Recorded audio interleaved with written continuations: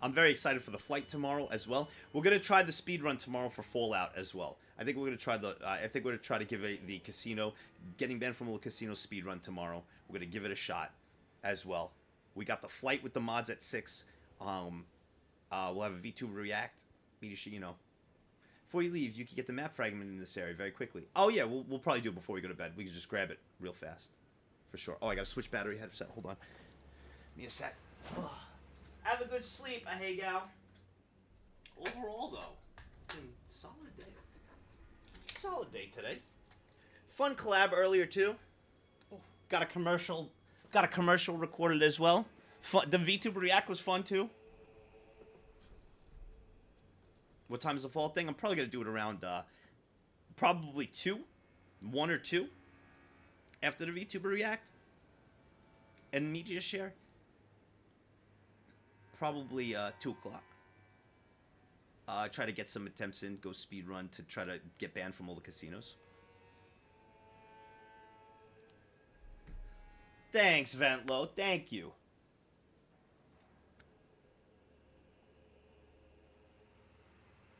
Yep, mod flight. Yep, at 6 o'clock. Yep, we'll be taking off from.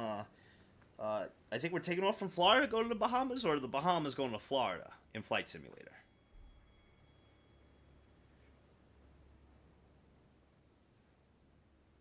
And it's nice. I just like I want the mods to to involve the mods to just chill with the community, you know, and hang out with them while I fly. Next. You guys got something to look at? Just kidding, sent you and I a new intro for T2T3. Just reviewed it. Yeah? I think we got a winner. Oh, just kidding, Pro, you the man. We got a new intro for the Tier 2, Tier 3. Tier 2, Tier 3 is Sunday. For anybody that doesn't know, the Tier 2, Tier 3, I do it once a month. It's hosted by Captain Blackrock, myself. It's once a month, and it's a private stream.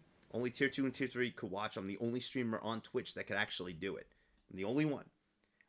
But this one's going to be public for the Streamathon, so Sunday we're going to do it. You guys will all be able to watch who aren't Tier 2 or Tier 3. And those who are could join the secret Discord VC when they connect their Twitch, etc. And you'll participate in it. Wow, someone died. Oh, he knows I'm here. Does he know I'm being a noob and buffing up?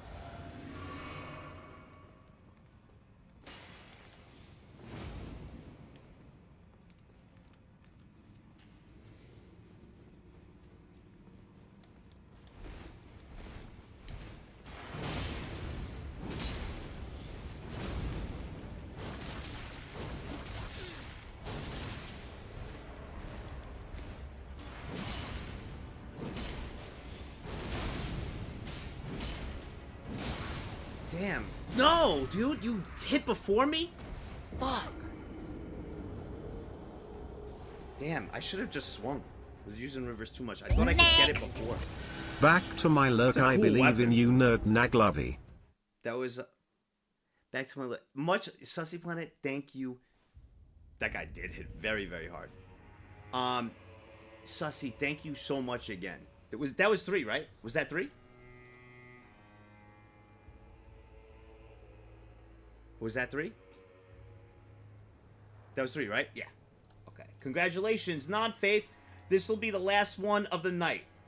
Last one of the night. Last one of the night. Final one. If you want to get your bet in for the final one. 3 attempts, final one of the night. I gotta fucking call it. Holy shit. Oh. Great day, but sluggish day. But the tier 2, next, could I have a birthday song? Absolutely. Before I go up, do you mind, Incinerator? Actually, fuck it. I'll switch what we're doing the bet. I'll do it for you, bro. I got you. I got you, my man. Oh, I gotta switch the source display.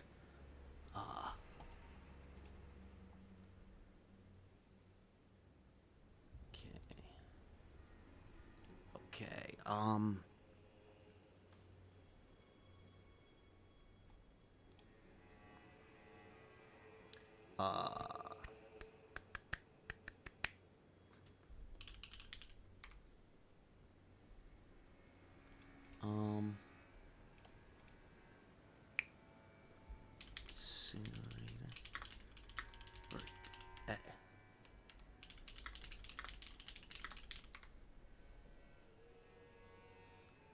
Okay. Wow. Incinerator? Bro, I don't make this up. I mean, I don't pick what goes on.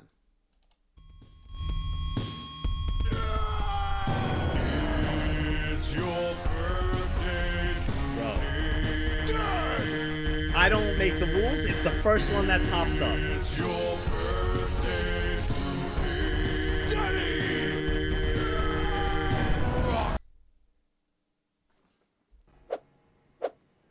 All right. Ayo. All right. I don't make the rules.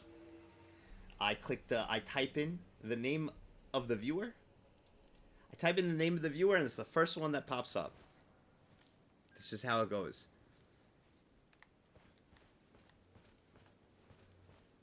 Lord goes big bong, fuck your birthday.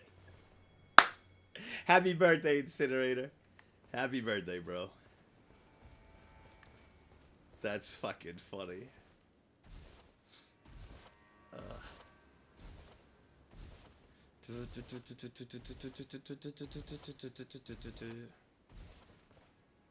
Next, could you stand? Turn your character around for a second so I could take a screenshot for fan art? Sure. Stand, turn around for a second. How's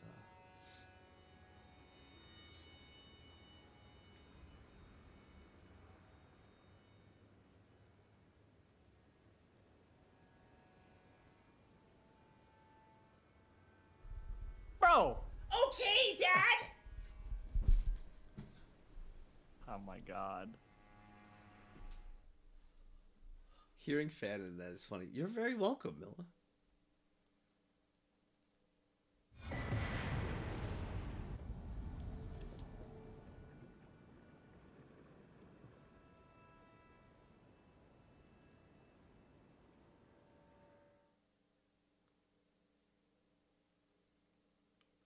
Bro. Bro. Bro. That's a Faith Gang win. It said it. It said it. That's a Faith Gang win.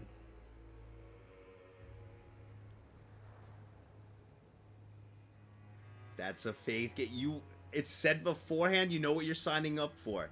Faith Gang's only shot is to hope something like that happens, because 90% of the time it's a 3v1, and non-Faith, you're hoping that does not happen. You got your 3v1 the entire time. We'll do another one, but Faith Gang, you are getting paid out. Listen, I'm gonna say it again before this bet. Those are the rules. It balances out since non-Faith, you literally get a 2v, 3v1 every time. Faith Gang does not. It just has to say host vanquished. So if I just kill the host and the other two live, they win. You know, that's the whole part. Congratulations, Faith. I will bet another. This is the last one of the night. That obviously, you know.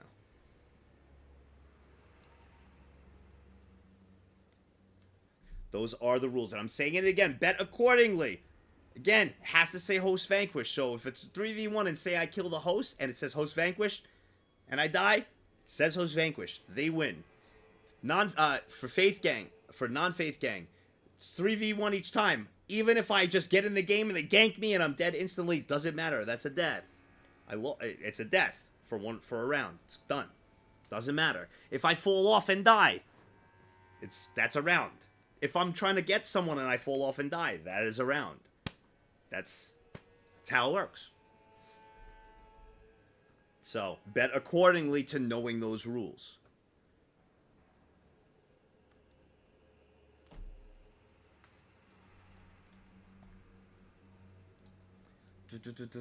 Does it count if you throw? Bro, I'm not throwing for content. These guys have hypertension, glaucoma. I'm not throwing. I'm trying. All right. So, you don't have to worry about that.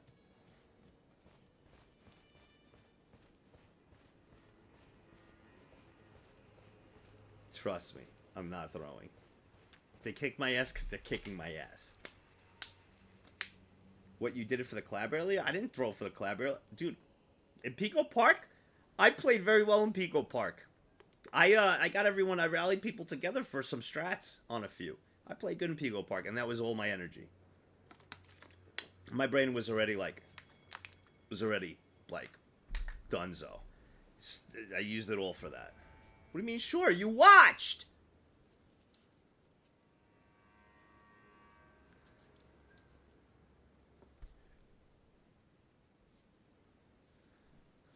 It's your... Zen was on, a mission to just fuck shit up. I mean, she always is, but this was like... Yo, Sussy Planet, did you just go Pico Park? Don't know you, little bro. Sussy Planet, I know you're a new pug. First off, thank you for the sub and the bits, right? You're a new pug. Why does your name sound familiar, though? I've heard your name before. How'd you find the stream?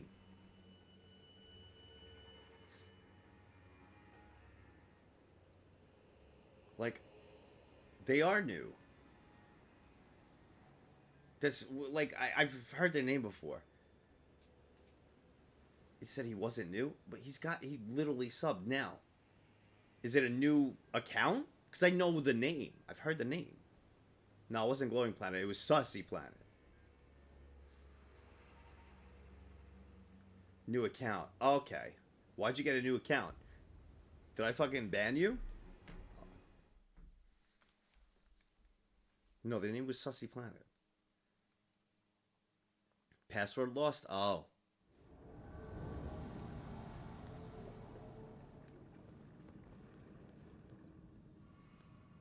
I can't even make fun. I've done that. And then had a throwaway email for it, so I can't even, like, talk shit. And be like, how do you do that? Oh.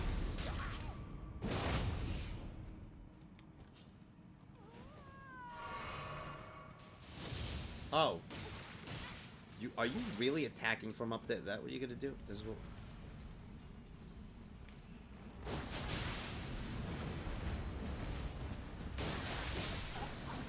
User. That's one.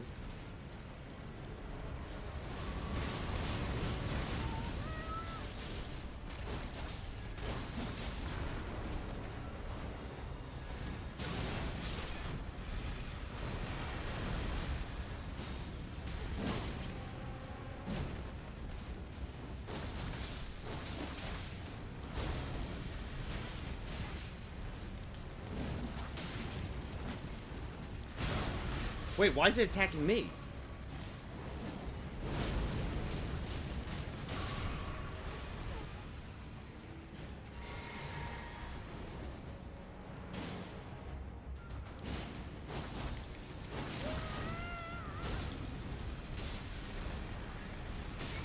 How? What?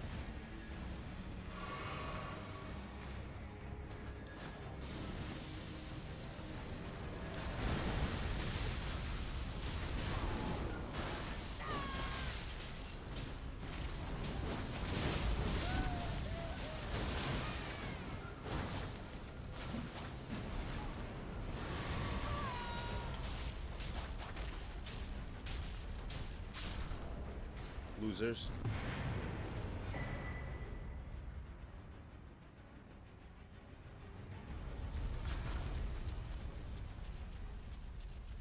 Three v one, bro. Sorry, I had a teammate with me. Sorry, I had a teammate with me, bro. My bad. I love it how I've even won like a 3v1 before. No, nothing, no. But it's I beat a 3. No, now I carried. Okay, bro. It was attacking me. Congratulations, Faith. All right, one more, last one, because it's 12:28. Actual final one, no ifs, ands, or buts. Actual final one, no ifs, ands, or buts. And I gotta go to bed. I gotta pack it in.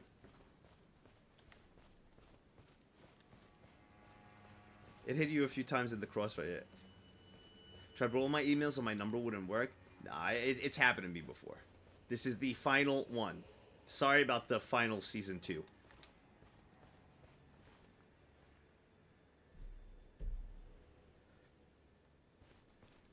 Oh yeah, win's a win. I don't give a fuck. I do not give... After how people were playing... Bro, I'm getting 3v1s and they're flanking me. They're fucking... Hey, Jason, if you flank him around the side, dude, he's right there. So if I got, wheel hands that wants to, throw a few attacks to help me out, I have no fucking problem with that. So yeah, I don't give a fuck. Literally, guy jumped around, ran all the way around to flank me. Get the fuck out of here. Yeah, no need for niceness, bro. No need for niceness. Yeah, they had the high ground, and they were shooting down at me from the high ground, and one of them fell. And that was it. And I went after him. His buddy's like, hey, God, we gotta go get Jason. And jumped down. And then all hell broke loose with all three of them. That's what happened. Oh, Billy fell down. We gotta go after him. And then they jumped down, and then, Yeah, they were throwing spells at me. From the top. Like, I was like, oh, God. Guys, we gotta go get Billy. Billy's down there alone against the new Rivers of Blood guy.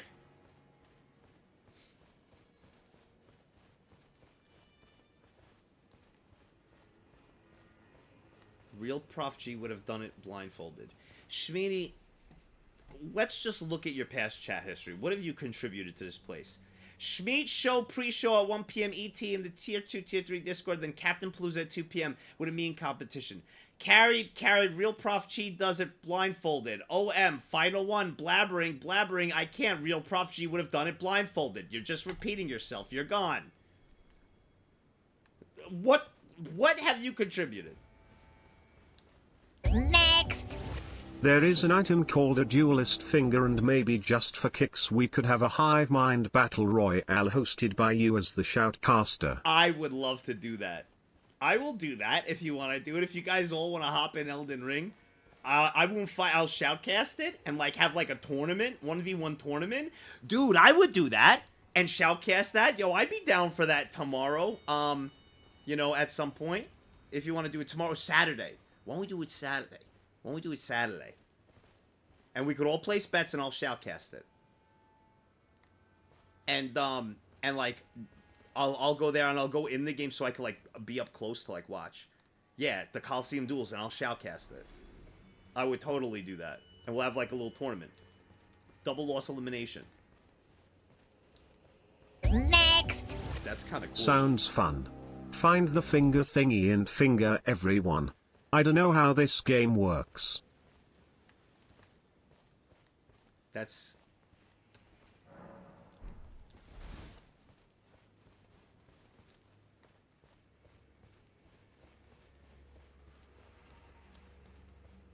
Yeah, everyone's level is probably scattered. It would be some scuffed duels. Hell yeah. I mean, it's not serious duels, If I catch anyone I can't believe he used that against me in a duel. Shut the fuck up. You lost? Deal with it. Bro, I'm using Rivers of Blood. I fucking, I'm getting glaucoma in the ass, okay? Shut the fuck up. You lost, all right? It's a fun tournament.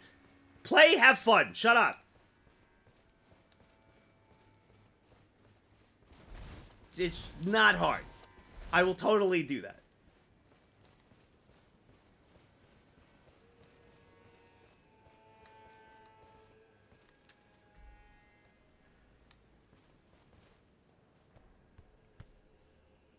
It is the worst kind of glaucoma club. It's the worst kind of glaucoma.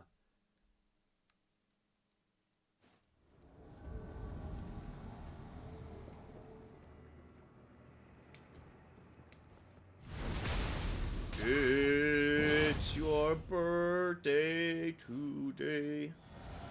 Alright, where you guys at? Are you looking to jump me? Are you sitting in here waiting to jump me? Next. If a tier 2 or tier 3 wins it, they are the champion. If it is a tier 1, sorry you're poor. Oh, it's 3. Wait. Oh, wait.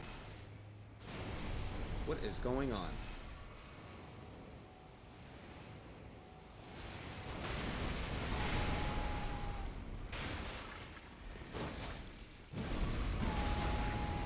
Bro, everybody's got glaucoma weapons. Like, what is that?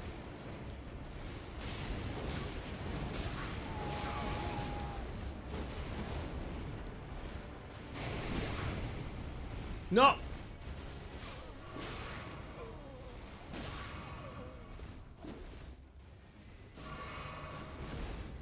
He's gonna get fucked up. He's gonna get...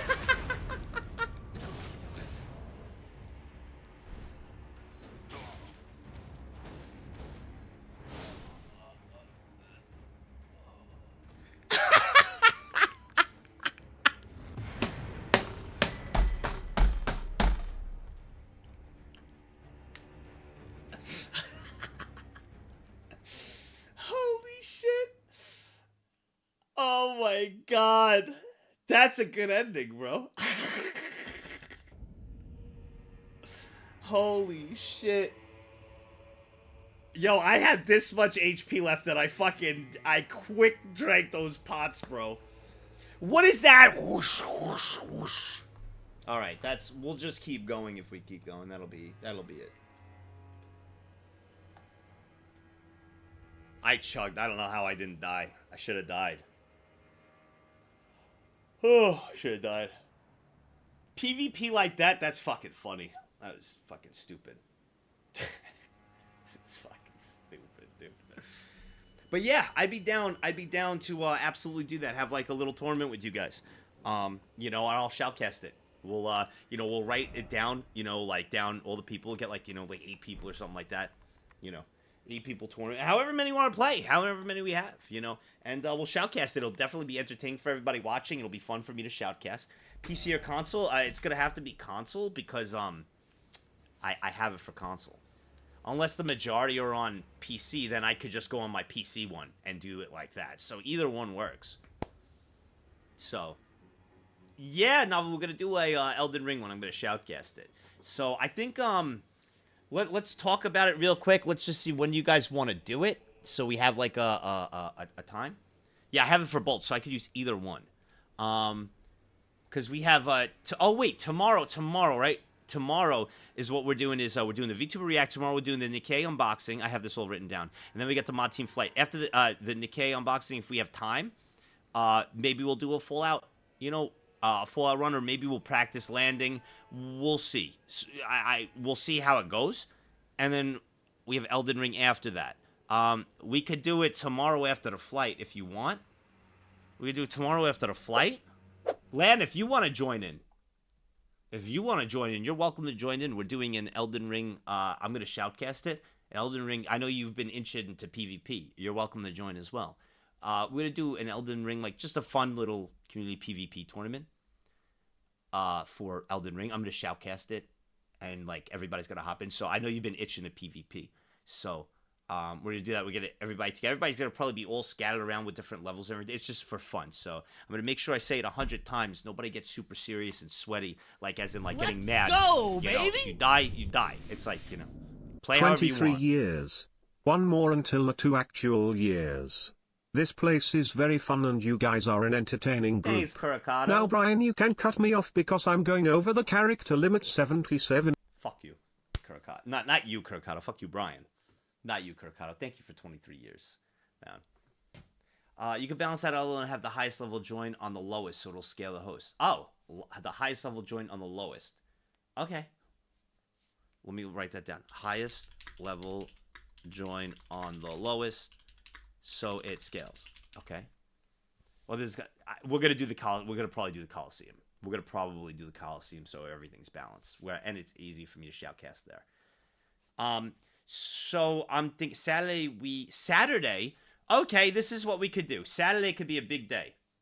Saturday could be a big day because Saturday we could do the Elden Ring PvP 20, right? Then we have Star Wars Battlefront with Joel at 8.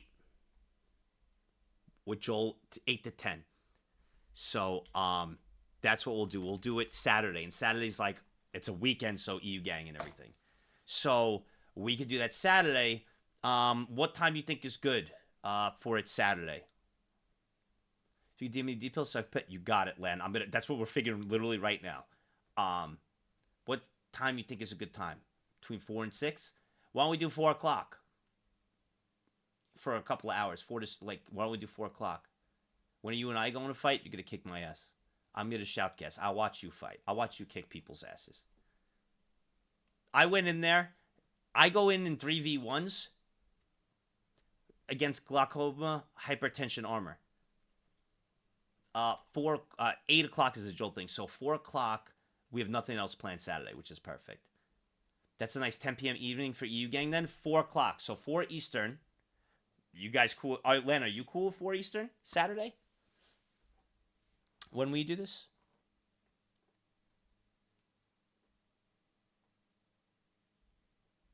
And again, I could use PC or console depending on how many people we have for one or the other. That works for me. That's before anything I've planned, so that's perfect. Excellent. So Saturday, Elden Ring PvP tour at 4 p.m. Eastern time. Done. I'll make sure to announce it tomorrow to people in the stream, during the day to let people know for who want to tune in, if anybody wants to join, And we'll make a little tournament bracket, probably 2-loss elimination. On PC, I could do either one. I have a character on PC, so I could do it on PC. So I could do it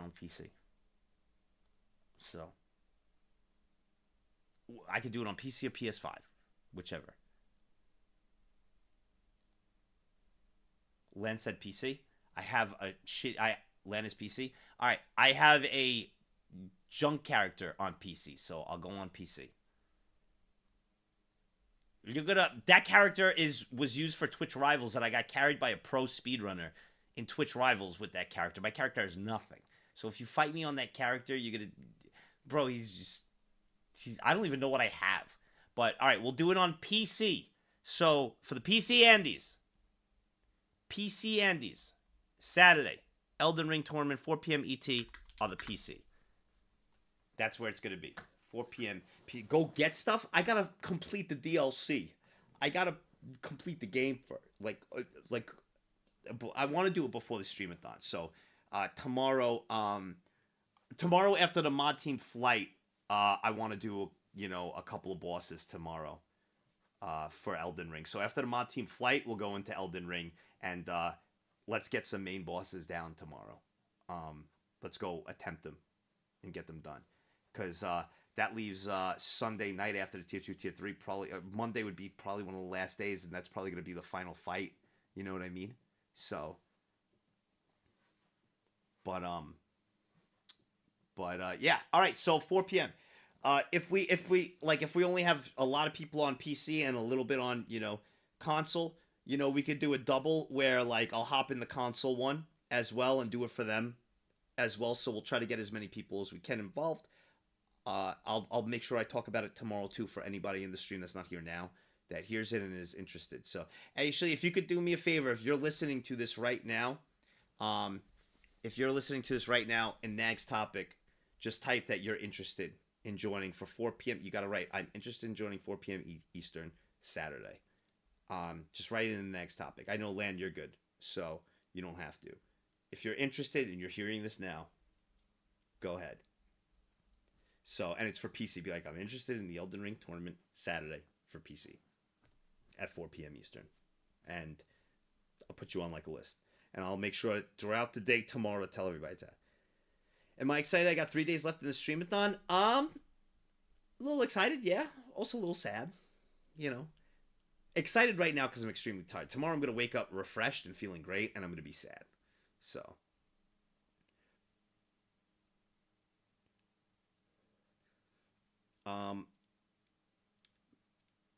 But also, if there's a few people who want to do it on console, we'll do one on PC and we'll do one on console, okay? I have characters on both, so I could be in there to shoutcast, all right? We'll do it on console, we'll do it on PC, all right? We'll have, we'll make sure everybody gets involved to have some fun so I can watch you guys and you guys can have some fun, okay? You watch me play the game all the time. The least I can do is watch you play and shoutcast and have some fun, right? So, we'll do that. We'll do that. I'll go. I thought it was cross-platform, but I don't think it is. People are saying it's not. So. Yeah, all badges got changed to like all cool stuff to fit for each year. So for 1 year, 2 year, 3 year, 4 year, 5 year, and 6 year, badges are updated. It should be cross-platform. I don't know why it's not, but all right, cool. Let me save this. This is the schedule. Let me save this. All right, so we got that tomorrow. We'll open the Nikkei. We'll do the Nikkei unboxing from Novel Horizons. We'll open up. We got the mod team flight. We'll do VTuber reacts, all that, and then we'll do Elden Ring tomorrow night, where we'll try to take on 2 bosses to get prepared for Monday, because it looks like probably then Monday is probably going to be the final fight with the boss. I'd probably do for Monday. The final boss, I think, is the good one, because we're going to do the hype train, then we could end it with the final boss Monday. That would be in a perfect world, because Tuesday is going to be a shorter stream because that's the last day, and Sunday is going to be the tier 2, tier 3 stream all day. So, Monday should be the final boss fight, I think. Yeah, the boss is probably going to take the whole stream, so it should be Monday stream should be the boss fight. And the hype train Monday, we'll do it at 4 o'clock Eastern, yes. It shouldn't take long. It should be like 5 to 10 minutes, the hype train. So after that, we'll go into Elden Ring, and that will be the final boss Monday. We'll fight it from 4 o'clock on. So, like 4:15, whatever, 4:10. So that'll be Monday, and then Tuesday I'm going to probably end around 1. Like 1 o'clock. Between 1 and 2, but I'm not going to go take a shower and all that. I'm going to wake up at 10. I'm going to go get my coffee. I'm going to be half asleep, chat with you guys for a little bit, and then we'll go into some reacts and hang out, and then that's it. That's it. That'll be it. Yeah, but last year's hype train, that was with like the timer and all that, and the first uncapped subathon and all that stuff. This is just a fun one. This is because everybody wanted the hype train. It's been a year. There's no timer on this. It's not going to be as crazy. It's just going to be like just you got your hype train. You get your emotes and all that shit. And then yeah, that's the rest. That's it. That's everything. That's the rest of the schedule, man.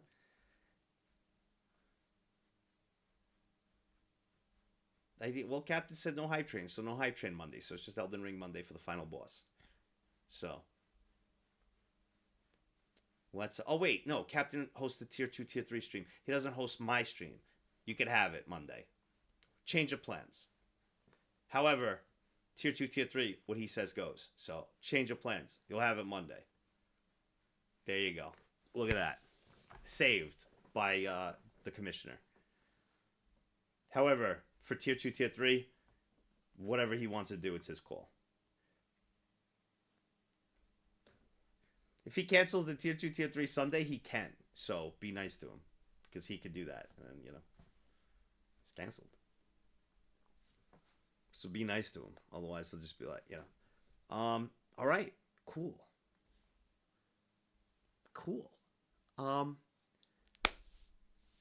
You almost did yesterday? How come? Well, I'll probably hop in. You're probably in Discord. All right, 12:47. All right, let me go take my contacts out. Let's go hop with the mods. Whoever's in there. Oh, it's Cap. Look at who it is. It's Captain. Captain's in there. Captain, cool if we come in there? If you want to yell at him.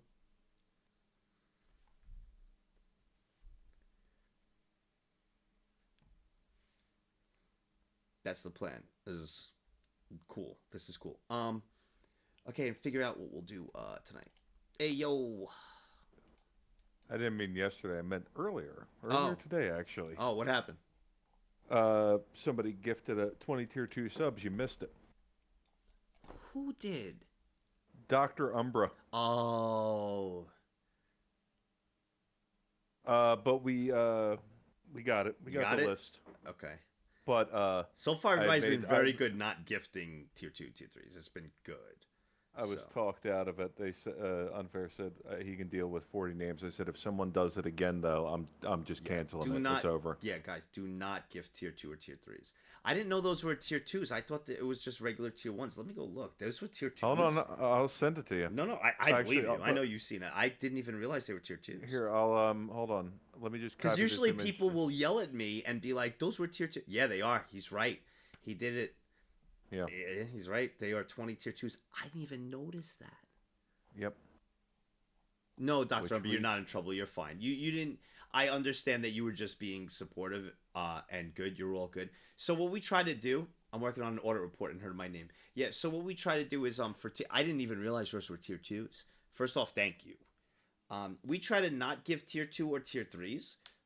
Simply because we have that private tier 2, tier 3 stream, and we want to keep it for the regulars that do it themselves. So especially with the one we're going to be doing this public, it's like bringing in randoms to it. We just don't. But first off, that was very, very, very, very kind of you. So like we're not mad at you, and you probably didn't hear it. I have to do a better thing. I actually didn't bring it up at all this streamathon as much as I was supposed to have like a whole because we were gonna have the timer and a whole thing. No, you're okay to give subs and everything. Just no tier 2 or tier 3s. That's it. That's all we do. But if you see someone that's like that, right, and you want to ever bring them to the tier 2, tier 3, you could snipe them. That's totally fine. A snipe is totally snipes are totally acceptable, fine. And we enjoy those. We're like, okay, you got a friend. You want your friend to be involved. Awesome. That's cool. That's a cool thing to do for you and your friends. Yep. But when you just drop 20 randoms, 10 randoms, 5 randoms, doesn't matter. We just drop them random. Yeah. Not good. Because we have no idea. You have no idea who those people are. Yeah. We have no idea who those people are. And they come to the VC and just, And just say, hey, you're giving me an opportunity to mess up your stream? Here I go. Yeah, and that's exactly. what they do. Yeah. So you did nothing. Now, regular tier 1 subs, go ham. You do whatever go ham. Everybody could go ham with that. That's totally fine. Because a lot of tier 1 subs like that people got gifted have ended up staying, so I definitely support that. But for the tier 2, tier 3, we just like to keep it within the, keep it close knit. But so don't worry, Dr. Umber, you're not in trouble. I really appreciate it very much. But you're all good. You didn't know. You're fine. SSB, if you can hear my voice, I just sent you a DM. It looks like you're still around. See if you can see my failed poll and Nags topic. If you can see it in the logs, just redo it under you. We're going to clean this up a little bit for Nags, make it easier for him to dictate what he's going to do tomorrow. If you can't see it, I'll send it to you. Just let me know. Oh, you guys had like a thing for the flight, I'm guessing? I was going to make a poll for your Elden Rings thing. It was basically just 2 options. Yes, I am available at 4 p.m. Eastern on Saturday on PC. Oh, okay. Yes, I am available at 4 p.m. Eastern on Saturday on console. Gotcha. And basically, we get a list of names on both so that we can see how many people we got and who wants to do it, blah, blah, blah. Done and done. Gotcha. Yeah, because at most, I'll probably do both of them, a little tournament on each one, so everybody gets an opportunity, because I feel bad just doing it over on console or just doing it on PC. Next! Thanks, Twitch. Very nag cool. Thank you, Potato Man. I tried to do it, but I found out that I only have poll abilities in tier 2, tier 3. I can't do it anywhere else on the server. But there you go. But we took care of the tier 2, tier 3, or the gifted tier subs. They're all nice. We looked through them, and so they're all gonna. I have a list. I have a list of all the names of people that we're going to be looking out for, and basically say you're timed out in the server, not on the stream, just on the server. Yeah, just on the server, temporary for that day. Yep. Yeah, just temporary. Yep, cool. So you cannot join that VC and Perfect. start no shit. Yep. Yeah, you just never know. Especially now, we're gonna do this one public. Like now, not private. So, well, it's still private. Yeah, and also, my man. That Just Kidding Pro video was good. Is it good? Good stuff. I'm excited to see it. He emailed it to you. Yeah, I'll put it in. I put it in Sunday. I'm excited. That's awesome. Yeah. Hell yeah. Good stuff. We got a new tier 2, tier 3. Let's fucking go. All right, Kento. It's a simple one. It's just basically the topic is Elden Ring tournament. You can even do Elden Ring tournament Saturday, 4 p.m. Eastern. And 2 options. I am available for that on PC. Second option, I am available for that on console. That's it. That's all it needs to be. Nice and simple. And then they can choose it, and we have a list. That's all. All right.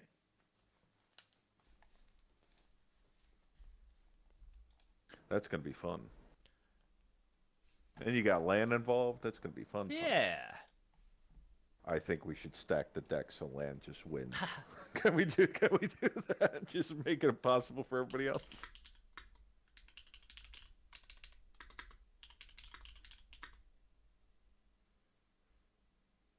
Oh boy.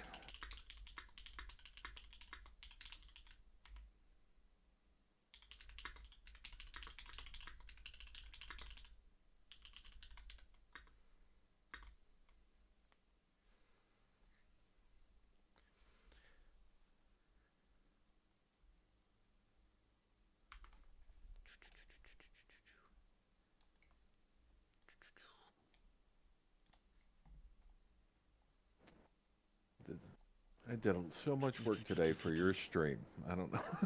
I did so much work today for your stream. I'm supposed to be on vacation. I'm sorry. I'm sorry.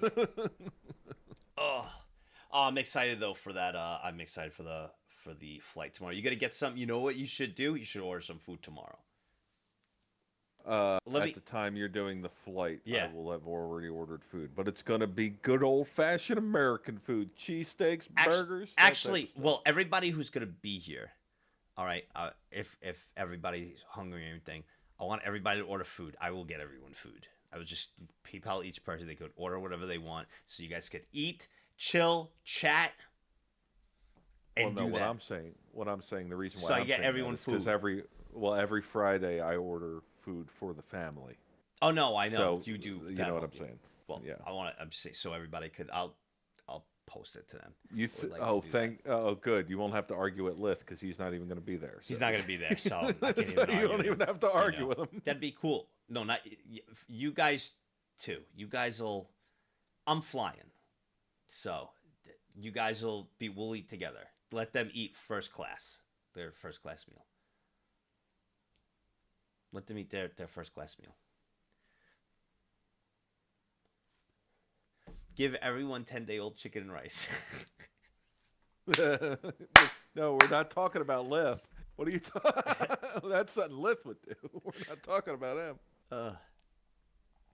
But that would be cool if everybody got some food and they want to chill, eat. I mean, they don't have to eat. They can do it. They want to have a drink and chill. They do whatever they want, you know. But How if they many want leftovers? How much of your leftovers do you still have left over from when she cooked? For No, you she for threw your out birthday? the. Oh, I still have plenty left over. Yeah. Yeah, I'm gonna. God. Yeah, I'm.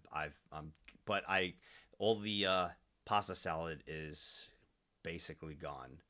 The little mini sandwiches she got me are basically gone. And the chicken and rice is like, what the fuck? Hold What on. happened? What are you seeing? What are you seeing?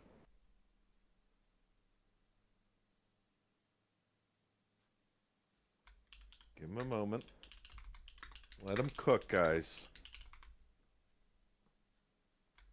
But while he's doing that, I'm going to do a little bit of recap. Tomorrow, Nags will be doing... Actually, I don't know his Friday schedule except for the flight at 6. And then on Saturday, 4 p.m. Eastern, we're going to do the tournament for Elden Ring. If you'd like to participate in that, go to Nag's topic in the Discord and go ahead and find that poll that was just posted. And go ahead and submit your answer into that poll. If you already wrote that you were interested, just go ahead and make sure you get into that poll and submit. Sorry, Lemon. Makes was our on my life a little message. bit easier. Yeah, Lemon messaged me, And then, after that, I can't hear you. You type 7. what the fuck did I press 7 for? Oh, You must, yeah. I did. I was typing a lemon, and I said it took me 7 months to get. There we go. Lemon sent me a picture. He goes, I've been playing WoW on my off time. Look what I got today. And he got the Time Lost Proto Drake. And I'm just Hey. fucking, I'm super happy for him. Just fucking, and I said, that took me 7 fucking months. You know. Earlier today, when you were complaining about, well, not complaining, when you were critiquing the Ironside ad that we did for you, and you were trying to do basically you're trying to do a short form for YouTube side, right? Yeah. And Lemon and I were just talking back and forth about it. I literally went, all right, Lemon, and then got onto my recorder and recorded 15 seconds of audio that was just me doing like the quickest summary of doing it. And the worst New York accent you ever heard said it to Lemon and just said, "Do what you will with this." That's funny. I don't know if Lemon's gonna do anything with it, but there's a possibility that might pop up at some point. Oh man. Yeah, so tournament tomorrow. If you're interested, make sure you go check out Nag's topic. That's Elden Ring tournament. Go check that out. And then, or that's Saturday, I should say. Then he's going to do that collab with Joel. What'd you say? Star Wars? Star Wars Battlefront 2. Nice, very nice. Star Wars Battlefront 2. That should be fun. To be a nice one. And then for anybody that has given, last time I was surprised how many people had the game that joined us. We played it's like a hide and seek type thing with like the Wookiees and the Stormtroopers. So we're gonna do that too. Yeah, the OG Battlefront too. A lot of I guess it's old school, but like the good graphics one, the one that was really cool, the lightsaber fights and all that. Yeah, that's gonna be a ton of fun. And what is your schedule again for tomorrow before the flight? Before the flight is. Thank you, Captain Blackrock and Mods, for your hard work, Nag. Love it. For your hard work. For real, thank you. Who were you? That's Herminator. Anyway, remember it was his first time in the tier 2, tier 3 last time. Oh, well, he's got to learn sometime. I don't know you, bro. I remember you, Herminator.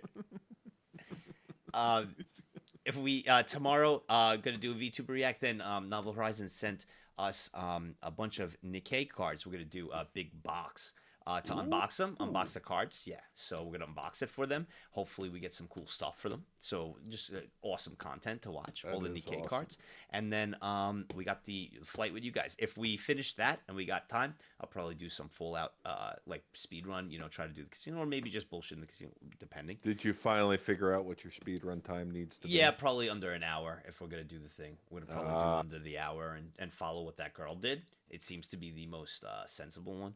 Are you hoping that your methods of playing blackjack are going to be quicker? Yes. Yeah. Absolutely. Okay. Yeah, because I saw some spots where I could definitely increase time there. I might be slower on the gameplay portion because they obviously know a lot more than me, but I'm hoping to make it up on the casino portion.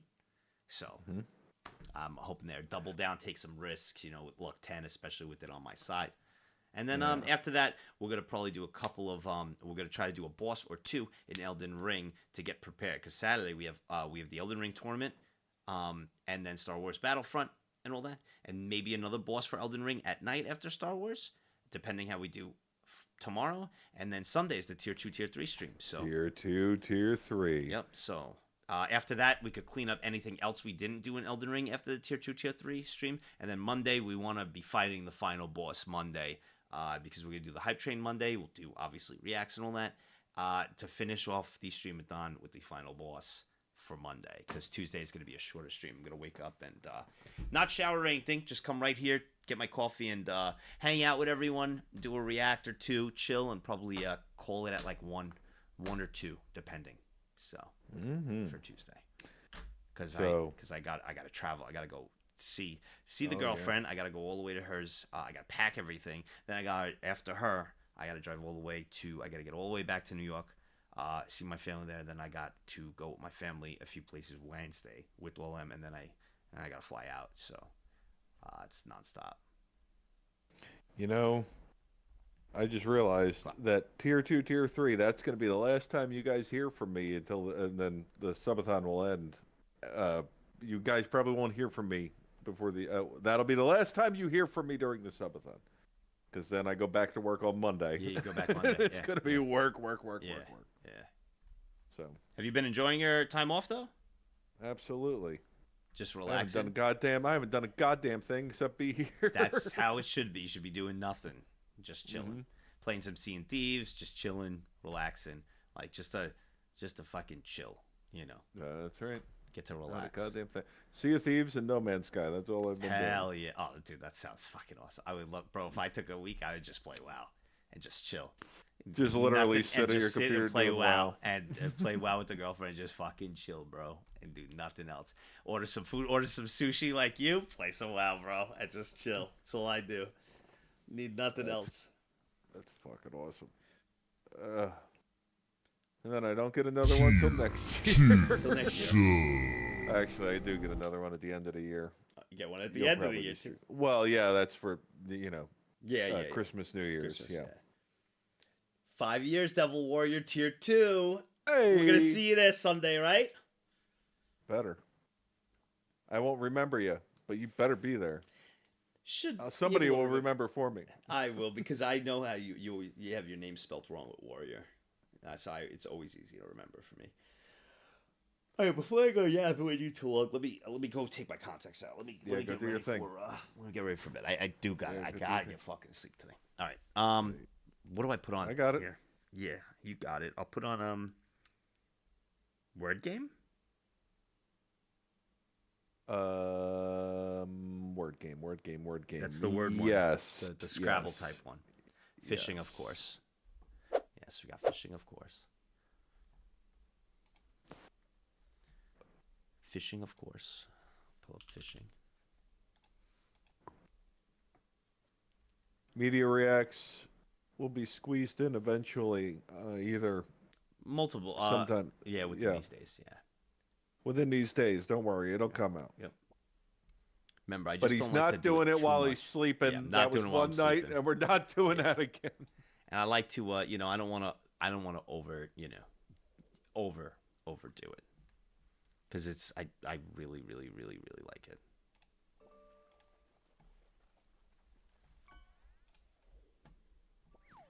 Hold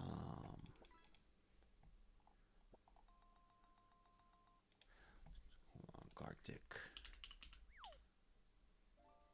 Wish for Peace has asked me a direct question, which I always like. Cap, how are you finding the Hunter-led WWE? You mean Levesque-led. He's totally dropped the in-ring name and is going by his real name now.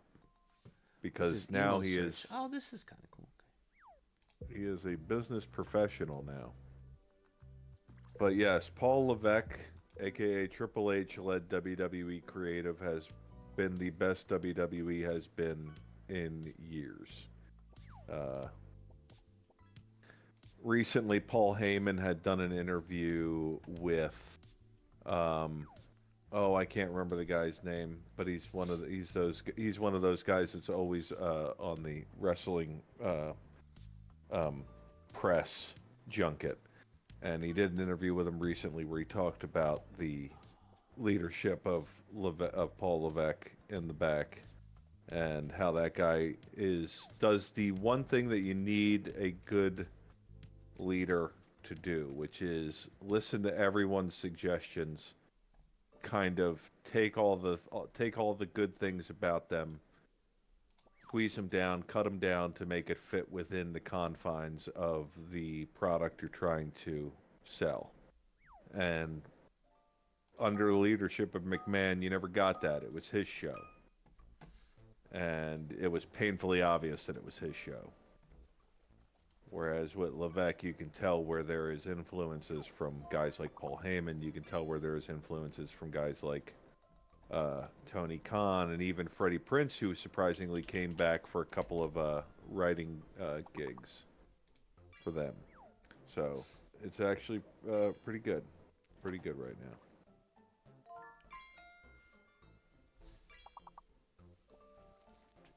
All right. Now it all just seems like you're crazy again, writing random words. But that's the aim of the game, so keep going.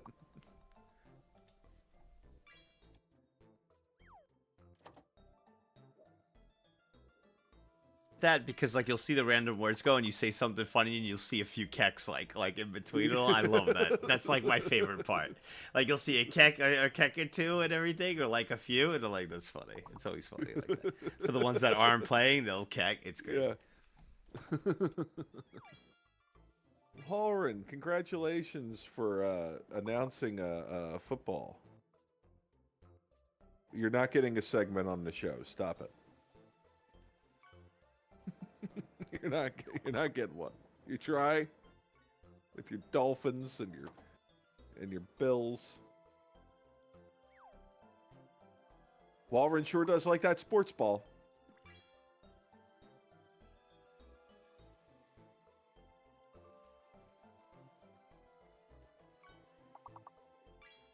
Ah, yes, you did point that out in November, and it is painfully true. Everyone types in random words, and then when the round's over, it's just exclamation point fish, exclamation point fish, exclamation point fish. Everybody. Everyone's fishing when Gartic slows down.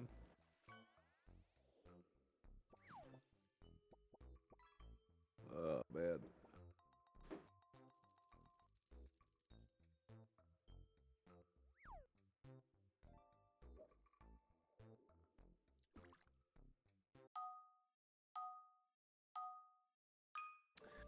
Now, Dude the man, you did make a comment. I did not miss that.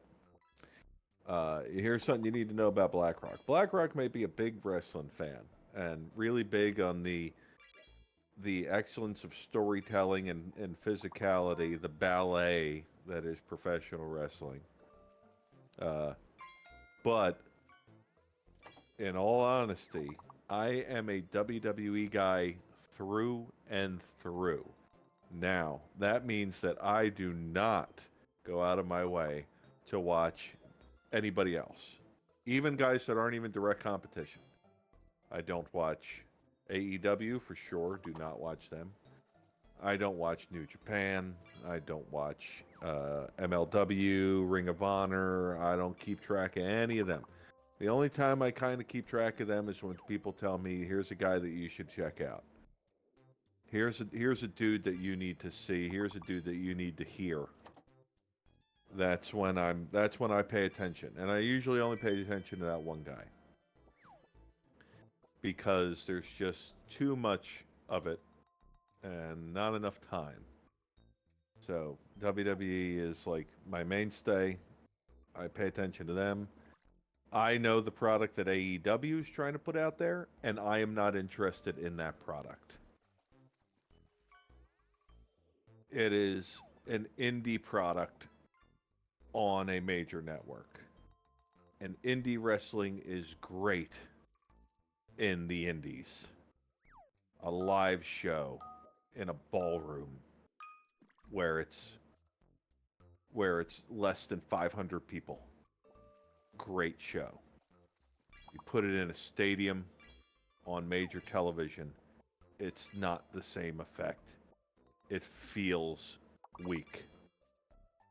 But some people don't like that interpretation of it.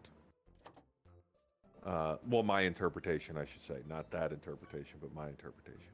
God, Miss Logan Paul is still good at WWE. It's a weird way to phrase that question, but yes, Logan Paul is very good at it. I think he's taken a hiatus for a while. I don't think we're going to see him for quite some time. Just because it is, he has a career outside of that, and it takes its toll on you. Even in the 3 matches that he has had, 4 matches he has had, it has taken its toll on him, and he doesn't have the time to do it as frequently to keep the callus on. So, yeah, there you go. He's gonna take his sweet time for a while. Do you watch listen to Undertaker's podcast?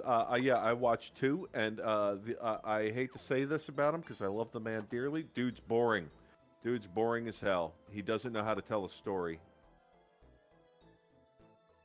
The people that he brings in as guests, they're great. They usually are really good. But I never knew this about the Undertaker until I started watching this podcast. Dude cannot tell a story. Stumbles his way through it, goes here, there, everywhere except the point.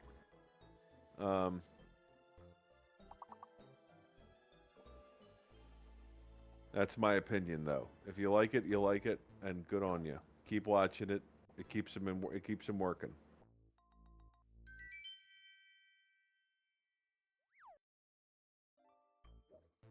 What is your opinion on CM Punk returning to WWE, given how his relationship was previously with the company? I have no comment on CM Punk within WWE. My only comment is, we'll see what happens. We'll see if if he lights himself on fire like he's done in the past. I've always felt that CM Punk is not happy unless he sees himself as a martyr. So there you go.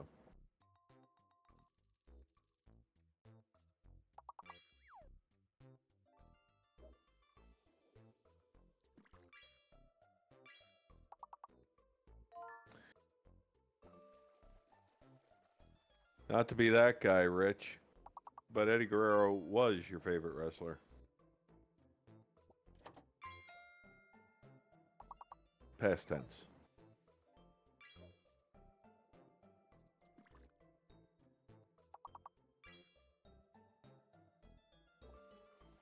And miss him sorely.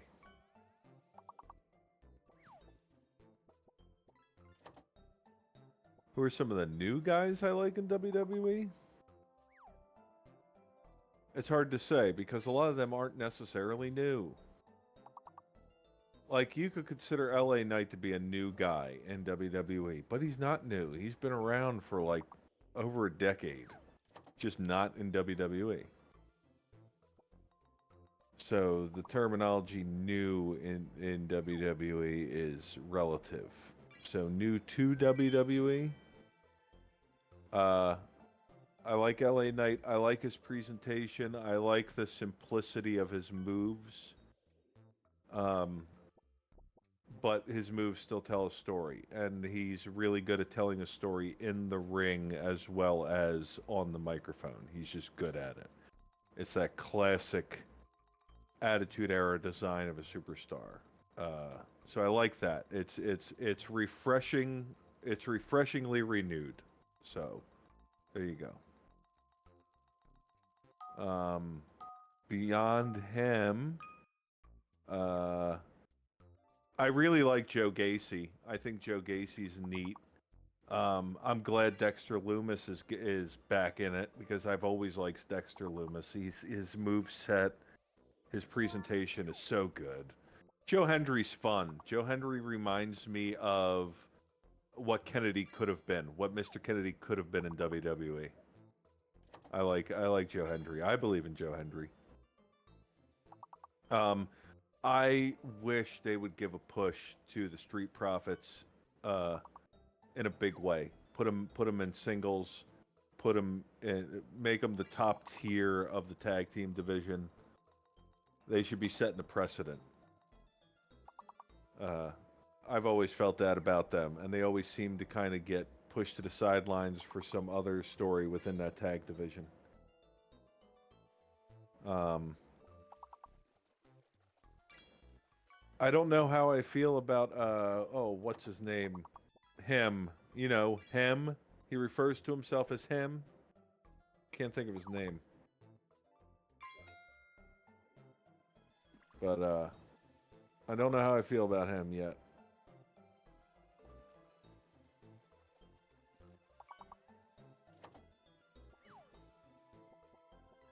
Yeah, sure, the guy from Powerpuff Girls. Why not?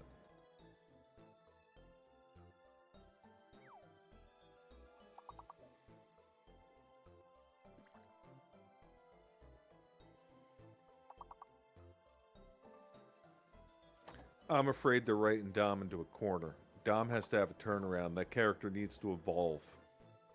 I think that's what they're building up to. It's going to evolve into a new thing, and also Dom has got to get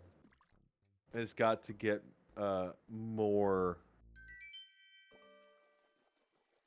There has to be more of him in the ring, like doing more than what he's doing now. It's always kind of the same routine with him, and it's starting to get stale.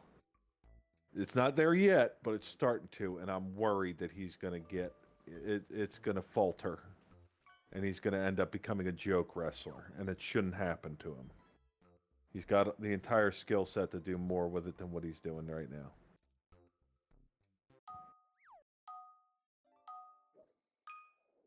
Wow, Nick, you're really bringing up the old shit. Been forever since I've seen any of the tapes, so I do not recall that match vividly. I know of it. I don't think so, Romani. I don't necessarily like when gimmicks are rehashed. Now, I like when they are. I like when they are. Like what LA Knight's doing, paying homage. LA Knight's paying homage to a plethora of wrestlers from the past, specifically the Attitude Era, and making it brand new. That's cool. That's like a touch of a touch of nostalgia that really touches on a really good important part of wrestling history. That's why I liked oh, who are those guys? Vince McMahon screwed them over. That's why they're in AEW now. They used to be. I think they are either currently called the Revival or they used to be called the Revival. I can't remember. But those guys got the short end of the stick. They were classic, like Arn Anderson and the Andersons, Four Horsemen style of fighting, and those guys. Yeah, FTR, those guys. Yeah. And they kind of got the short end of the stick from McMahon himself, and they should have got more out of WWE than what they were given. Yeah, Samoa Joe and Kurt Angle had some epic battles in TNA. That's absolutely true. Except it was not a good time for Kurt, and we all have to remember that. Yes, it was awesome, but Kurt ended up paying the price for that, and he shouldn't have. He should have gotten help. He should have taken the help that was offered to him at the time by WWE, and he didn't. And, who knows how long he has left in this world because of that.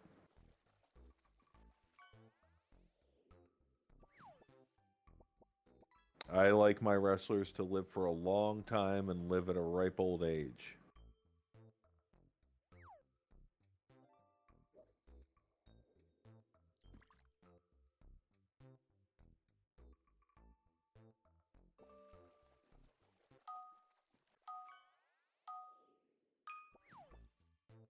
Sorry if all this wrestling... I didn't mean to get into a wrestling tirade.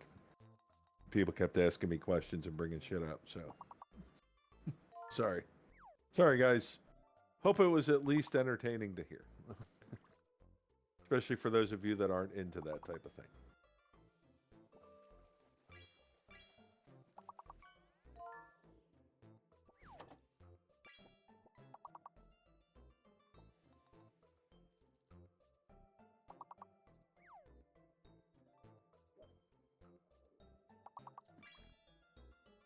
My dream match, if I could book it. My dream match, if I could book it. That's a great question.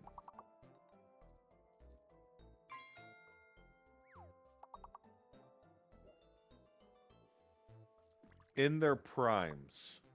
These are wrestlers in their primes in the ring together. Who would I have?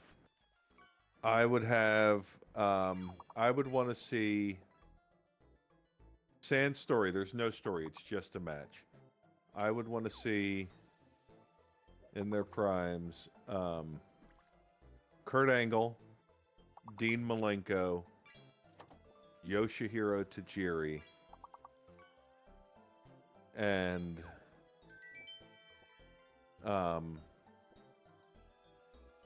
Eddie Guerrero in a Fatal 4-Way. That's what I would want to see. See those four wrestlers in a Fatal 4-Way in their prime.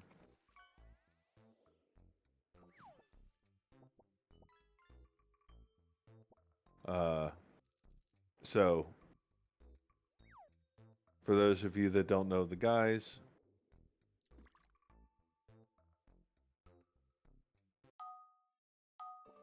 Snoozy, thank you for popping in. Allow me to answer your question for you, Snoozy.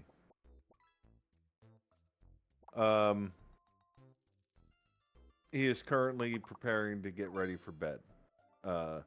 So when he does come back, he may speak for a moment, but he probably won't, or he may not speak at all. He may just hit the hay, go right to bed.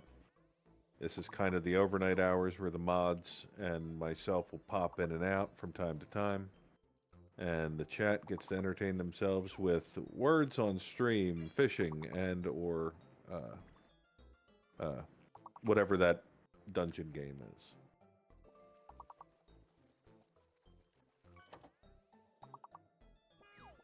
Amp, stop it. Stop that. I saw what you said. Stop that. You stop that right now.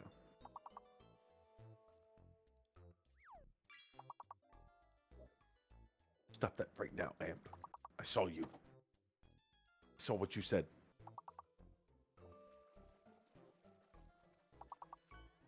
Yes, I did. I saw.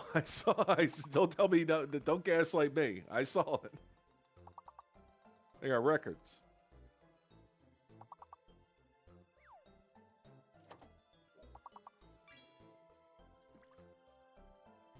But yeah, so my dream match we'll get back. I'll touch on this for people that don't know the names of the wrestlers, don't know who they are. I'll touch back on it. We'll have a good one there, Mets fan. Hopefully the good night. Hopefully you have a good night and a good night's sleep. It's more than what the Mets are getting. So, see you later.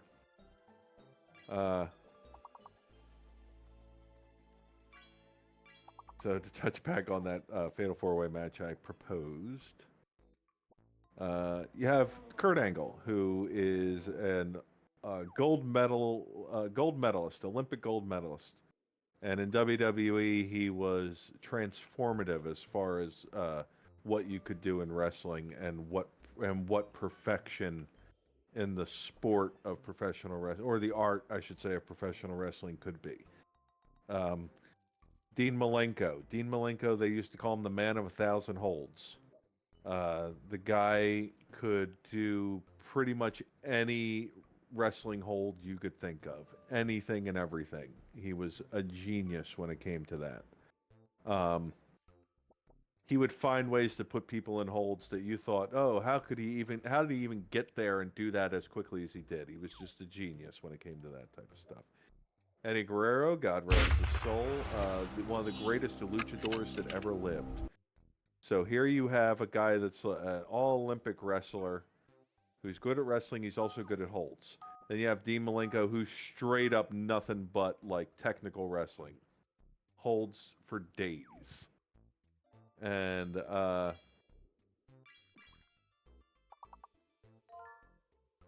then you have Eddie Guerrero, who is the king of the lucha. And then you have Yoshihiro Tachiri, who in my opinion was at one point the epitome of the Japanese style of wrestling. He hit hard, he hit fast, he twisted people up, he was mean. Loved them. They're all at their prime, they're all the same size, same weight, same level of intensity, so you put all of them in the ring together, awesome match. And if there's one of those people in that match you don't like, you replace him with Chris Jericho in his prime, there you go. Done and done.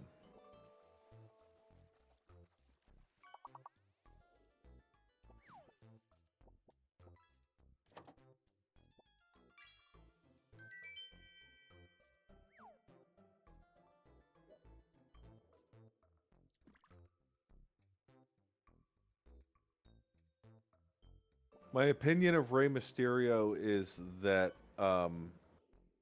he's definitely in the comfort zone of I stay in the ring to stay. I stay in the ring to keep the callous. His matches are predictable. He doesn't take chances anymore. It's obvious that he is there for the show and for the pop. And that's okay. When you get to a certain age in wrestling, if you still want to be around, if you still want to get that pop and get people in the seats and get people watching, great. Keep Ray around for that. But Ray is kind of at that point in his career now where his matches have become very predictable because it's, that's it.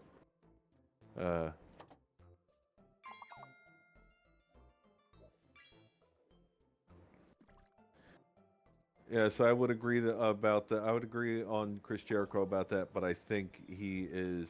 I think he is. I don't know what's going on with Chris Jericho right now mentally, and what he expects to get out of the industry or give to the industry.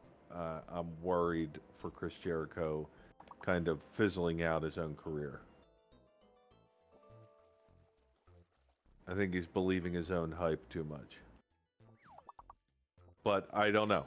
That's I don't know the guy personally, so I can't tell you for sure. Yeah, Rey Mysterio is still doing wrestling, and yeah, he's pretty up there. He's in his 50s.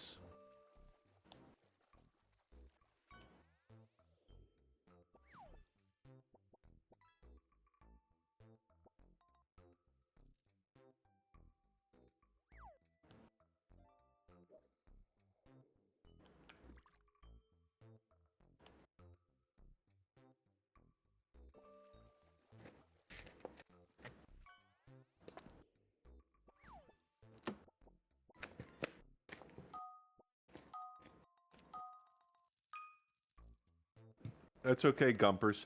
When it comes to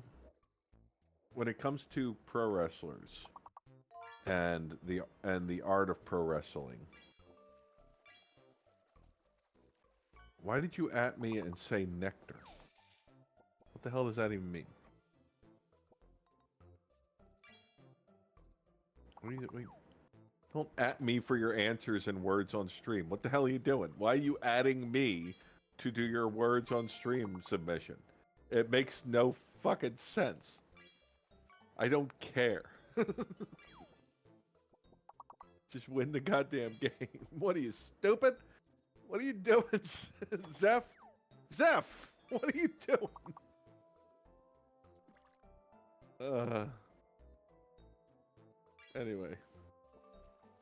I can't believe you added me and then wrote nectar. It's like, hey, this is my answer. I'm trying.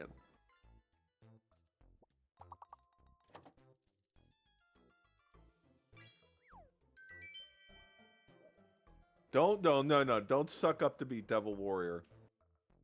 It hasn't been that much time that I've already forgotten who you are.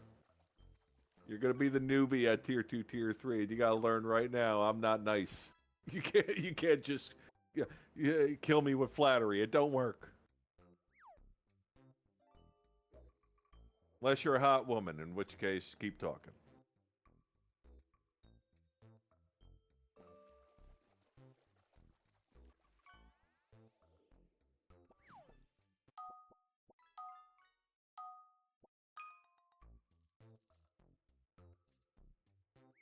Somebody time out Ash Nukem. He said the one thing you're not allowed to say.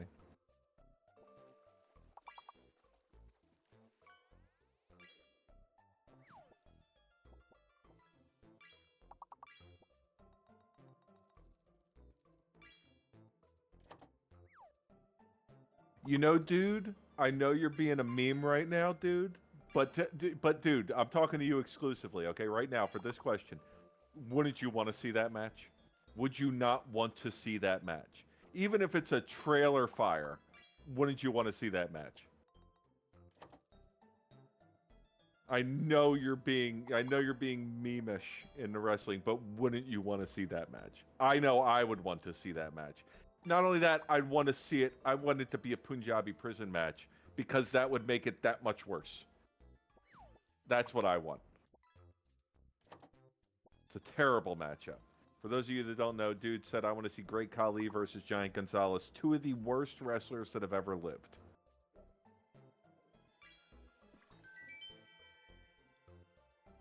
And they're both like over 7 foot tall. They're huge. They're ginormous men, but they were two of the worst wrestlers that ever lived. Yes, I would love to see that match. In a Punjabi prison match, which is basically a match that's so covered in awful cage around the ring that you can't see inside the ring. So not only is it the worst match with the two worst wrestlers, it's in the worst possible setting. That's what I want to see.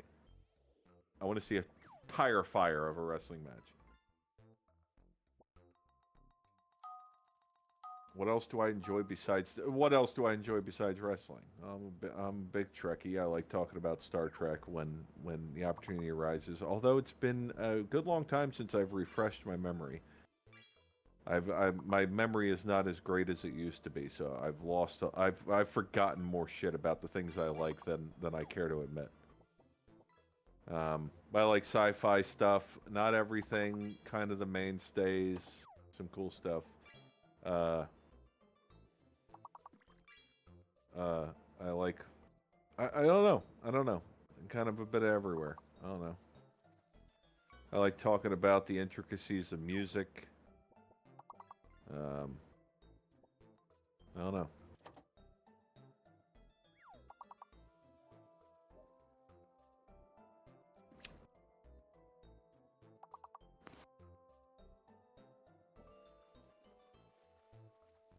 With me, it's basically, hey, bring up a topic. If I can talk about it, we'll talk about it. That's about it. That's the long and short of it.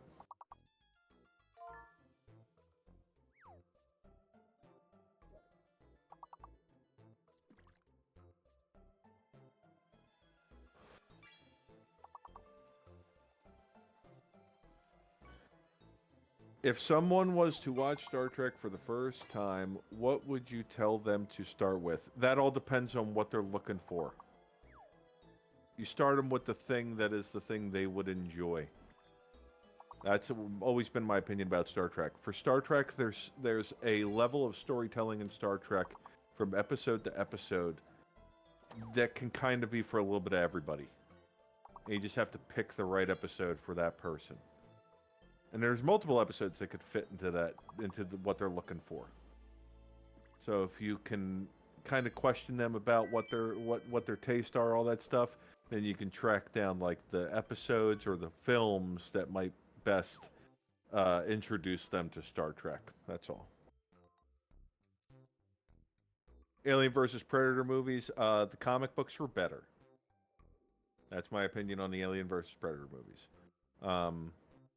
What kind of bands do you listen to? I listen to everything. When people say I listen to everything, they don't. I do. I listen to everything. There's so much music that I listen to. It is hard to pin down. But currently, I listen to a few songs from this newish band out of England, London, I think. Called South Arcade. They're very reminiscent of the early 2000s, like what they call new metal genre. They're kind of neat, not too complex. They have a neat sound.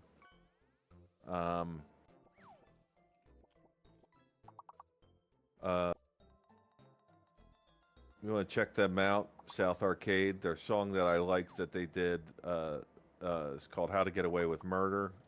That's a pretty good song. If you want to just start off with something, listening to them based on my suggestion, there you go.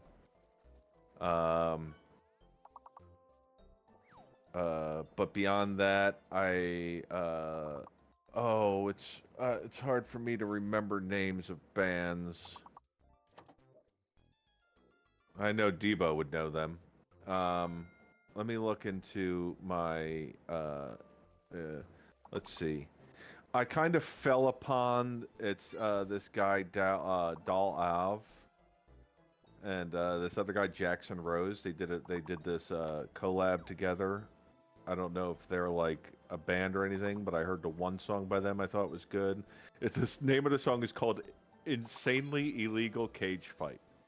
And I heard it, and I was like, "Ooh, if I was a pro wrestler, that would be my entrance theme song. that would be my entrance theme song." But the name of the song is "Insanely Illegal Cage Fight." That's the name of the song. It's awesome. It's just it's awesome. I actually don't like that song, Debo, but I understand why you would like it. It is catchy, but I don't like it for that reason. It's an earworm, and I don't like it. Let's go, baby! Hey, but welcome back. Thank you, bud? thank you. You don't mind that we're bullshitting about music, do Absolutely you? not. Absolutely not. I really got Amp the into Cook, thanks for 28 Star-Lord years. Thank you, last Amp. year. And I know Debo, you've probably heard of him. I don't know if anybody else has heard of him, but I really got into Star-Lord last Thank you year. so much again, Amp. Anthony Padilla had interviewed him on his channel on YouTube, and that's kind of when I got into listening to him.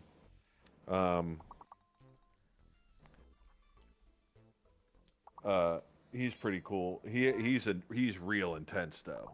Like he found out the perfect way to blend hip hop and metal, and it's just awesome. Where it's more hip hop than metal, but like it's very good. I stumbled upon Jake Hill. I don't know if any of you guys know about him. He's this white dude who's a rapper who kind of mixes a little bit of metal into his rap, but he mostly just does rap music. He's pretty good. I found my friend's old band was available on Spotify, so I started listening to them. If you guys want to go listen to them, they're a band, had one album. They're called Railroad Fever. That's the name of the band. They have this song called Tex Cobb. It's a song that they're talking about Tex Cobb, who is a former boxer, became a Hollywood actor.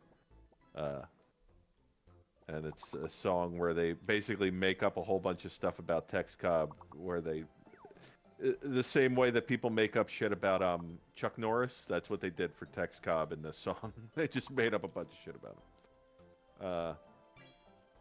Ever listened to reggae rock, Cap? The closest I ever came to reggae that I listened to and was like, okay, I can get into this was Sean Paul. That one major hit album he had at the like that first major hit album he had. I can't even remember the name of that album. I'm sure Nags heard that one too. Which one?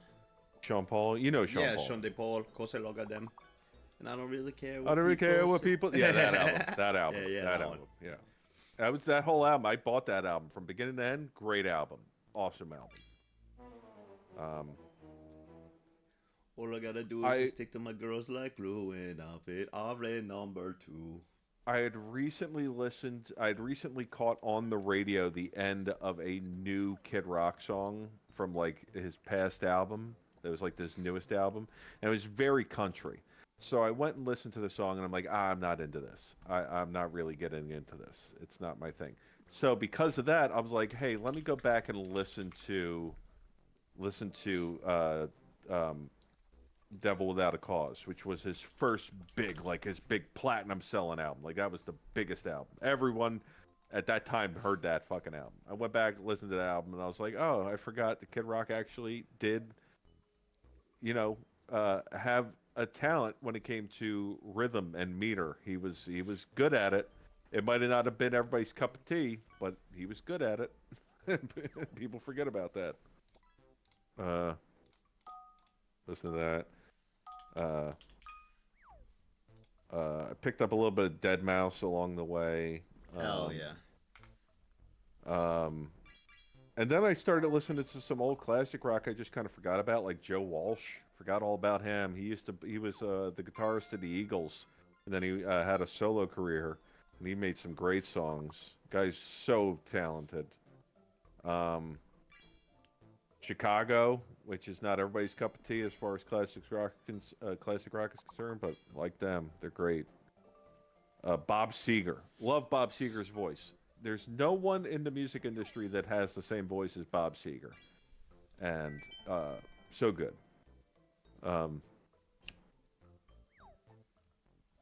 Just kind of looking through what my replay list is. MC Chris. I forgot I got into an MC Chris stage for a moment there. I was listening to a lot of MC Chris. He's goofy as hell. When I was a stoner, I used to listen to him all the time. The Toadies. I picked up some of the Toadies again. That's a band from the 90s. Monster Magnet 2.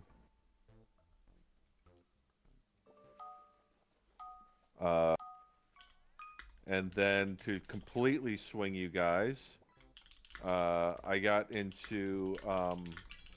oh, it's not on here. It was a French woman. She was a very famous singer in France a long time ago, and I can't remember her name. And I don't speak French well enough to repeat the name of the song that she's most famous for. But I listened to a lot of her stuff because she has such an amazing voice. That was really good. I'm sure it's the famous one. It's that famous French singing woman who sings that very French song. I can't remember the name of it.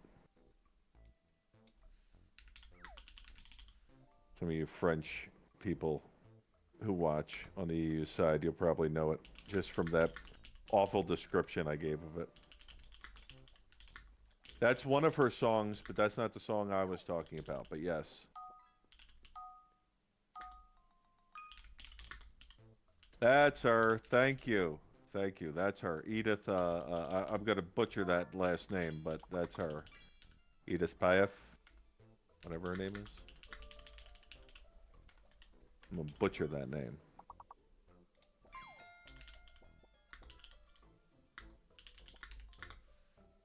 I kind of listened to like all her hits from when she was around and making music. And she was a very talented woman. I listened to all of Aqualung for some reason, from beginning to end. That's Jethro Tull.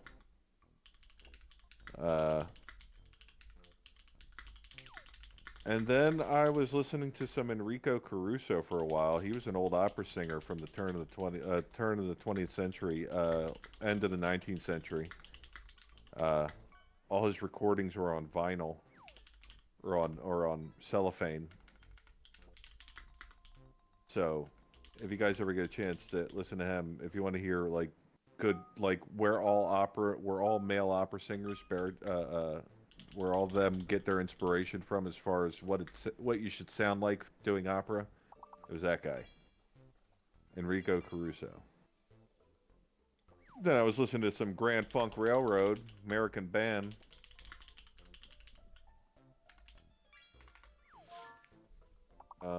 And then last but not least, I listened to the entire discography of Clowncore. So if you want to hear some weird shit, listen to that. That's some weird shit. That's what happens when hey, what if we gave a bunch of jazz musicians a whole bunch of crack cocaine? Let's find out what happens. There it is.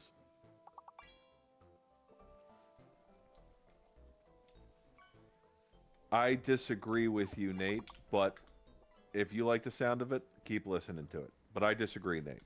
Personally, I disagree. I disagree that vinyl is not the best sound.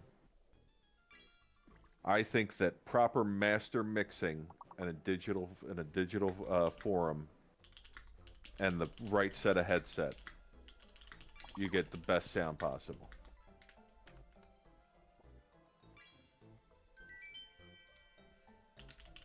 But a vinyl, it's hit or miss.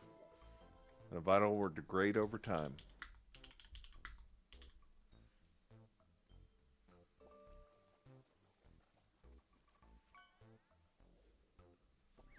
Yeah, but that's music for you. I'm also a big film nut, but I haven't seen any new films worth a damn recently.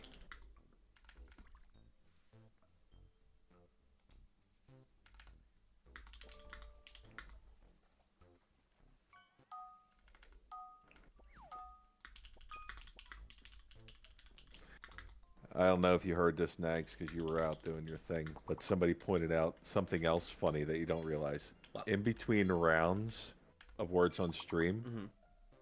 So you know how you said like, oh, I like it when it's like keck in the middle because you said something funny and Yeah. they're just random words. Okay, when it's between rounds, the entire chat just turns to exclamation point fish. It's in between rounds. The entire chat does it. Oh man.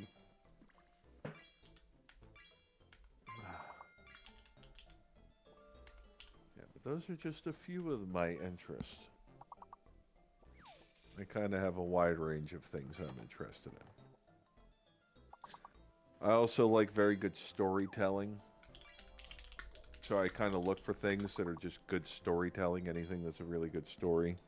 There's this guy on YouTube that I watch all the time, and it's basically it's audio. You don't watch it for the video portion. You listen to it for the audio. And it's this guy is called the Vulcan. Some of you guys might even know him because you're hip to this type of thing. But all he does is read dossiers on SCPs, which I know you guys know what those are. And so he's really good at telling those stories, telling those dossiers. And so it kind of brings them to life as opposed to just reading about them. He's really good at it. He puts a lot of work and effort into it. And if you guys get a chance and you like the idea of SCPs and like that horror thing, just listen to them. They're really good.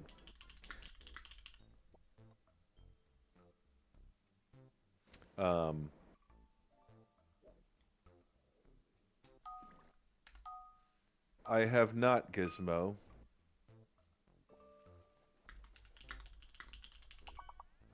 And then there is, in the same respect, when I go on YouTube, I try to find what they call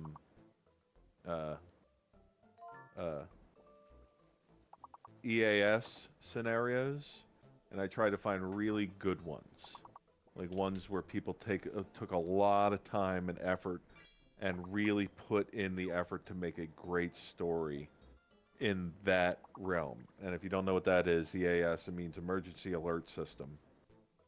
And they basically like do a scenario where it's the emergency broadcast system comes on, and the alerts themselves tell a story of this terrible thing that's happening, this horror event that's happening, but it's under the realm of like basically you're sitting at home and all of a sudden the TV starts playing this. Yeah, I know about alternate reality games. A lot of them they get a little too carried away with themselves, so I tend to stick away from them because they want you to dedicate so much time and energy and deal with them.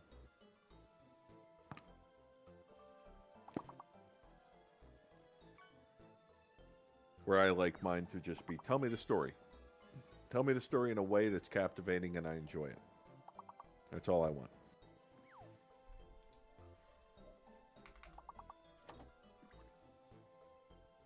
But there's this really good ESA one, which I actually have saved. I don't like videos on my YouTube. Like everyone's like, oh, like. I don't do that because then it just, I only do that when I want to save it and be able to find it later.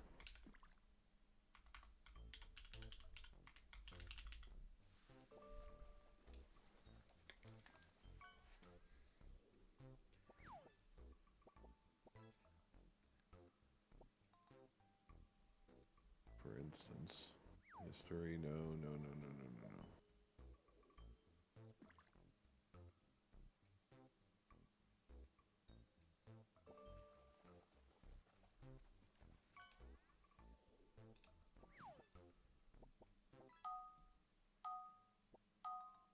Let's see, where is it?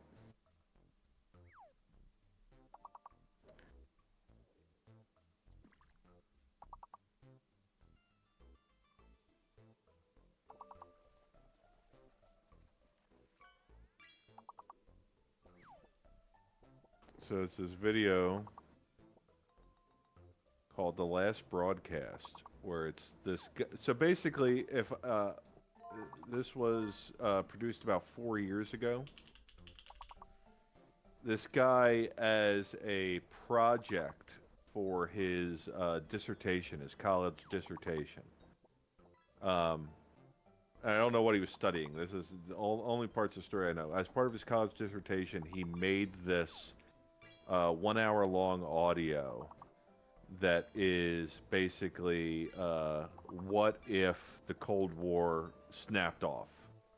Like it didn't just fizzle out like it did where the USSR bankrupted themselves, but like there was actually an exchange of fire, and it's this broadcast of basically just some radio host in Toronto who's doing his radio show where he's playing the oldies, and all of a sudden, basically World War III breaks out, and it's so well done. It's so atmospheric. It's just great stuff. It's an hour-long audio of like a radio broadcast, and it's just the way he perfectly like got advertisements from the era and put them in there, so it felt like it was like really happening at that time period.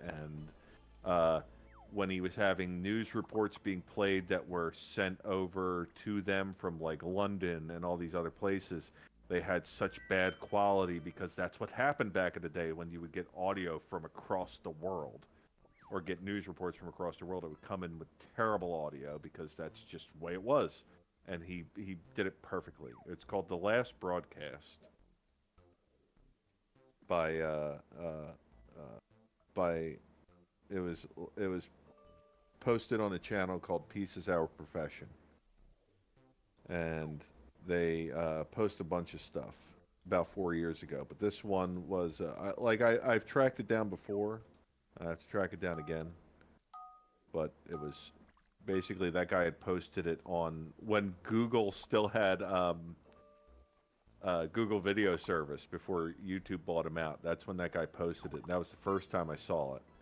And then when Google bought YouTube, they got rid of that service. And this guy just reposted it like 4 years ago when I found it again. And I was like, oh, I remember that being so awesome.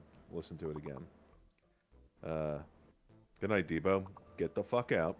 Night, Debo.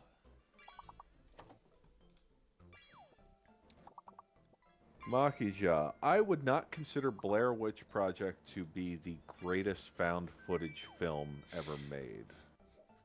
If we're talking about found footage films, I have one that's far and away superior.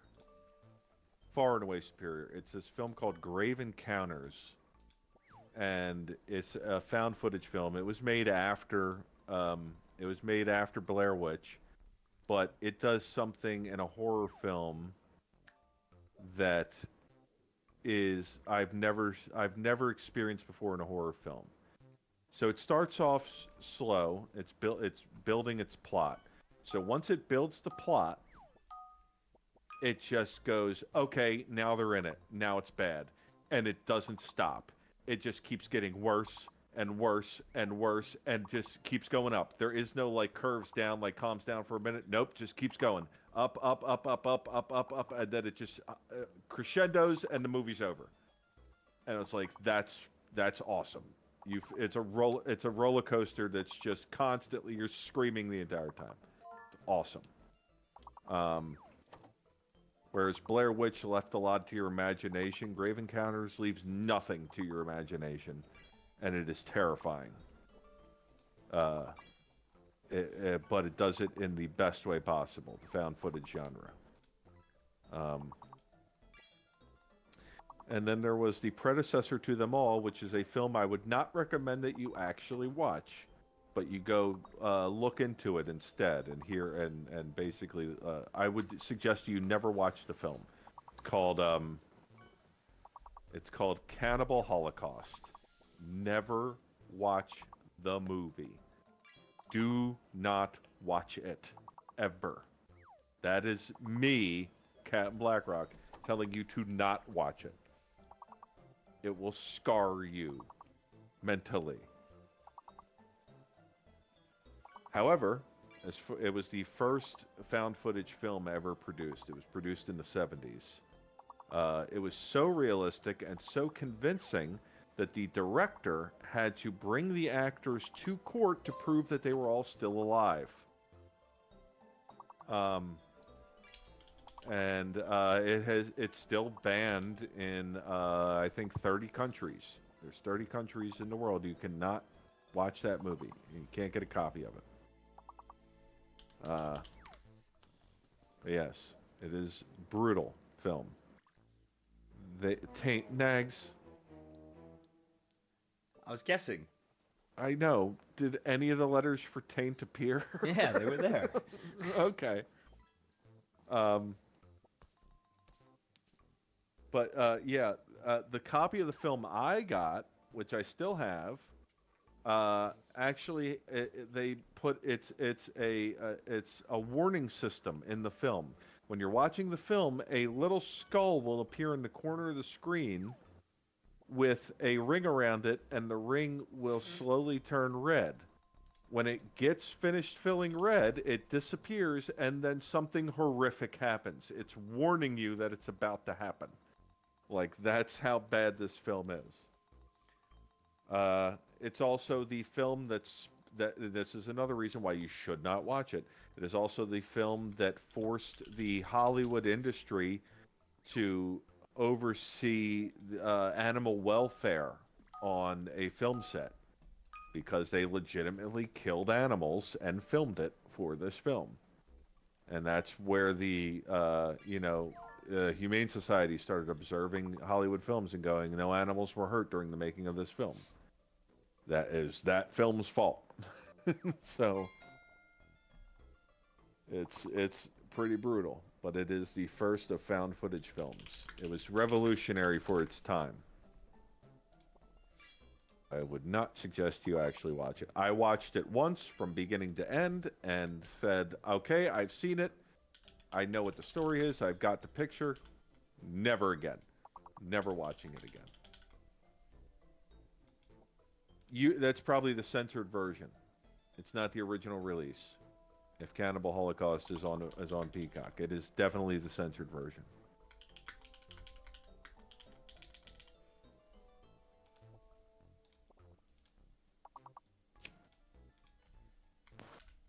Like when they say Caligula is available to watch on Netflix or whatever like that. It's not Caligula. Caligula had hardcore pornography in it. And then they edited it down to 1 hour and removed all the pornography. It's not Caligula.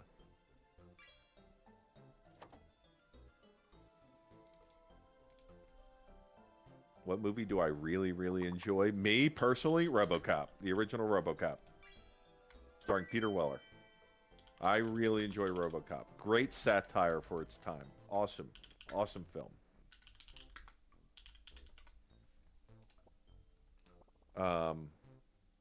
But if you're asking me what I think the greatest film of all time is, I've already said this. Children of Men. If you've never seen it, watch it. I think it's the greatest film ever made.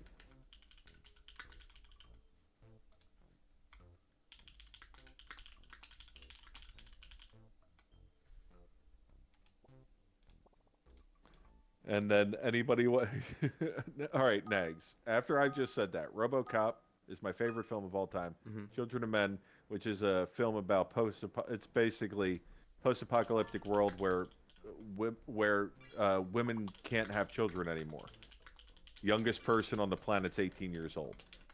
It's like the end of the world. It's the end of the human race. That's the premise of that film. Okay. So if I say I have one guilty pleasure film, try to guess the genre first. If you guess the genre first.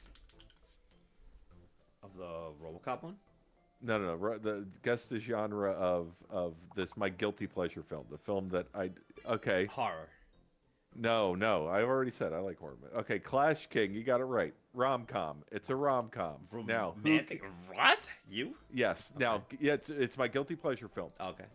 It's one that I saw and I go, I really like that film. And like anytime it's on, it's like, oh, I'll watch this. But it's a rom-com. You wouldn't expect Captain Blackrock to watch a rom-com. Try to guess what it is. No, it's not an Adam Sandler film. I'm going to tell you that right off the bat. 51st Dates. That's what I was going to guess, bro. Yeah, Holy shit. It's not an Adam Sandler. I swear I was going to guess 51st Dates because that's a really good one. That would be one of mine.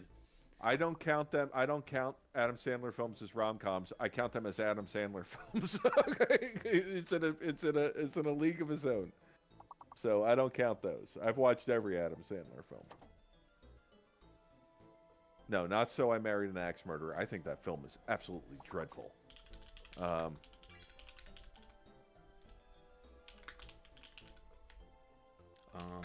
No, I it's don't really it's know modern. many romantic comedies. Yeah, I bet. I I don't really know too many. bet you don't. You don't strike me as the type of guy that would Yeah. watch rom-coms. Yeah. I've seen many. I've seen many rom-coms.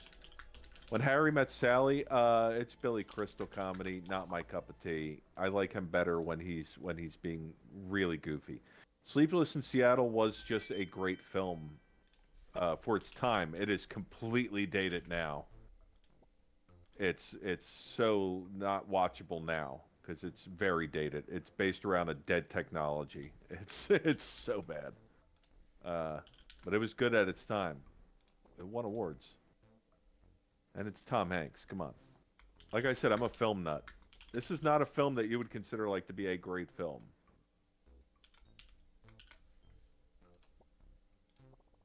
Oh, Speed Racer. I love that movie. I thought the Wachowskis did an excellent job with that film, and it didn't deserve all the hate and bullshit that it got. Excellent film. Excellent representation of Speed Racer. I thought it was great. I thought it was very entertaining and very good. The effects on it were nuts. I loved it. I thought it was great. Excellent storytelling, too. You got all those great actors. You got John Goodman. Why can't I remember her name? She plays Ma Racer. I can't remember her name, but she's awesome. Susan Sarandon. Christina Ricci. You got Matthew Fox in it. I always like Matthew Fox. Great shit. But no, my rom-com is my guilty pleasure is She's Out of My League. Starring Jay Burchell.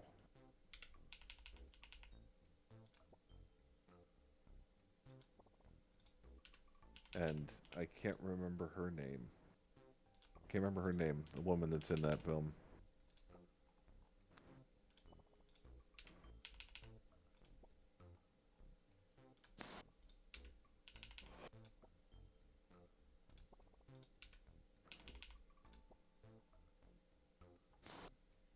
Sorry, I'm adding I'm Keep- changing the prices of the fishes. Is it still actively going, though? Yeah. Okay, yeah, keep fishing, guys. It's You still won't know what actively you going. catch. You won't know what Well, you no, catch. I'm but on the you still screen, fish. so it's still gonna be in the queue. All right.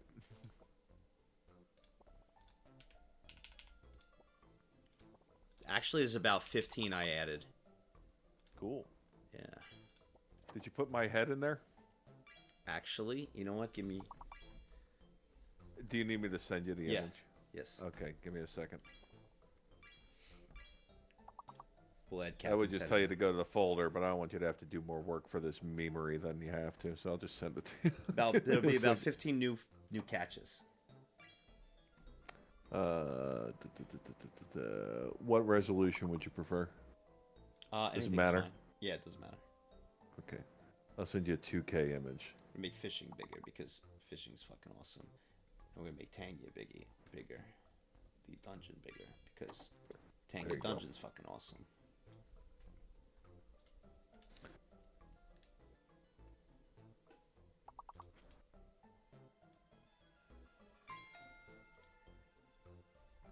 You sent it? Okay, cool. Yeah, yeah. Thank you. Sweet. Now there's an opportunity that you might catch my head. Or catch BlackRock, I should say.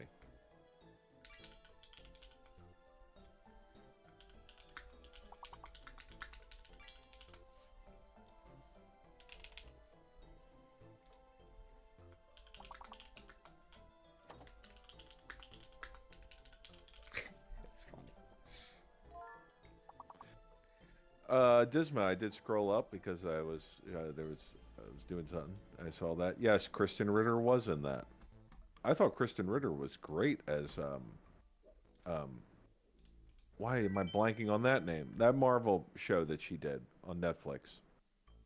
Jessica Jones. I thought she was great in that. I also thought David Tennant was awesome in that.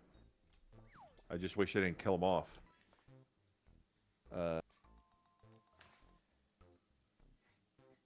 Makija, no. You know that guy can't be that people run away from him when they see him in public. I feel bad for him. Chris Hansen.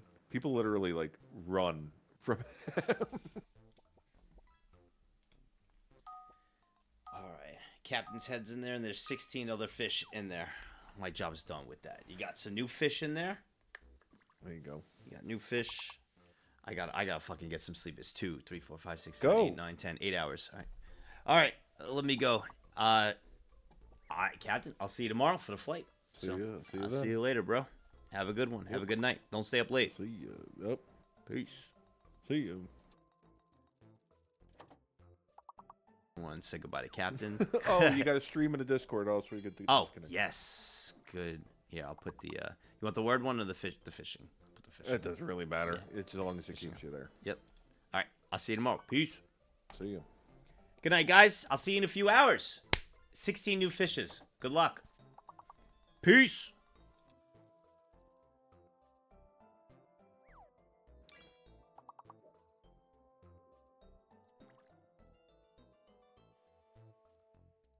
Excuse me.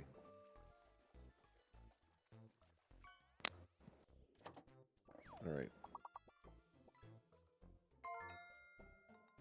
Well, just kidding. Get the hell out of here. Go on. Get. Don't make me start kicking you. Go on. Get.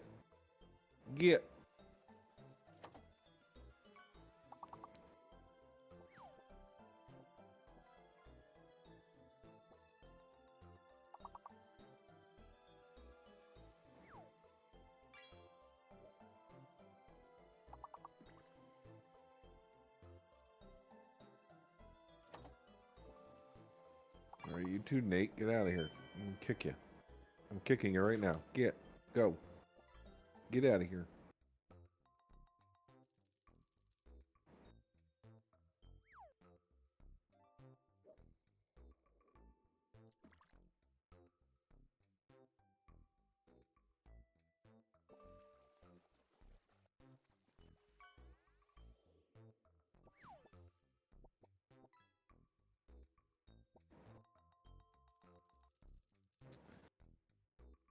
Oh boy. Well, we talked about quite a lot today. We talked about wrestling, we talked about music for a little bit, talked about films, did a little bit on Star Trek. Don't want to linger too much on Star Trek. In much the same way that people bedge for sports, they do the same for Star Trek. And I don't blame them. Star Trek isn't for everybody. All right, Mark, here, go to bed. I'm going to kick you too. I'm kicking you right now. Go to bed. Get out of here. Get. It's my favorite Adam Sandler film.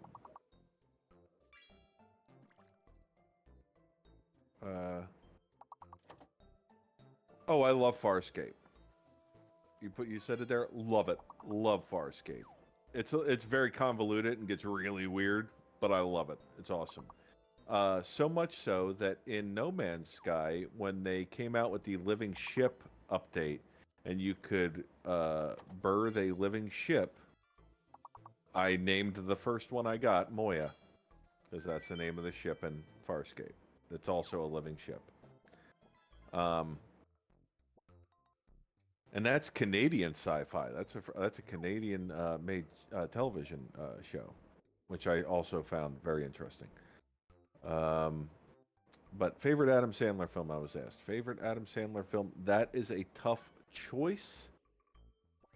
What's the one that I quote the most? It's probably Happy Gilmore. I think I quote Happy Gilmore the most, so I'll say that. Oh boy. Okay. Well.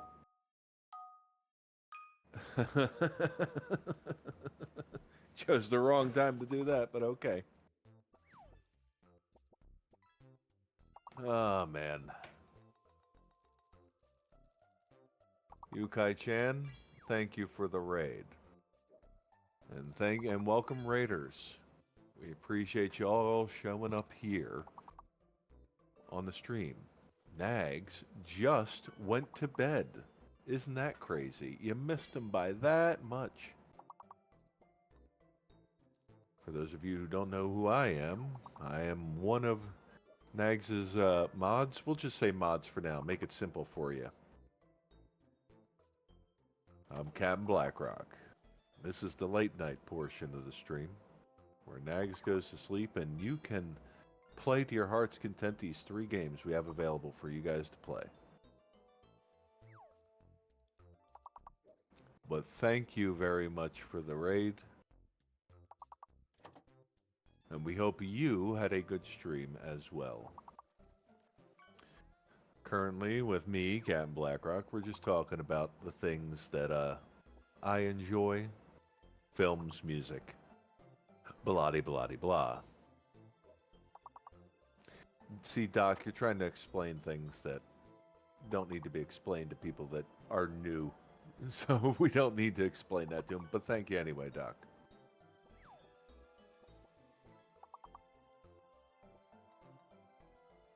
But Captain Blackrock, for the most part, is an open book.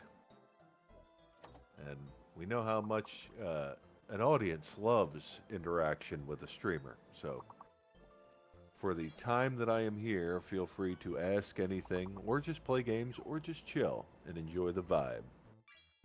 Whatever you're into. This is true, Doc Capella. You are correct.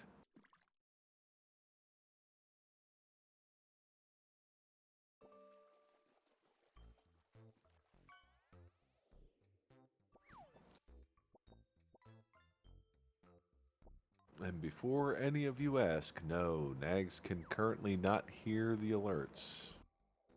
Doesn't have his headset on because he needs to get some shut-eye. Captain, what is the worst game you ever played? I was one of the few people that actually did play E.T. when it was on the Atari. And it was bad. It was really bad. And here we have another raid. Oh my god, this is twice in a row now of disappointed raiders. Isn't that amazing? Twice in a row. Disappointed raiders. My god. Creely, thank you for the raid. We appreciate you. We hope you had a great stream. Unfortunately, you raided at the time that Nags has fallen asleep. He is in bed right now. So this is the late night portion of the Streamathon, where the moderators get to take over the stream. Baby! And everyone can play these 3 games we have available. Oh, Fizz, thanks for subbing at Tier 1. We appreciate you subbing at Tier 1. Thank you so much. And welcome to the community. And just so you know,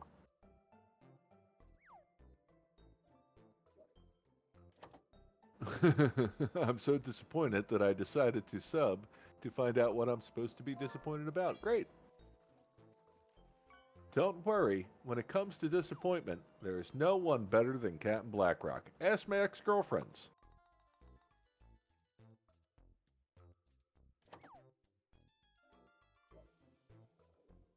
So, with that, and thank you for being new and subbing. We really appreciate that.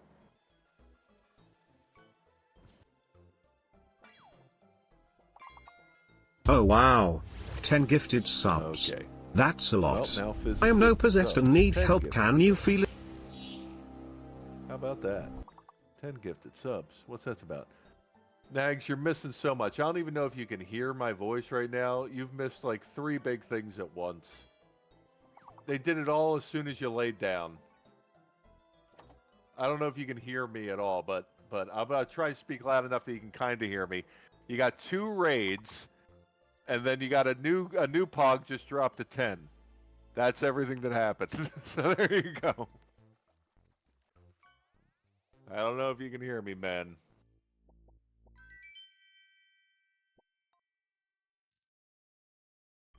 Well, no, his headset might still be playing some sound, but I doubt it.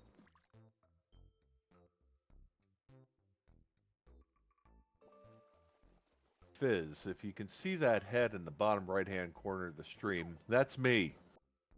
That's me. Nags is in the upper left-hand corner, typing away.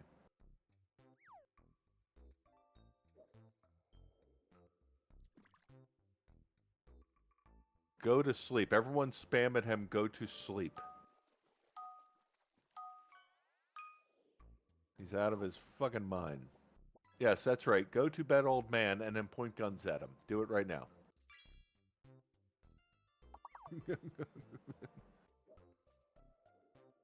There you go. Good job, everybody.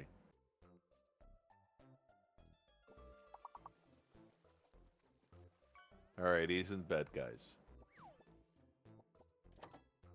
Now, this is the best you're going to get. This is your best you're going to get. 10 gifted sub.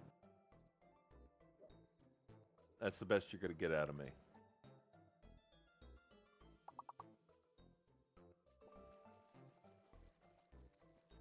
I'm not doing more than that. I don't get paid enough. I don't get paid at all.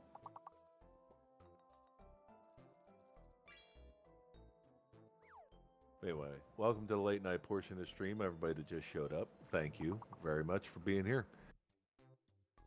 Can I do the weather report? DJ, I only do that in the morning, and I told you I wasn't going to do it anymore, so no. You can kiss my ass. Yes, you can hear the music in your head. Good job, Sadweed. Do it. Do it. Yeah, it's morning technically. No. Mark, I already told you to get out of here. Go, get. Don't make me kick you again. And by kick you, I mean it's like a metaphysical thing where I'm kicking my foot here, but you're gonna feel it wherever the hell you are. Okay. Well, if I could time you out, I would for that joke. It's dead meme. Leave it alone. That movie's over 20 years old at this point. Stop it. Get some help.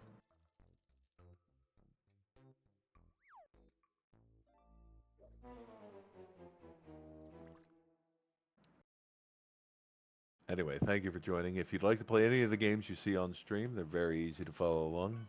You can press ! Join whenever there's a new dungeon. Join that dungeon. You can type ! Fish to fish some stuff out. Hell, if you're lucky, you might even catch a Captain Blackrock in the fish. And you can also play words on stream. If you want to play that, when the game is up, just go ahead and type the word you think is supposed to be up there.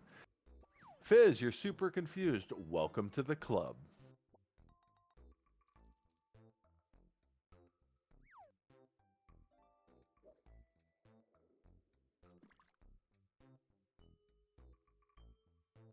That is also true. Thank you, Clash King. I'm not too familiar with the dungeon thing.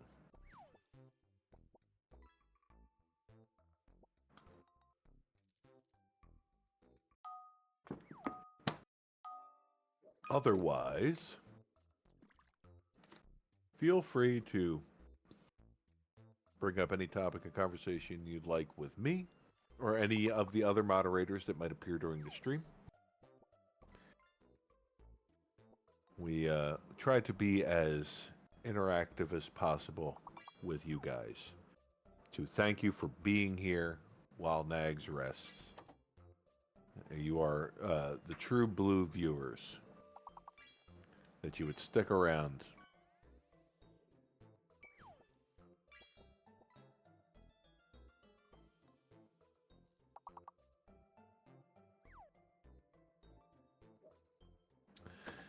Fizz, this is a streamathon. Nags is streaming 24/7 up until Tuesday, if I remember correctly.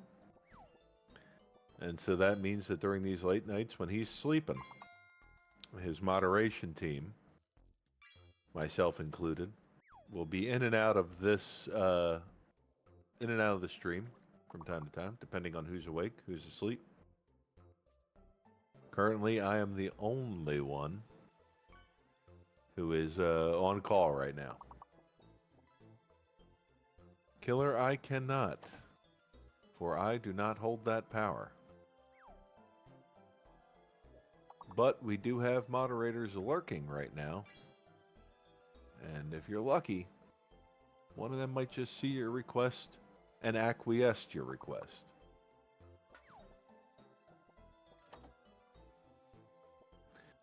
Fizz, technically I am not a moderator. Technically, I'm a pseudo mod. Yes, that would be the best terminology for it. See, Nags is the only streamer on the entire Twitch platform to do an exclusive Tier 2, Tier 3 stream. That is where people that are subbed to Tier 2 and Tier 3 can join him for a day of playing games on Twitch with him. Get to sit in a VC with him, talk to him, do all sorts of stuff. It's great. I am the host of that stream because Nags needs someone to help wrangle in the psychopaths. A lot like yourself, Fizz. Fortunately, you did sub at Tier 1, which means you won't be able to join us for that. However, if you come by this Sunday, you will get to see it live because we're still doing a Streamathon, and anybody can watch a Streamathon. But usually, that's a once-a-month stream where only people that are subbed to Tier 2 or Tier 3 can watch the stream. Everybody else only gets a 5-minute previews. Remember, Nags is the only streamer on the entire Twitch platform to have an exclusive Tier 2, Tier 3 stream. No other streamer has it. No, Clash, you're definitely a psychopath. Docapella, you called it. Right down the middle. Disma, definitely. Sad Weeb? Yes, you are Tier 3. Good job. Yo, Amazon Prime's free, bro. Arcolith, thank you for subbing with Prime. 18 months. Awesome. Love it. 18 months. Great shit. Hope you enjoy your time here, Zarlith. And thanks for the Prime, too. There's over 500 quintillion streamers on the Twitch platform, and you only get the sub with Prime to one of them, and you chose Nags21. Good job.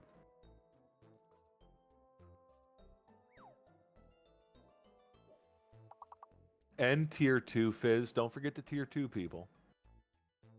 Tier 2 and Tier 3. They get to hang out with Nags once a month on a stream. And play games and have all sorts of goofy fun. Talk. Be on stream with Nags. Have a great time. It's a gift that Nags fought for very hard with the Twitch higher-ups to give Tier 2 and Tier 3 people a reward for being subbed at a higher tier instead of just getting emotes. Because that's essentially what you get when you sub at a higher tier, is you get an extra emote for Tier 2 and two extra emotes for Tier 3. Nags want to do something more for them, and so we got this ability to stream exclusively for them.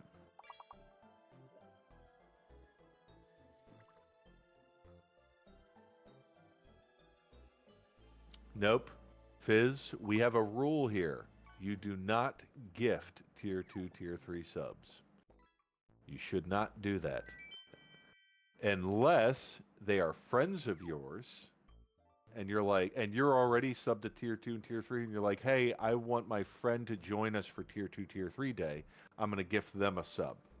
That's cool. That's like, hey, you want them to come in and join the fun? That's cool. You know them. That's great. But when you gift them to random people, we don't know what those random people are going to be like. They might show up and just try to derail the stream, say some hateful things, say some ugly things. We don't like that. Tier 3 Fizz, did you unsub? Did you cancel your Tier 1 sub just so you could sub a Tier 3, just so that you could come to the Tier 2, Tier 3? That's what you did. I've been following what you're doing. It's questionable. Yes, you did. Don't start with me. Don't gaslight me, okay? I'm the gaslighter right here. Oh, okay.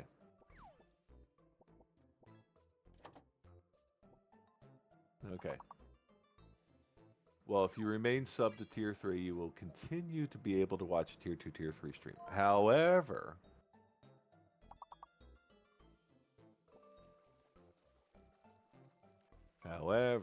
this most... You know, they all just see me being silent on stream for a brief moment, not knowing the pain I'm going through every time you join this. Every time you join this. See, Nags has all of these soundboard things on Discord turned off, right? So you can't hear it what happens every time Unfair joins this VC. I mean, I can play from my soundboard. No, please don't. But every time he joins, it plays, "Where are you?" And I'm so sorry. I can't stand it every fucking time. Every fucking time. My God. Well, you said you got tired of the Bad to the Bone riff. Yeah, I did get tired of Bad to the Bone riff. We had George Thorogood playing before that. Yeah. Anyway, I am now joined by the second most powerful mod in this stream. It's Unfair Balloon. Who's the first? SSB. Oh. Yeah, you didn't disagree with me as soon as I said it, right? Kinda. 20 gifted subs. Sacks. Okay, now Fizz is just looking for attention. Now you're just looking for attention. You know you don't need to do that for attention. You just talk to me. I don't care. Okay, so probably check up on how everyone's doing with Karen. If you are subbed and in the Discord, by the way, thank you for the 20 gifted subs, Fizz. Thank you. Appreciate that. Pretty cool of you. But if you are subbed to Nags and in the Discord, you can join the brand new modded Minecraft server. Yeah. Just go to Nags topic, or is it the Minecraft section now? It's the Minecraft section. It's the Minecraft section of Discord. Get all the information you need to join the modded Minecraft server. Yeah, I'll ask I can answer any questions that you will have in the discussion channel if you guys so need. That's correct.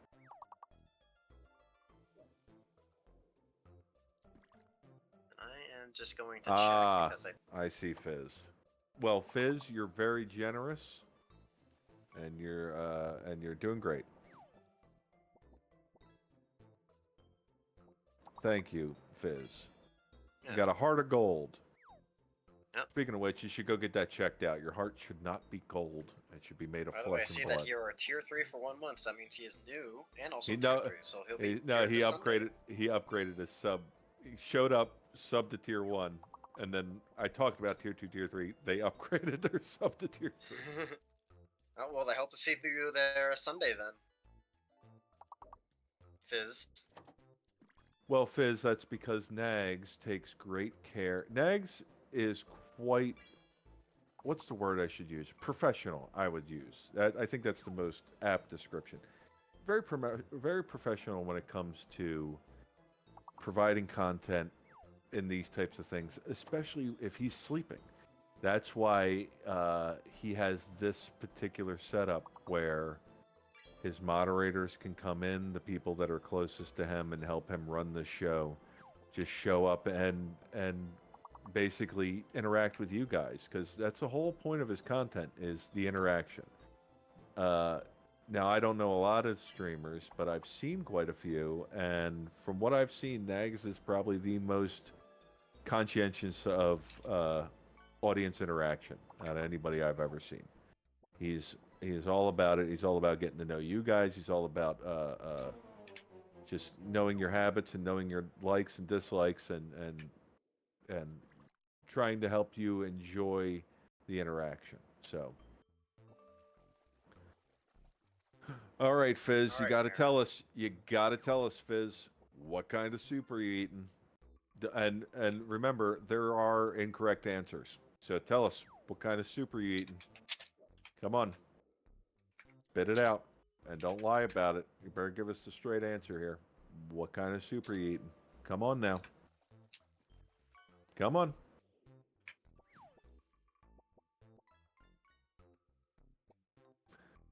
Oh, okay. Cool. Let's hear it. Let's hear it. Name the ingredients. Alright, Karen. Timeout corner again. Whenever Unfair mentions Karen, he's talking about a wither that exists in this Minecraft server. Don't worry about that. Yeah. Which he has to moderate basically a robot at this point, because that's how chaotic that server is getting. Yeah. A lot of people have been complaining, like, especially when I was asleep, that the server was too hard and unplayable because Karen was being a Karen. Oh wow, Fizz. You know, it doesn't sound bad though. I like the seaweed. I like Oh, a that great. is interesting. Yeah. I like Sounds- a great. Yeah, go ahead. Sorry, unfair. No, it's fine. I like a great seaweed salad. A good seaweed salad from oh, and cilantro, definitely. Gotta have cilantro with all that. Yes. A lot of people don't like cilantro. That's okay. It doesn't. It tastes like soap to some people. Doesn't to me. But I love a great seaweed salad. Go to a good sushi restaurant, get a seaweed salad. Awesome.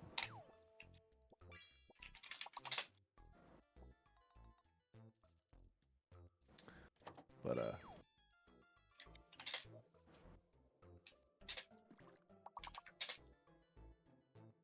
and then you yeah, but they all kind of work together. You know, celery adapts, onions a base, seaweed's the body. You got the vegan chicken for your protein. You got you got macaroni for structure, which is weird, but that's cool. That's okay. Corn and togarashi, good stuff too. Very good.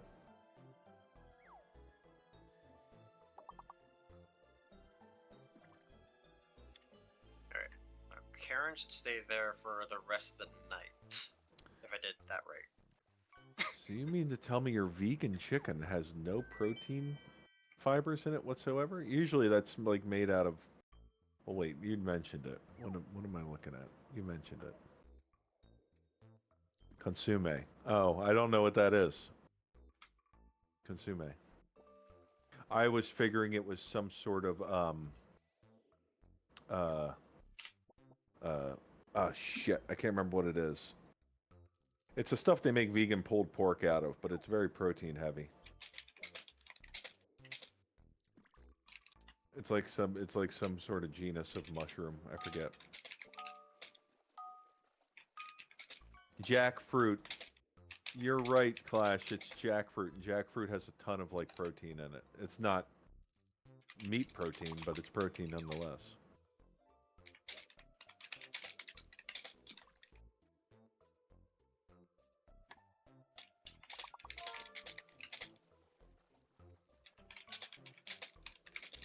Ah, it's flavor fizz. Okay, I see what you mean. I see what you mean.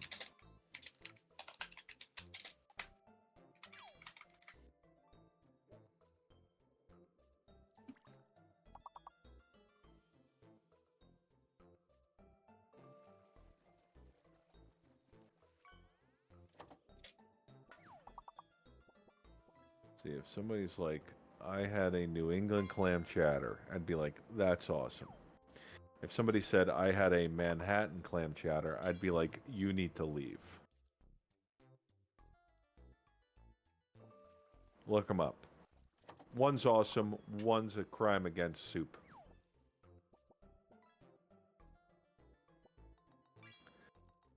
Whale asked you, Unfair, what are your thoughts on the blue balloon in Nags' room? I don't know how my cousin got in there, but they're there.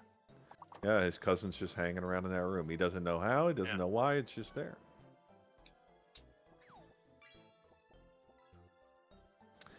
Whale also then said, Manhattan clam chowder is better, and, you know, great. Enjoy your time out.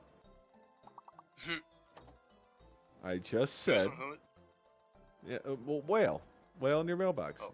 I just said, if you like Manhattan clam chowder, get out. There you go. There you go. See ya. See ya. My favorite clam chowder was the San Francisco clam chowder. That's not too bad. That's not too bad. Yeah. I still like a New England though. New England, I think, is the superior. Yeah.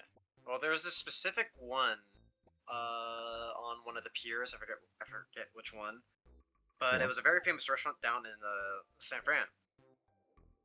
And unfortunately, because of COVID, the place had to shut down. Okay. So can't get that fucking clam chowder no more, which is unfortunate. There's a place in Philadelphia that closed down. It's called Shocky's. And Shocky's had been around since like the 70s, and it was famous in Philadelphia for serve. It's like clam baskets. That's all you get. It's like clam baskets, mussels. That's what you got there. And it's like, oh, you want to go eat clams? You want to go eat mussels, oysters, all that stuff? That's where you go. You go to Shocky's. And COVID hit them hard, and now they're gone after 50 years, 60 years of being a Philadelphia staple of dining. Just gone. They couldn't hold up.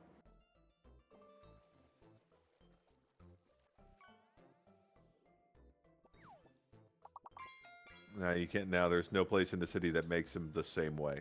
You just can't get it the same way anymore. Yeah. Nicholas, not really. It's a different kind of cream, so it's not exactly the same. But texturally, yes, it is the same. Texturally, it's the same. But you also get potatoes in clam chowder. What's that? You said, it's a good clam chowder when you put it in a bread bowl. Yes. Yes. You take New England clam chowder, and that has it's potatoes and clams in a cream sauce. Put it in a bread bowl, a toasted bread bowl. Fucking awesome. Fucking Greatest awesome. fucking shit ever. Very good. Very, very good. See, I don't like Manhattan clam chowder. Okay, so San Francisco clam chowder, okay, is heavy the same way that New England clam chowder is, except it's a red, right? But it's heavy. What? But it's San a red. Francisco? Yeah, or is it still No, white? this one's still white. Then I'm thinking of something. There's another one out in the West Coast that's another red that's not Manhattan. And but it's heavy. It's a heavy red. So I like that. It's good. I think clam chowders are supposed to it's supposed to be dense. They're supposed to be heavy. And yeah, this one was heavy. I remember it. Okay, but Manhattan clam chowder is not heavy. It's a red that is very loose, watery, and I think that's gross. Clam chowder should be dense. It should be dense. It definitely should be thick. It should be almost dense. solid. You're supposed to eat that shit when it's like, oh, it's so fucking cold outside. Let me eat some clam chowder. Warm me up in a fucking heartbeat. Which is why it was perfect in in the Bay or San Francisco, because it's usually fucking freezing out there. Yeah. Especially You're when the right, fog Whale. rolls in. You're right, Whale. It shouldn't be called a chowder, but it is. Never had clam chowder. Should I try it? If you like clams, if you like seafood, sure. Yeah. If you're okay with cream sauces, sure. Some people don't like either or both. Or they're allergic to shellfish. Or they're allergic to shellfish, yeah. So, that's a New England clam chowder. Manhattan clam chowder, that's just clams and red sauce, and it's not. And it's not great. I always considered clams and tomato water. That's what I always considered. Wait, what the hell did I catch? That was like almost 1,000 gold. What are you doing? Playing the fishing game on the stream in the corner. Ooh. Don't know. I wasn't thinking. Did you know? Wait, Did you I know caught the that? same PNG Andy? Really? Did you know that BlackRock is now in the fishing game? Oh, is it? Yeah, you can catch BlackRock now. I don't think anybody's caught him yet.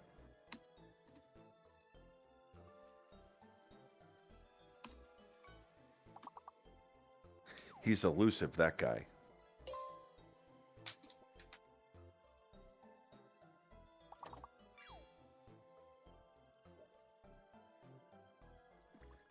So, if there's any other topic of conversation you guys want to start up, feel free to do so. If you want to get my attention, you can always at me. You're allowed to. Just don't abuse it, please.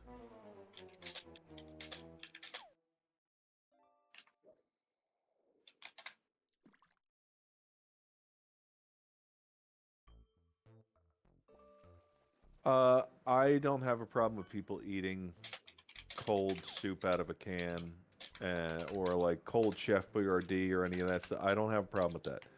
That is a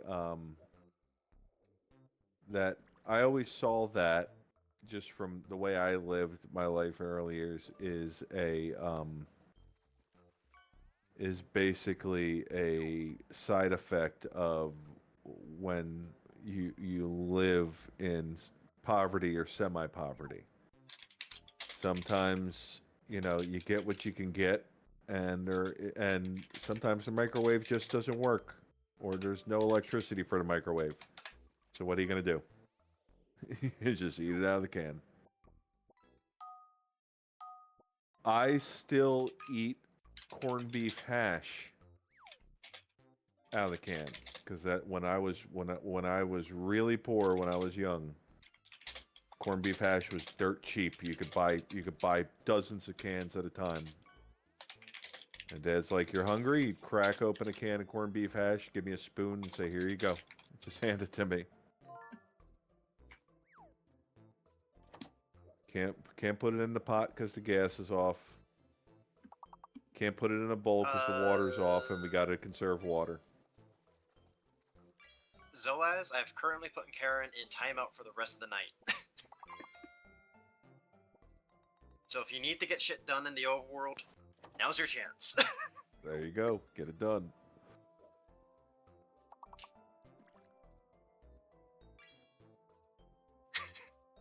Get it I think I put done. a funny picture in the channel too, where it's just Karen at the world border, in the corner.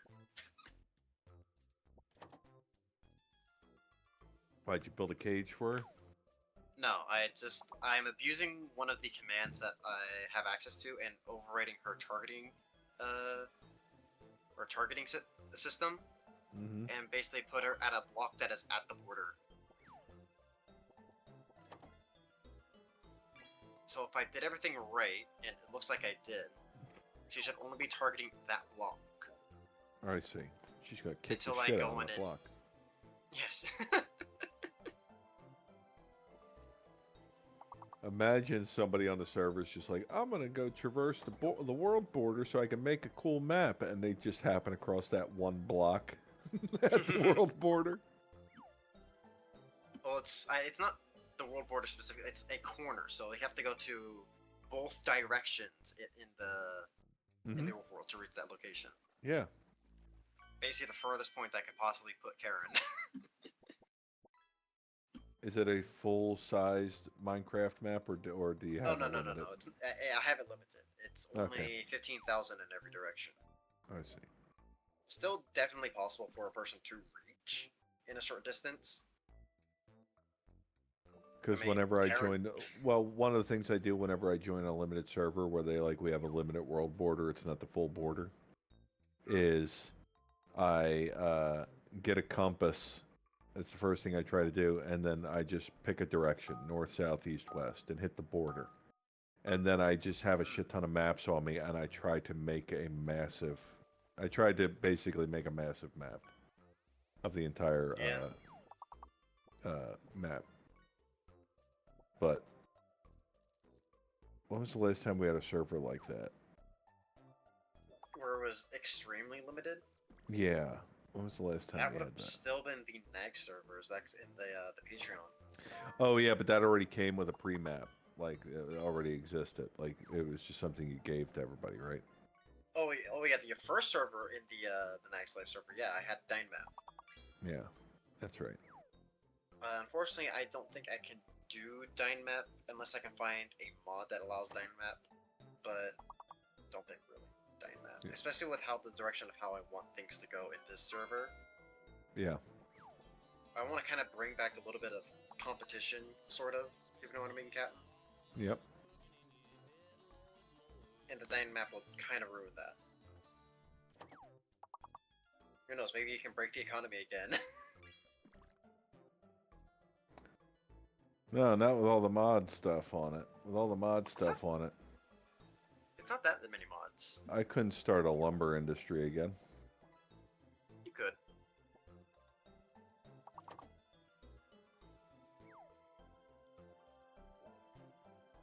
like, yes, it is modded, but it's so limited in the mods that it's practically base game vanilla. Once upon a time, guys, I've told this story so many times. Once upon a time, Yeah, you guys, have. we were Nags had a Minecraft server that was a vanilla server. Newfer remembers because Newfer was there. Yeah. Oh yeah, I forgot to say Newfer says hi. That was in Oh, the VC hello, window. Newfer. Hello, Newfer. Yeah, but we had there was a Minecraft server that Nags had, and it was split into 4 quadrants. It was north, south, east, west. So Nags owned the east. You could not enter the east. That was Nags territory. Yeah. This was 2019. Yep. In the west were all the people that first joined the server. So it was like everybody that was the initial people that joined the server. The north was the second group of people to join the server. And then the south was everyone that joined late. And the way that server's economy worked, the way that they did it, is that there was basically this rule that said, if one person or one group has this one business that they're focused on, you cannot repeat that business. That is their business to do. And that's how they functioned, and that's how they made the economy function. So, of course, the people in the West that were there from the beginning, they took everything that was worth a damn. And the North was Gold, more... iron, XP. Yeah, all that exactly. stuff. And then the North were more along the lines of like the industrious people. So they took all the industry. Whereas the West took the wealth, the North took the industry, and the South was left with nothing. So I joined the server late. And Newfer, who was over in the South, when I got there, he was like, hey, come join the South, please, come join the South. And that was pretty much our only option. Like, we looked around, but it was like, I guess the only place we're allowed to go is to the South. So we did. Yeah. Me and... South also had a lot of the newer people in the community too. Yeah, So, had a Gen lot of the 2 newer people. Kind of people. And they didn't really, they were kind of basically outcasted. And then the West were basically, who were all the wealthy people, were basically telling us that we were the poor people. And they treated us like lower class people. It was all part of server RP, but still, that's what was going on. So I set out to kind of figure out how the system worked. And then I realized something. How the system worked, if I claimed a resource that these people haven't considered to be like industry and claim it, then that means I own it.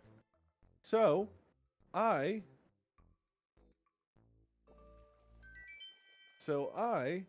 made it. What I chose was lumber. I said, I'm going to do the lumber industry. I am the lumber industry now. And they said, you can't do lumber, trees are for everyone. And I said, no, you took everything that should be for everyone. So I'm taking the only thing left, and that is lumber. None of you are allowed to grow trees beyond aesthetics. If you want wood, you have to come to me now. And they all just kind of had to accept it because that was the rules of the server. So I became the lumber industry. I started growing all the different types of wood in mass, and basically that was how I took a corner of the economy and kept it for myself and my people, Newfer included. And Newfer built weaponry and armor, and then was it Iron did banners. I forget what Chaotic was doing, but he did do something. He did have a market. I forget what his market was though. So here's what happened. Because the server was limited in its size, very limited, it was very small.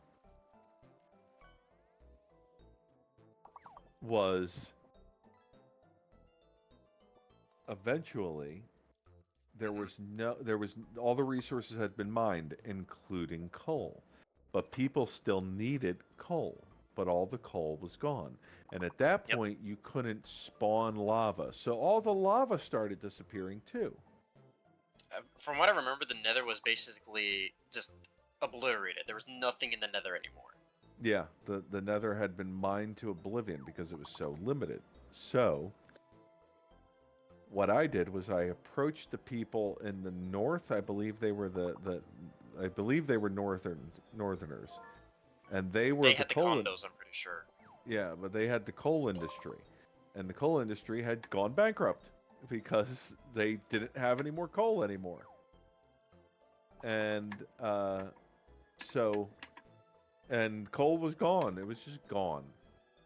The only coal that still existed was the coal in our section in the south because we hadn't finished mining it yet. But we had found out that previously, before we moved in, they had been strip mining a lot of the shit underneath of us.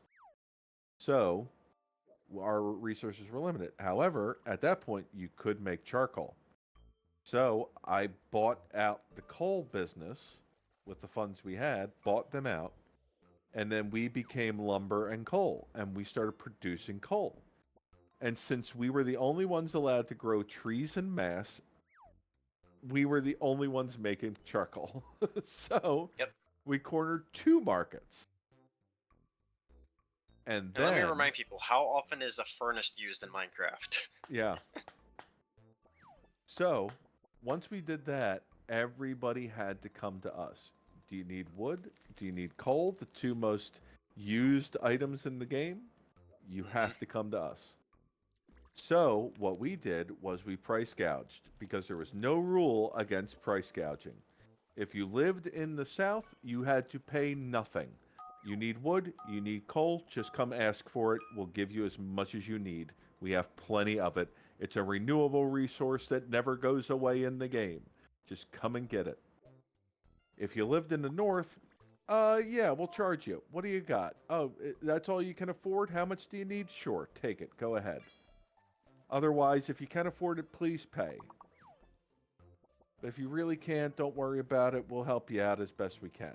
We'll figure something out. That's what we did. Mm-hmm. And if you lived in the west, we charged you double. Because you're the wealthy people. You can afford it. And then there was Nags in the east who was hoarding every single diamond in the server at one point. Yeah, and then there was Nags who was hoarding all the diamonds. So what Nags was doing was he was going around and buying businesses for a set value, selling off all stock, or reselling the business to someone else at a higher value. That's all he was trying to do. He was trying to earn as much diamonds and gold as he possibly could, and emeralds. He was trying to earn as much precious in the game as he possibly could. It's because He was his industry was, I think, villagers, right? Yeah. And this was 1.14, which is when the villager buff first happened. Yeah. So that's what Nags was doing. But then the entire economy started to collapse. There were no diamonds left. Nags had all the diamonds. There were no emeralds left. Nags had all the emeralds because he was the villager guy. Yep.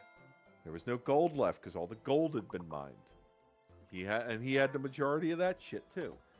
But we also had all that shit too because everybody that needed anything that was still a resource that wasn't mineable had to come to us. Yep. They need wood, they need coal. We're the only guys with it. And we can keep making as much as we need. And so we were gouging the West, and the West needed the stuff, so they kept buying it from us. So we got so much shit. We got so much diamond, so much gold, all this shit. We got so much gold at one point that I made my house out of gold blocks because we weren't using it.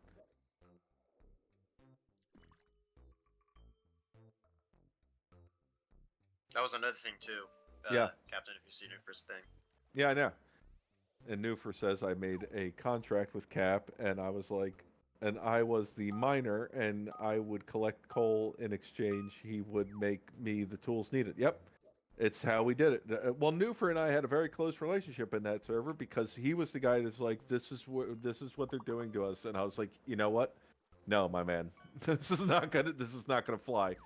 I am not gonna be subject. It's already bad enough that I'm subjected to the capitalist regimes of this world. I'm not gonna do it in Minecraft. No, we're gonna break this system. That's what we did. And so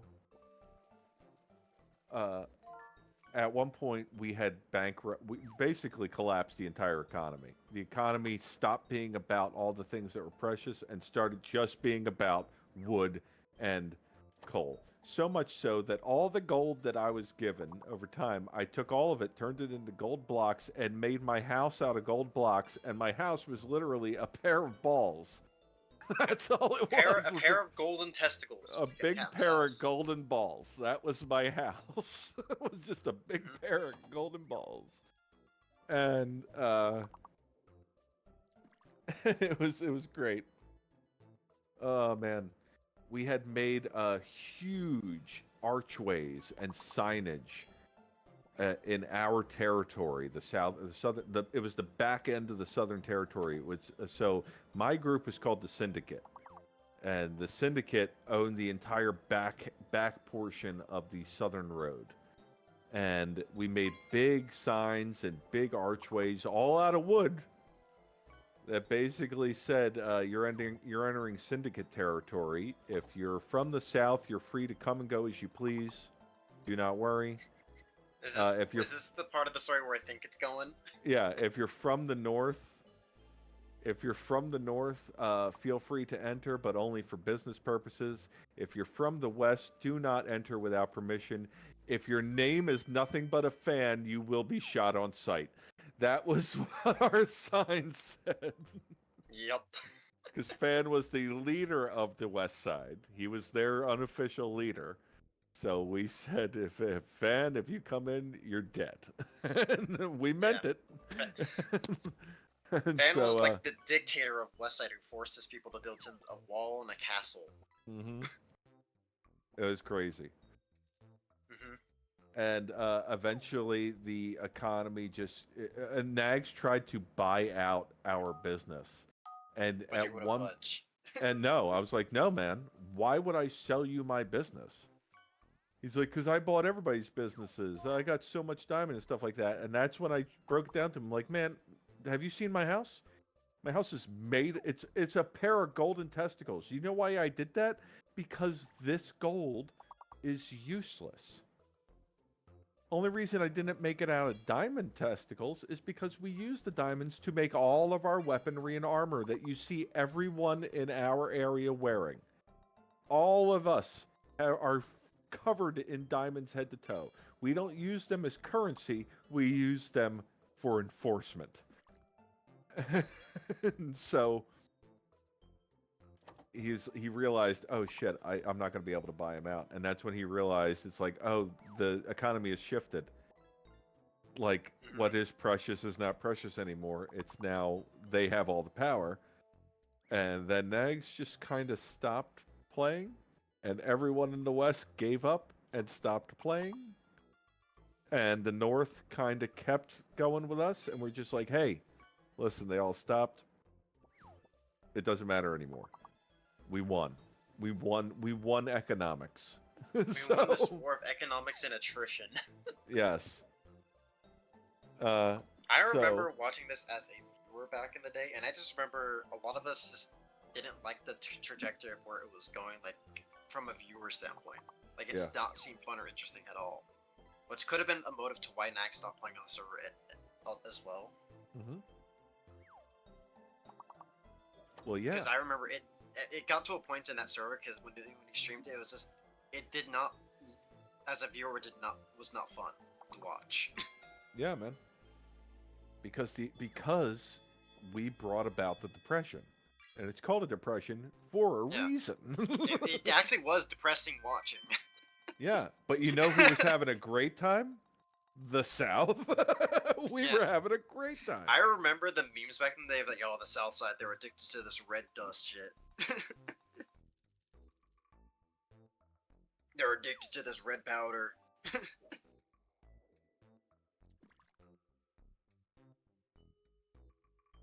I don't know if you remember that, Captain. I'm reading it, but I'm not. I might be just too tired. Let me try. I'm gonna read it out loud. He tried to buy me out for a percentage of what I was collecting for you. Okay, so I am the one who put a wanted KOS on him. kill on sight. Okay, yeah. on him. With a reward of 15 diamonds when he stepped beyond the red line to the south side. Yeah, remember the red line? Remember the red line, Newfer? God, I wish I had a computer to play fucking on that server back then. That was so fun. That was so fun. So Newfer, so Newfer's section of the south was the front of the south. It was the beginning of the south road. Yeah, because I think he was one of the first people to join the server, but he joined south side instead of in western. Exactly. So he was the beginning of the south side, and it was him. And this was also mostly because let me put this in perspective for the new people. Newfer was essentially the Cinnamon or Jace of today's community. Yes. Like yes, he was the punching bag. He was the one who was constantly getting timed out and banned all the fucking time. And if someone pissed off Nags in some way, he just timed out Newfer. And at that time, I was the loudmouth entertaining. I haven't really changed, but yeah, I was brand really new. I was brand new, and I was like a storm that just came in. I was like a cult of personality. So I came in. Bing bong. What? Sorry, somebody catch Bing Bong? Oh. Yeah, okay. No, I caught it. Nag, okay. And it says Bing Bong. Cool. That's cool. That's nag cool. It's very nag cool. So, but Newfer had the entire front and the south side. So when I joined in, I was like, well, where do we go? And he goes, well, here's the back side. Here's where we haven't built yet. So when I moved in there, kind of our agreement with Newfer, and after we figured out what I was going to do, lumber and all that shit, and I set up iron and chaotic, and I think we had cults as well as part of our group. And maybe Astro? Yeah, Astro was there too. But they were all he was the Bamboo Bandit. Yeah, he was the Bamboo Bandit. I forgot about that. Yeah. Oh, we shouldn't have said that out loud. We've been keeping that secret for years. Why did we say it out I think loud? we've said it before. It's not really a secret anymore. Okay. So we had this guy who would play with us. He was a friend of mine. His name was Astro, and what he would do is he'd grow a shit ton of bamboo, and then he would just go and put bamboo all over everybody's houses, all over everybody's houses, all over everywhere, and he'd put it in their mailboxes in like huge stacks. He'd fill their inventories with it, like all their inventories. He'd just everything was bamboo, and then he'd leave a sign just going, "You were just struck by the Bamboo Bandit." That's what he would do. He did it again on the new server too. Yeah, he did it on the new server too. To a whole bunch of people. Oh, it was so much fun. Hold up. I have this image. It's a very older image. Yeah. But I'm gonna send it to you and Newfer. Okay. But you were struck by the Bamboo Bandit. Nostalgia from it. But yeah, it was a neat time. That and where's Newfer? Oh yeah, there it is. Yeah, I get a little nostalgic over it. As a matter of fact, I gotta blow this up, see if I can see my. It's not from the end of the server. It's from near the middle end. I never got an updated version of those maps, so yep. that is where I had that. You can share it with chat too if you want.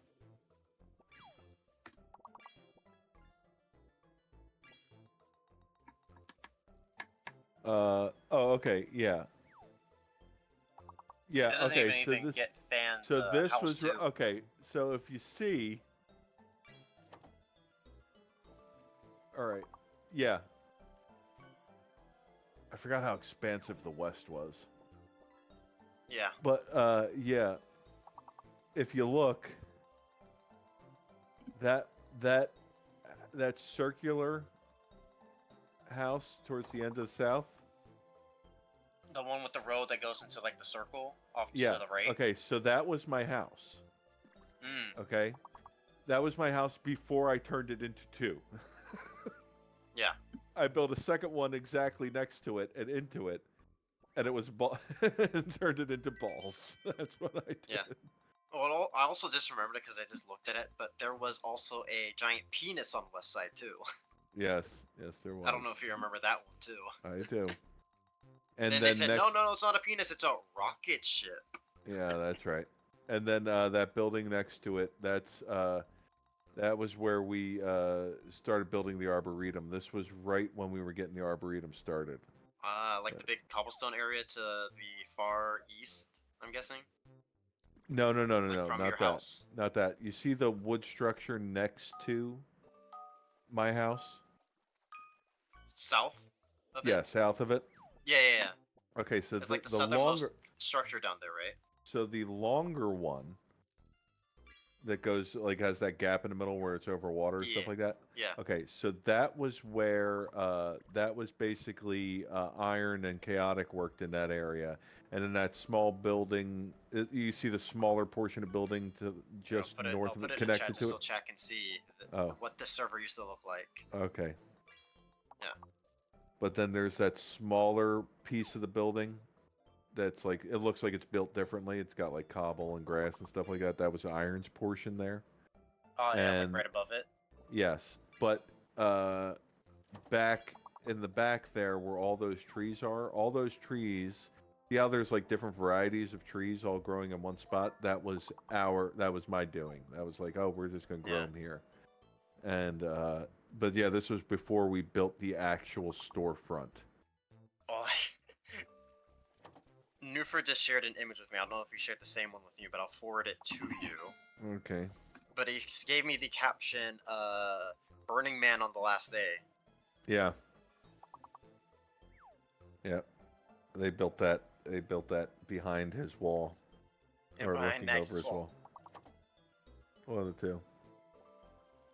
Yeah, but when they finally all got gone, when they were all done with it, the server was dead. Yeah. So, then they started a new server that was a modded server. And Nags that second modded server. And Nags had announced that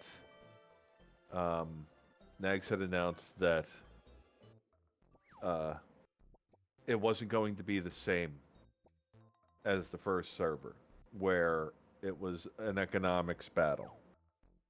It was just going to be a modded server where anybody could do anything they want, and that's it, right? I remember watching his streams. His whole thing, what his goal was, is he was trying to fight every single boss in that mod pack to save his quote-unquote cat that he had lost. Yeah. Minecraft cat. Yes.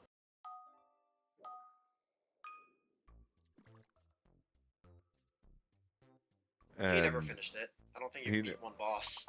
Nope, he never did. So, when we were on that server, when that server was about to go live, because of all of the craziness that went on in the first server,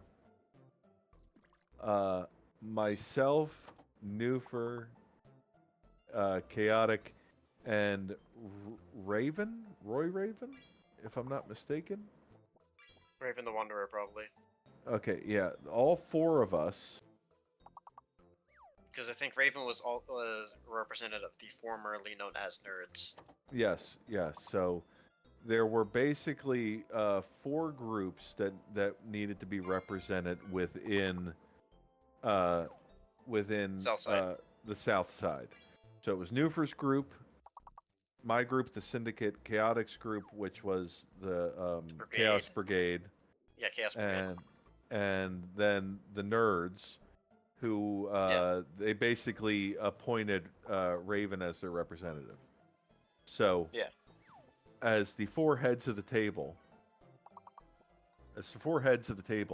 we're like, okay, so we are going to join forces and become this new group for this new server. And our plan is to do everything before any other groups can do them. We are going to show the power of what we're doing. Someone causing a ruckus. What? Oh. No, just they reminded me that I caught a pickle, and I was like, no, I'm watching. It's the one. It's actually what Nax is streaming to the Discord is the fishing, not the Gartic. Well, he was like ready to pass out, and I said, Yeah, I know. "Hey, just stream something," and he picked the first window he could, so that's what he did. Yeah. But anyways, so the group of us got together, and we got all of our constituents together, and we said, "Okay, we're going to make a server. We're going to make a Discord server." We made a Discord server. We invited everybody there. We're like, "Here's what we're going to do. We're going to go and do every single thing in this mod pack before anybody else can do it. We're gonna go. If I remember correctly, it was 1.12.2 modded. Yeah. For those into the specifics. So we're gonna go to the end. We're gonna defeat the dragon. We're gonna go to. Actually, I don't think you were allowed to defeat the dragon because I think that was Nags' goal. Or Nags was, that's part of his thing. He never did it. I think we did it. I think we did it anyway. I think we just went and did it anyway. There was a mod where you could go to the moon. We were like, we're going to be the first to get to the moon. There was a what's that? What? What'd you say? I said you guys were in fact the first on the moon, if I remember. This modded server, I believe, was 20. Also 2019. Yeah, 2019. It was like a month or two after the first one. And then we did there was like a whole bunch of other mods that were different dimensions that all had bosses there was in them. the Undergarden. There was I'm trying to remember now. Because I remember major mods, but I don't remember a lot of the mods back then. I think there was Twilight Forest. Yes, there was. But there were all these different bosses in the game now. So we're like, we're going to go do that. We're going to defeat that boss. We're going to do this boss. We're going to do this boss. We're going to get it all done before anybody else can do it. That's what we're going to do. So we came up with this. And they also had that Da Vinci vehicles or Da Vinci whatever it was. Da Vinci's aircraft, or yeah, formerly known as Archimedes ship mod, and now currently known as Valkyrian Skies. And so, which was my favorite mod. Yeah. And so I was like, we're going to build floating platforms that can fly. We're going to build all of it. We're going to build huge ships and like basically be nomadic, but as a giant group. So we were the biggest group on that server. We literally. Do you remember the name? Yeah, so we were trying to figure out a name for this big conglomerate group of all these smaller groups. Because you guys couldn't be Southside anymore. We came up with Our World Order, which is an anagram, and it's Uwu. So that was our name. Our World Order.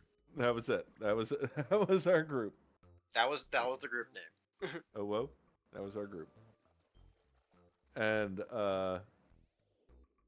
we had the final thing we did was we built this giant platform in the sky that was called the Octagon.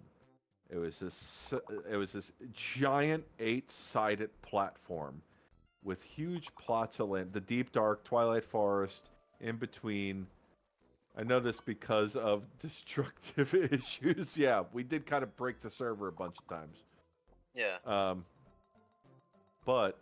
So we built this giant platform called the Octagon, and there were big segments in the Octagon, like it was perfectly proportioned, and everybody that was in Uwu could come and claim a section, except for the dead center, which was a giant tower, and on the tower, written in big letters going from top to bottom, was OWO, and I had built a giant flying ship that was in the shape of a skull, and our last act on Nags' stream, when we introduced his viewers and everyone to Uwu and what we've been doing the entire time that he was waiting for everybody to just do shit on the server, was I flew my skull all the way up to the platform, landed on the top of the tower, parked it, disabled it, and it became the figurehead of the tower. So we had this giant floating octagon platform with a huge tower in the center that had a skull for a top. That's what we did. And then we proceeded to put Nags on trial for his crimes against Uwu. Which was funny. Yeah. We had tell him about the war as well. Oh yeah, then we had the war. The war was hysterical. So we did have a nuclear mod in the game. And my buddy Iron, he was all about it. He was trying to figure out how to get nuclear power running, and he did. He got it running. Took him. He had some bad attempts. He did end up destroying some areas of the map where no man could go there anymore. But but he did eventually figure it out. I wish I knew the exact mod that you guys were using. Yeah, we're using that nuclear power mod. That's all I know. But with with that, you could make nukes. You can make nuclear bombs. Problem is that Rad, in all of her wisdom, because she did the right thing, banned them. She made it so that that is a block that you could not get in that game. So you could make a nuclear power all you want, but you can't make a nuclear bomb. So towards the end of it, I don't even know if Nufer was still around at that point. Like if he just like I'm done playing Minecraft for now. But the server got to the point where it was like you can't PvP. Like that was the whole point. You weren't allowed to do that. But then they lifted that ban. They said, okay, if you want, you guys can fight. You can have organized fights and all that stuff. You can do that, but no griefing. Like that was the whole thing. So we got into a fight with this opposing group that thought that we were taking too much power and we did too much, and they saw us as the big bad guys, right? And they're like, no, this is the monster that they created, and it was people from the West, people that were remnants of the West. Yeah, remnants of the West Side, a little bit of North Side who were aligned with the West as well. Yeah, yeah. And they basically were still bitter about the fact that not only did we destroy their economy in the first server, but we literally just organized too much better than them and whooped their asses because we didn't do any infighting. We just were like, this is our goal, this is what we got to do.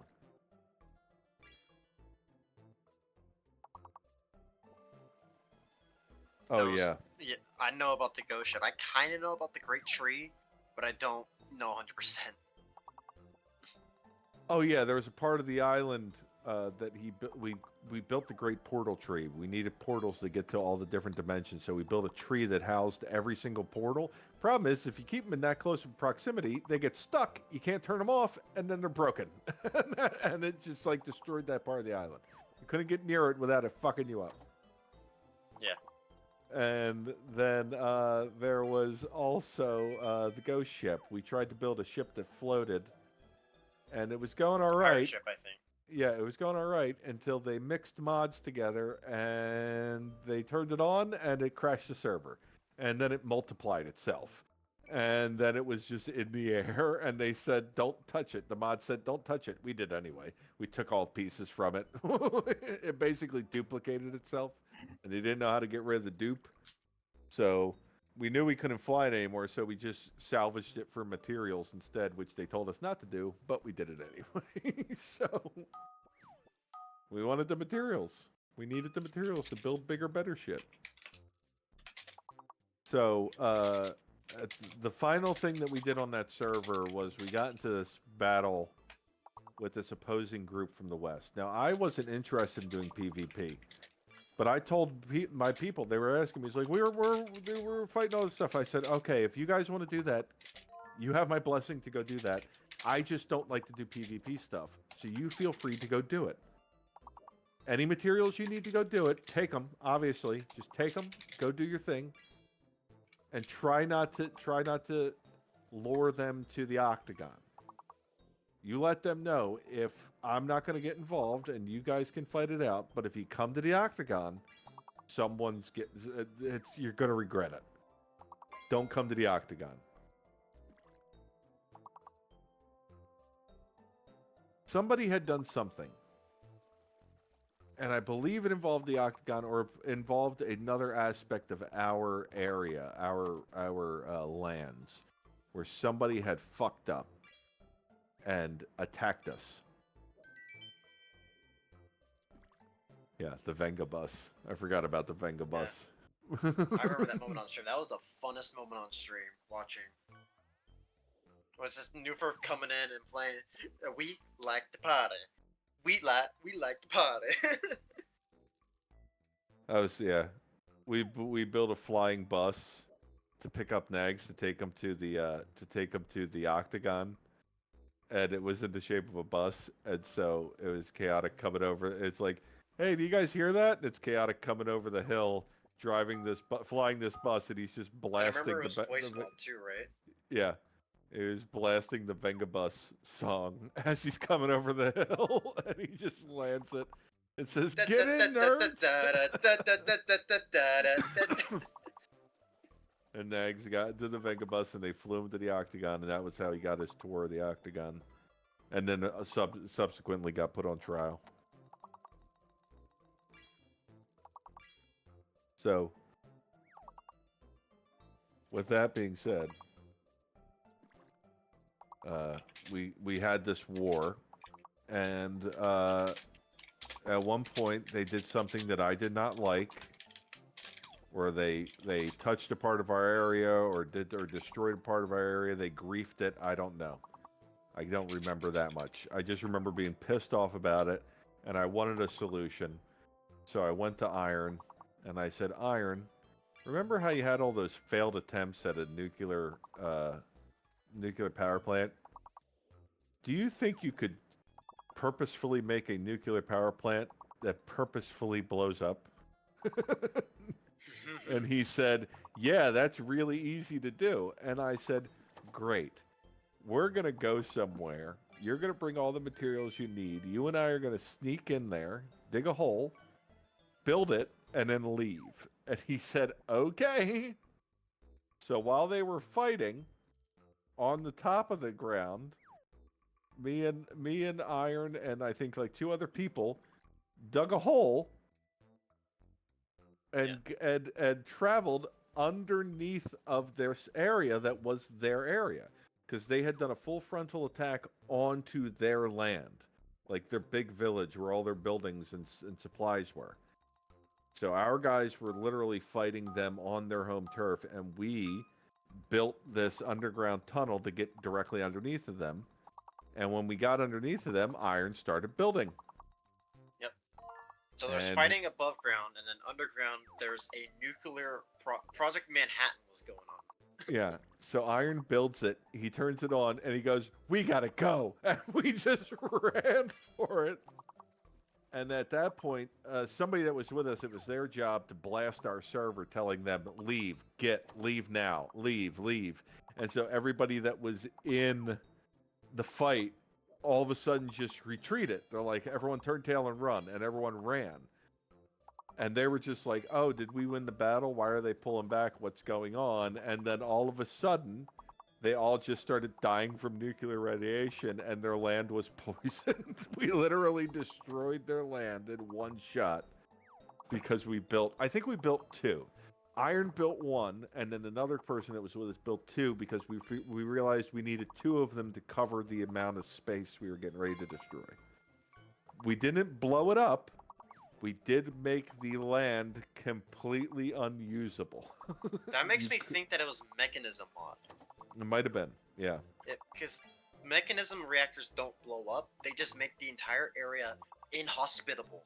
Well, yeah, because the nuke itself is the only thing that blows up. Like, it blows up.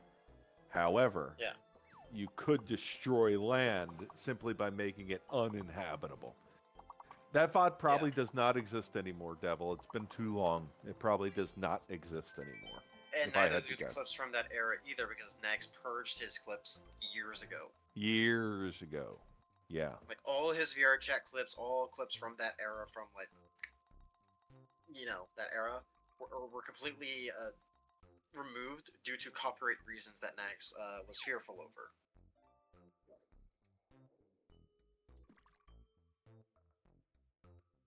Also, nice neg you, whoever got that.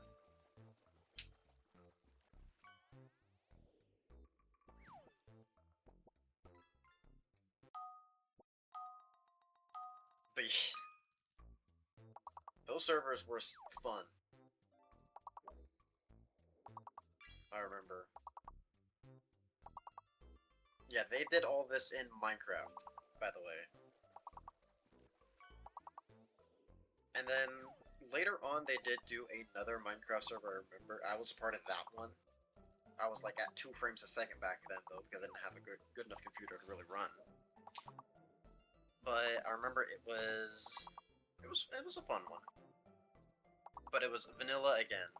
But it just didn't hold the set. It didn't last as long. No one really cared for it. Yeah, it was just a basic vanilla server where it was basically, go ahead and do as you please, build all you want. You know, it was a peaceful server. It was a peace-based server. Yeah. And the peaceful server was fun. Me and Iron were the only ones that were on the peaceful server that were from our original group, because a lot of our group had like dissipated or gone to do their own thing. So me and Iron did it. The only thing I remember about that server is I was trying to build the Bass Pro Shop pyramid. But I wanted to build it from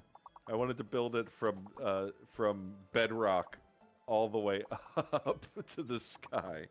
That's what I wanted to do.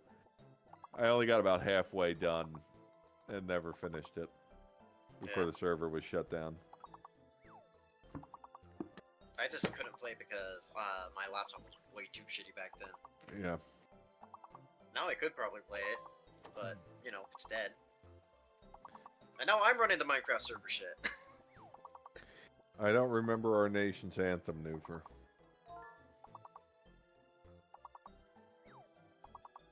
I do not remember it.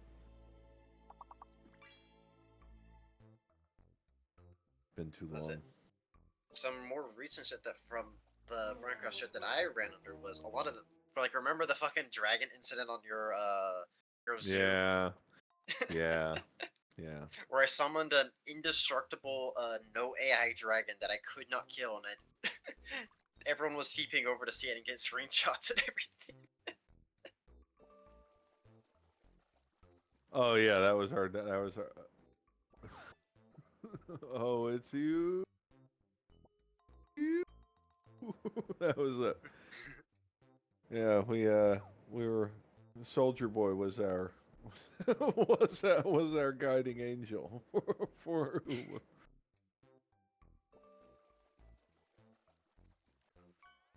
So what are you guys doing to Hive Mind server now? Well, it's been kind of dead for a while now. That's because of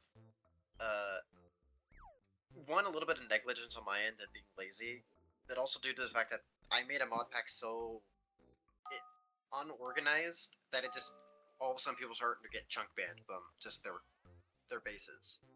So now I'm taking a step back to reevaluate what mods we really need and don't need.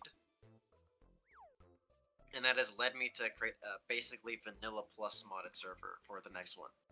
But I just want to have some fun in the meantime, so I have the temporary server up now.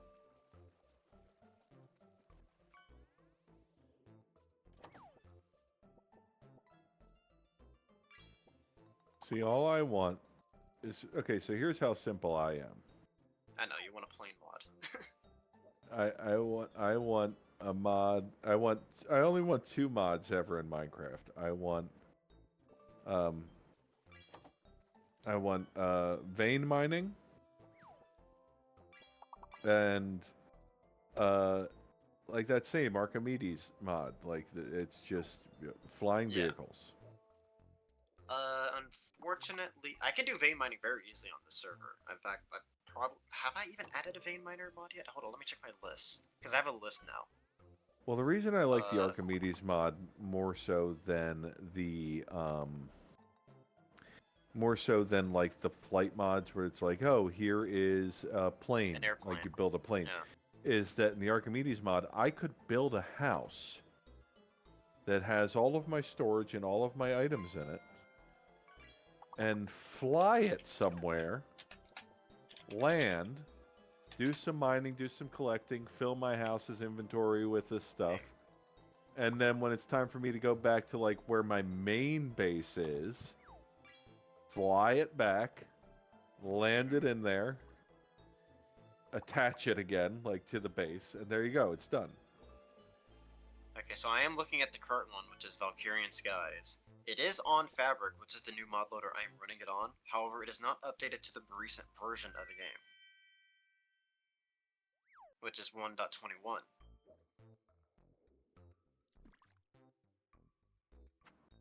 Yeah, the one I'm talking about, Clash, is where it's basically like it's basically making balloons with wool. Yeah.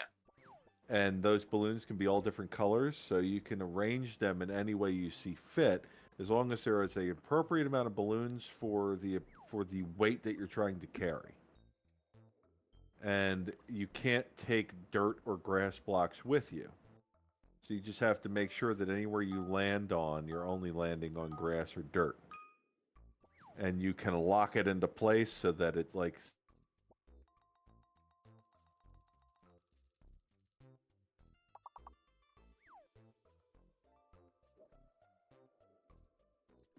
basically have storage. It would have like furnaces and crafting tables and everything you need. And you'd fly it to where you're going to go mine. You mine, you do your mining, you whatever you do. You collect all your stuff. You fly it back to your main base where all your other stuff is built that can't be transported. And you just do all your stuff there. Yeah. I like that mod as well, but the only issue I have with it is I know if we're going to do a large enough group with, you know, this group of people, they'll break it. The server will break, and like the server will crumble at their fingers. We found out what the issue is. The issue is that mod doesn't like you mixing anything into it that isn't vanilla. Well, the more recent version of it has fixed a lot of those issues. Like you can even run create modded. For those who don't know, create is like an exceedingly like complex machinery that can run on it perfectly fine. Now, the issue I have with it is just the amount of lag, and it basically turns Minecraft itself into a physics engine.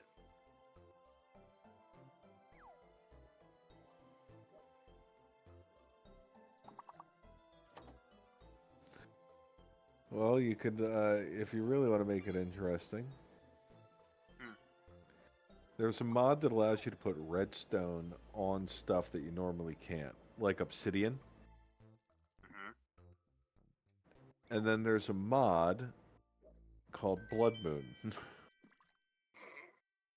No. So what? We need to know the Hunger Games.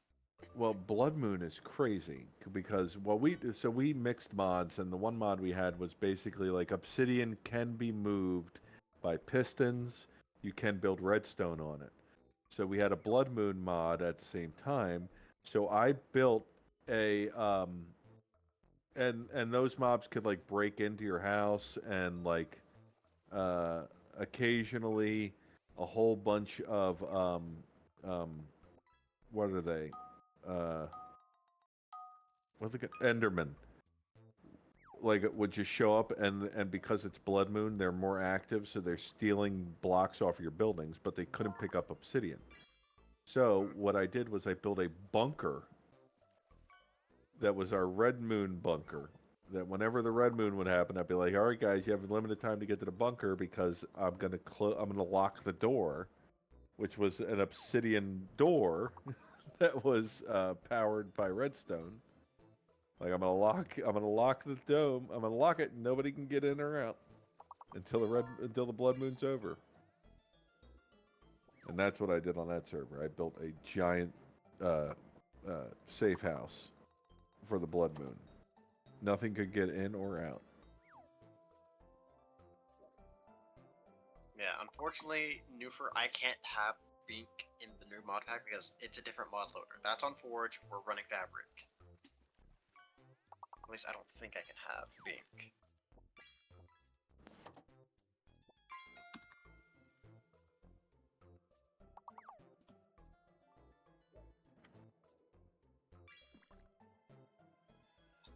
Oh, that was the same. It was a personal server. I had made it, like paid for it and all that stuff that we had all these mods on. We also had it was like a bunch of decorating mods.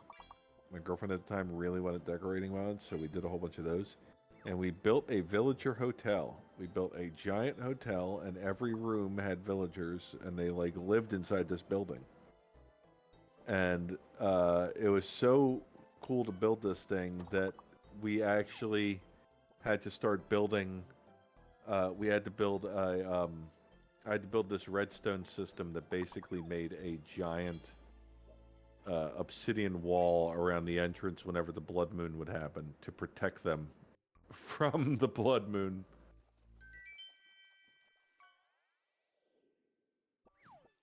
There's this giant, crazy to build redstone contraption that would basically create a obsidian wall around the entire hotel during a blood moon.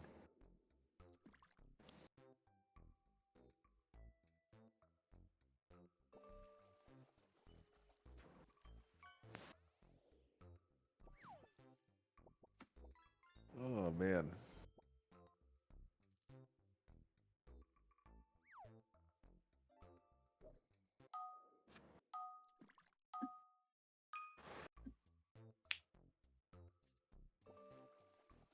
I see.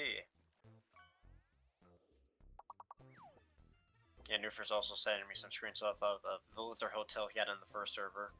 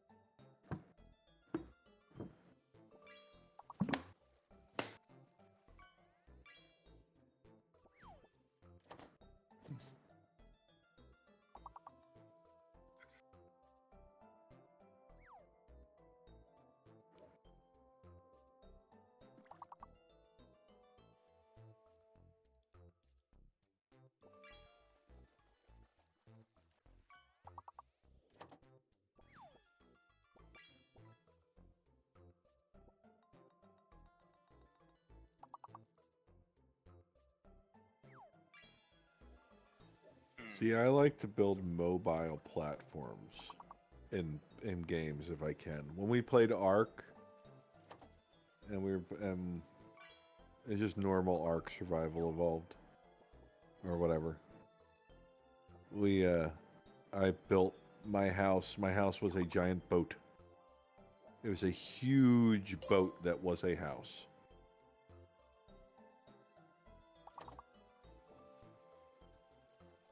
And that's what I would travel with. And it was so well built that on the roof of this boat was a landing platform for my giant bird that I had.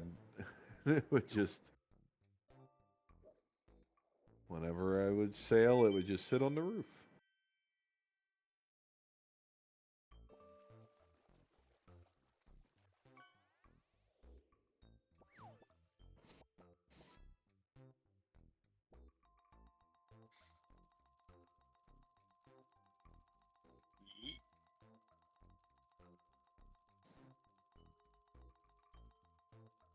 Yes.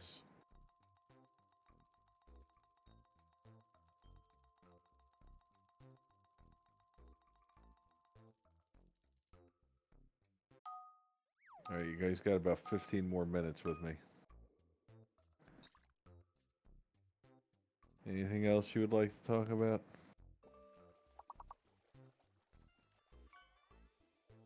Anything at all? Any other questions? Questions, concerns, or comments?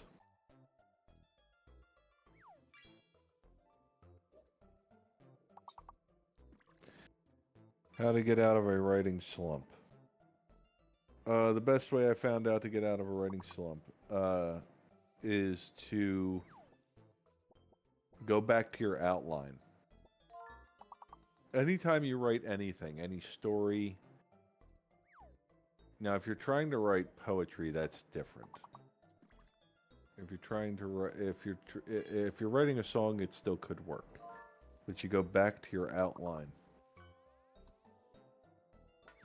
Here's my beginning. Here's my middle. Here's my end. You know what these three things are supposed to be. you do them first.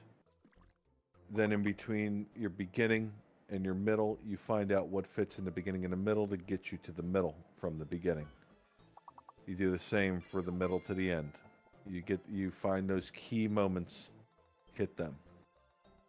You look at your outline again. You look at your moments. You look at the moments between moments. If you can do that, your brain will start to piece together the stuff that you're missing, the stuff that you're stuck on. You'll go, oh, okay, I need to get to this point. Here's what I haven't done thus far. And because you're thinking that way, oh, I need to get to this point, blah, blah, blah, you'll kind of start filling in the gaps of your own story. And it'll kind of help you roll out of that slump.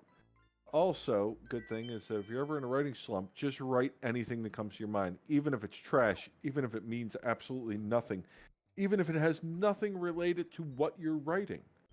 Just write it down anyway. Write it. Just write, like, blabber. Just go on and on and on. Until eventually, like, you'll just stumble upon it. Won't take long. Do you like Judge Dredd? I do not like the comic book so much. Although 2000 AD has done some great stuff with him recently. But I did love the Carl Urban Dredd. That Carl Urban Dredd movie was awesome. I wish that it did better so that they would warrant making the sequel. It's doing great on streaming. But they didn't make a sequel. I wish they did. I would have loved to have seen Carl Urban do that again. Play that same, because that's when I envision Dredd. That's Dredd. Never takes off his helmet. Is strictly by the letter of the law, but of course that law is brutal. But it's strictly the letter of the law. Unshakable. Incorruptible.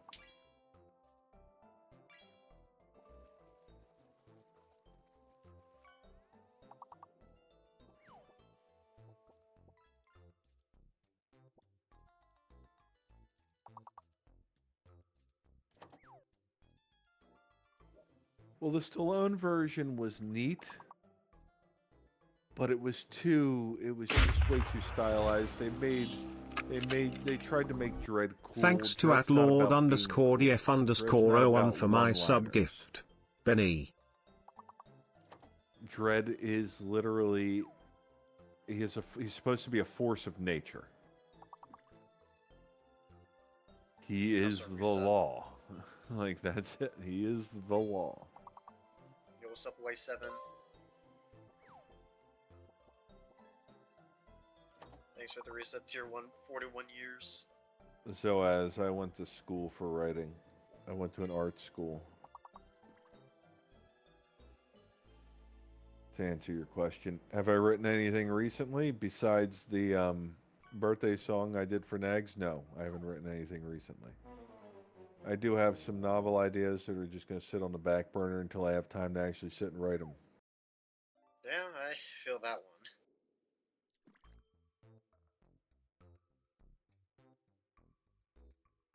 Cool, yes. Way to contribute to a conversation. No, let him stay. Okay. Way to contribute to a conversation.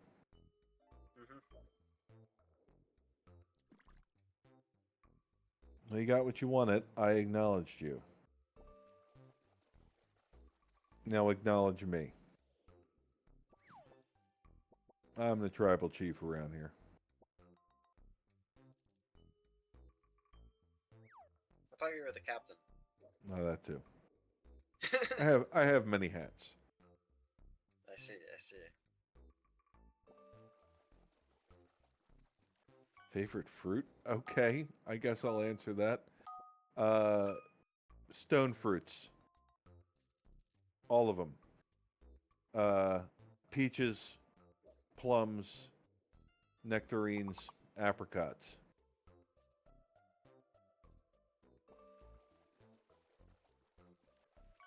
but not cherries. No. No, not cherries. Although dark cherries probably, but not your regular red cherries. Yeah, they're called stone fruits because they have big, heavy pits.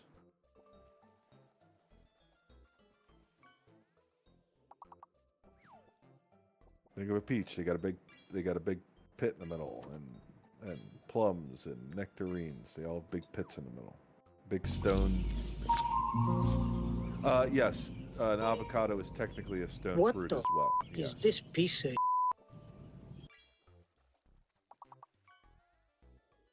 And I like avocados. If you freeze avocados, they develop a sweet taste. It kind of tastes like say you cut them, chop them, you freeze them, and then you eat them frozen, and they earn this new flavor from the freezing process, and it kind of tastes like grapes. It's neat. You should try it sometime.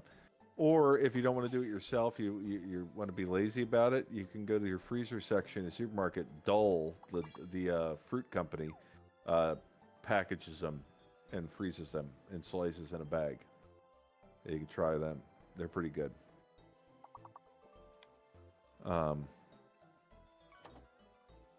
Yeah, I have a couple ideas for different novels that I have, and I have all outlines and all that shit written down, but I just haven't gotten around to doing it. 2 in particular. The third one's kind of an if, but I have 2 in particular. One is a big story about where all the characters are entrenched in Judeo-Christian mythology, and then the other one is a off-kilter superhero story about a guy who has a superpower that doesn't seem to have a lot of merit, but ends up being like the best superpower to have.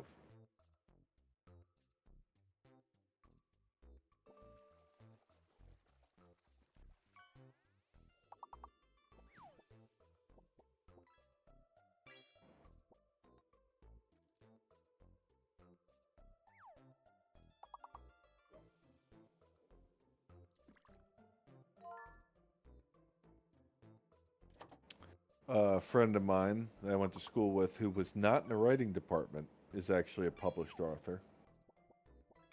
I have to find. I have his book around here somewhere, unless I put it in storage.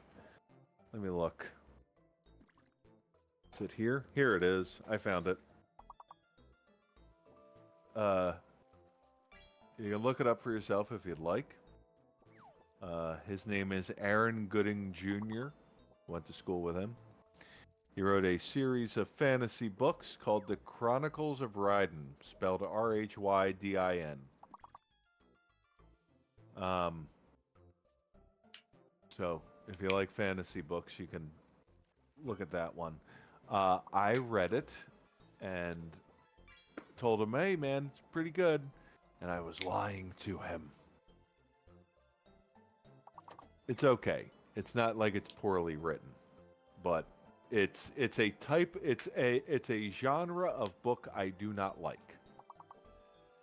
And it's not fantasy. I do not mind fantasy novels. There are some very good fantasy novels.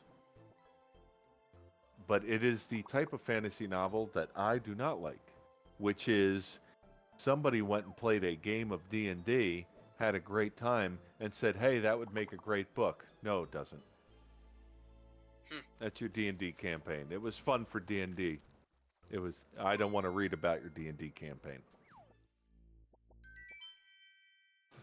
There you go. That just reminds you of the Critical Role animation thing that's in production. Yeah.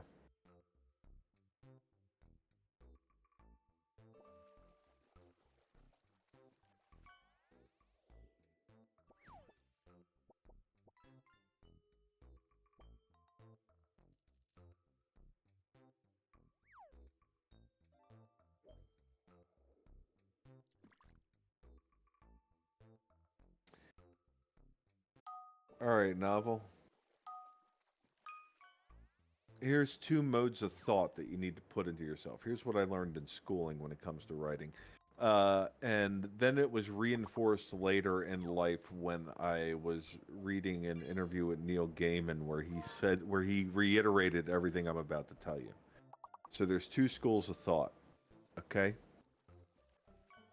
The first one is write what you enjoy. This is a story that interests me in my head. I really enjoy this. Doesn't matter if you think it's good or bad. You enjoy it. And as long as you're still enjoying the story that you're telling, great.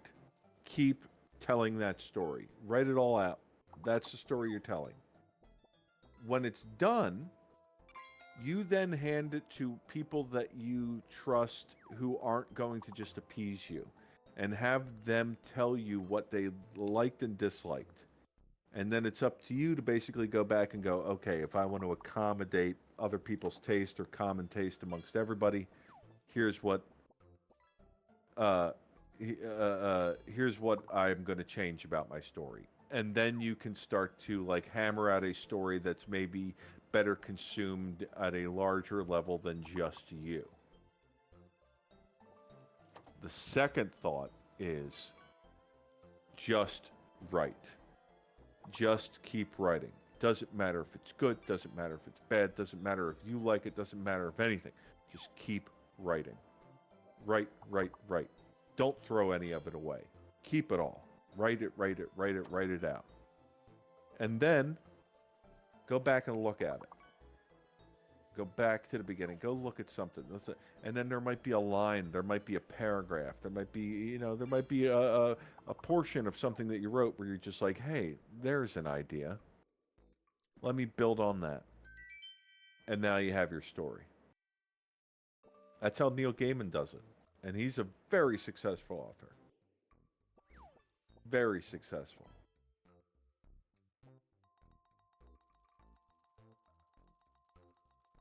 You archive them. Okay.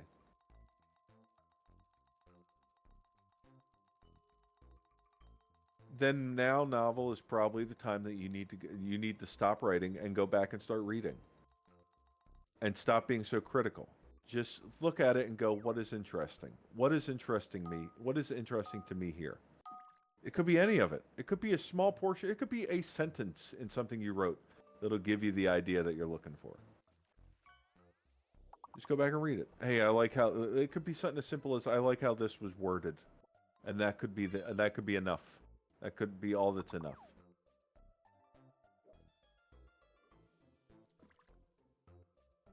Hemingway wrote one of his books. I forget which one. He wrote one of his books just by hearing the end of a guy's story. He didn't know the beginning of it, so he didn't get the ending, but he liked the way the guy said it, and so he wrote a book based off of the sensation and what he got off of that one sentence he heard from this guy's story in a bar.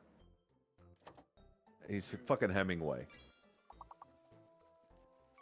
Kind of reminds me of another popular kind of story writer who had a dream one night of an ending of a story and then decided to make a game based off of that story, trying to get to that ending. Yeah. And for those who think of this as familiar, that's because the creator is Toby Fox with his series Deltarune.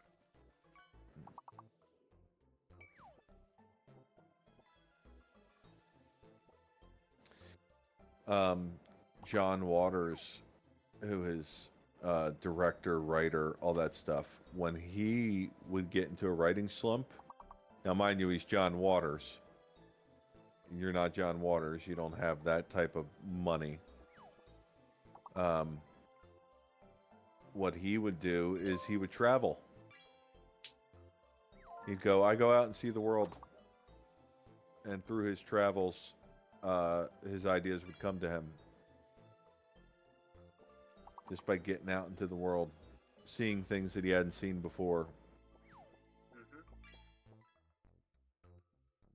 You might not be able to do that, but there are lesser things in that same realm of thinking that you could do.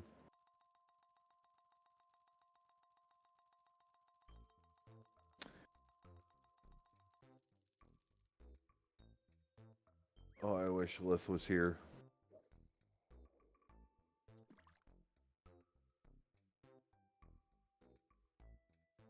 So I could share something with him.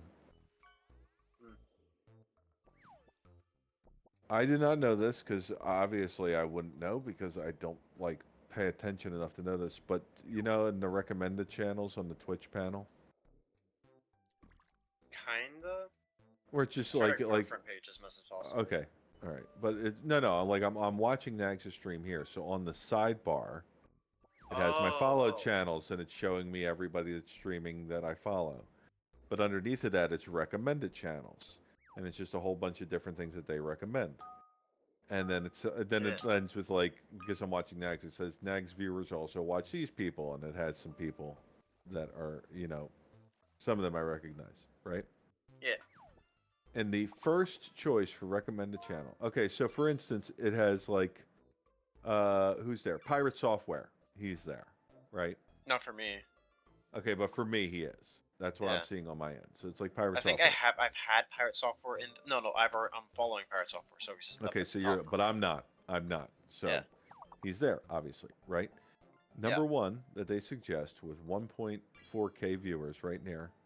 I don't know if I'm pronouncing her name correctly. Adriana Chechik. The you know, the porn star. All right. She's currently playing Black Myth. Yeah, that game, that new game. The Black Wukong Myth. game. The Wukong game. Yeah, but that's what it recommends to me. Like, okay. I wonder if Nags will ever play that game, Black Myth Wukong. Probably. Is it similar to Souls? It's basically Souls, yeah. Okay. Oh, the one who broke her back at TwitchCon. Yes. Oh, is that the one that broke her back? Yes, that is her. I forgot that was her. Yes, that is definitely her.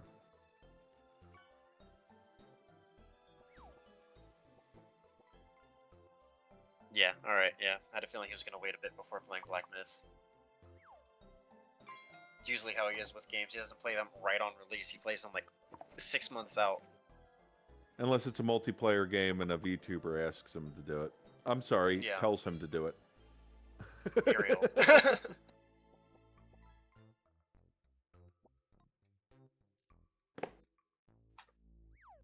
Was it my first recommended channel for me? And this is funny. Is Tyler1 playing Elden Ring. Yo, hey, look. Oh, hold on a second. Okay, great. The Gaming Beetle is currently watching the stream, but he's got that icon that says without audio. Watching without audio. That means we can talk so much shit on the Gaming Beetle right now, and they would never know it. We can just make up stories about the Gaming Beetle if we wanted. Huh? Wait, no. See, now you're lying, Gaming Beetle. See, you're lying. You're lying to us. See, I knew it. I knew you were lying to us. I knew you were lying to us. I caught you. You could have stayed quiet and let me and let me dig a hole. No, man, you got caught.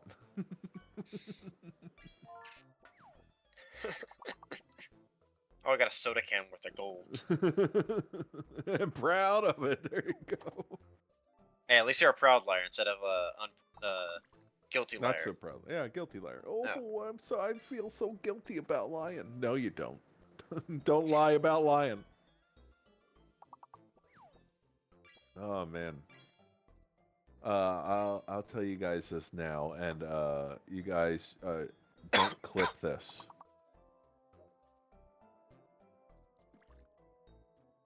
But this has been a great vacation. I'm glad I got to spend it and be a part of the STREAMAthon again. Like last year. Last year was so much fun, and this year was just as much fun. And you know, I'm not a mod, so I did. So there was no reason for them to invite me to be a part of this, but they did, and it's a treat. One person I forgot to invite to the server that should be in the server is Soldier, but I'm not friends with Soldier on Discord anymore. I am. Well, I cool. was, but you know what happened. Yeah, but she she didn't need to she didn't necessarily need to be a part of the server if she didn't need I to. know. I just like extending the invite to her. Yeah.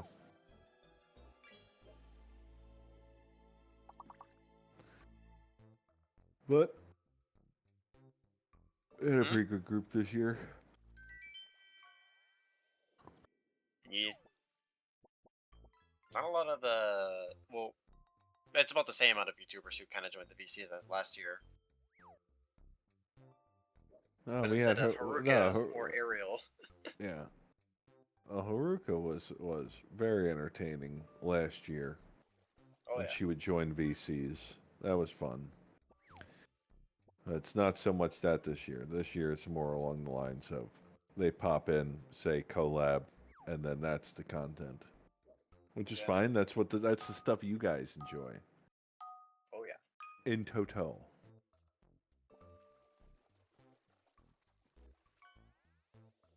Well, last year was a lot more fun for me because that's where my rivalry with Haruka began. Was in that was in calls where I was just yelling at Haruka for the most part. Well, your rivalry was a little bit before that too, with her kind of taking over. Oh yeah, tier 3. She took over the tier 2, tier 3, and I was just screaming at her. "You steal my fucking job! Don't you have your own goddamn channel? You gotta come over here and steal my shit? This is all I got? Oh, look at me, big bad streamer Haruka stealing from the little guy. Fuck you!" Who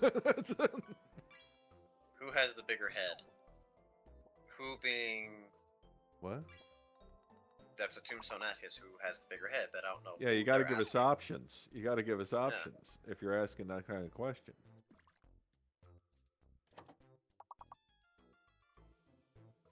You're just gonna say Chibi? You don't even know who's not even the person who asked the question.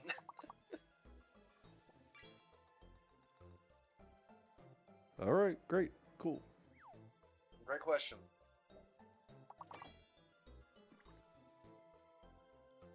The world may never know. See, Silas is trying to dig a little deeper. That would make sense, right, Silas? Because that was the topic of conversation, and then the question appeared during the topic of conversation. That would make sense. But in this community, you don't know. They could be talking about anybody. They could be watching other VTubers right now and just be like, "Oh, okay." Yeah. Like that one green one who's kind of next door to us. Yeah, that one. Yeah. Starts with an S, ends with NFT. Hmm. Yeah. That one.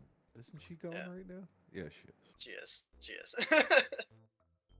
Oh, I didn't even realize. So I kept Violet's stream open in the background. But apparently she rated SSB, because there's SSB's panel right there. Oh, yeah, there you go.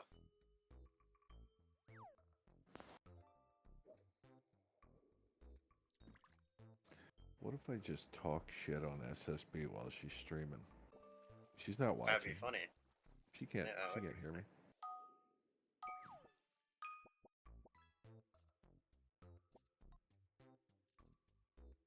I heard that SSB likes to push children down steps. True. Well, I heard it. It must be true. I haven't heard any different. I haven't heard anything. I haven't heard anything different. And I'm not even talking about like children that could like take it, like dickhead children, like, you know, like 9-year-olds, 10-year-olds. No, nothing like that. She's pushing like 2-year-old kids downstairs. Kids walking around going, the opposite, that she is or isn't. That's, you know. Yeah. So, I haven't heard that true. She. Yeah, it could be. Could be true. Could be a real thing. We don't know.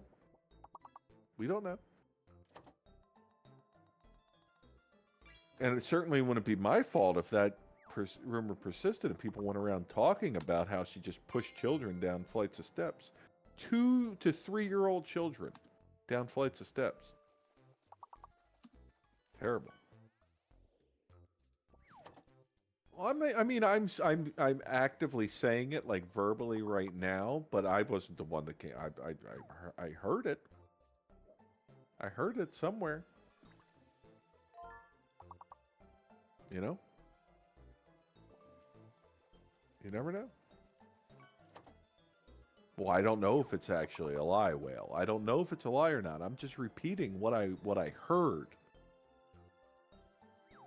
You know, it could or could not be true. There's no way of confirming. There's no way of knowing. You know what I mean? Yeah, yeah.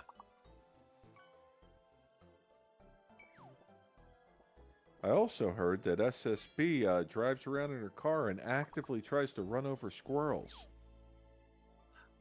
Well, she has again, been successful. I haven't heard saying that she doesn't. Yeah, I haven't heard. I haven't heard the opposite of that. Yeah. Yeah.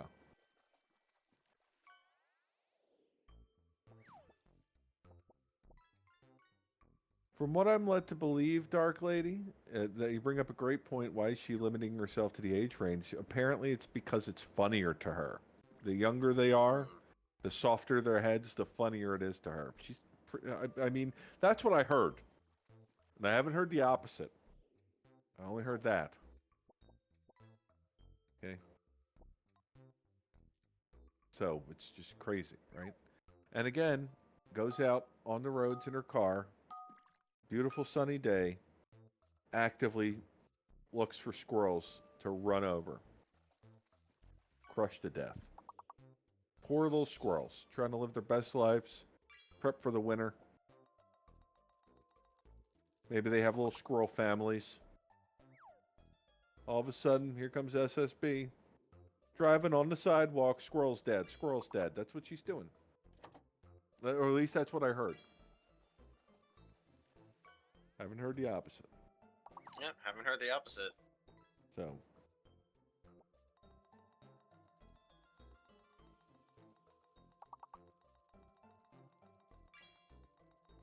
I also heard SSB when she gets on airplanes, she kicks the seat in front of her, wears flip-flops. Yeah. Again, haven't heard the opposite. Haven't heard the opposite. Can you imagine? Kicks the seat in front of her? Remember those people? Wearing flip-flops on a plane? Come on. You're on a plane with a whole bunch of other people. You're strapped in a giant metal tube for hours. Wear some socks at least. You know what I mean? Come on, that's not what normal human beings are supposed to do. Yeah, she also leans the chair back. You heard it too? I heard that as well, Zeph.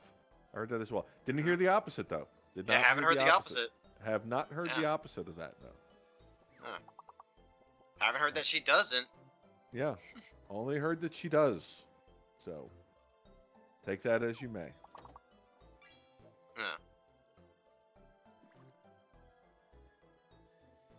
Jersey screamed at the stewardess. Again, haven't heard the opposite. Haven't heard the opposite. As a matter of fact, I heard exclusively that she only screams at the stewardesses. It's not even things like get me my drink or anything like that. When I heard, she just flat out calls them ugly. She goes, "You're ugly." Just harasses them in the worst way possible.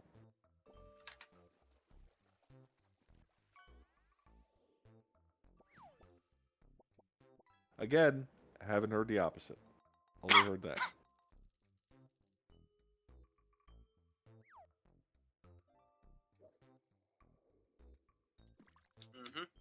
I heard SSB punches dogs. Haven't heard the opposite. Haven't heard the opposite. She punches them. She sees a dog in public, she squares up. Cold cock. Bang. Boom. Right in the fucking face. Like she's about to go 12 rounds with this poor dog.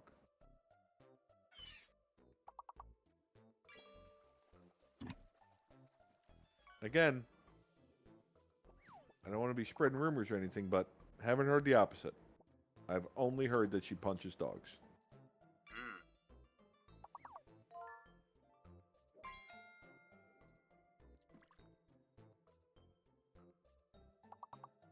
I also heard that she's... Go ahead, please. Unfair, please I continue. said I also heard that she beats bears up with a shovel. Yeah, she beats cute. Not, and I'm not talking about like grizzlies or Kodiaks or polar bears. Big bears that can handle it. I'm talking about like pandas, little Yeah. little black bears. Yeah. She takes a full-on coal shovel and beats them unconscious. Yep. Pandas, they're endangered still. Yeah. Yep. In fact, I think she's chasing one down right now. Yeah.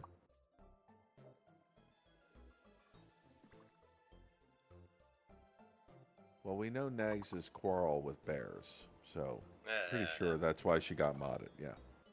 But back to the dog punching point. Whale did point out that they had heard, and it might be true. We don't know. We only heard this. We didn't hear the opposite. Is that she doesn't stop at punching dogs. She actually will sit down and eat an entire steak in front of them after assaulting them, just to put further insult to injury. It's like, who does that kind of thing? Who does that, right?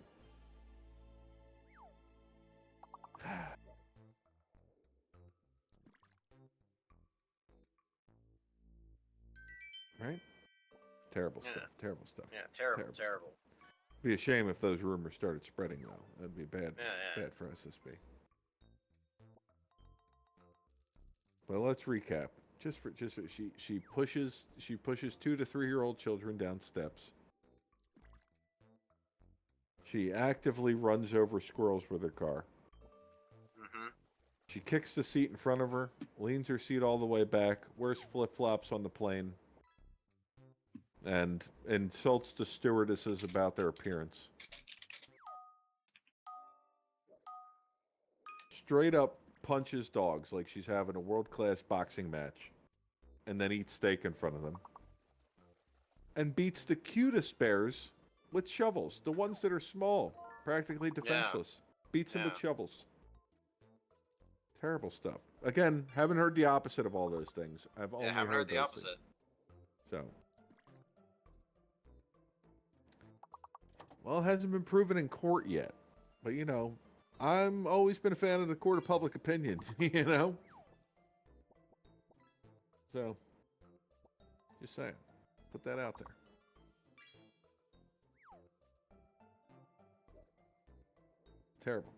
Terrible way to live. But, you know, she enjoys it as she goes cackling through the night. Laughing hysterically at the top of her lungs. God, do I enjoy the suffering of very young, small children. God, do I enjoy the deaths of squirrels at the hands of my white wall tires. Oh, how do I enjoy the suffering of others for my pleasure on an aircraft. Oh, I cannot resist the urge to physically and violently assault a dog, and then add insult to injury by eating a well-cooked steak in front of it. She does this. At least that's what I heard. I haven't heard the opposite. She just cackles that in the middle of the night. She admits all of her crimes. There's not a court in the world that'll prosecute her for some reason. Terrible. Terrible news. Terrible news about SSB. And let's not forget about the bears that she has assaulted with a shovel. Yeah, with a shovel. Big coal shovel, too. A lot of things with a shovel. Yeah. Terrible. Terrible stuff. Mm-hmm.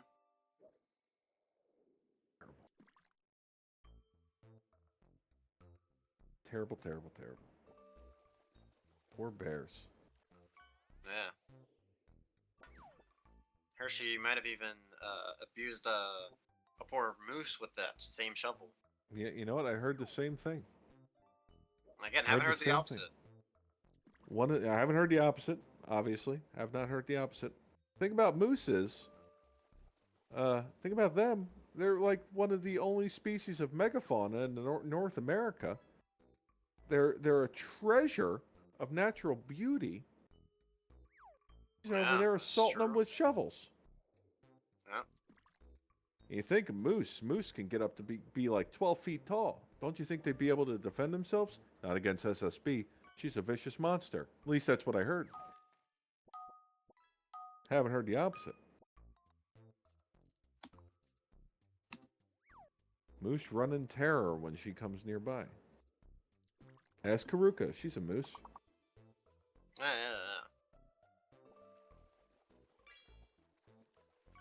Terrible stuff. Terrible stuff.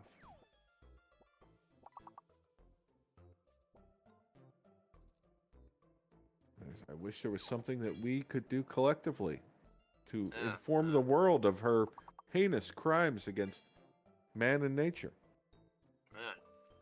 Only. She's beaten up as many forest creatures as possible with this shovel. Again, haven't heard the opposite. Yep. And small woodland creatures, she doesn't even use a shovel. You'd think, hey, keep using the shovel, right? You're already beating up the big animals with a shovel. No, she uses a full automobile on small woodland creatures. Squirrels. That's what I heard, squirrels. But I also might have heard rabbits, cute little bunny rabbits. She thinks the cuter the better. For driving over them, Jesus Christ. Terrible stuff. Terrible, terrible stuff.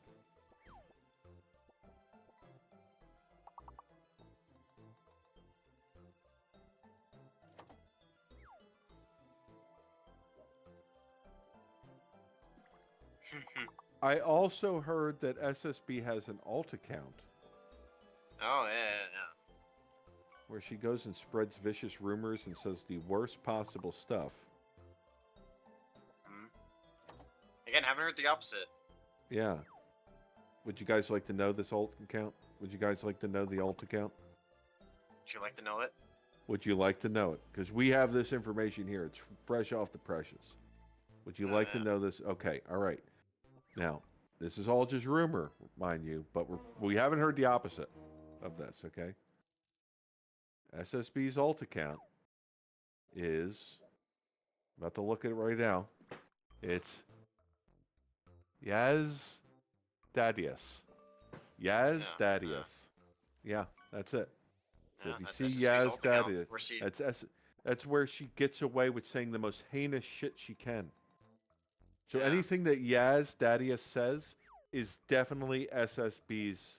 That's definitely what SSB is saying. Yep. It's what she wishes she could say on a public forum. That's why she uses that. At least that's what I heard. Haven't heard the opposite. Have not heard the opposite. So all the horrible stuff that account says about anything, it's SSB. Terrible. Terrible stuff. Terrible stuff. Yeah, terrible. God. Can't believe she's being allowed to get away with all these crimes. Yeah. Especially live on Twitch, too. Live on Twitch. Gross. Oh, yeah. Kelamis, the reason why Yaz has no filter over there is because it's SSB. At least that's what I heard.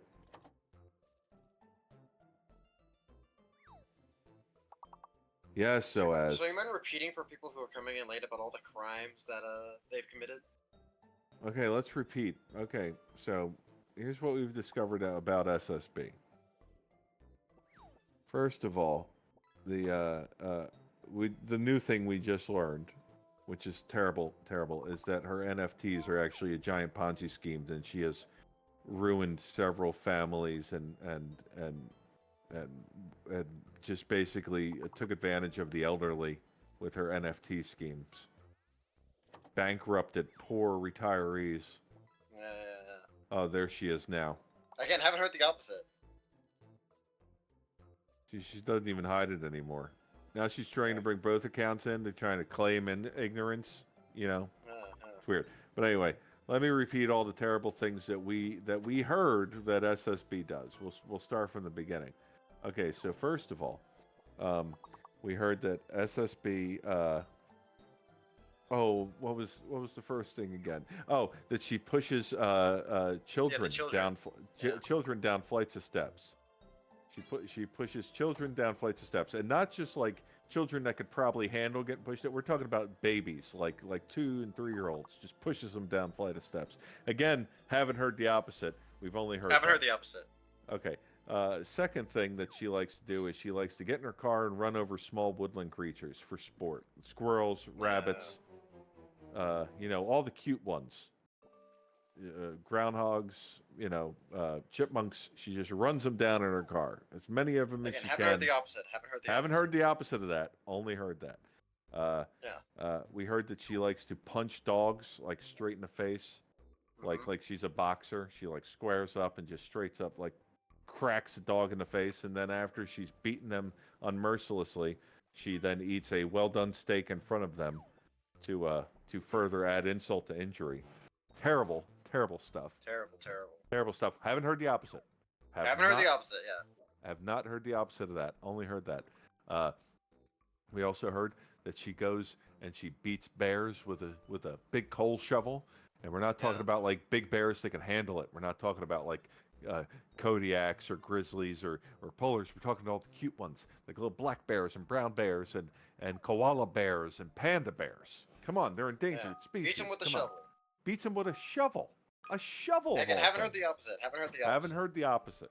Have not heard the opposite. Only heard that. We heard that she, when she gets on airplanes, she likes to kick the seat in front of her. She wears open-toe shoes in the middle of an airplane. She has her seat leaning all the way back to the person behind her, and then she verbally insults all of the stewardesses, but not with like, you suck at your job or something like that. It's like personal insults, like, hey, you look like you've gained weight, or oh my God, you look ugly in that dress. It's that type of hateful. Again, haven't heard the opposite.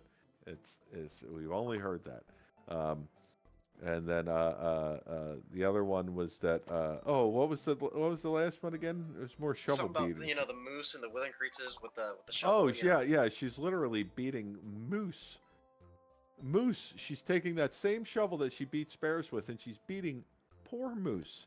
Now you think a moose, 12 foot tall, over a ton, you think it'd be able to handle that type of assault? But come on, it's the last species of megafauna in North America. And she's trying to beat him to death with a shovel. Yeah. Come on. My God. Terrible. Again, have not heard the opposite. Have heard the opposite, yeah. Have not heard the opposite. Have not heard the opposite. So, yeah, I mean, you take that as you may, okay? And then the last bit of damning information, we found out her alt account was Yaz Dadius. Yeah. It's her alt account, which she uses to truly express her actual thoughts and feelings about things so that she can save face on the SSB account. So, I mean, terrible thing. So anything that Yaz says is coming from SSB. Again, have not heard the opposite. Have not heard the opposite. Haven't heard the opposite. So it's got to be true. Yeah, it's got to be. It's got to be. Heard the opposite. So all those have things not have to be heard true. the opposite. And you'd think that a court of law would have stopped her by now, but nope. We don't know how she's done it. We're pretty sure she's... You know what? I think that's something else I heard, too. We're pretty sure that she's murdering judges. She's just straight up murdering judges and intimidating juries to ensure that she does not do any jail time for her crimes against humanity. Yeah. She's literally murdering people now. At least, I haven't heard the opposite. Yeah, I haven't heard the opposite, of course. I've only heard that was true.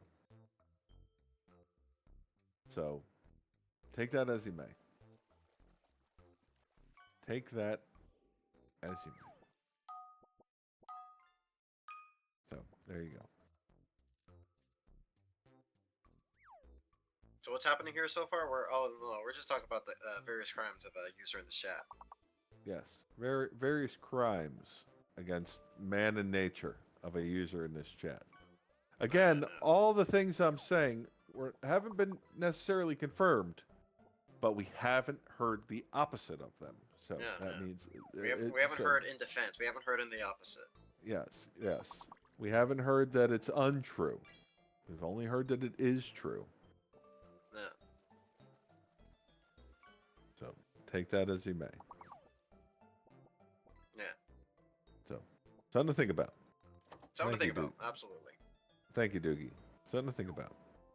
Doogie, thank you for saying that. Somebody need to say it. Something to think about. I really want to time him out. I really want to do it. Doogie.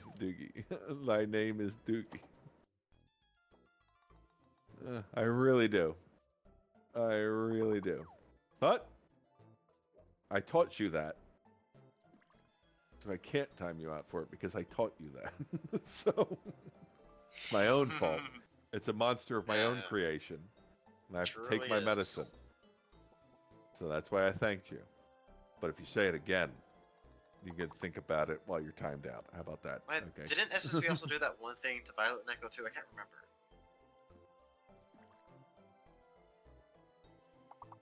Oh, where she tried to asphyxiate her with a plastic bag? Is that the time we're talking about? I think so. Again, haven't heard the opposite. Haven't heard the opposite. SSB ran up behind Violet and Echo. Actually, IP Tractor found out where she lived. Oh, I think I remember hearing about that. Again, haven't heard the opposite though. Yeah, haven't heard the opposite. Snuck into her house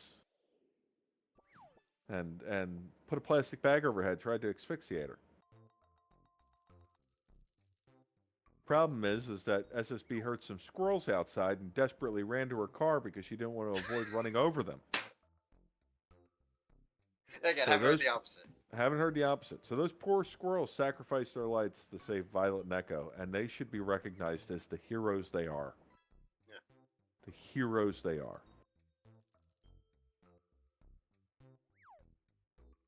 Yeah.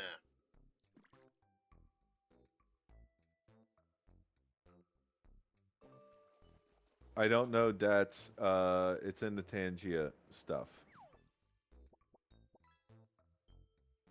It's called Tangia Dungeon. There you go. Well, that makes sense, since it's in the Tangia stuff.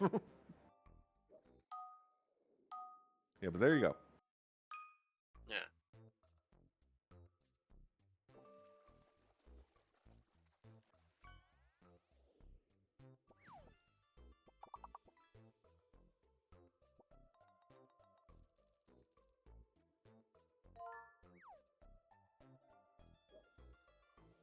Yep. Listen, Haven't heard the opposite. Yeah, Angus, listen. I know you're saying whistleblowers beware, SSB is on to you. I understand. But too much of her crimes are going unchallenged.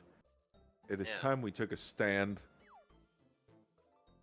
and we will not allow this to transpire any longer. We must let the world know. She has manipulated the courts, as we said. Again, have not heard the opposite. She has manipulated the courts by flat out murdering judges and intimidating juries. So it's now time for the court of public opinion. She can't stop us all from knowing the truth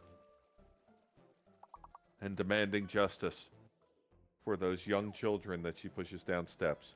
All those stewardesses that she verbally assaults on airplanes. All those woodland creatures that she runs over with her car. All those bears and and all those bears and mooses that she assaults with a shovel. How she avoids Twitch moderation by making a false account under the name of Yaz Dadius. And all those poor lawmakers that she's straight up murdering. And Violet Neko, who is being assaulted in her sleep.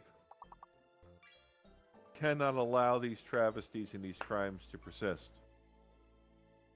We must all let the world know of these things that SSB has done. Supposedly. Again, haven't heard the opposite. Haven't heard the opposite. You know what, Clash? You're absolutely right. I have heard that she does indeed glue people's balls to their buttholes. That's just wrong. And there you go. Now you see now if you guys look in chat, you see right now. Okay, you see right now. This is what Stockholm syndrome looks like. Yeah. Okay. This poor woman who has been assaulted violently and with irrevocable damage to her brain and body by SSB is now pretending as if nothing had ever happened. Yeah. You can't even remember the incident. Can't even remember the incident. So tragic. Yeah. Again, haven't heard the opposite. Haven't heard the opposite. Must be true. Yeah. Supposedly. Supposedly. Yes. Very curious that SSB commented immediately after Violet and Echo. It's almost if intimidation were a factor. Yeah. It's, blink twice, Violet Echo, actually. Blink twice. Blink twice if you are in danger and need assistance. Yeah. Don't worry. You're among friends here. Yeah. Don't worry.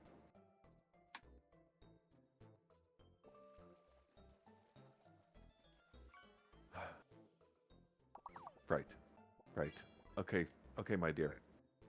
Don't worry. I won't allow that beast to further denigrate you in such a way. Yeah. Especially with more plastic bags. Where she tries to asphyxiate you in your sleep by IP tracking you and sneaking into your home. And the only reason she stopped short of killing you was because there were squirrels outside. And she heard them and she needed to get back in her car so she could run them down. Because of her desire to kill squirrels far outweighs her desire to asphyxiate you in your sleep. Terrible. Terrible. Terrible. Terrible. Terrible.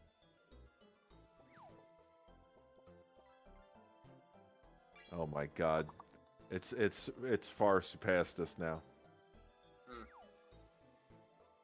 I'm being told that she is now kidnapping your families and children's and trapping them in her basement. Again, haven't heard the opposite. Haven't heard the opposite. I've only heard that. When will it stop? When will the madness of SSB's reign of terror stop?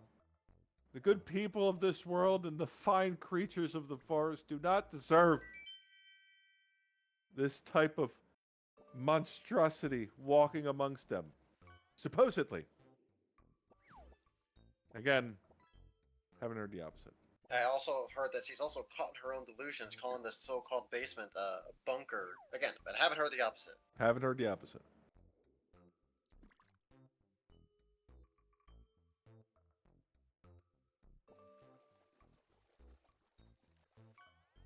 Terrible. Terrible. Terrible. Terrible. Terrible. Mm-hmm.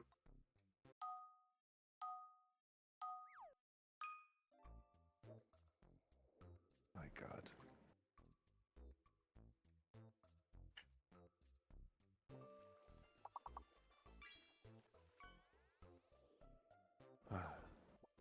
I also heard she eats corn the long way.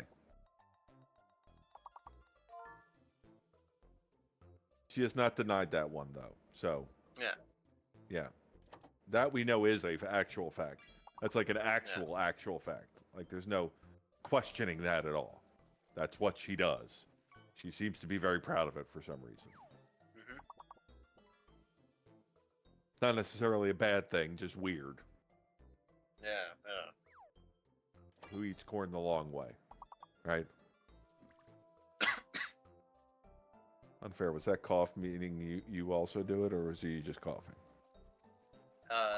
Well, I don't know how I can explain this, but SSB has unfortunately poisoned the water wells near my area, and it's slowly affecting. It's affecting you. It's affecting you. Yeah. You know what? Yeah. I did hear that she was poisoning water supplies and water cisterns and stuff like that around the country, specifically in and around your area. Again, supposedly. I've heard the opposite. again, haven't heard the opposite. So, just saying. Okay, all right. I'm getting news now. I'd love to hear it. Dragu, what is SSB's biggest crime yet? Give it to me. What have you heard? What have you heard? She shoots grown men in the crotch. My God. Oh my God. My God. She's euthanizing the entirety of humanity. She's essentially trying to sterilize humanity right now by ensuring that the supply of reproductive materials is just gone. No. She's trying to look for an extinction level event in humanity. Ah. Founder says this sounds like propaganda. You know what, Founder? We don't need your negative attitude in here, okay? I heard she's possibly even continuing this euthanization plan out right now. Right now? Yeah. My God. Terrible. Terrible. Terrible. Yeah, again, I haven't heard the opposite. Haven't heard the opposite. Must be true. I heard she's also putting chemicals in waters, turning frogs gay. Again, there's nothing wrong with turning frogs gay, but, you know. Nothing wrong with still being a an gay issue. frog. Still an issue. Nothing wrong with that. You don't want to force that type of lifestyle upon a person. They have to. It's supposed to be born into it. Like that's how I feel. That's how I was born. That's what you should do. It's a very beautiful thing. Be yourself. Again, haven't heard the opposite though. Haven't heard the opposite. There she goes, trying to wave it off again like it's somebody else, not her. Nah. Terrible thing. Terrible thing. Terribly. How long do you think I can keep this bit going? I don't know. What? At this point, I'm just reacting to whatever SSB is doing.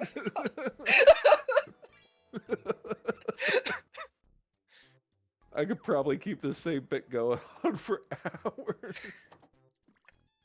Oh man. I heard that she even just shot a person in the nuts with a like some kind of magnum right now or something. Yeah. Yeah. God damn. Even beating them with a shovel now. God damn.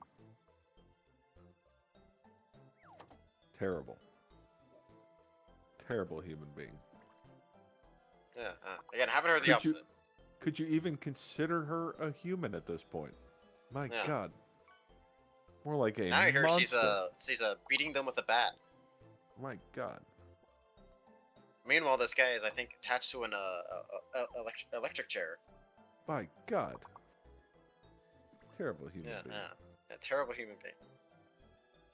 The worst.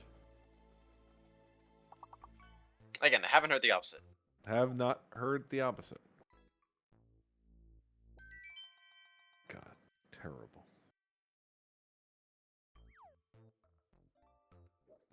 Oh my God.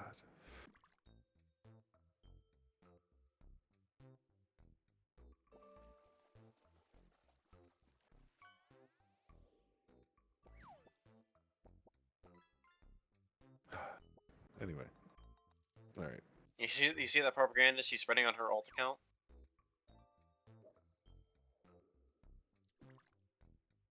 In here? Yeah, No. in here. Scroll backwards. Oh, here it is.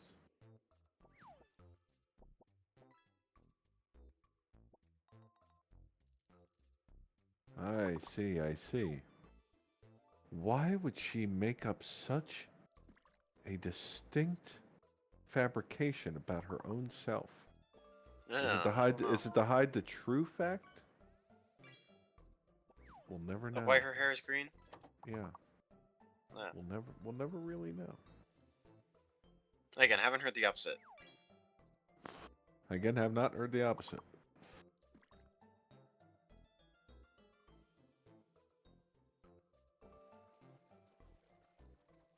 My God.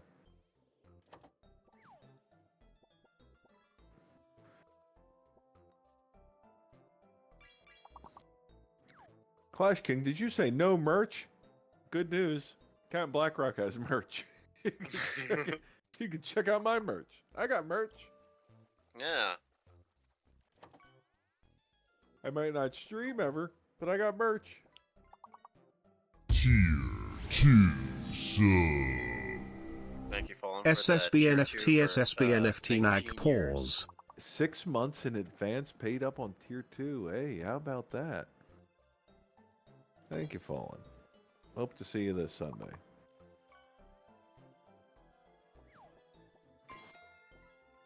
Yeah. No, you can't burn down my merch warehouse. It's impossible. It's completely 150% fireproof. I had that done because my dildo factory burned down. Yeah. And I don't want to repeat of the same thing. So I also heard that going back on the whole SSB thing. I heard that she hired someone to shoot another person with a shotgun repeatedly. Oh my God. What a terrible thing to do. She sounds like a violent psychopath.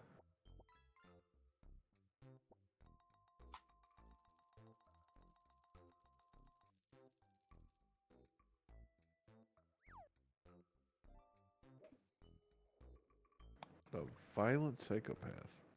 Right, yeah, she is. My God. The worst.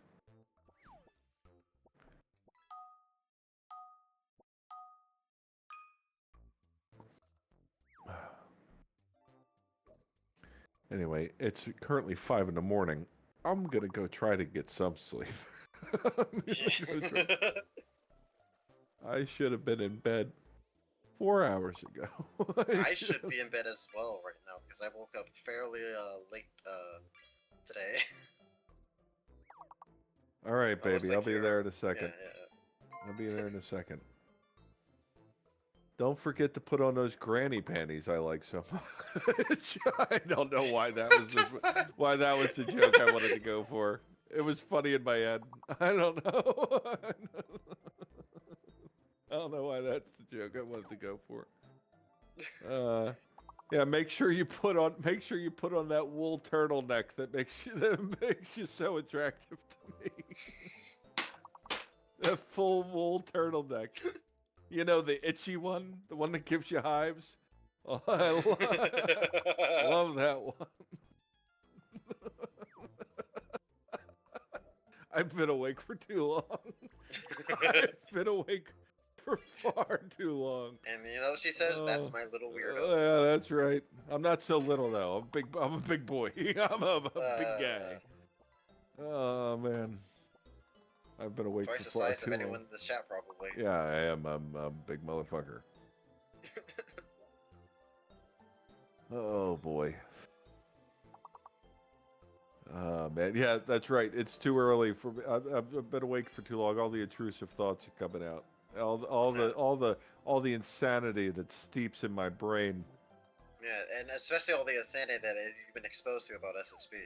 Oh yeah, SSB's crimes against humanity have definitely driven me over the edge of sanity. Yeah. It's bad Again, news. but again, we haven't heard the opposite of those claims, though. You know what the best part about this is that Nags will What? never go back and check this portion of the VOD. He will never True. see this 3 hours of nonsense that we've just endeavored on. I also find it funny that during all this, people were exposing us in SSB's chat, and SSB pulled us up. Yeah. Oh my God! I haven't heard the opposite. That's right, Clash. Haven't heard the opposite. Oh my God! All right, I'm off. I'm off to sleep. I will catch you guys tomorrow. And I'm sure Unfair is going to pass out at some point. So I'm probably going to, like, right now anyway as well, like, following you out the door. Because it is late for me as well. yes. Not as late as it is for me, or for you, but, you know. Yes. Yes, Violet. We are aware. That's why we continued the bit even more so when we knew that we were being heard. Yeah. So, We trust that you guys will enjoy the games. I'm sure that Lord will probably show up at some point. I have to assume Lord will show up at some point. But again, haven't heard the opposite of that. I haven't heard the opposite of that. And I'm sure that you'll get Davey and Lith fairly soon, probably. Mornings, yeah, early morning hours. You guys are probably going to get them. So you'll only be alone for a short little bit. Please entertain yourself with words on stream. Do some fishing. You can play in the Tangia dungeon. Yeah. Please feel free to have some fun, guys. As I like to say it, pick an iPad. Yep. And once again, I have been the host with the most, Cat Blackrock. This has been Unfair Balloon. Some dipshit. Yep, reminding you all to stay weird, be yourself, and fuck the locals. I have merch. Check out my merch. I got merch. See you guys. Oh, see you, Unfair. See ya.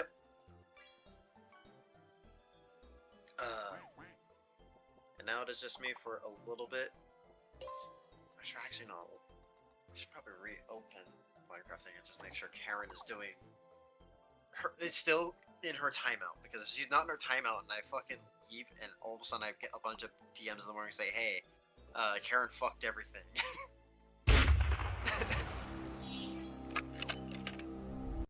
Also, Doogie, thank you for the gifted sub, or something to think about.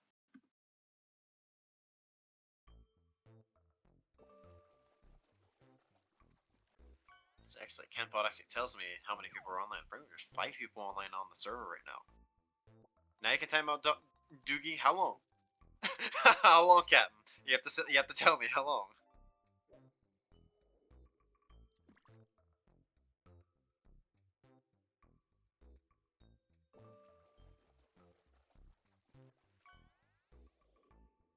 Gotta wait for the response. 30 minutes? I mean, if you're saying 30 minutes, I'll do 30 minutes, Doogie.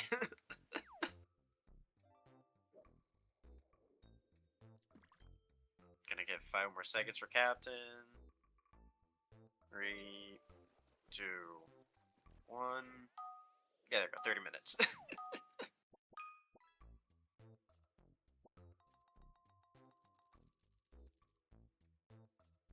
Alright, let's see.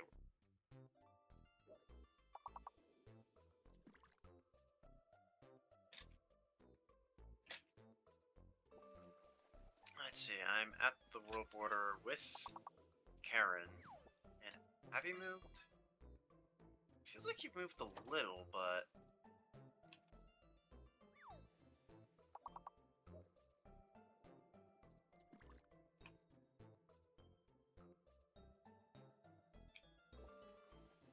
Hold up.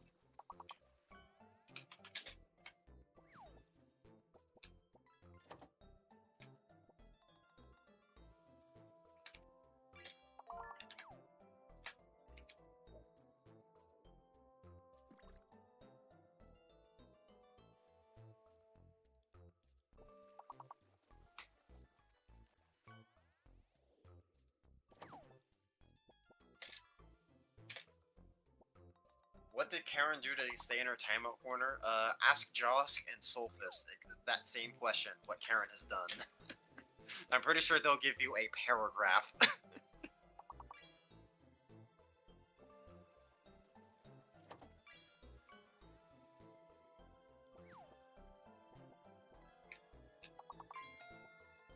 Yeah, it looks like Karen has not moved from her timeout corner. Good. She will stay like this until morning.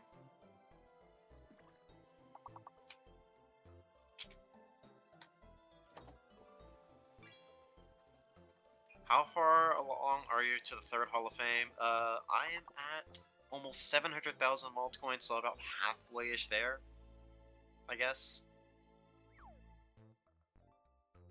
Again, I want to make it clear that at this point, I am no longer the number 1 with channel points. The number 1 is easily Reg, because he is a tier 3, while I am but a tier 2. Will there be an ending to the Hall of Fame? As far as I know, there's only 3 or 4 mugs for the Hall of Fame that he has out currently. anything more than that, I don't think he does have. My goal is just to fucking keep doing Hall of Fame and just annoy the shit out of him.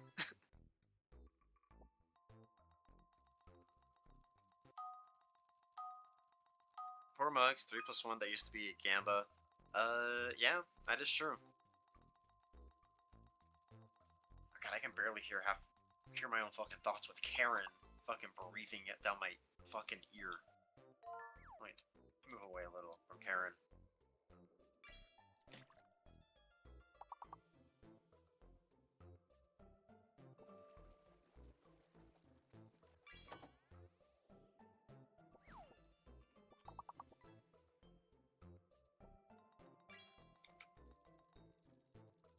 Let me actually check on the people on the server.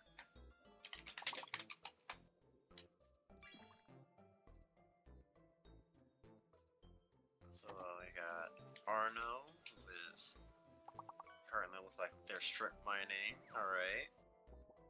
Currently over a big hole in the ground next to some water. Oh, and they jumped down. Oh, they're getting their stuff because I think they died. Oh yeah, and now they're gonna die to a creeper. Oh no, they didn't die to a creeper. On to the next person, which is Kage. And oh yeah, I forgot Kage has full diamond armor on the server. And they are currently being attacked by a bunch of zombies. I'm pretty sure they'll live it. Next is, oh yeah, Necrodon. Currently underground and has almost full diamond as well. Nice. They're a nice underground base. I think they're still infected. Yeah, they're still infected by Karen's disease. Because Karen is not a nice person. But it looks like they are thriving, a little slowly. And a new person on the server, November Raven. Let's see how November Raven's doing. They are currently running through a swamp.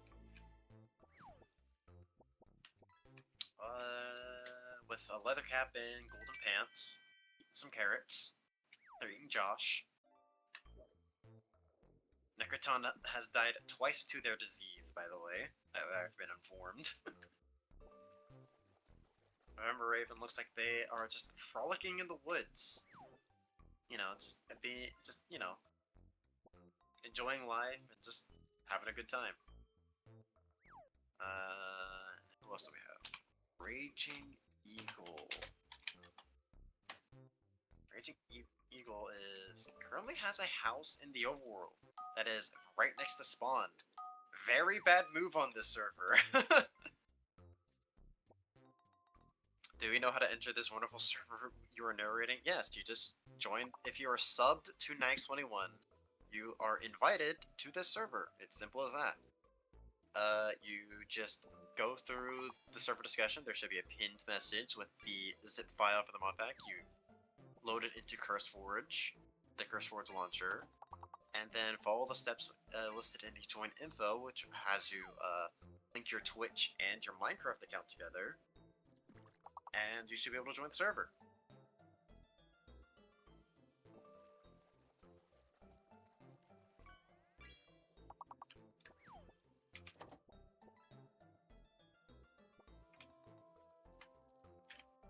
And Raging Eagle has asked a question, why is it so bad to have a house in the overworld?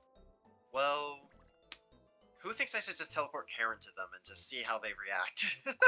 Just kidding, I'm not going to be that mean, But you get the point. Karen can just come over at any fucking time and just say, hey, that's a nice house, I'm gonna eat it. Unfortunately, or fortunately for them actually, is Karen is 20,000 blocks away in their timeout corner until I wake up the next morning.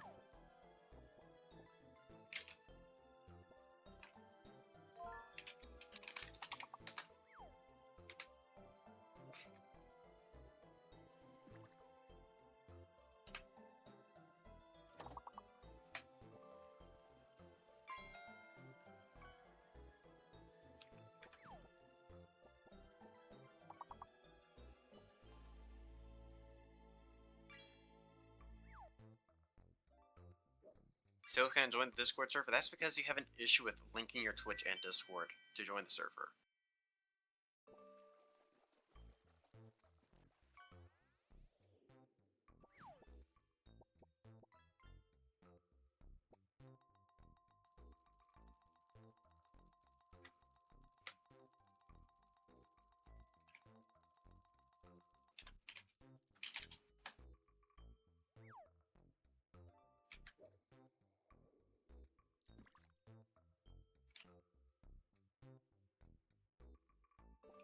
Ah, I see. Yeah. Now I'm looking underground. I see that their base is underground. Or they have a staircase going underground at least.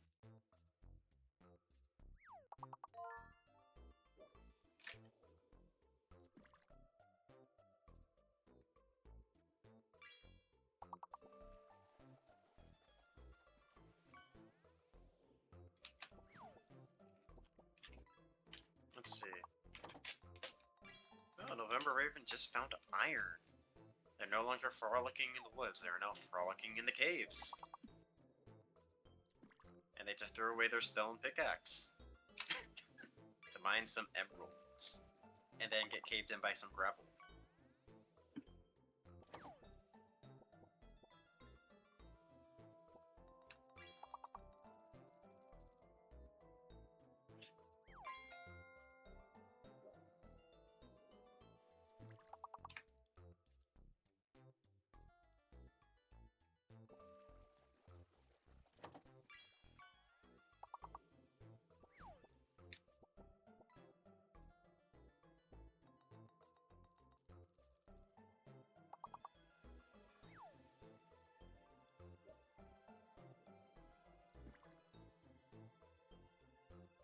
Alright.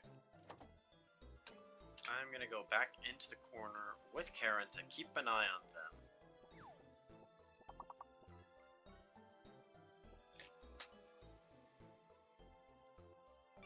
Yep, they sure aren't moving.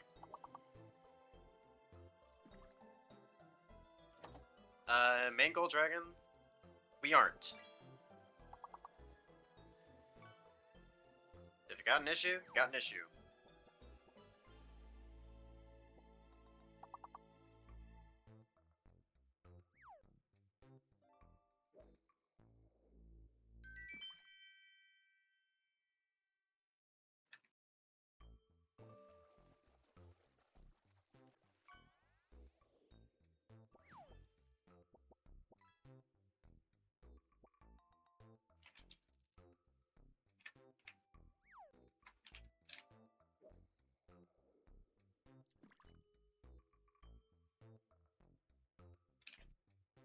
I'll stand over here just see them, but then yeah, there we go. Perfect.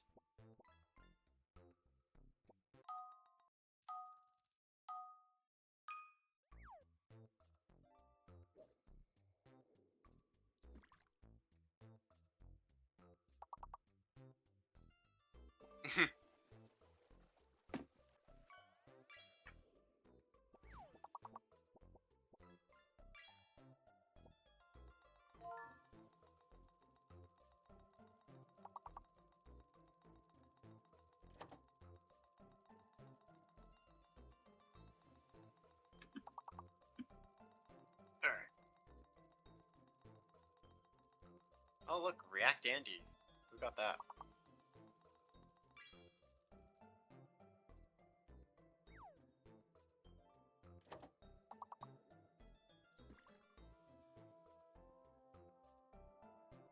Discord was lagging. Oh well.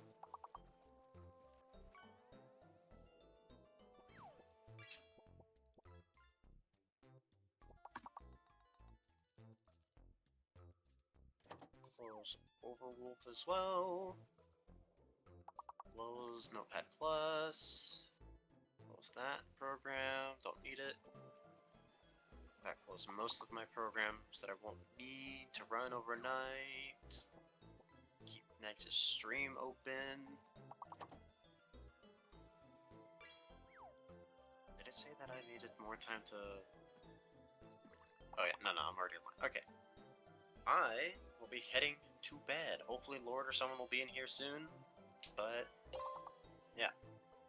I will see all of you guys. Probably tomorrow. Who knows? I'll be around. But, yeah. See you around.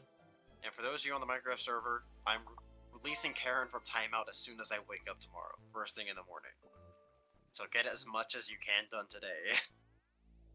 Or tonight. You're gonna need it.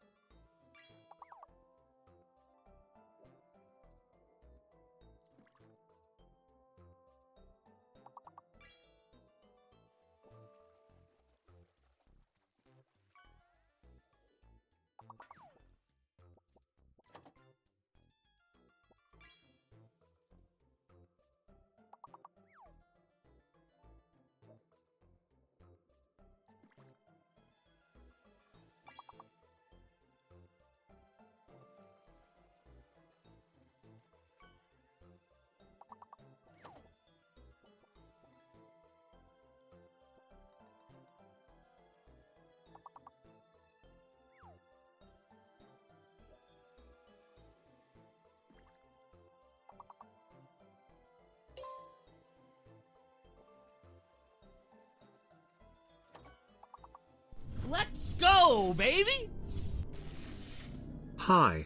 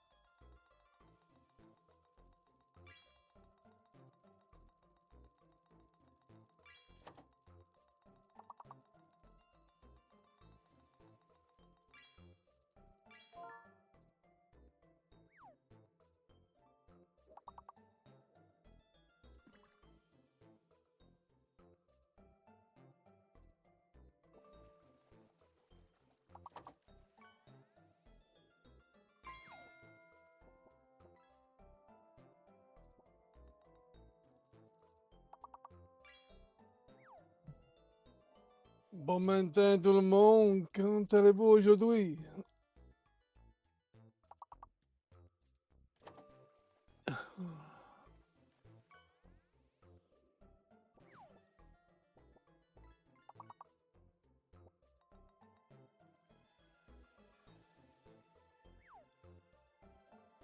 Hello, November Raven.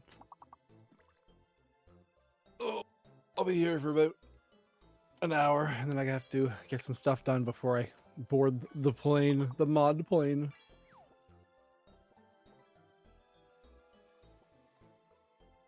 If you want to get to the dungeon, do !join or hit the join button down in the widget of the about.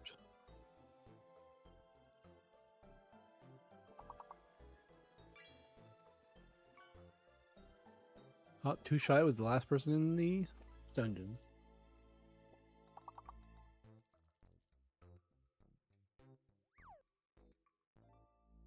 Ooh.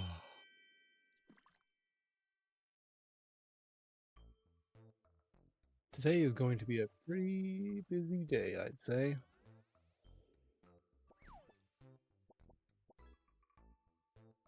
I'm butchering your name, but good morning, Boum. B-O-U-M. Boum.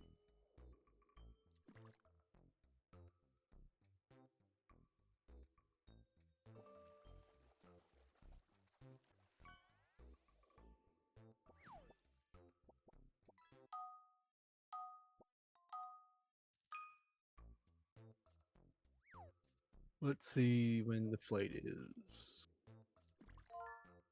6 p.m. Eastern, Friday the 13th. Flight 666 on a Boeing 747. Call sign Delta Epsilon Alpha Delta from Georgetown, Exuma in the Bahamas to Fort Lauderdale. The mods will fly at everyone. Belly emoticon.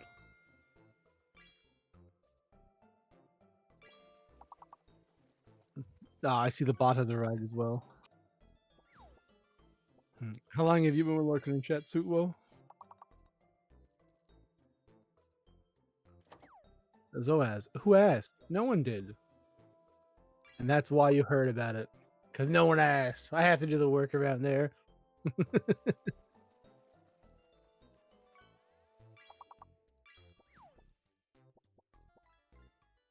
Okay.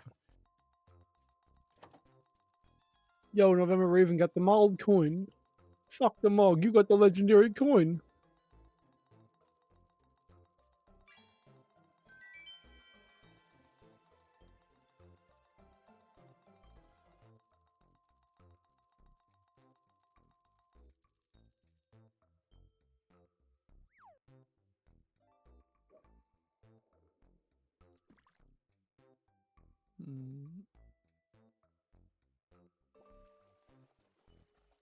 Okay.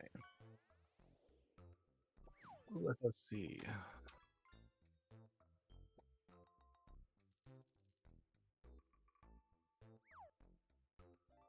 Welcome in, Dragon Catcher. Hopefully you're having a good morning so far. I just woke up. And I'm going to check my Fugi to make sure that it's...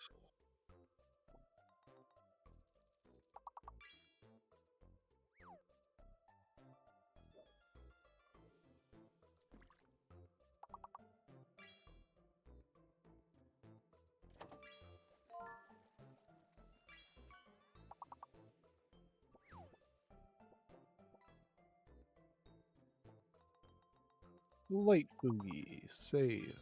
Okay.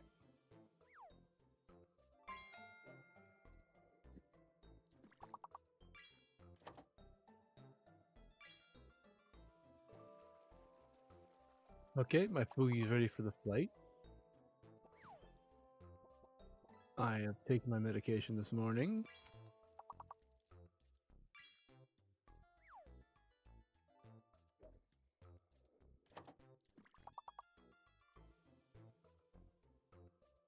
There is one 4-letter word between wart and what.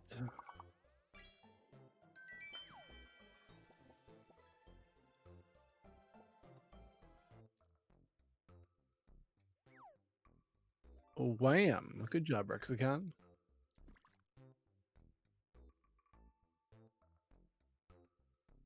Too Shy got in last again.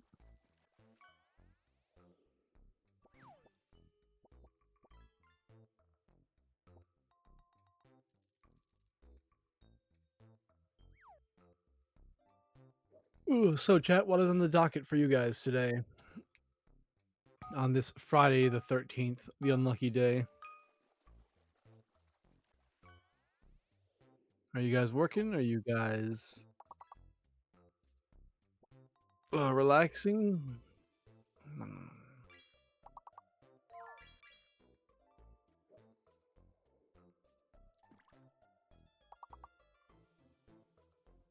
And Q is the fake letter up above.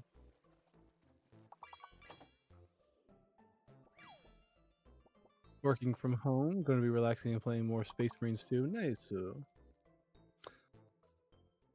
Question for you, Dragon Catcher. I've heard from a couple people that it sort of plays like the old Gears of War. Do you think that would kind of be an accurate representation of it?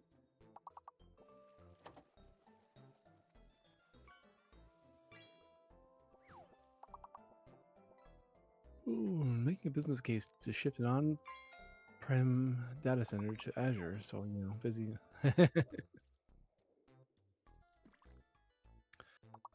Yeah, making any kind of business case to like shift anything that's already in place is gotta be awful.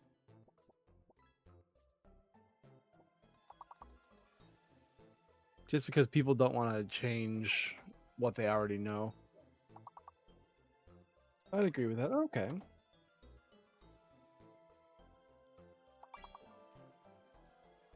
Yeah, it's good to know how a game sort of like plays in comparison to other ones in the past. So if you like, if you're sort of like it going in. And I heard that kind of comparison, but I haven't really taken the time to sit down and watch gameplay from the series or not. I know a few people have played for like a couple hours. I'm pretty sure SSB played the other day as well for Space Marines 2.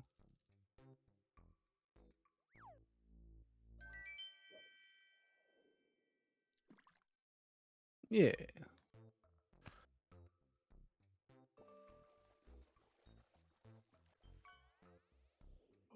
My goal for today, for myself, is to try and mount all the wood I need for my bird boxes on my shed and get all the metal cut and bent and installed for my bird boxes.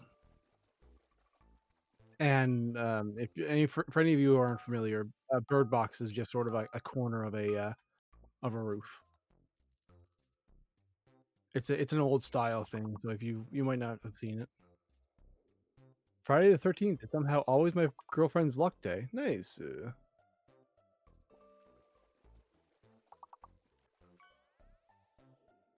To be fair, like it's all of it is superstition.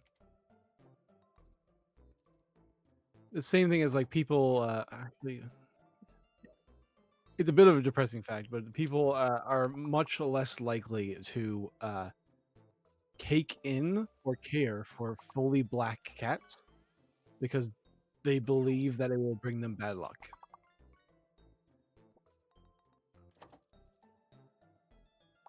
So that leads to black cats being put down at shelters much more often.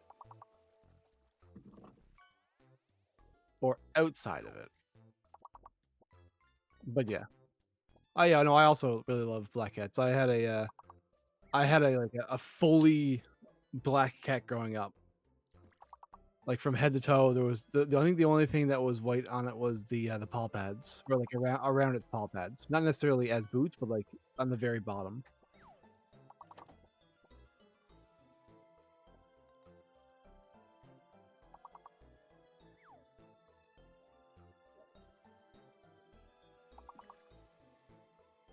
Damn. Have we not gotten any words here? Holy shoot.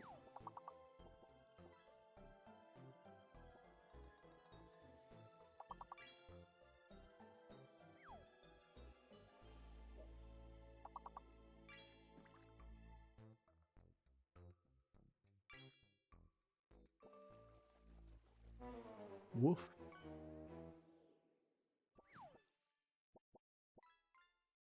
That was a tough one.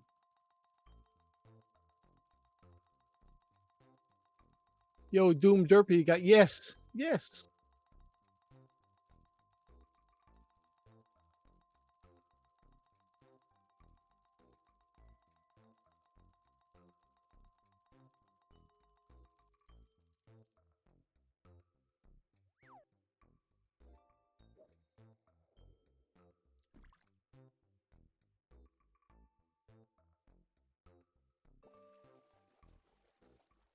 I picked up a gift to bring with me down to TwitchCon for next GB for something local to my area. So we'll see how that goes. Because it'll be a lot cheaper to take it with me than it will be to mail it down to them.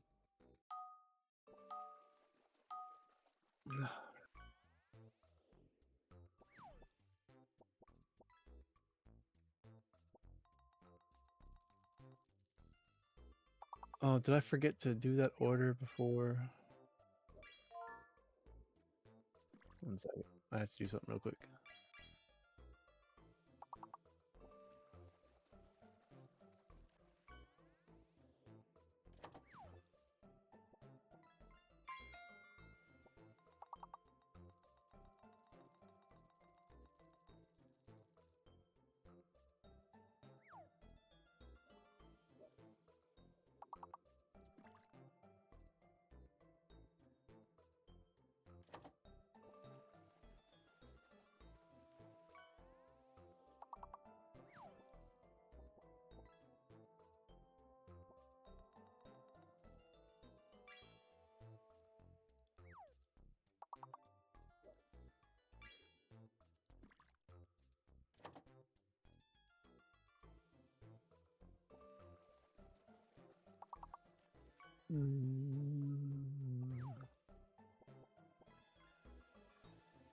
All products.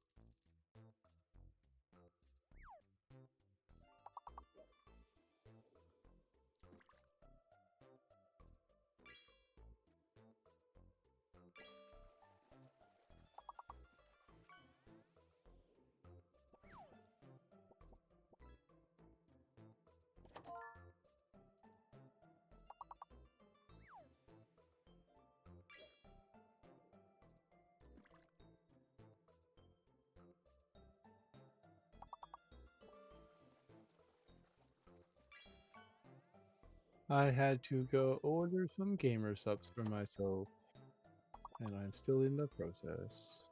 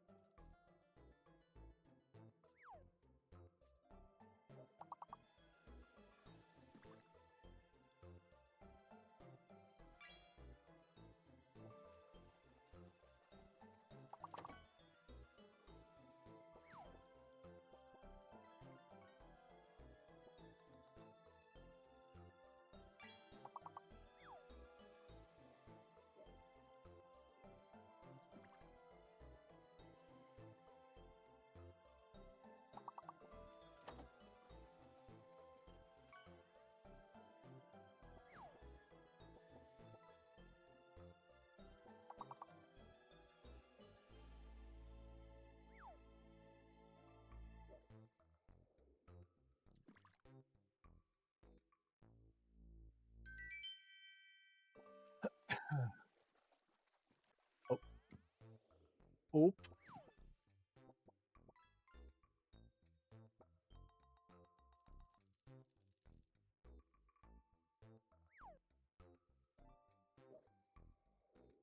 Where's my credit card?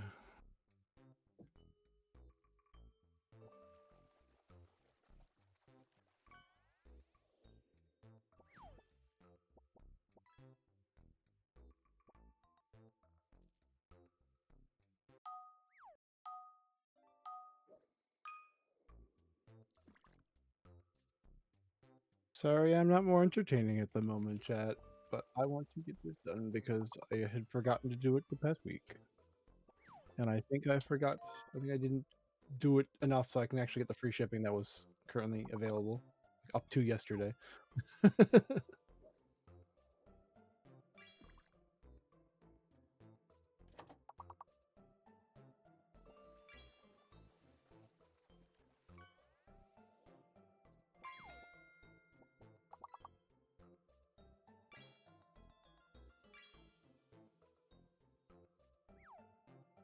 And yes, that is my address. My address is correct. You ask me this every time, Gamer Subs. It is a real address, I assure you. You have shipped to me at least 5 times.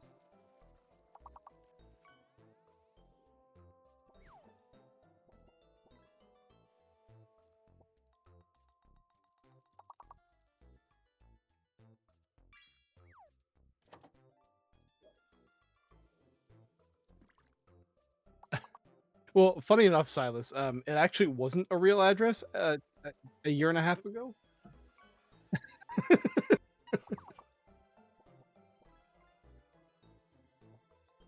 And I say that because recently, within where I live to, they redid the street names and numbers for some of the roads and stuff like that around. And because they redid the street names and numbers, it like changed people's stuff and to what it was never before. So it just was not an address like before that happened. I think technically my address was basically like a subsection of a division, so it was just like a whole string of numbers if you looked it up like proper.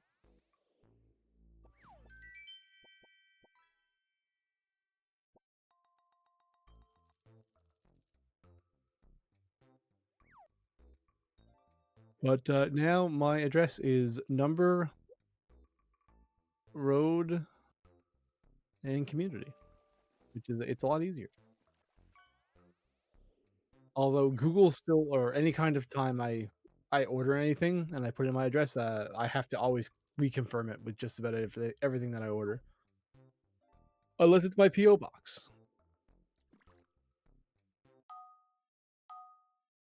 because they'll accept my PO box because the PO box has been there for a long time.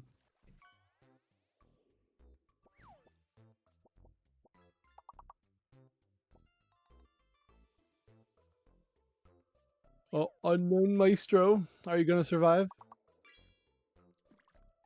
That's the question.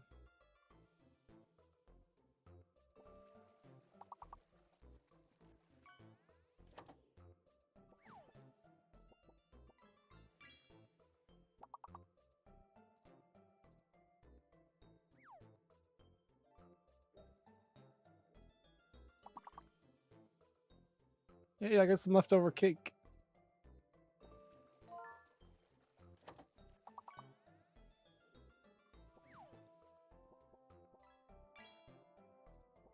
Ooh. Yeah, it should be a fairly busy day for me. Bird boxes. Oh, I gotta run to the store. I have to run to the store and get some more silicone. No. I don't want to do that.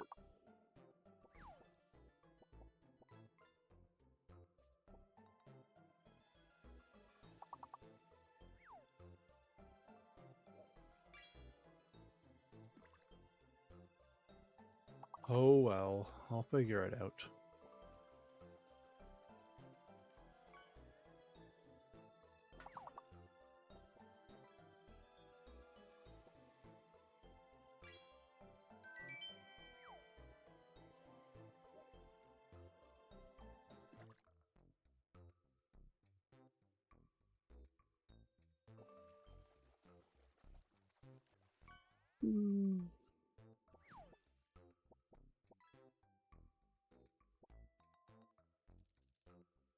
Good morning, over the scientist. Hopefully, you're having a wonderful morning so far.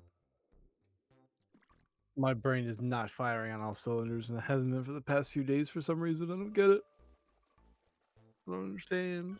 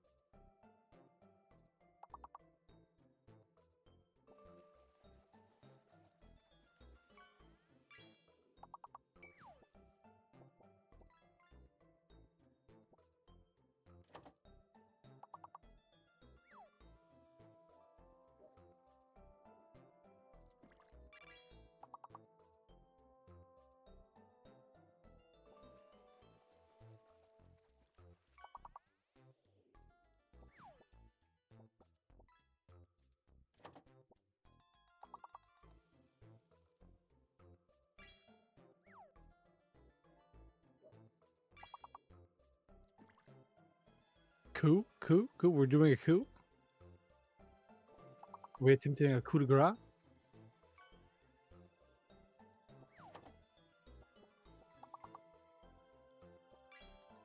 Oh, the S is a fake letter. Okay.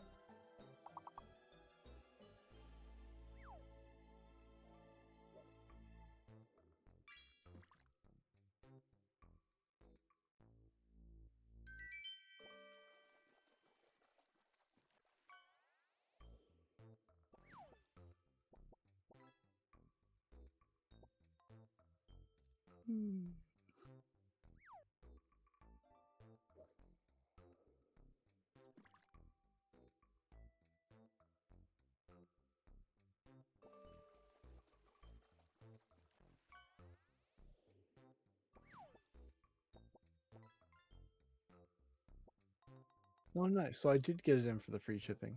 The free shipping on GamerSubs ends at 2 p.m. EST, apparently.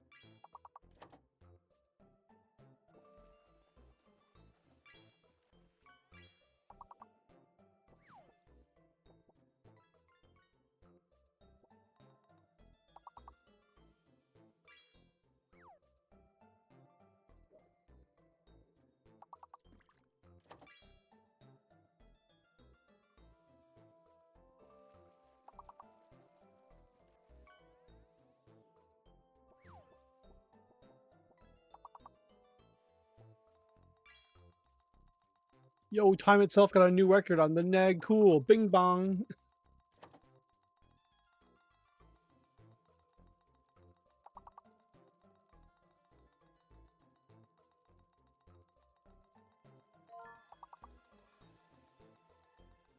I think if I were to learn another trade or another portion of a trade, it would definitely be refrigeration.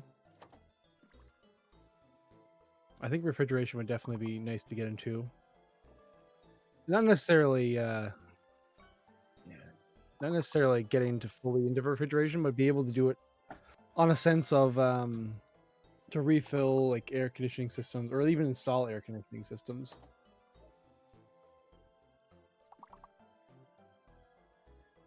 From what I heard at that perspective, though, it's not too difficult. Like to install like the to install the coolant and stuff like that for air conditioning system. As far as I'm aware, all it is to flange a few nuts and push it into the system.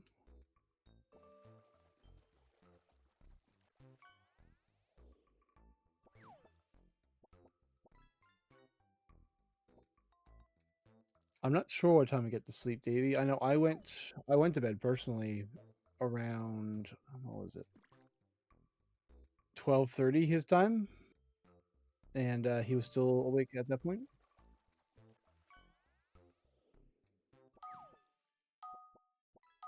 Oh, 100% November Raven. That's why I find like for what I'm doing with my shed, I have carpentry background, metal bending background. So like technically that's sheet metal, but I have a metal J and stuff like that. So it allows me to do all the fascia and stuff. And I have an electrician background, so I can put the electricity out there once I get back from the convention. That's not going to be fun because then that's going to involve digging a trench from my house to the shed.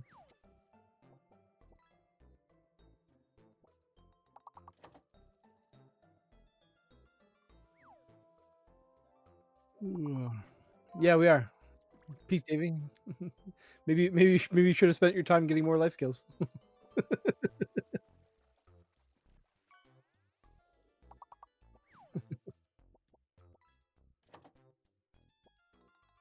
Hey yo, Luna got specific. The full word. That means that the R is fake.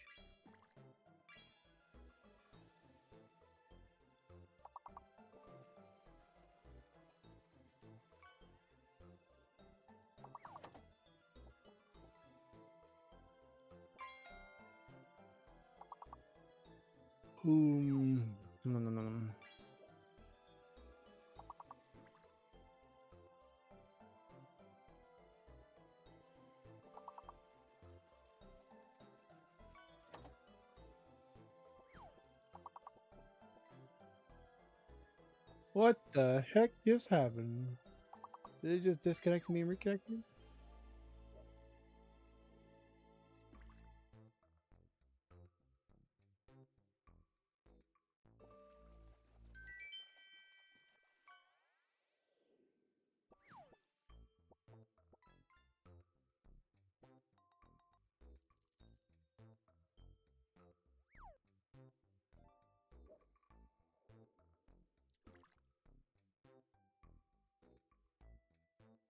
So, what I'm considering for the shed to be able to work on stuff is a 2-foot cabinet, not cabinet. Your use. Huh? I said, listen here. I was getting experiences. Yeah, were they good experiences? Not all of them, but I can tell you this: if I ever wrote an autobiography, it would be something. I mean, are you though? Are you going to? I think I might, just like start writing down stuff I remember.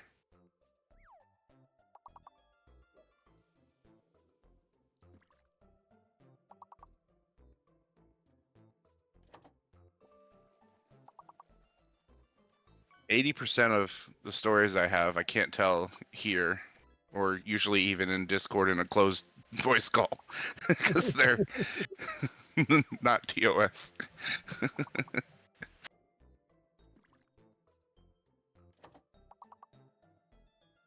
Yeah, I was thinking the same thing, Apollo. I'm not sure what happened to dungeons.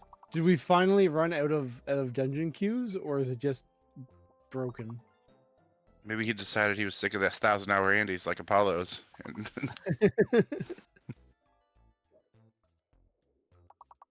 Oh no, Tangia messed up because I tried to go to my Tangia dungeon and it is trying to load my avatar. So it looks like dungeons is done for now, guys. We broke it. Let's go.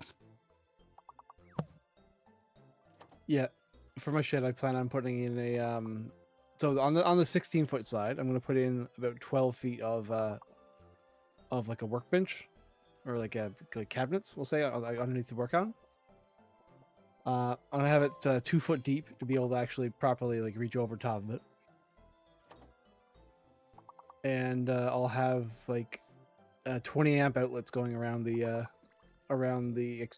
exterior wall, we'll say.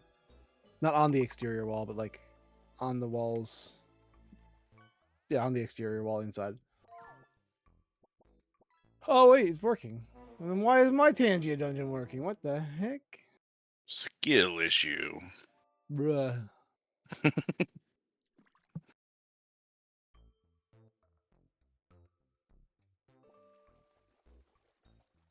There we go.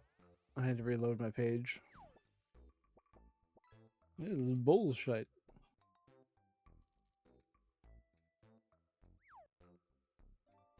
No, pin this here. There we go.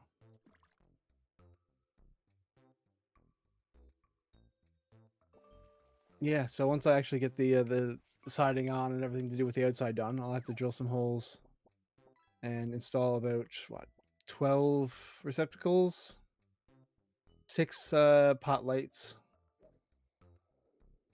I need to do something for heat, but we're at the shed. I'm not sure. I'm not really sure what source of heat I want. Whether that because I don't really want a baseboard heater, because baseboard heaters take up too much room for the purposes I'm using it for. Because if I were to put in like just say I were to put in like a 2,000 watt heater, that'll take up the majority of the room on one side of a wall.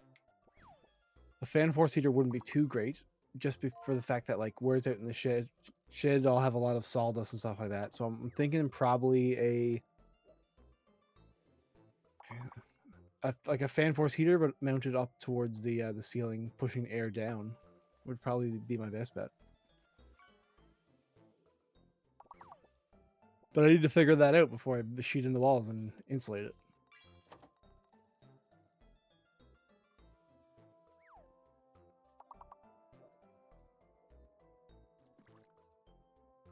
Know what I'm saying, Davey? You picking up what I'm laying down? You got the skinny fatty? There has never been a need when I was growing up to have heaters. No. Nope, not in Florida. Yeah, it what was it? It goes to like there's sometimes that it peaks at like -30 in the winter here, so Yeah, we just the AC business was huge, obviously, but not the heating. yeah, no, they're very like until mini splits sort of came around the past few years, extremely few houses had anything to do with AC. Yeah. That's why I like being where I am now in the center of the country, because you need both, but it means that like most of the year you can just sit with the window or the door open and it's comfortable. Yeah. I'm excited for this winter because apparently we get snow here. I'm told. We'll see. When I was in Tennessee for a year and a half, we only had 1 day of snow. It was a good day of snow, but only one. Oh, don't really need a heater where I'm at in Australia either, but an AC is pretty much a must-have for the summer. Mm-hmm. That makes sense. November Raven down in good old Aussie land.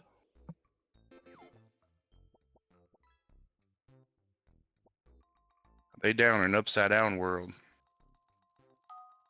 Hey, treasure chest.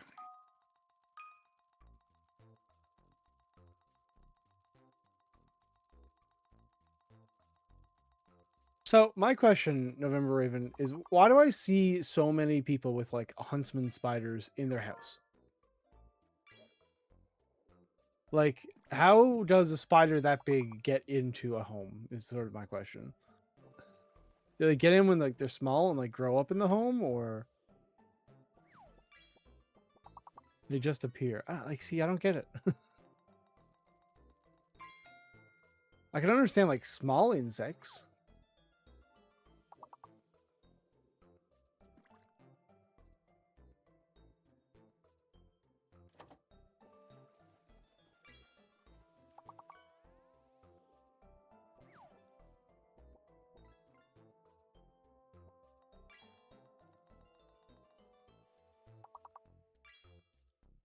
Yeah, clarity. It's been the same with me for Canada.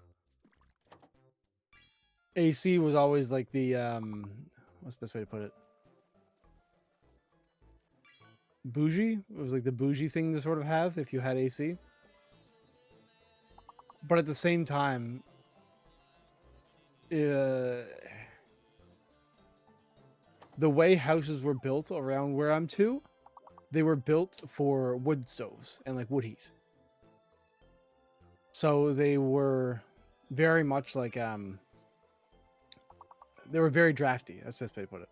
And because they were very drafty, it didn't make sense to have anything that could cool a house down because it would you basically have to have the AC running at all times for like a very small diminishing returns kind of thing. So your electricity bill would be really high and you'd only be slightly cooler during the summer months. They can fit through small gaps and they are good at hiding too, so you never really see them often, but they're there, hiding. Always hiding. Always watching.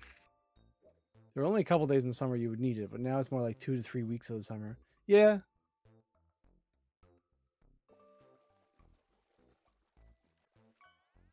And like for the most part as well, if it was like a really hot day or something, you could normally go to like a mall. Hey, Phoenix, free to play, got spin. Bro must be dizzy. And yeah, you always go to the mall or to a store or something like that, and they'll normally have AC in the space. And you can cool off for a bit before you go somewhere else. Morning, that guy pockets. AC was a luxury and still kind of is. Houses are here to build to keep in the heat.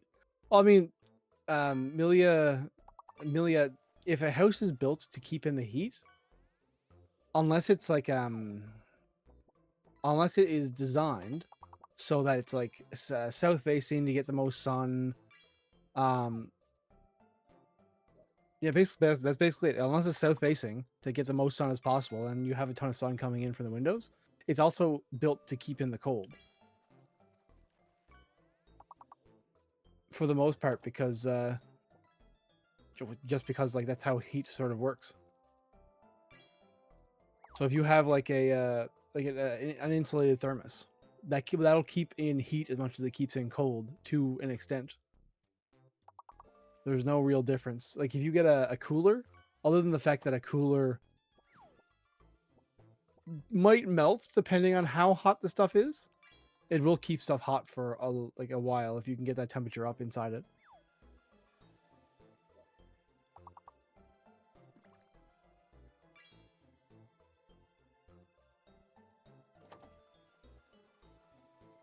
Okay, there's a word that starts with E or starts with LA. Actually, no, it can't. It can't start with L. Oh, I. Nice. Good job, Too Shy. Sorry, Too Shy Shy.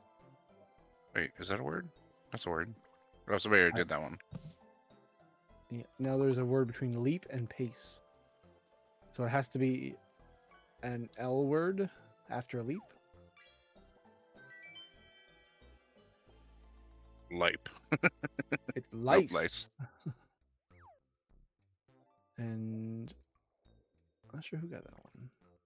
Was it Luna? I think it was Luna.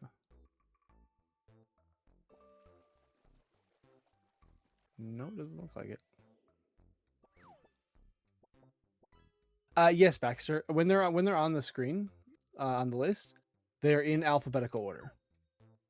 So if you have like in that case right there, it was leap and pace. So it had to be something to do with like an L word or a PA word, because there was no like because pace is PACE, and there was no letters above C. It couldn't have worked. Too Shy, is your name from the Kajagoogoo song? The what? There's a Kajagoogoo song. It goes okay. Shy Shy, hush hush, I do I. No, nice. And every time I see their name, it makes me think of that song. Really VT. I know the newer houses are better up to date with isolation, but houses that were built in the 40s, early 50s are not so great. No, and that's what I was talking about as well. Is most of the houses that were made back in the day tended to be designed for wood heat, because that was the most popular thing back in the day. Some houses since then have been renovated to remove the wood stove and other kinds of heat like that, but they were not brought up to code in other ways, so they are still very drafty. Nicholas Elke Eloquake? Eloquake Kai? I don't know. You got a tiger shark, Nicholas. And No, if I the fish only yet. say again. Oh, you haven't fished? No, sorry. Oh, there I did. No, just now. you're fishing right now. And yeah, because they have the wood stove or the wood furnace and stuff like taken out of it, but they haven't been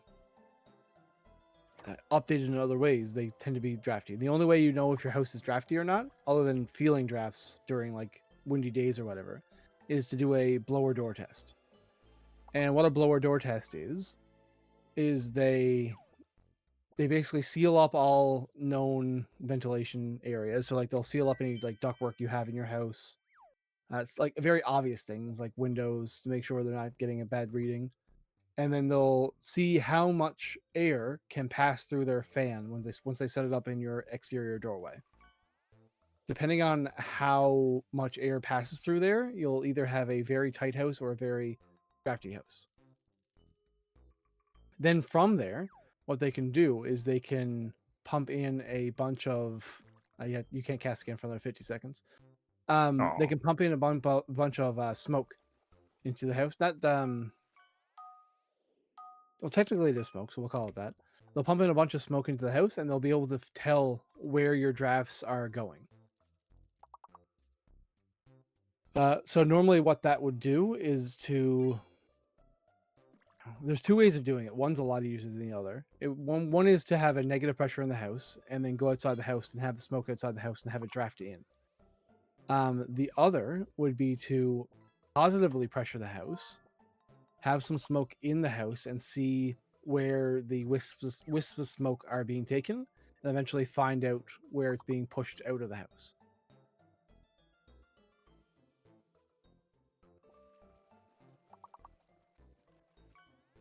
But there is also a big problem to having your house too airtight. Because if you don't have enough air exchange within your house, then your air will get stale, leading to fungal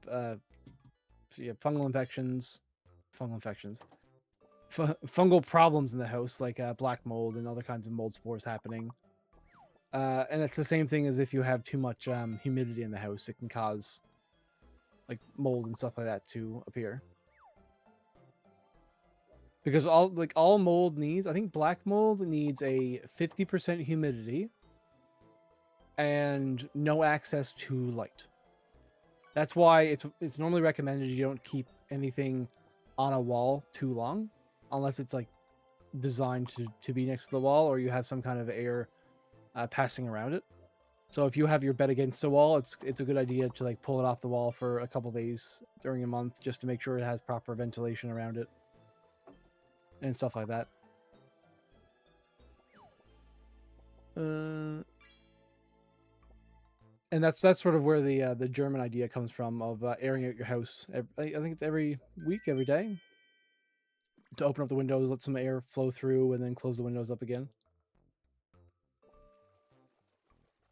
Yeah, Amelia, it is a problem with like not even just with newer apartments, newer houses as well. Because if someone's going in without the intent of making sure that they have proper ventilation within the entire area, then it's very easy for mold to form. But the best way to fix that, from a design standpoint, if you're using some kind of air return and stuff like that, would just be to have more air returns in the closets, in the corners of rooms, stuff like that. Also, Luna, you got the mold coin. Fuck the mold. You got the legendary coin.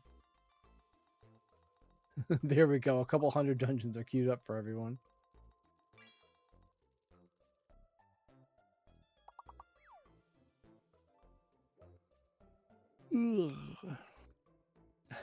Free food though. A black mold is not food. Oh yeah, so it's not a fungus. It's mycelium. Is it mycelium? One second.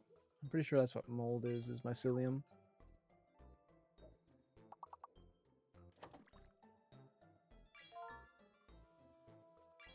Yeah, mold is a type of fungi, and therefore it has mycelia. So it's a type of mycelium.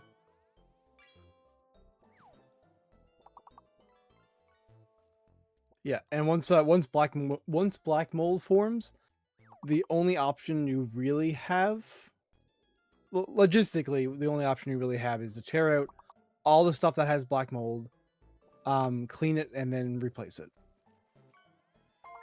Eric, anything is food once, but you don't want to have anything as food once. You want to just have food that you can just eat.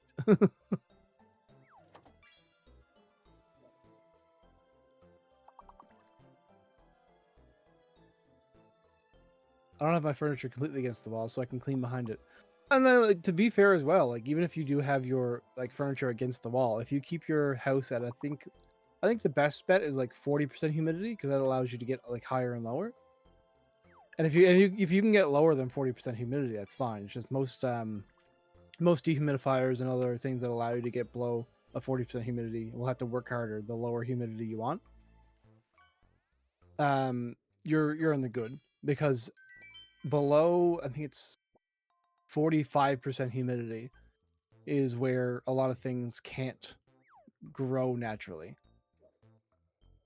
And generally, if you have like a full house system that does humidity, you don't have to worry too much about it. If you only have one room or one central room that's taking care of your humidity, that'll still spread throughout the house. And that's because humidity works sort of the same way that heat does, where heat wants to go where there's less of it. So if you have a cold room in your house, all the heat wants to go to that room to pass through. Same thing with humidity. Humidity wants to spread out as much as it can. So if you have one room that's 50% humidity and one room that's 20% humidity, it will slowly like make the room that's 20% humidity go higher. If it's a closed system, then it'll even out at 50 divided by 2, 30, 15, 35. It just is under 40% humidity half the year here. Okay, well, that's good for you. It is nearly 100% humidity for me all year round. Because I can walk 5 minutes and see the ocean. We have huge problems with humidity, salt, so any kind of oxidation, and rust and stuff like that.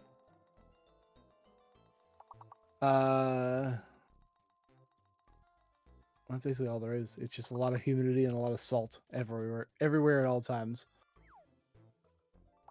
That's why it's wild to me that there's places in the United States that have their main electrical panel outside.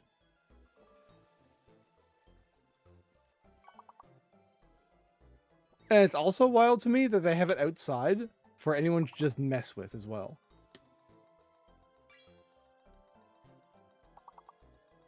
Hey, yo, Trustein, you got a spin. Yeah, most single-family houses that I've seen has them outside.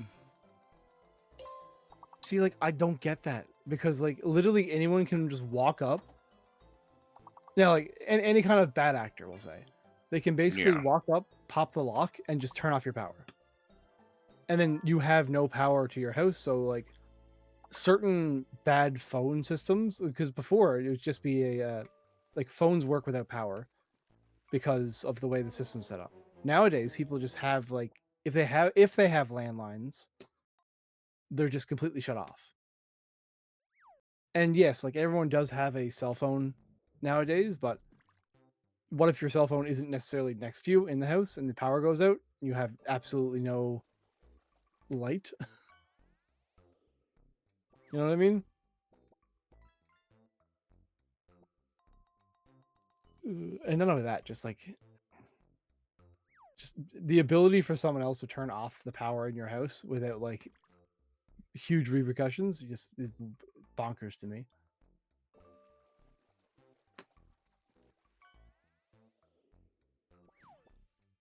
Also, Eric, I don't understand because like yeah, I don't understand how it can be so hot in Australia, but at the same time not be humid because hot air carries more humidity than cold air. So I would think that if Australia is like if you're living close to the ocean, it should be like very humid at all points of like time. Yeah, Silas. People used to do it as a prank in my apartment complex because you could access the main breakers for the building on the outside. Exactly, like man. It just seems like a poor decision on people's part to have that. But at the same time, it's most likely from a code standpoint, they don't want to use up space in the building for that panel with all the regulations that go around it.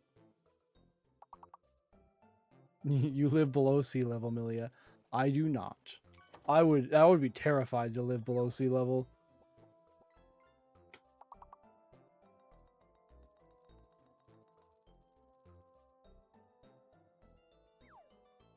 It's the same here in California. High heat, low humidity. See, that's wild to me.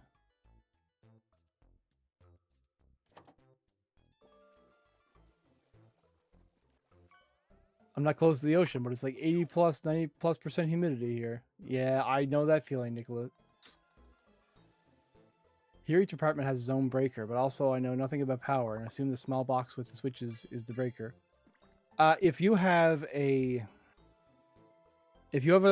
box in your house that has like that like is most likely it's protected by a door, and they're like big on and off things, and if you turn them on and off, they'll make a big kerchunk kind of sound. Then yeah, that is a breaker box.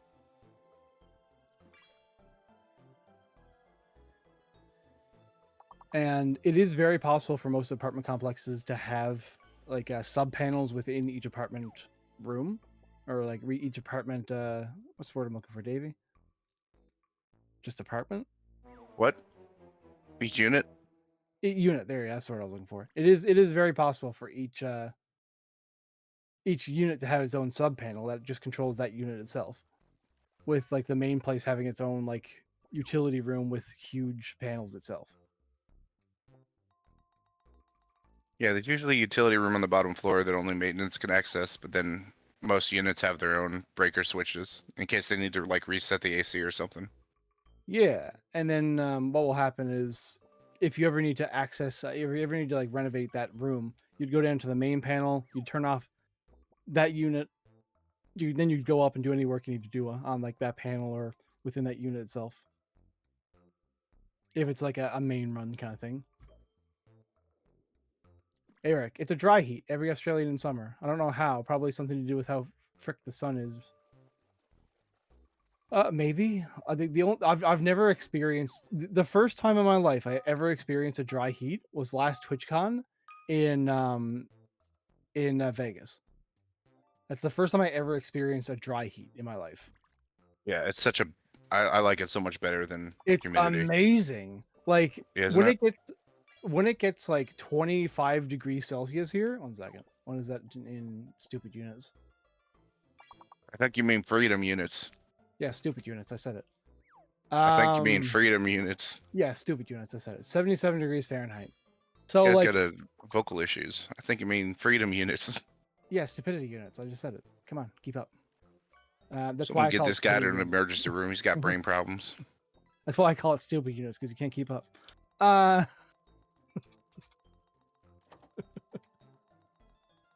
Anyway, like the hottest heat I can really stand here is like 77 degrees Fahrenheit.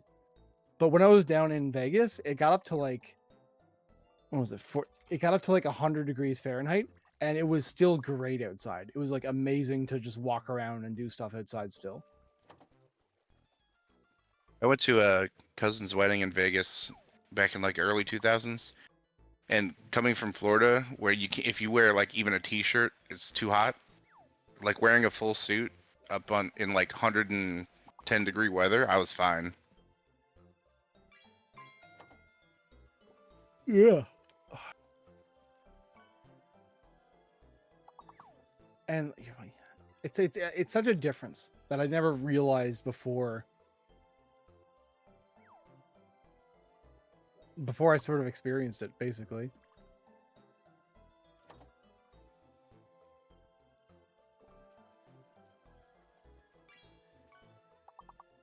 See, Nicholas, 25C is not nice and cool. 25C is like the hottest it should be. And like 0C is nice and cool.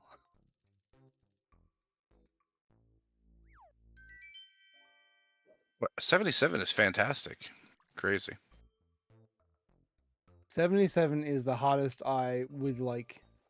And 32 is like, that's when you start transitioning from shorts to pants.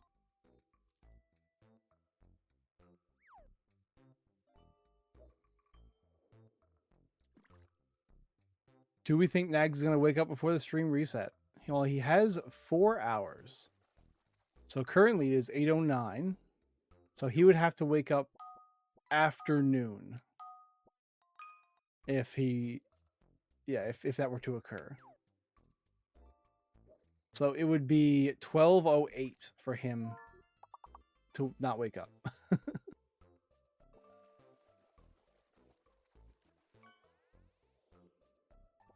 You're allergic to the sun, Eric Firebeard? Is that why you call yourself that? Because whenever you walk outside, it just your beard goes aflame? It ignites. He Be a hell of a way to go into battle. Oh yeah. Well, that's what Blackbeard used to do historically. Yeah, fuses. And just like have his beard smoke at all times to give him a supernatural look to himself. Yep. Heat I can handle, cold I can handle, humidity can fuck right off though. True sign, that is very real. Yep. Exactly. I hate walking outside in winter and getting to my destination and just being soaked head to toe. Just from the humidity getting like through my coat and stuff like that.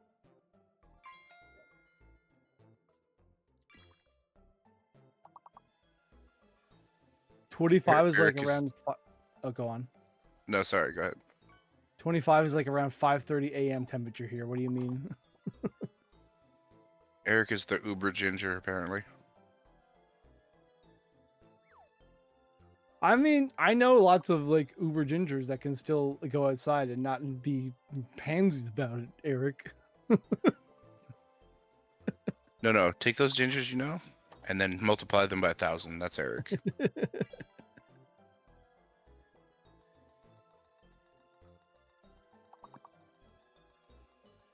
Yeah, Nicholas, I think visiting C would be nice for the visit, but I don't think I would like it for the weather.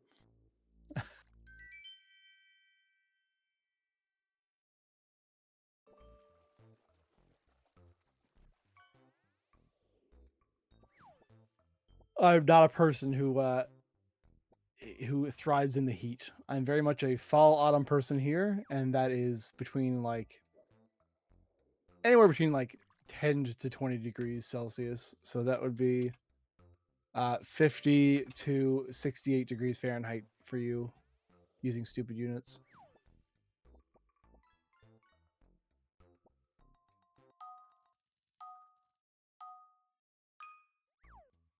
Gloomy Ghost got an electric catfish. It's hard being ginger, especially on Kick a Ginger Day.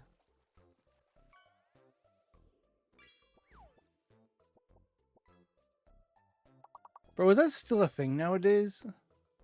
I still hear jokes about it. I never. That's something that like. Eric, like try it. I did it. Okay, I did do it growing up, but it was more like a playful thing with like the person I knew. But like that person would legitimately get like beat up that day. That's actually. So I thought it was just a joke. People actually did that. Oh yes. Like physically. And like because I knew the person like for the most part when I was in high school I knew like generally everyone. I wasn't really on like exceptionally good terms with everyone, but like I was sort of like just someone who was like on neutral terms, just with all kinds of like parties, groups, and stuff like that. So the person I knew who was a ginger, they like I would always like, oh yeah, it's like it's like hit a ginger date. I'd pat him on the shoulder or something along those lines. But like they'd be walking down the hall and then they'd get like a punch to the shoulder out of nowhere of like someone like they've never talked to. And like that would happen through the entire day. So by the end of the day, like they would just be beat. Morning, Lucarcia. Yeah, I don't know. If someone did that to me, I'd be going off. Now, oh yeah, the person I'm talking to, they're like 6'10", 6'9", 6'10". Oh yeah, no, like I like I mentioned before, when I went to high school, I was short and I'm 6 foot.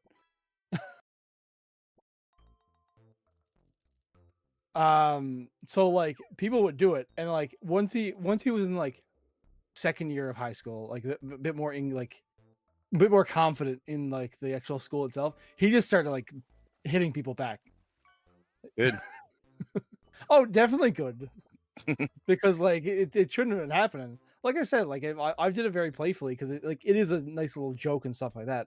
Or I found it to be like a nice little joke. But people, like I said, people just took it too far. People like just went out with it, and that's not fine.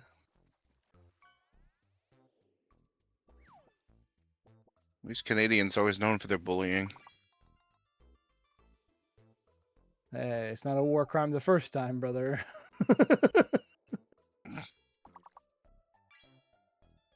There was no Geneva Convention when we did all those things. That's why they had one for us.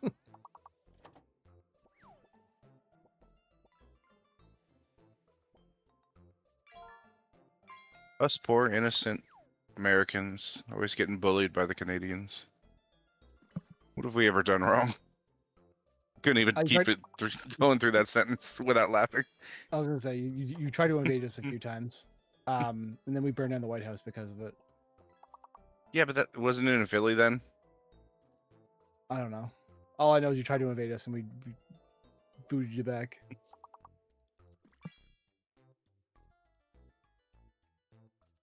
They burned down the one when it was in Philly, then no real loss.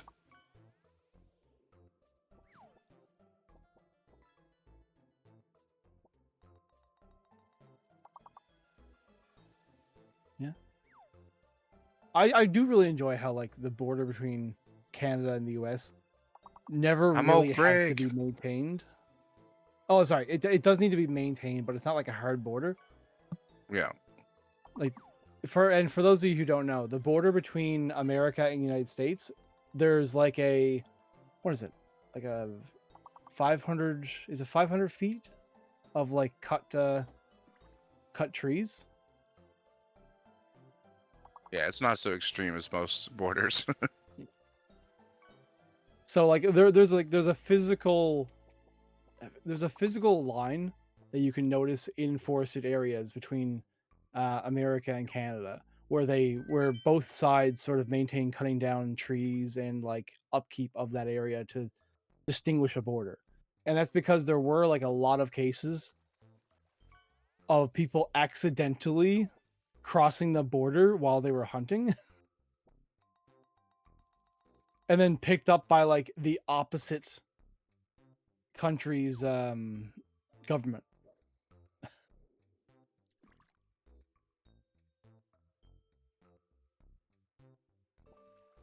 And just like every time that I remember it occurring, it's just been like a very like casual, like, oh yeah, sorry, you shouldn't have been over this line. Like go back to like the other side of like the country line, and like we'll just sort of forget it happened. I shit you not. We was hunting up north border, and all of a sudden Dudley Do-Right come riding out of the woods telling us we can't be there.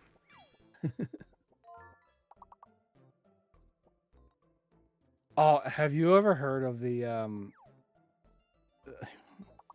what is it? It's a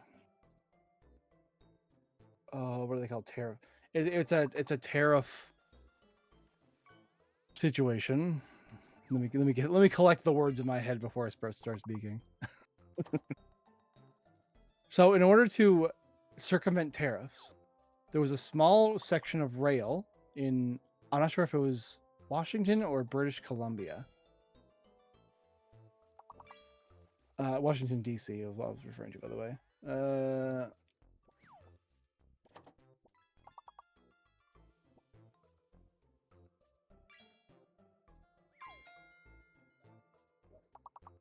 No, not DC actually. Actually, just Washington. I'm not sure if it was in Washington or BC.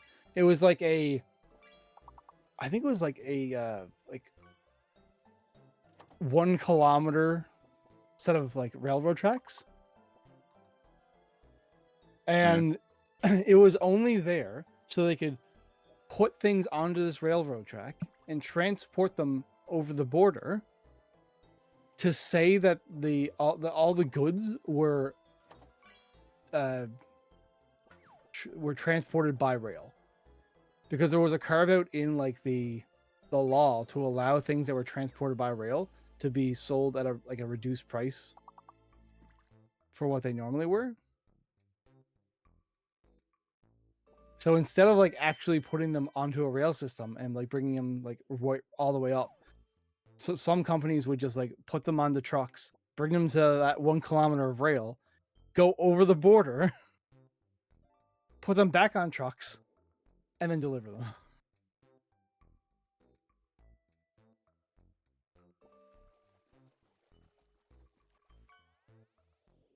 And it was only recently that they actually shut that down. Nicholas, I heard you could travel to Canada easily through customs, but from Canada to US would be like going through military base or something. From my understanding, at least from like the last time I traveled down to TwitchCon for Vegas, it was definitely a lot easier coming back. But I'm not sure if that's because I am a Canadian citizen coming back into Canada. And it wasn't exceptionally difficult to go down to the States, like via air travel either. I basically just walked up to the counter, answered a few questions, and then went on. It was sort of the same process of actually just getting onto a plane for me. And I've also heard horror stories on both sides of like of the land border of trying to get like back or forth. People not having the proper people having all the proper documentation, but just the border agent that day is an a-hole, and they're like, "Nope, you're not getting through. Try again later." Bing bong.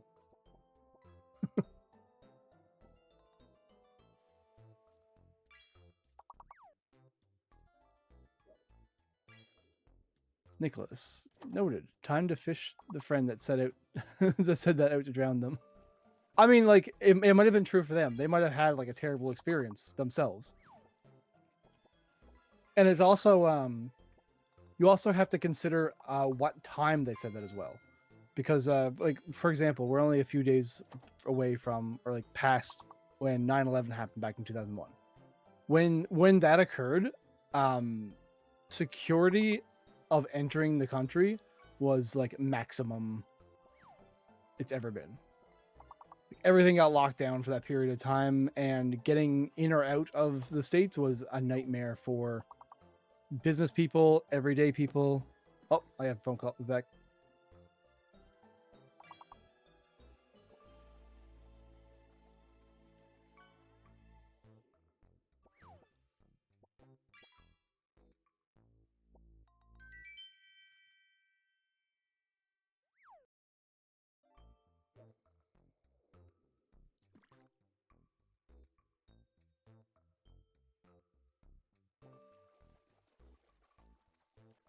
You're stuck with me now.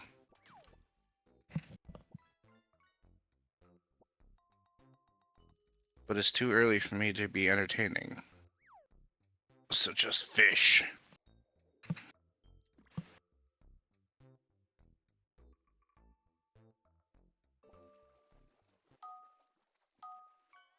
Yes, everybody fish. No, not stare, fish.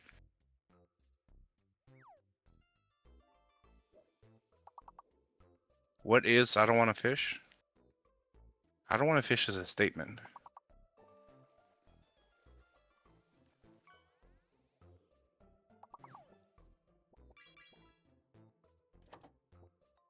Yeah, get him, James.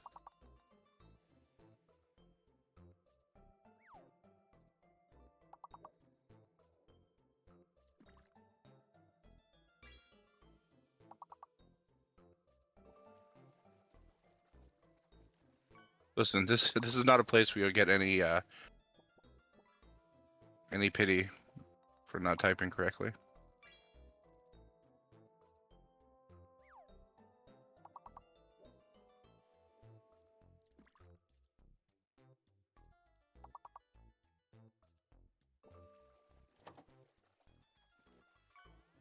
I also just woke up and I want to already go back to bed.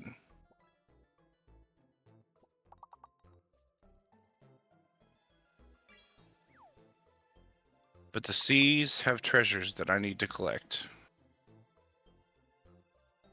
Skeletons I have to kill again.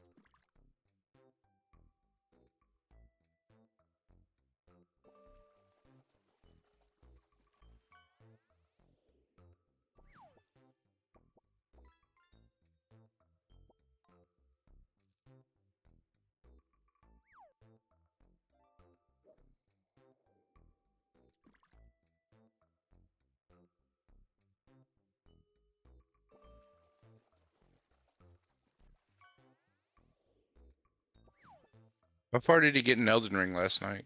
If anyone knows.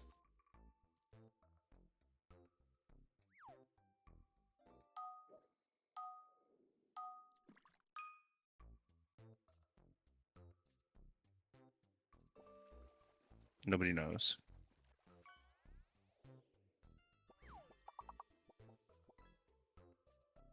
Yeah, sorry, that was a call from my doctor, so I could get some medication released to me a bit early for the trip.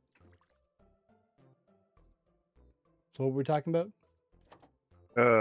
I was asking if how far you got in the game last night. So, well, what time did you go to bed?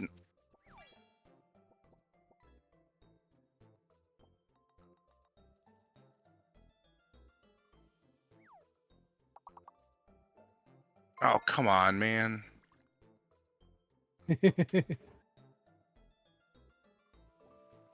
Don't I hope forget, like 3 hours earlier. he wanted to go to bed early. Yeah. As long as I go to bed at a decent hour, I won't be pissed off the next day. Goes to bed at 3 a.m.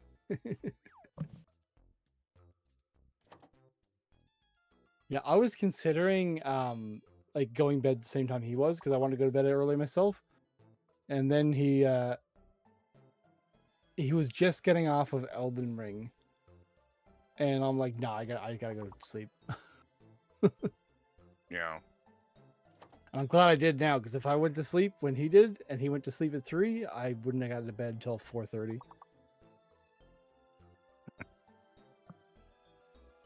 Then I would have been pissed off. Oh, right, Davey, did you see... No, you probably didn't. I set up my own Fugi for the flight as well. Oh, yeah, me too.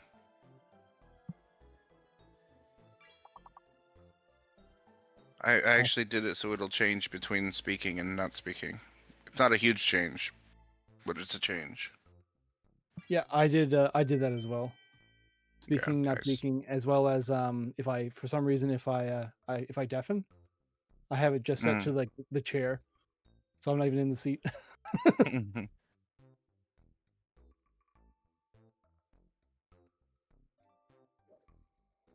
Here, I'll show you what I did. What did you catch, Suitwell? Because you're like wicked. How many is that now? Oh, or do you mean like the actual the PFP? Okay, 1 second. Foggy.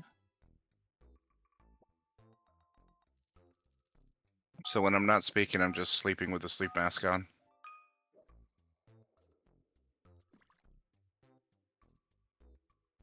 Can I tell you something? You do the same?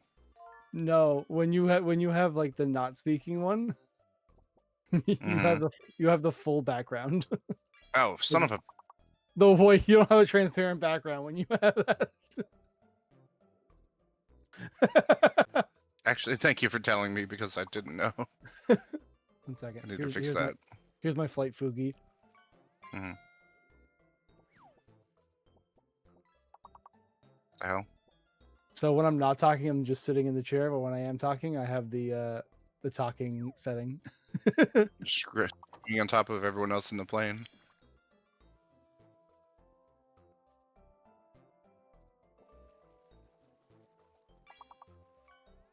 And when I go deafen,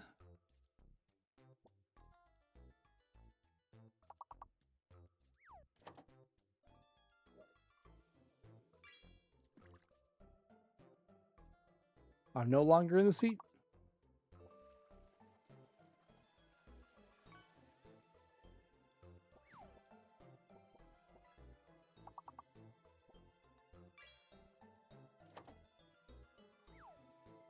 Yeah, this should be better. Let's see.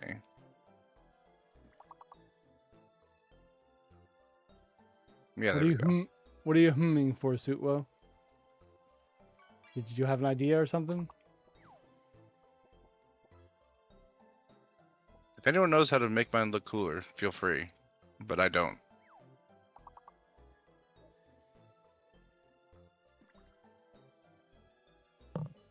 Yeah, that's why I sort of zoomed in on the chair for mine.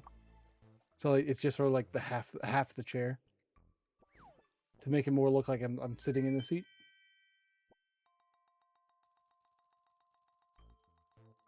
I like the idea that I'm just a head and shoulders sitting in the chair. Oh, Head and Shoulders. I love that shampoo.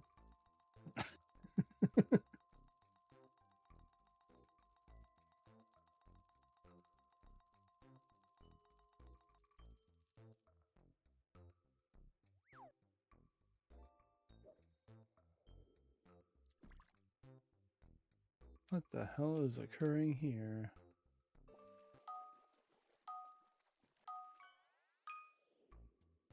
It's my brain is my enemy sometimes because I read Dark Lady's message in a completely different way. Say again? Nothing. Never mind.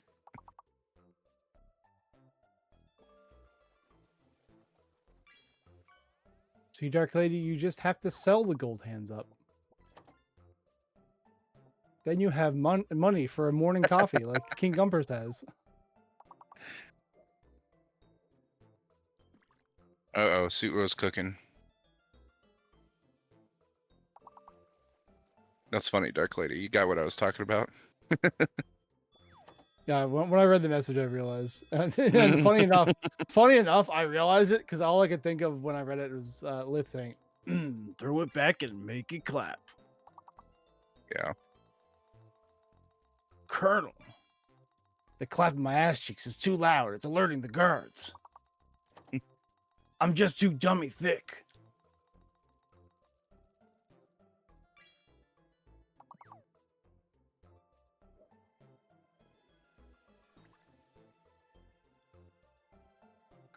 Suitbo, this could work. Back in a bit. You go, Yeah. Suitbo. You get that done. Suit Rose cooking. And the heh makes it seem like it's going to be really good.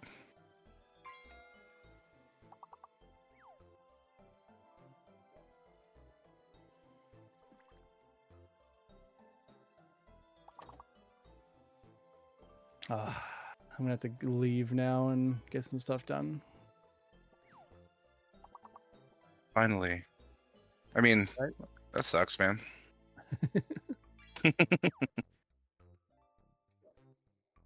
Yeah, I should leave because if I don't, then it's gonna be one of those situations where I stay in and I talk, and then like 2 hours pass. Anyway, goodbye, Davey. Goodbye, Hive Mind. Have a wonderful Bye. day fishing and dungeoning and wording. Hopefully, No. Nags wakes up in an hour and a half as he is supposed, and then is on stream in 3 hours. We'll see. Murderum. Morning, Teebs.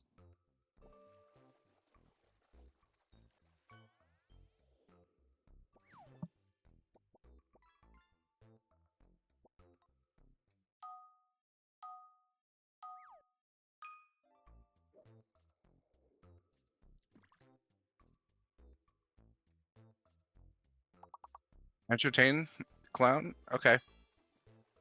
The Cowboys are going to win a Super Bowl. Oh, I thought you said entertain us as I was a clown.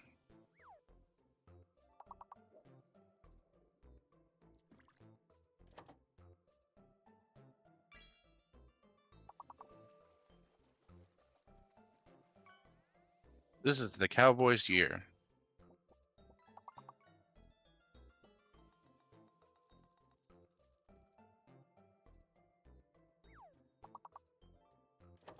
I'm actually gonna mute and eat breakfast, so y'all entertain yourselves or fish or do whatever.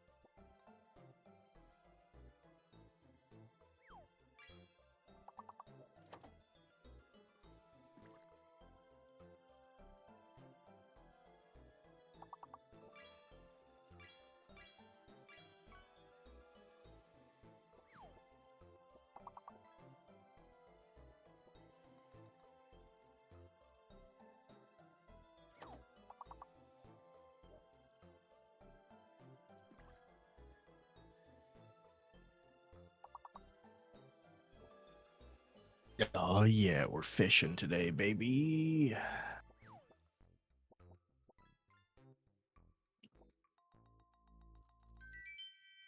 Whole red-knobbed starfish?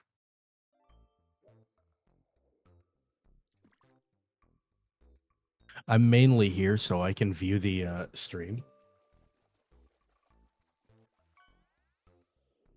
And just watch the fishing. Bro, why is fishing so relaxing?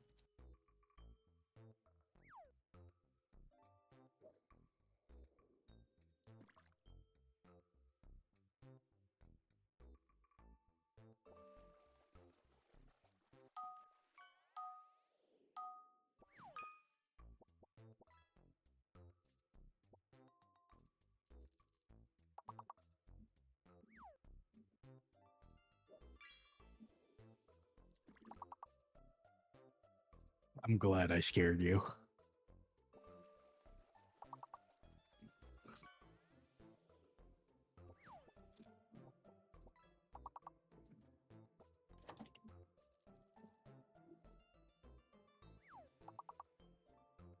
Of course, somebody in this chat realizes that urine can be spelled with the words.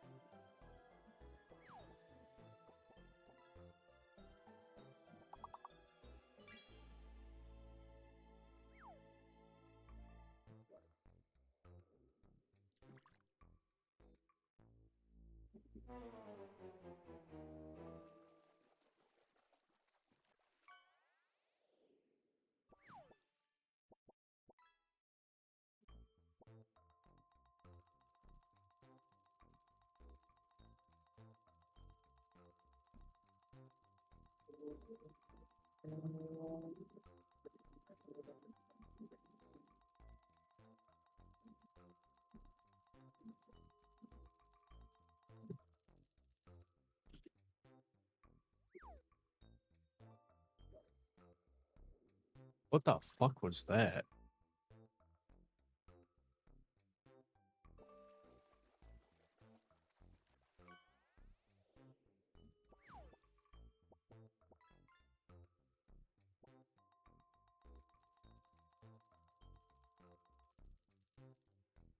Oh yeah, I don't have the new badges yet because I never refreshed my stuff.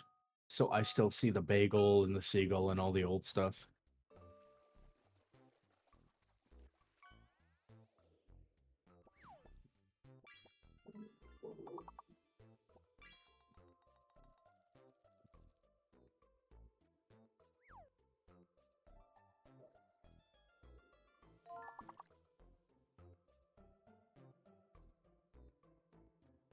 Oh man.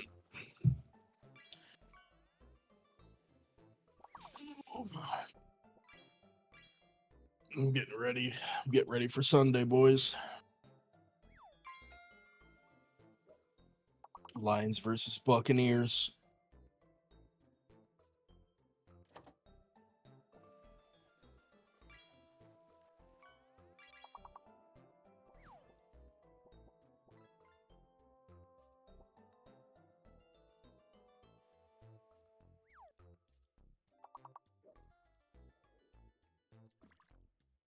Even Stein's excited. He's so excited, he's sleeping, so the time passes faster for him. Understandable.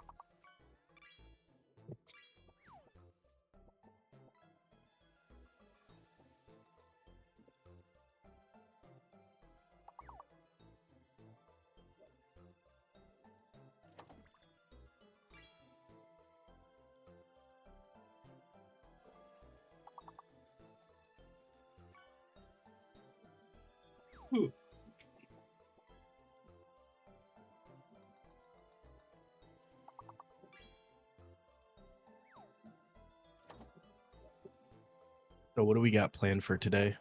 Anybody know? I'm sure more Elden Ring.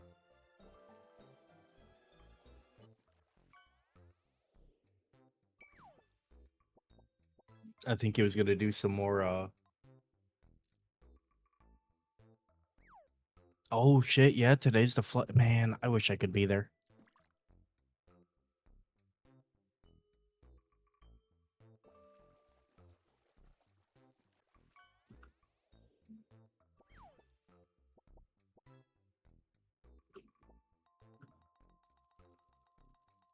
Spoonier, I can't.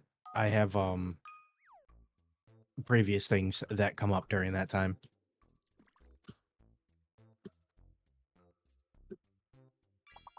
So, I have to do those.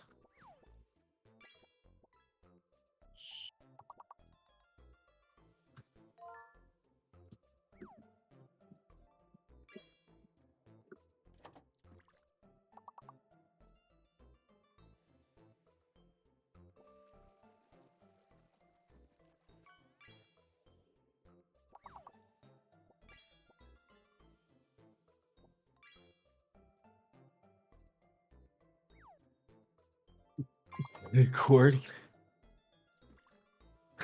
de la Cour. I don't think that would be a word.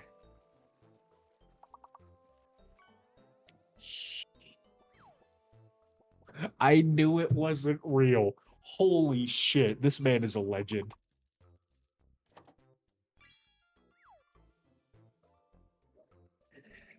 Holy crap, dude.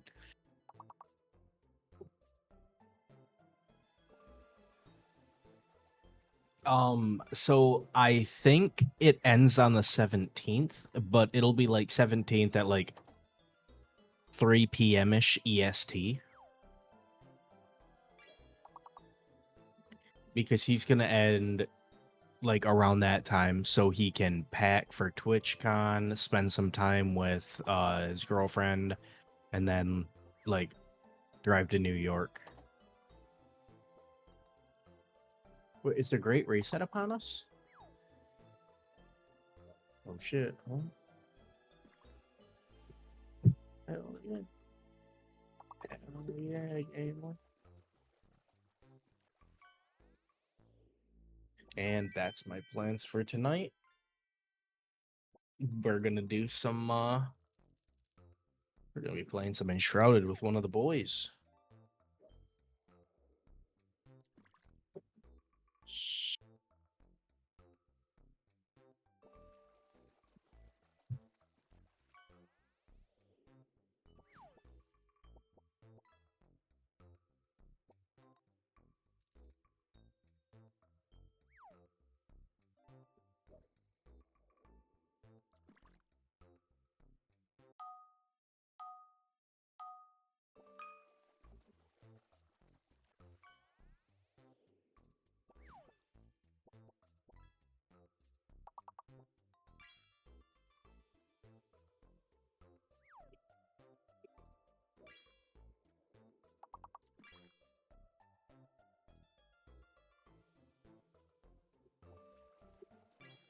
So today it is Mod Flight, probably some more Elden Ring, maybe some, what's that one called?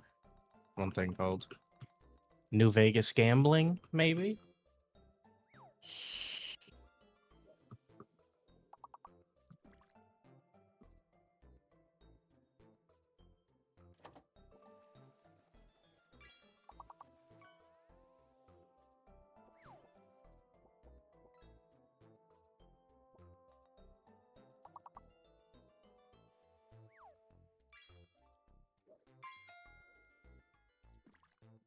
Spoonier, I don't know if he's played Bloodborne actually.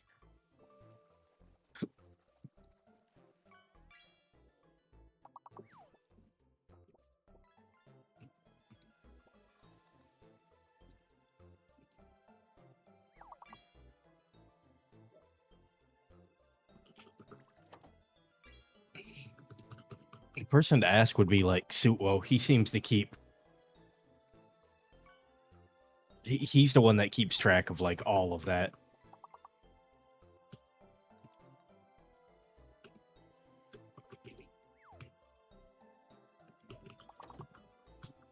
Him or Lord, they're really good about like knowing everything he's played.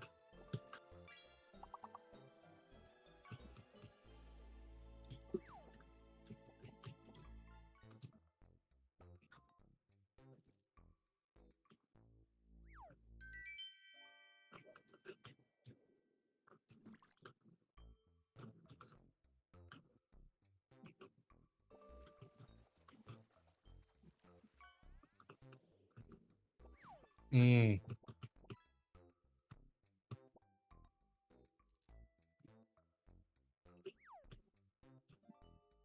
Aw, Kento's here. Damn it.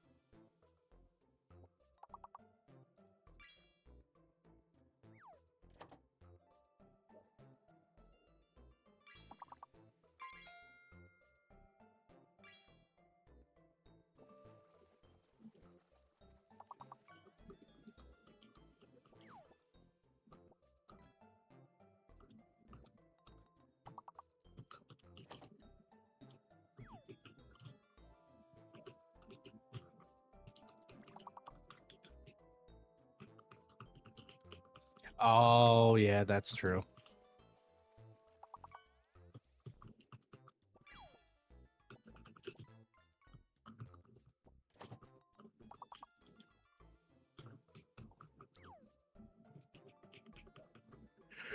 Man, I am not. Oh, fuck. I'm not looking forward to next week. I have so much work that I need to do, and I don't want to.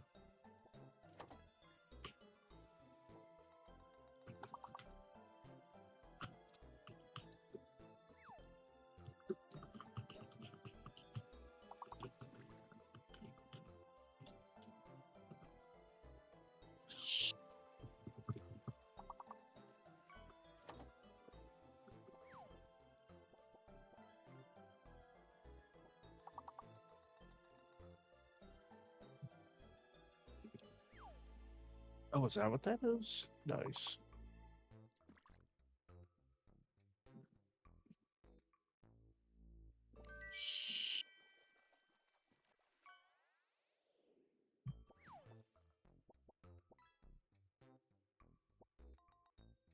I'm trying to burn through my roulettes from yesterday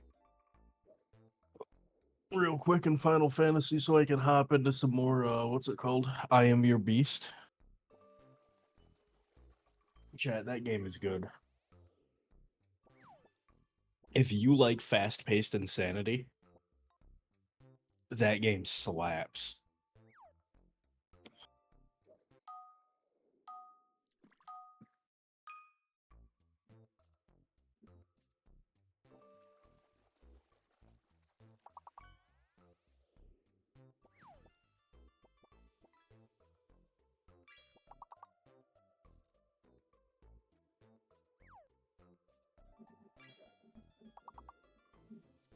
And it's a very interesting game. Like, you could play through the story in a few hours, but there's so much replayability and like the different challenges and everything like that.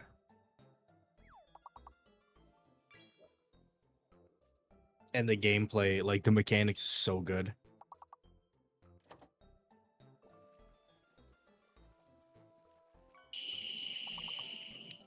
Yeah, I'm just on. Well, I pay 15 a month, but one, it's USD, so it's a little bit less, and then two, I'm on the starter account, so $12.99. I only need one character though, and I got like a couple extra retainers.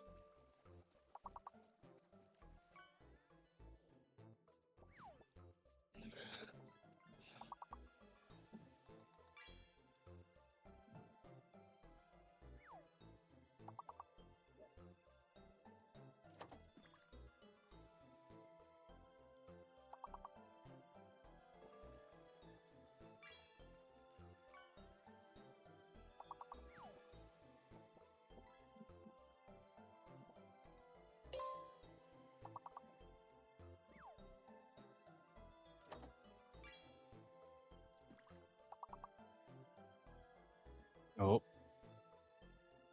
I'm in the main story roulette right now. Gaius Van Belsar is about to say the word, or he's about to say the thing.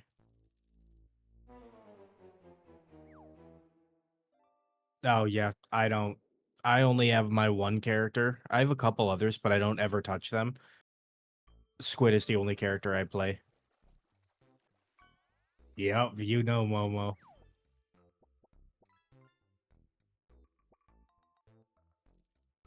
Such devastation. This was not my intention.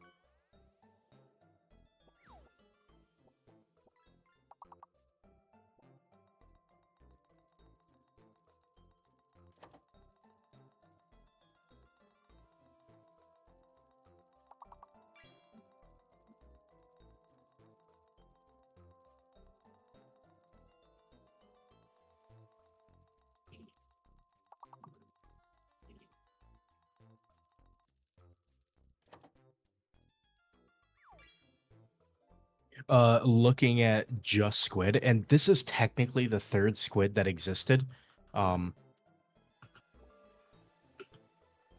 this server, because early on, I deleted her and started her again, and then I deleted her again and then started again.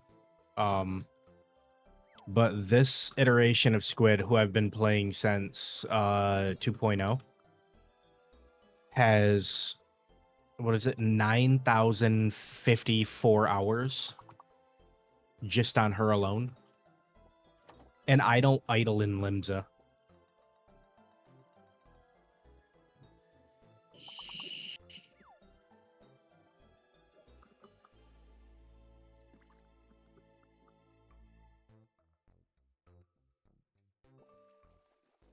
I've played a little bit.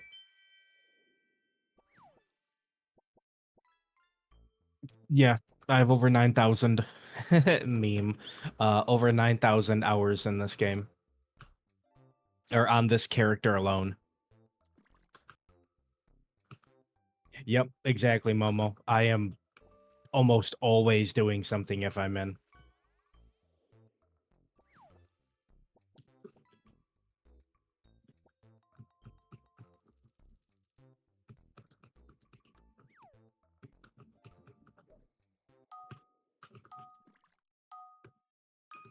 Yep.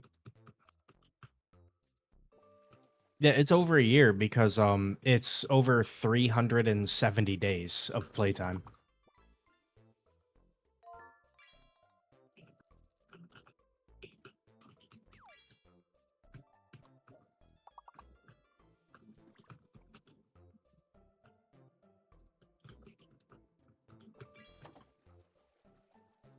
I know a dude that idles in Limsa that I think he has somewhere around like fuck, what is it? Like his big thing is he does stuff, but he also idles a lot. And his playtime on his character is somewhere around like 6 years worth.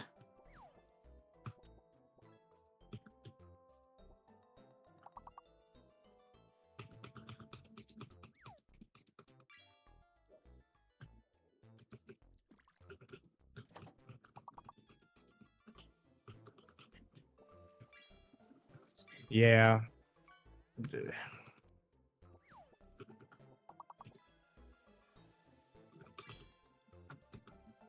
Dude, ultimates are brutal.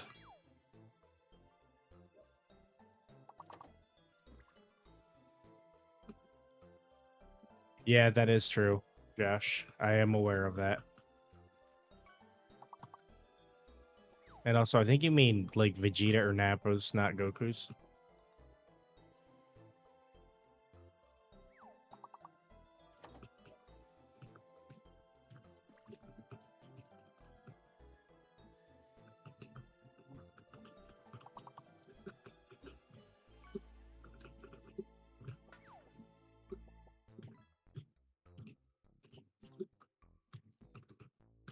Nah, having it capped at a certain time, I think is the best choice for streamathons.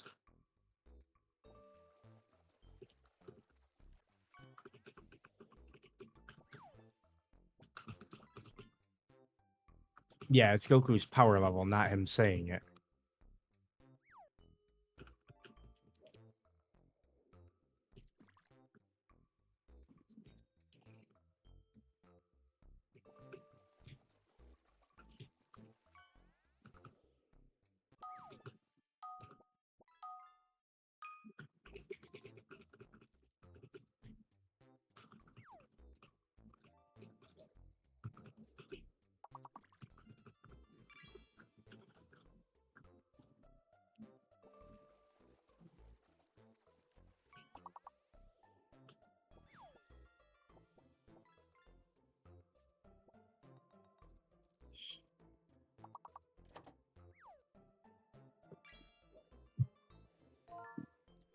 Bro, today is off to a horrible fucking start.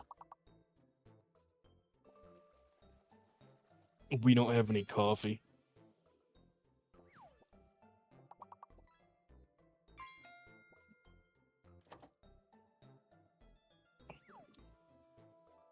So I'm gonna have a fucking bad headache later.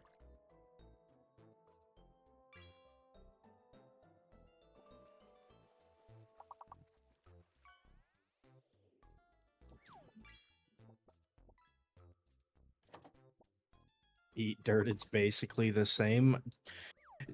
Planewalker, you're not supposed to eat the coffee grounds. You put them into a percolator and you get coffee from it.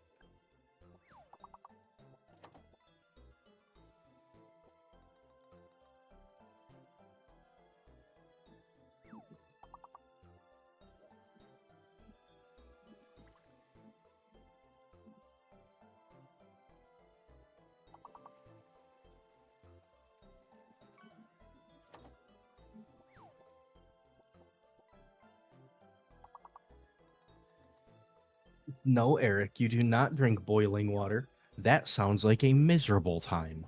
Why would you do that?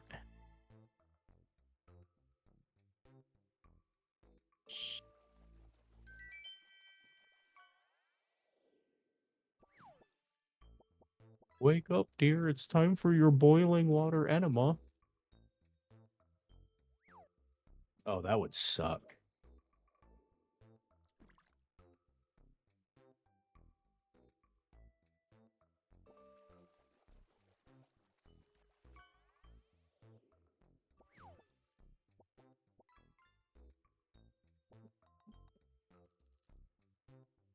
No Shinigami, I haven't experienced it.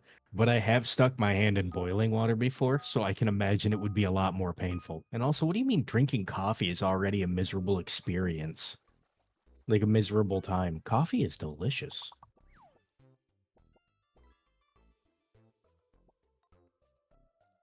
Oh, I forgot. I never changed my Fugi back, so every time I talk, I just flip off chat.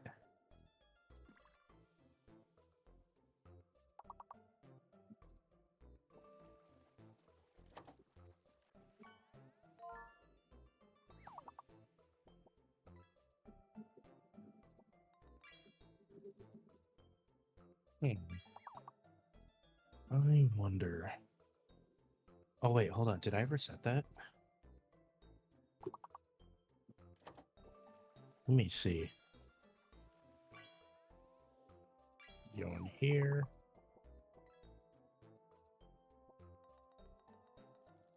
Definitely not.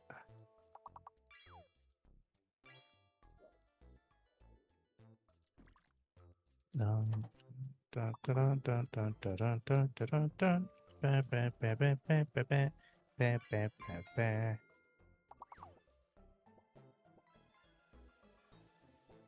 Oh, I could set it to this.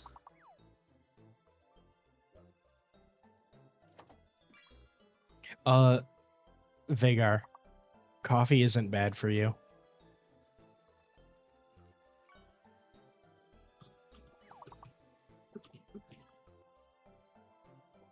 Drinking too much coffee can have negative effects on your health. But that literally comes down to how much you're having. It's just a matter of moderation. As a matter of fact, coffee in moderation, if you're not drinking a ton of it, is actually fairly healthy for you.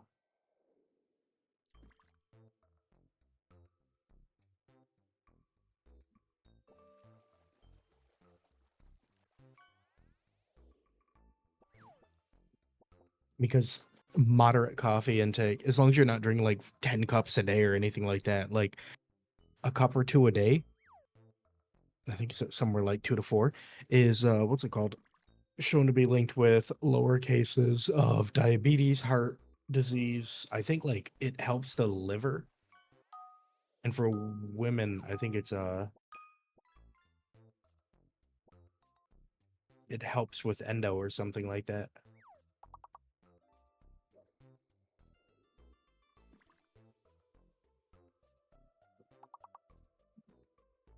Can also help with Parkinson's and depression.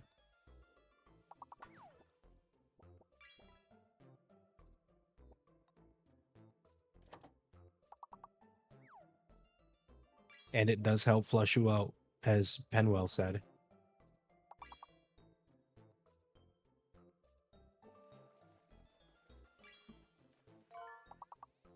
No academic fan. The porn is not going to be a word on there.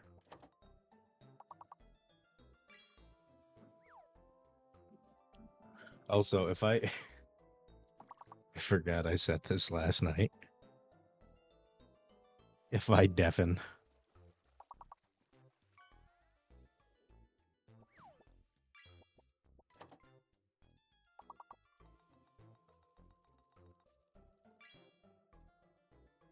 Amazing.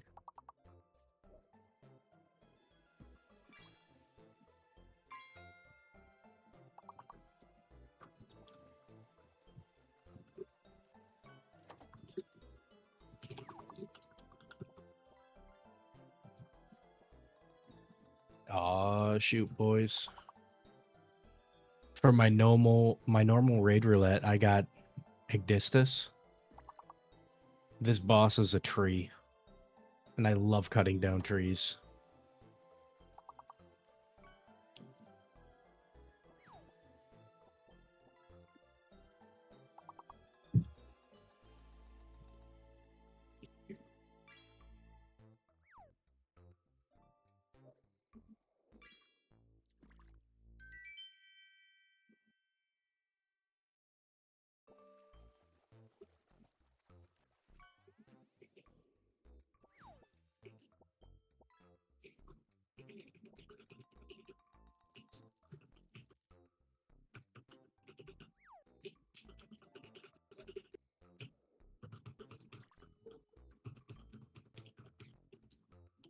Oh shit, that's gonna hurt. Oh.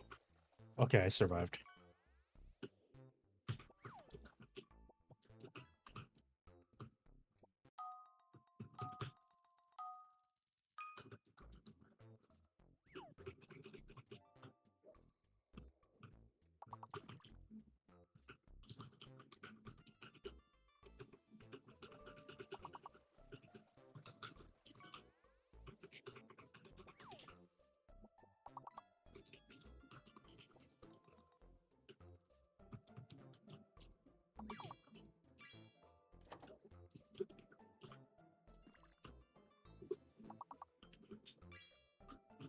Ow.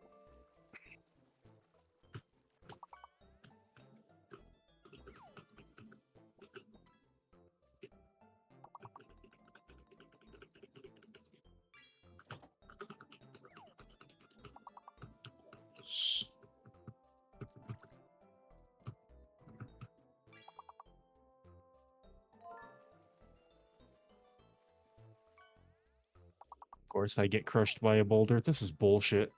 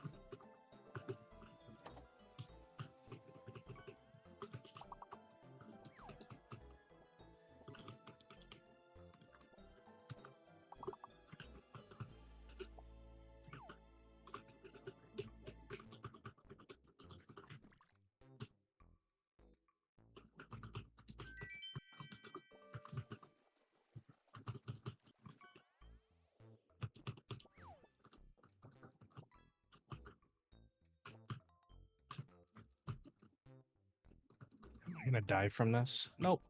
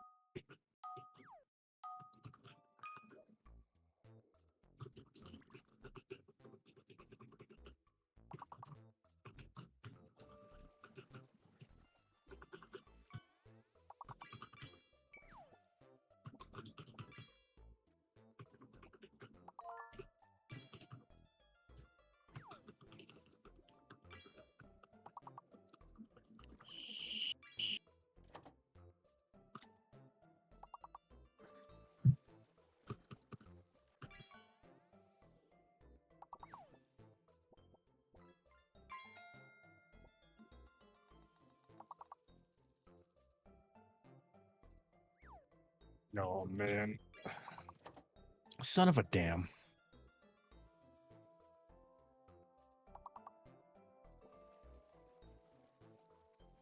Dude, a bard is definitely not for me. I can't wait till I'm capped.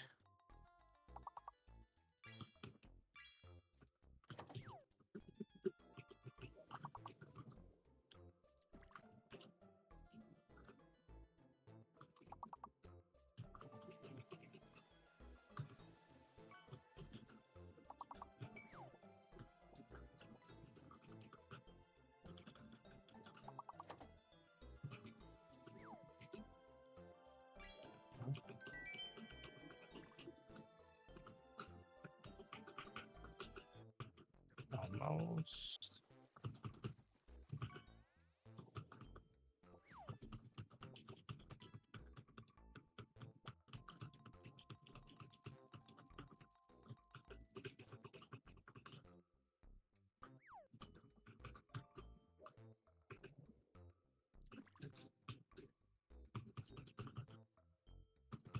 No shit. No, you bastard.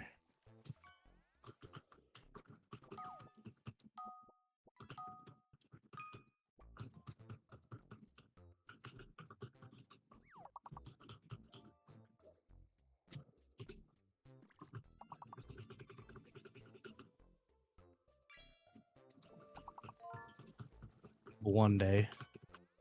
One day I'll learn how to enjoy playing Bard. It is certainly not today.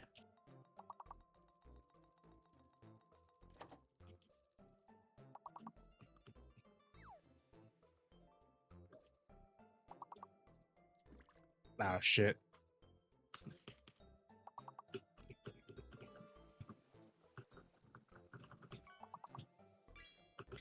You... Oh my god.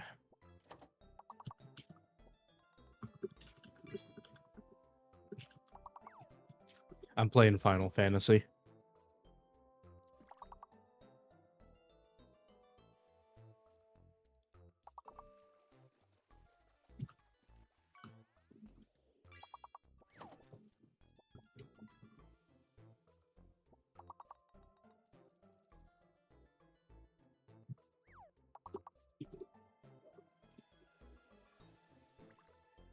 Yeah, I've played Final Fantasy for years. Right now I'm just leveling other classes.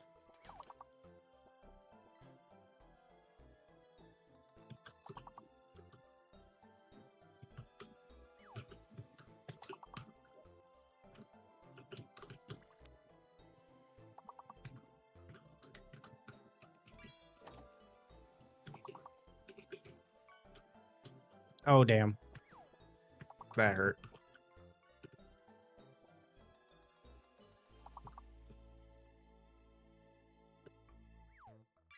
No.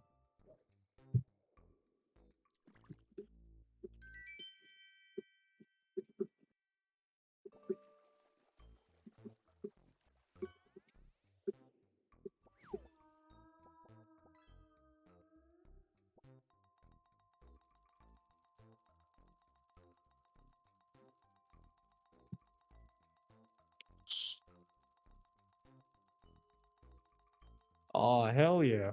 What server you play on, Fox?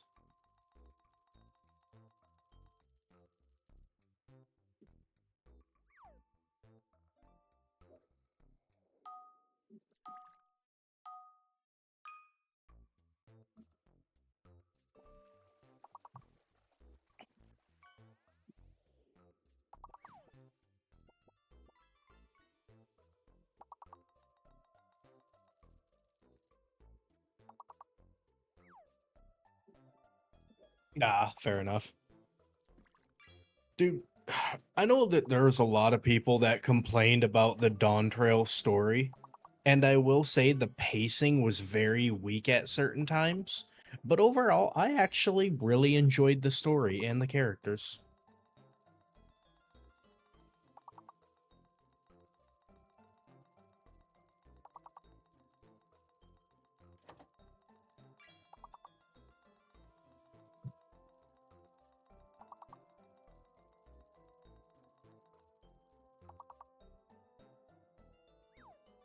It's 6 months of bait.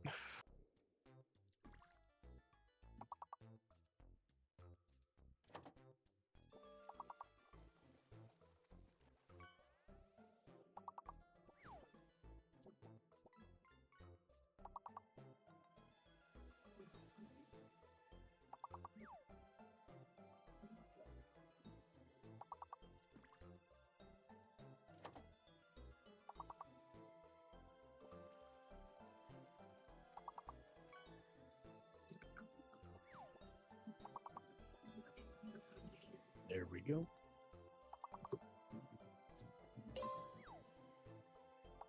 Did I get in? No. No, I did. Let's go.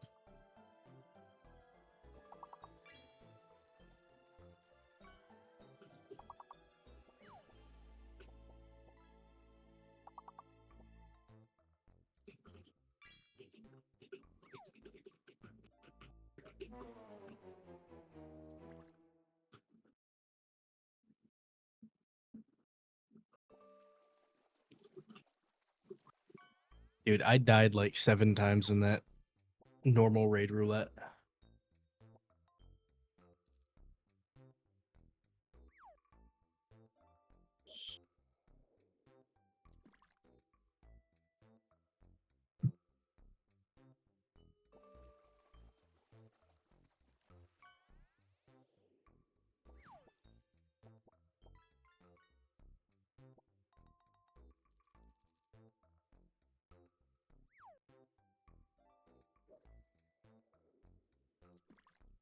Everybody's like level 30 and level 17 and shit like that, and then I come in level 3 because I can never get into these damn dungeons. I'm pretty sure I just died again.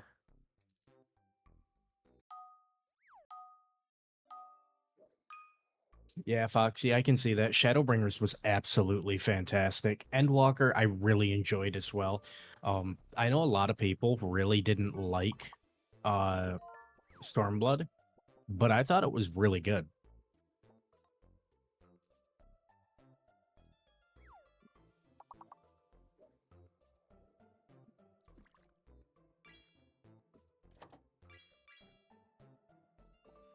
I also really like Dawn Trail, though, so I mean, what do I know?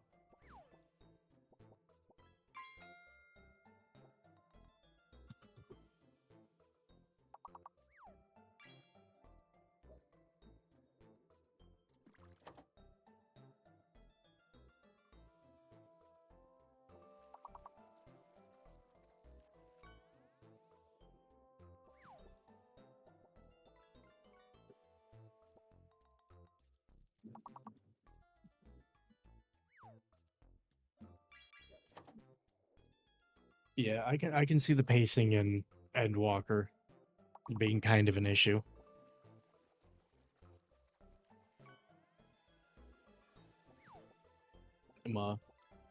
Overall, though, I really enjoyed the story and the different notes that they were trying to hit.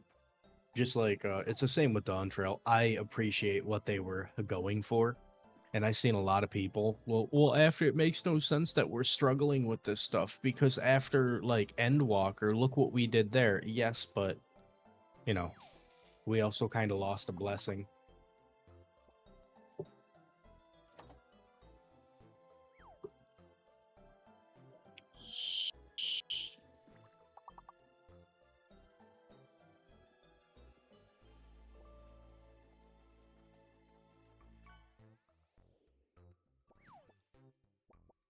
I also like this copy pasta. I was pissing somebody off with it yesterday.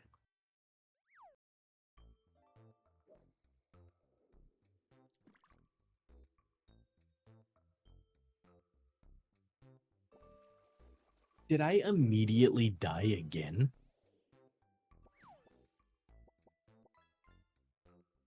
Yeah, I like the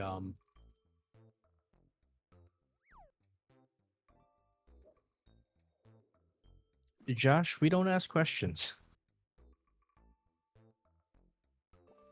Nah, Misty's great. She's a blast.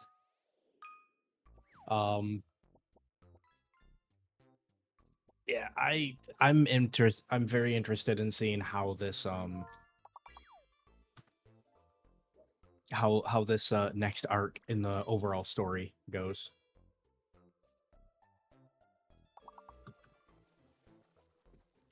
I like how quickly two people notes.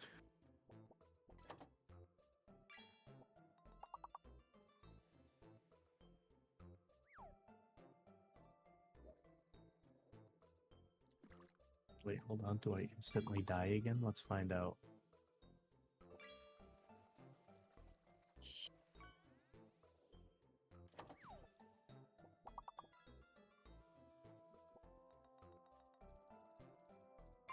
Oh, I didn't even get in. Yeah, no, I've had a house since... Oh shit, I think... Yeah, I think since Heaven's Word. But I've played quite a bit. It's a fun time.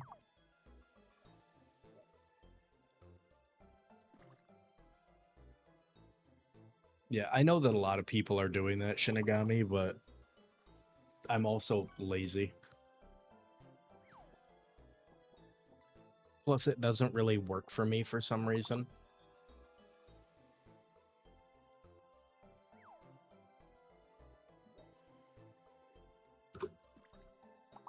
But yeah, I know for a fact that there are people just running something to like auto join them, and it's like, ah, oh, come on, guys.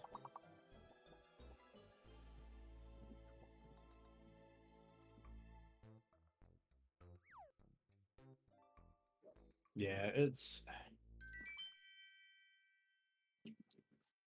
kind of scummy to do that, in my opinion. But what do I know?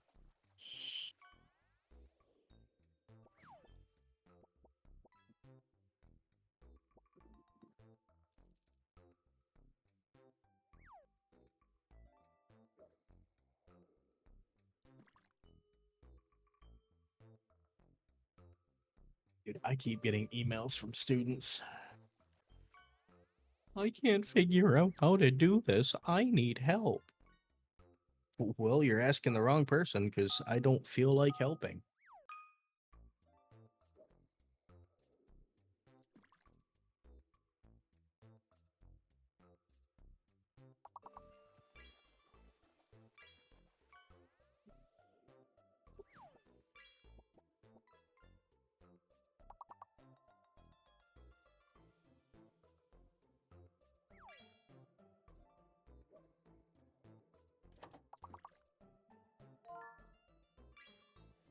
Posh, Posh.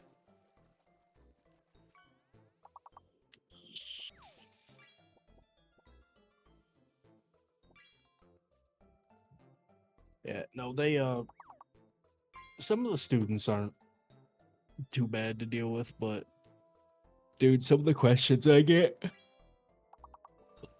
they drive me nuts. Like, I get asked some really dumb questions fairly often, and it's like, how have you managed to survive this long?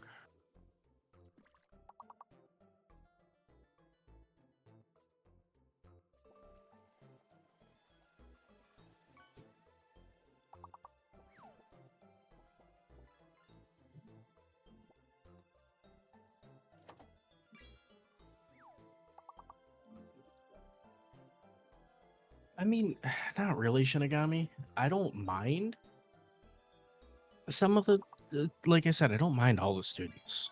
They're not bad or anything like that, mostly. But I've been asked, like, how to open a Word document, how to turn on a computer, how to search your email. Like, I've been asked some questions where it's like, you should already know how to do this from other classes. How have you made it here and not figured this out yet?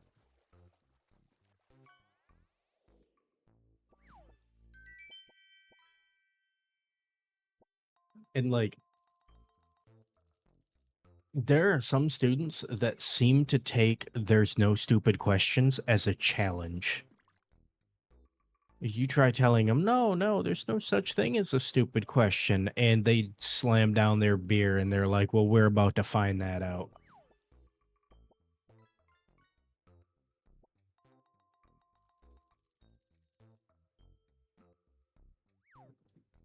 Yeah, I get frustrated easily there.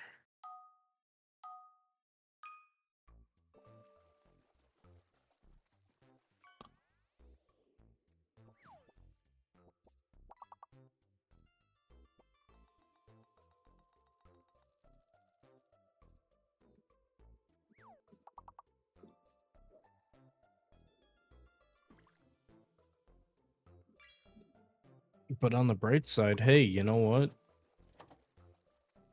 Working education has single-handedly ruined my enjoyment of working in tech, so, I mean, I got that going for me. Now when I think of, like, career plans, I think, yeah, I could work in a warehouse for the next 20 years.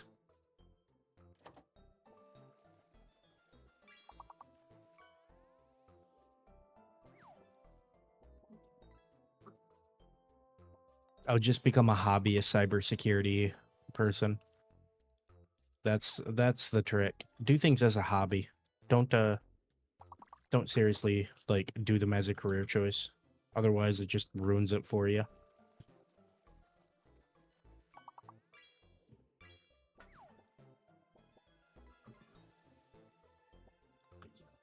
Josh, because you're going through and favoriting everything with the words bunny and girl in the same sentence.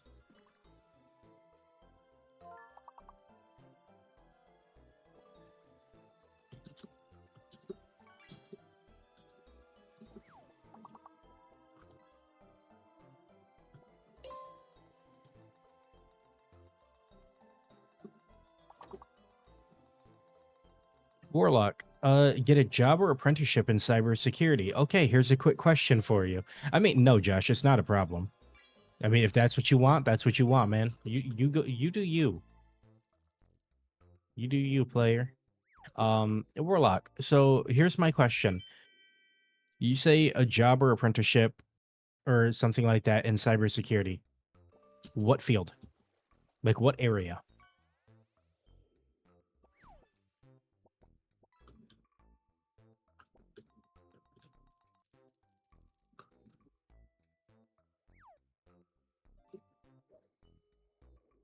What area do you want to work in? I'm curious. Analysis. Nice. Okay, analysis is fun. Um so let's dig into that. What part?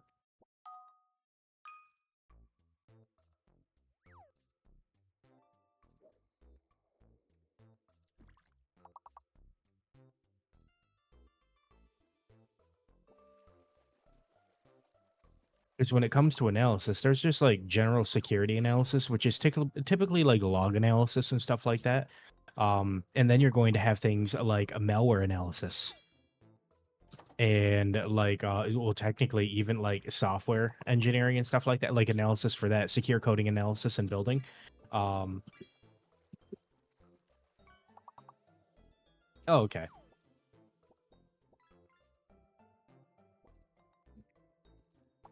Then technically even like pen testing can be like security analysis because you're looking at where the weak spots are. And then on top of that, you have things like policy and procedure analysis where you're going through most people don't view it as a tech field or cybersecurity, but it very much so is looking at policies and procedures and agreements and trying to figure out, okay, are we within compliance? Are we within spec? On top of that, then you also have like IRDR, which is heavily incident response disaster recovery, which is heavy analysis work, looking and trying to figure out what went wrong, why it went wrong, how to prevent it from going wrong again in the future.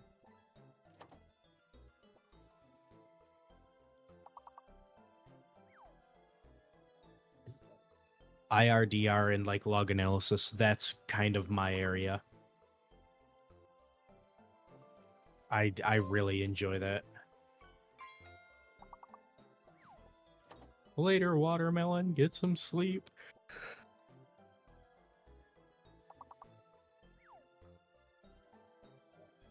Oh, you had to create a policy from scratch? Warlock, I'm going to tell you something special. SANS. SANS Institute. Find a policy similar to what you need, pull it from there. If your teacher says, no, you have to do this from scratch, you have to build this from the ground up from scratch, tell them that they're a fucking idiot.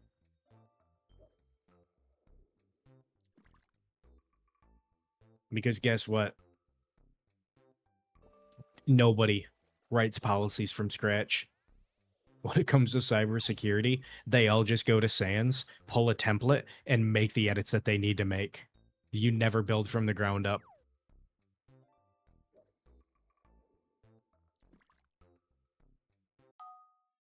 Oh, okay, yeah, NHS. Well, that's perfectly fine. But SANS is worldwide.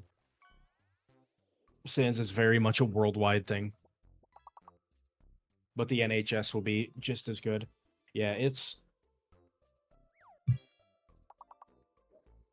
Like, I've seen people be like, oh yeah, no, you have to build it from the ground up. Yeah, if you're stupid. Because guess what? The eggheads that write those templates for SANS are way smarter than I could ever hope to be. And they've seen more shit than I could ever hope to. So I'm pretty sure they know what they're doing when they're writing those policies.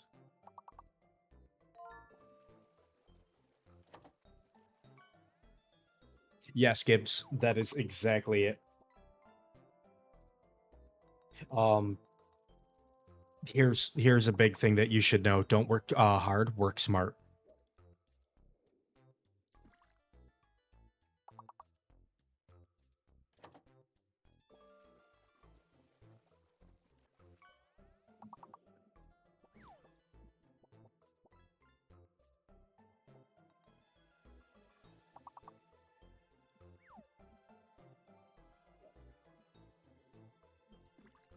If I have to go like work on a router or switch or do something like that, literally the first thing I do is I access one of my externals and I find like a pre-built base configuration and I just go from there.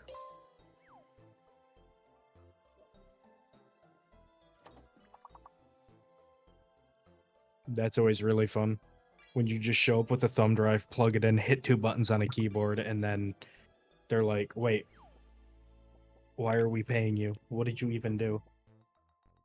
Well, I wrote this configuration 6 months ago, and I just used it today.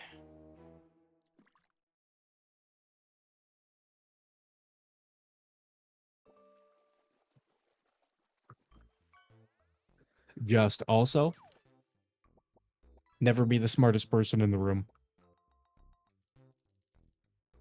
And never show your full hand, otherwise they are always going to be trying to rely on you for everything.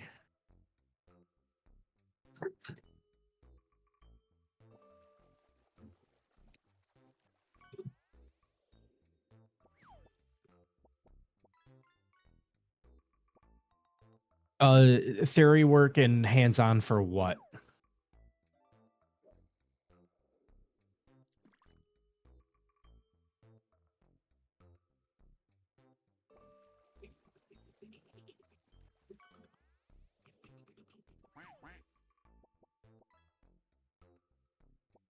Like, are we talking, okay, general cybersecurity. Still, even with that, there's like a lot of specifics. Are we talking like PCAP analysis and stuff like that?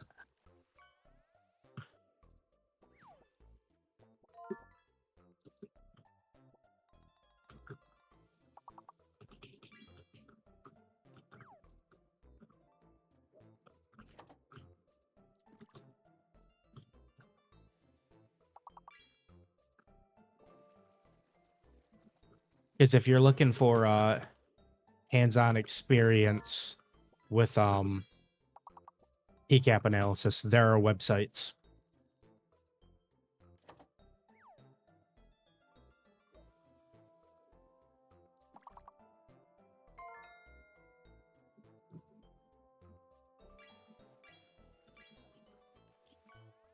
Oh, okay.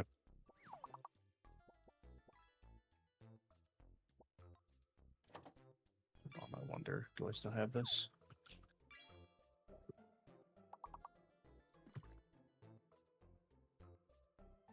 Have you,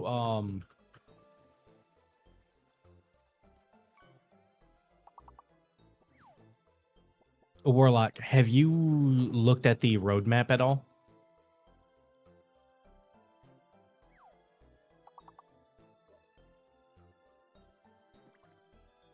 Also, one of the biggest things that I'm going to tell you for working in like cybersecurity and all that,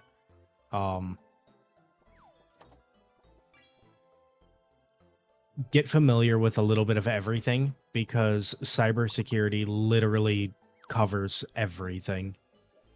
Oh, I don't want to do networking. Too bad. Oh, I don't want to do like host and endpoint. Too bad. I don't like this specific operating system. I got bad news for you, buddy.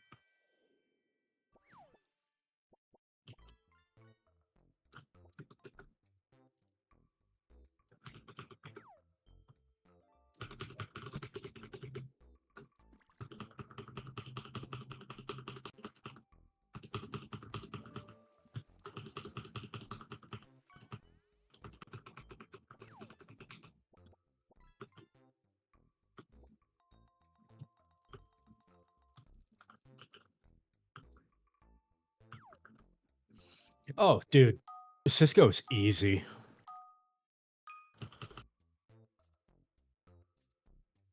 ENA, ConfT, enable secret, linecon, interfaces, ACLs, NAT, PAT.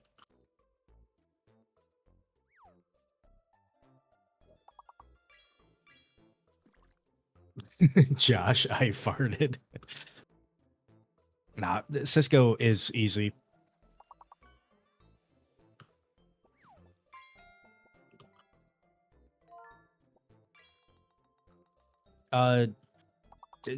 Somewhat, Lacosius. I know about Debian.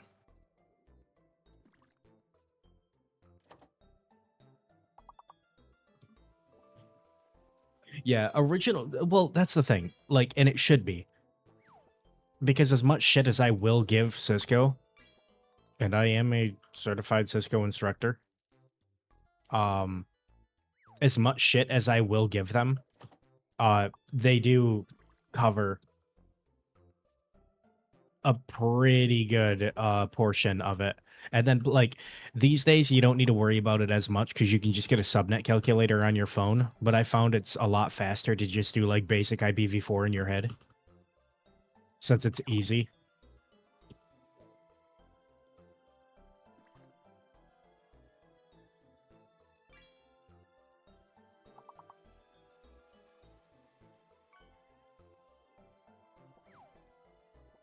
Yeah, though. I know that Q4 is...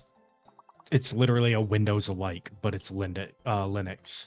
It's kind of like, what was it called? Mandriva or whatever? Oh, also, another thing. You want to become irreplaceable at work? Learn DNS.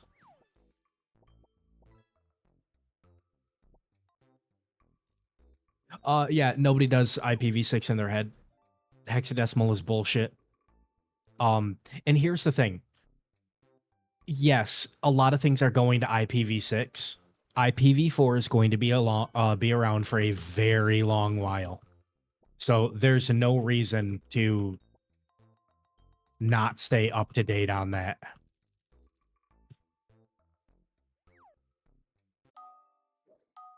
But IPv6 is good for internetwork routing.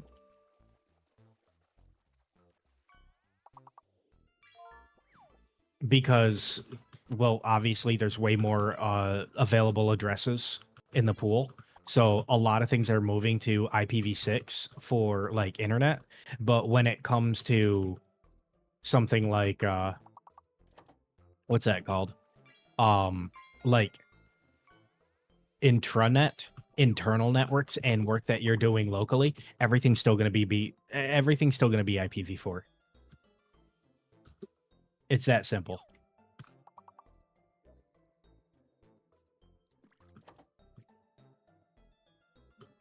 Lacosius, IPv4 is needed even in the most current and up-to-date, like, multinational corporations. The numbers are very limited. However, there are private ranges in classes A, B, and C. Like, for example, oh god, what's the class B range? It's 172.16.00 through 172.31.255.255. Those are not publicly routable. Well, by normal. So what you do is you have externally it's routed by IPv6, but the second you get inside, it's IPv4.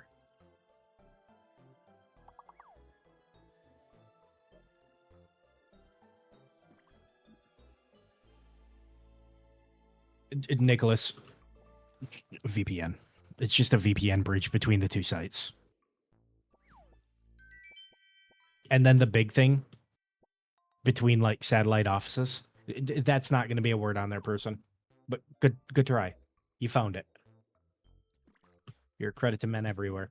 It's just a VPN bridge, and then, like, the biggest thing about that is going to be making sure that you have IP forwarding set up. Basically, so that when you're pinging, like, from a 192.168.11 or 10 on the A side and you're going to the B side, that it knows that if you're pinging 172.16 to go over that VPN.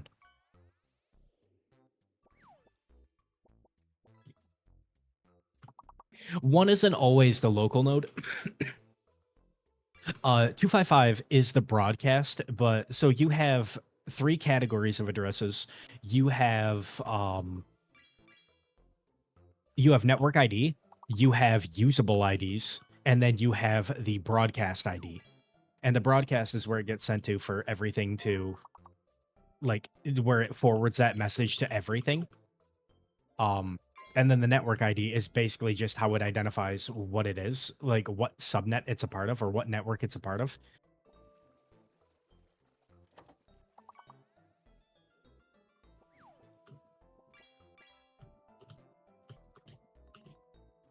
But yeah, then in every range you also have you know, your own private ranges, which aren't internet routable. Those are for internal use. That's why every single consumer grade router that you get, you're typically going to see it starting with like 192.168.1 something, or like 192.168.x.x, 172.16.x.x, or like 10.1.x.x. And then you can subnet it out from there into different VLANs, virtual local area networks.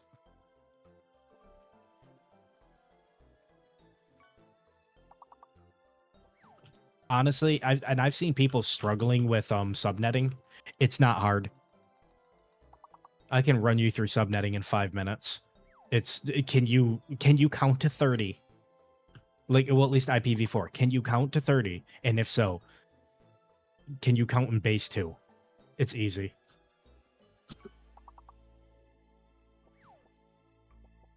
So Lacosius, yes. Well, in a slash, in a /2, you have to be a little bit more specific in that, because if you have a /2, keep in mind that is you're moving in iterations of 64 in the first octet. So that means like your first address would be like 10.0.0.1 and your last address would be 10.63.255.254. And the broadcast would, of course, be 255.255.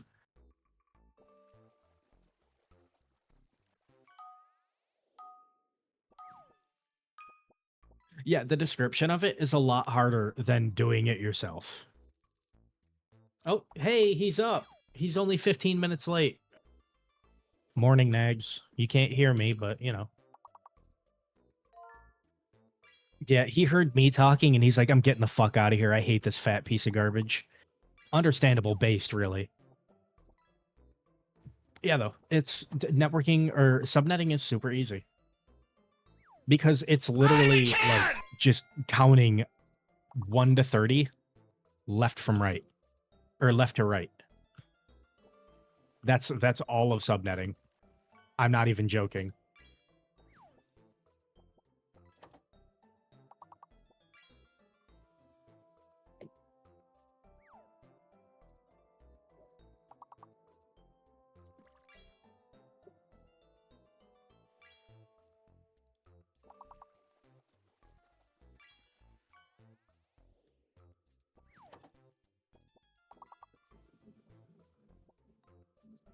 Well,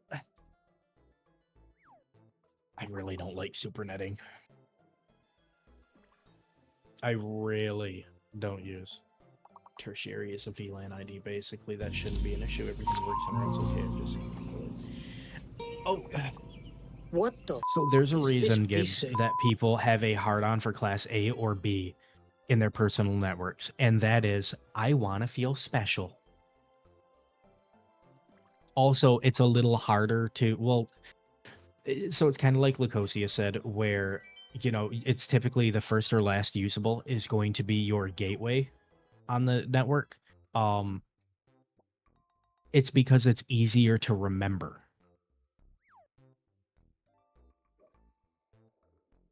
There are some places that I know of that use a mid-range in theirs. Because if you're trying to brute force on that network and, like, scan the actual, like, basically get on the network and scan the gateway without supposing to have access to the network, it'll be harder to tell which what's the word? Which address to scan. Yeah, you could, like Thunder Cookie said, you can literally set anything to be your gateway. If you wanted to, you could literally have 10.4.20.69 if you wanted. You just got to make sure that it fits within the actual subnet mask and that you're going to remember that address. It's cake. Most consumer grade equipment by default will come with the very first usable, and that's because ease of access. Yeah, it's industry standard to have it first or last. One of the most common things that you're going to do or that you're going to see in larger industries is you are going to have like first or last as the gateway, and then the actual addresses are going to start, you know, at like 20 or 30 or 40 or 50 or something like that, because you're going to have a range of addresses that are set as reserved or unleasable.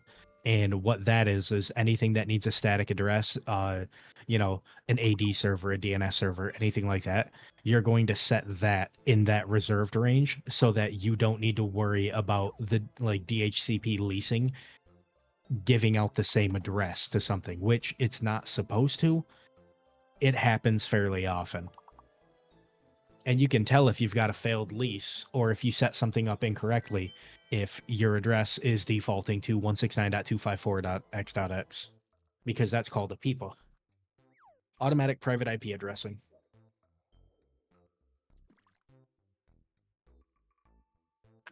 Yes, and you should have your printer set to a static address, Thunder.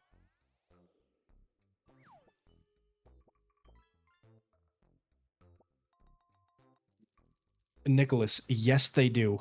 I use Wireshark, Wireshark and Nmap very commonly. It's a very common thing because they are very important to know how to use.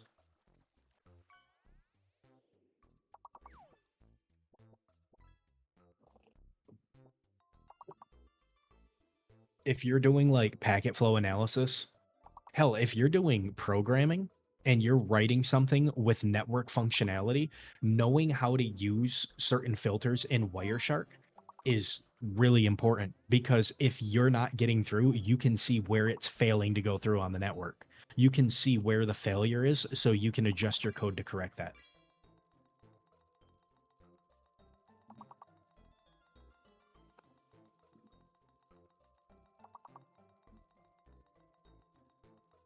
But yeah, no, if you do anything with security or like networking or anything like that, pick up Wireshark. Don't worry about mastering the entire Wireshark program, because not even the devs of Wireshark know how to use every single filter. Honestly, just pick it up and play with it. There's some fantastic sites for pre-made PCAPs, and like they're great.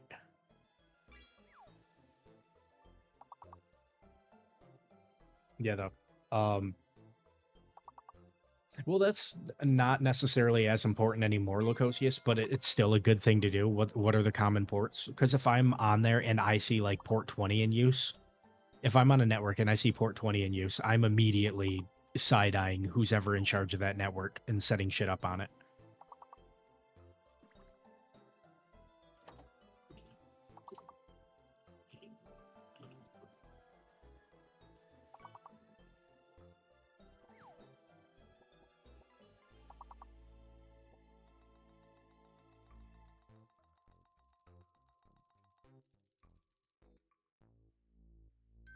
Yeah, so honestly, you shouldn't have been. You were doing something very weird if you brought the internet to a snail's pace with Wireshark, because what Wireshark does is it's monitoring the network. It's looking at the traffic going on the network. It shouldn't be putting anything out or hurting the speed of the network.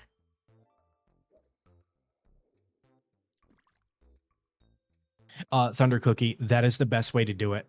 If you can, oh god, what's the word? Obfuscate. If you can obfuscate what ports you're using, like changing the ports or will like obfuscate what services you're using, it gives a harder time to attackers.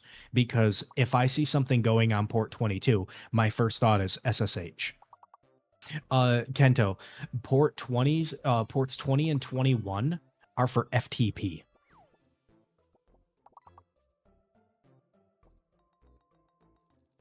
File transfer protocol. By default, it's very insecure. Now, sometimes you'll have like TFTP or SFTP on there. It's still a risk. The problem with moving ports 80 and 443, for those that don't know, 80 and 8080 are HTTP. The insecure version of web browsing, 443, and I think it's like 4443 or something like that, is HTTPS, the more secure version. I've seen issues moving those ports.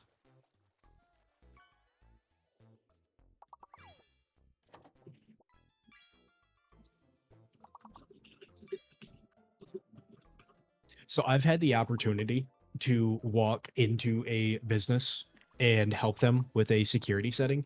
And keep in mind, this was a business that deals very often with financial and medical things. And when I looked at their network, port 23 was open. That is a huge problem. Why were they serving on 23? Because 23 is Telnet. And Telnet is asking for trouble. Nicholas, that's the fun fact. I'm going to tell you something very important. As a security researcher or analyst or engineer or anything like that,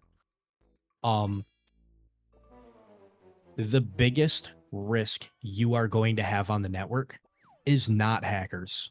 Your greatest enemy isn't hackers or anything like that. It's employees. Internal threats are far more serious and widespread than external threats. And the thing is, you don't really, like, it's not even maliciously done. The end user is stupid. And that's fine, because they're stupid when it comes to, like, security and tech. But if they're like an accountant or something, they're really good with numbers. They're really good at what they do. They just don't have the understanding or the knowledge of tech to understand what they're doing wrong. They click links. They get an email that says invoice on a Word document, and they say, okay, yeah, sure, I'll click that and open it and take a look. And then there's some Visual Basic code in the background that runs some malware, and boom, now you're screwed. Yeah, their stupidity is my job security and also the reason I drink.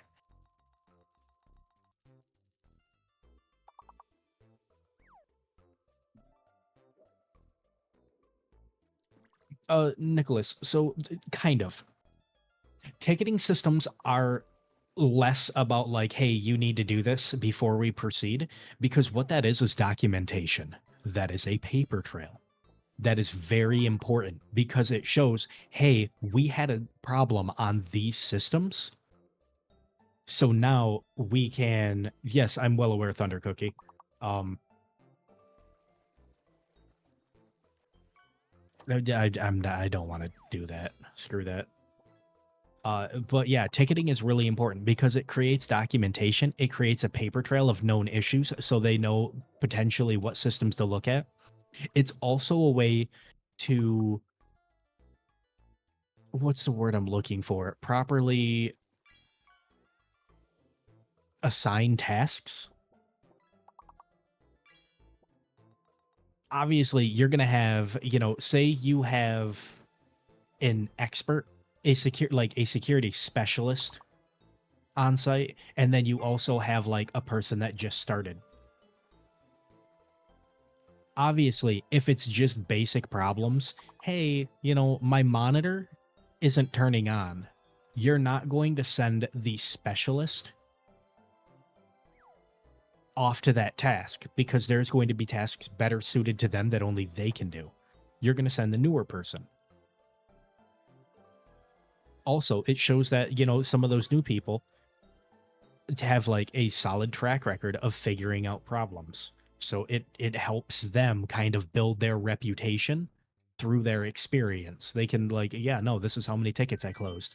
And it's a good way to like document what needs to be fixed and everything like that. You know, you've got stuff like that.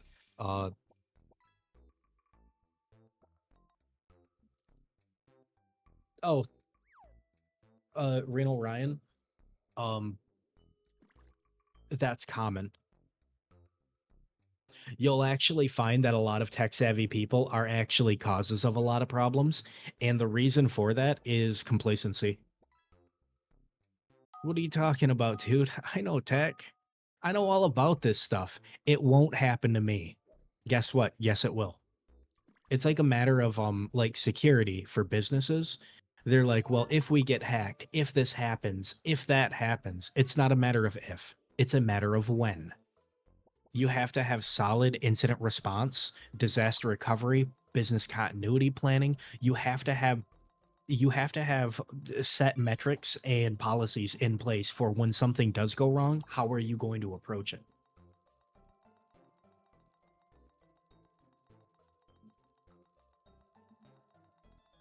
Oh, Thunder Cookie. Exactly. There was a time where I was actually like streaming it to people and I was playing around with malware. And I was like, don't do this. I'm trained in this. I'm an expert. So it's fine when I do it. And then I proceeded to run the malware on my actual computer rather than my analysis VM.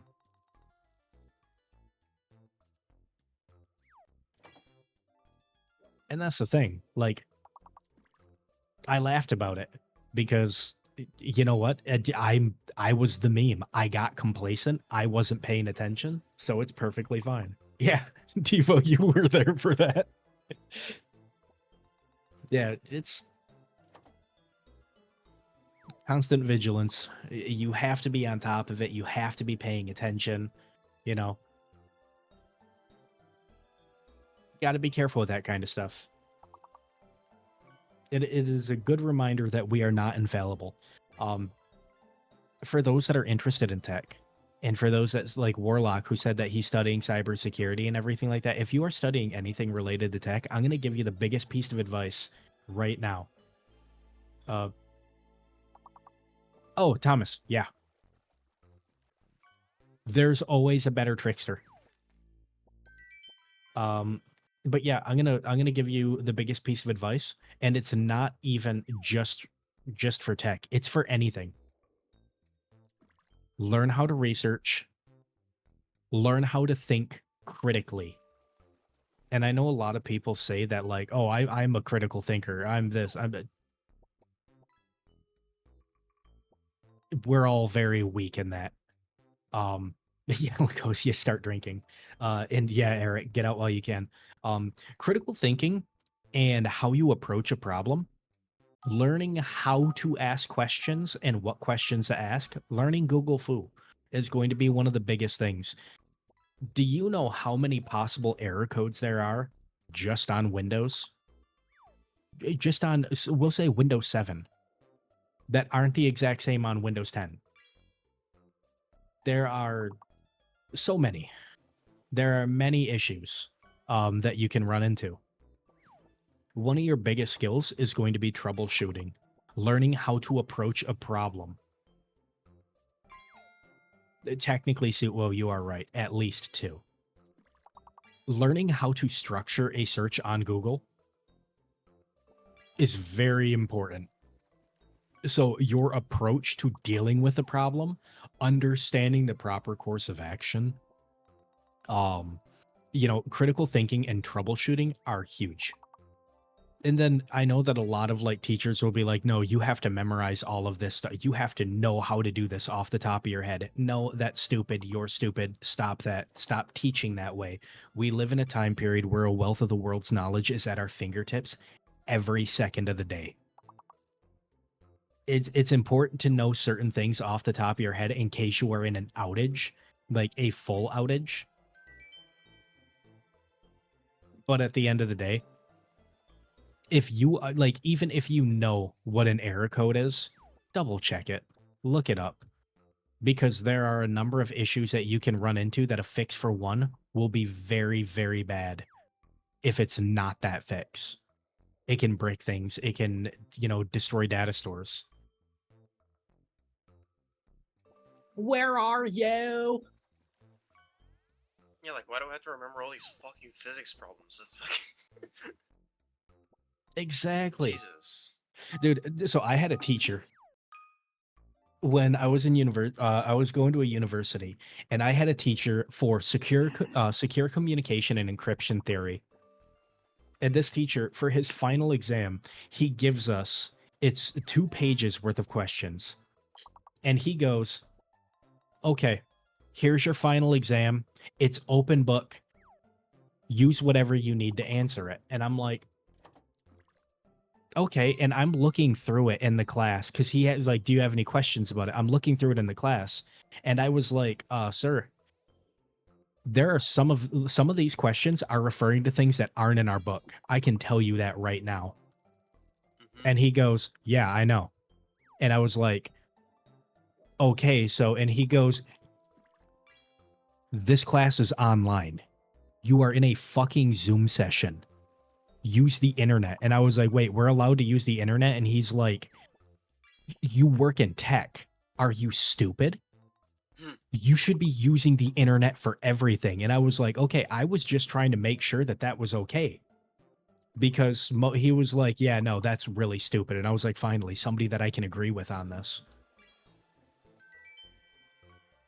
But yeah, no, he gave us questions that wouldn't be in the book that required a very specific Google foo in order to answer. That teacher was fantastic. You know who wasn't fantastic? My fucking physics teacher. It's because physics is bullshit. Oh, look at me. I'm just math in disguise. Fuck you. Get a job. Yeah, honestly. I didn't fucking really learn physics until I fucking learned calculus. When I learned about derivatives, and I was like, oh my god, I finally understand what the fuck this asshole was saying. Yep. That's actually a huge problem that I have with mathematics is a lot of things are taught backwards. You'll learn about something and you won't make sense, and then 6 weeks later they start talking about like derivatives or something like that, and it's like, well, hold on. That actually makes this previous shit make sense. Why didn't you start with this? Well, there were 2 separate classes, and that's what I started off with in my calculus class was derivatives, and I took calculus later than physics. So as soon as I learned that, I was like, wait a minute. And then I looked back in my memories of physics, and I was like, holy shit. Yeah. Thunder Cookie, no, it's not. The math behind networking is like base 2. Can you count to 30? Can you count in iterations? If so, you can network. You can tell me you have a /27, and I'm going to be able to tell you right off the dot that one, your subnet mask is 255.255.255.224, and you're moving in iterations of 32 in the 4th octet. Discrete math is fantastic, though, because discrete math is literally just, you could physically represent everything with objects and, like, place your hands on them. Yeah. Oh, Thomas, exactly. The first thing that they should teach you is how to think. When it comes to, like, the Cisco classes we run on campus, something that's very important is troubleshooting and thinking. I can't ping from point A to point B. I wonder if my configuration's wrong. Well, hold on. Before you do that, start near, go far. Can you ping yourself? If no, you didn't set the address properly. Okay, you can ping yourself. Can you ping the next device in the topology, the gateway or the switch? Oh, you can't? Okay, we'll check the configuration on that device, but also physical layer. And also, when you're doing wire runs and stuff like that, where the eyes go, the hand follows. From the patch panel, from the PC to the patch panel, trace that with your hand physically. From the next side of the patch panel down to the, the switch, trace that and make sure it's in the right port on the patch panel. the right port on the Switch, and then the same for the Switch to the router, and then the router to the PC or anything like that. Always make sure that you are like not only visually tracing it, but also physically tracing it, so you are sure that it's in there. Yeah, you can't trace it in the wall, but that's where Fox and Hounds come in.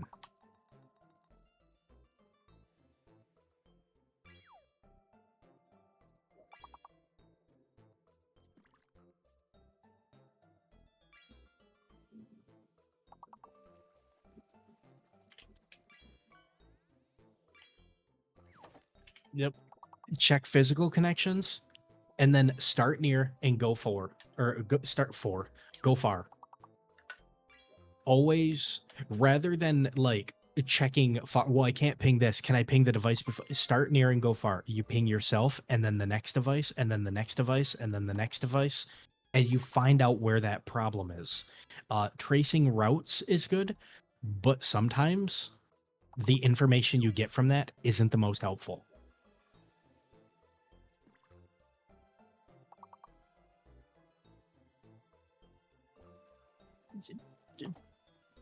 There's nothing wrong with just taking general computer science.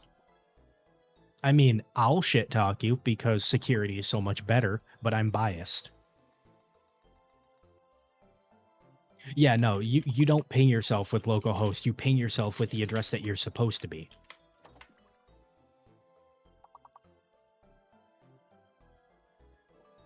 And yeah, IP config can let you know if you're pulling a peepa.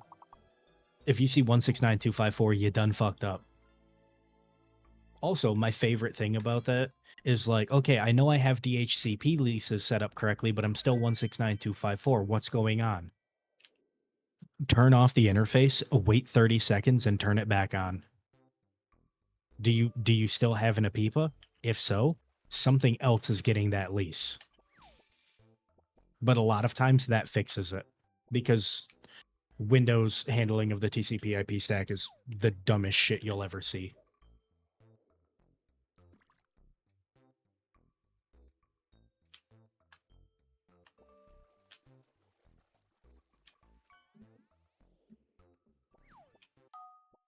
Gumpers, of course Pip's talking shit about me. Pip hates me. I thought we were friends, and she just insults me nonstop. Wait, hold on a second. Oh, you bitch. You bitch. What? Oh, baby. I know she's talking mad shit about me, and I'm going to listen in on what she's saying.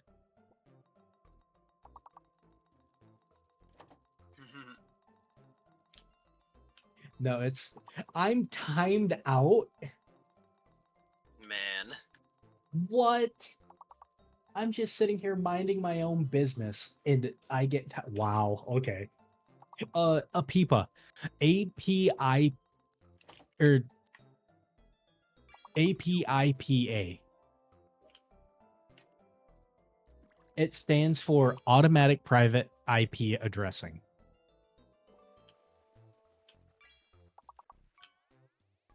Wait, unfair, what did you do? What? I just seen holy shit unfair. He might be... Probably because I'm here.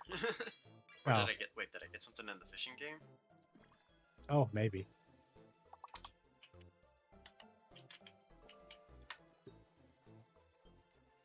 I caught a legendary? Oh, another one. I know I caught same PNG Andy last night. That's all I fucking remember. That and putting Karen in timeout.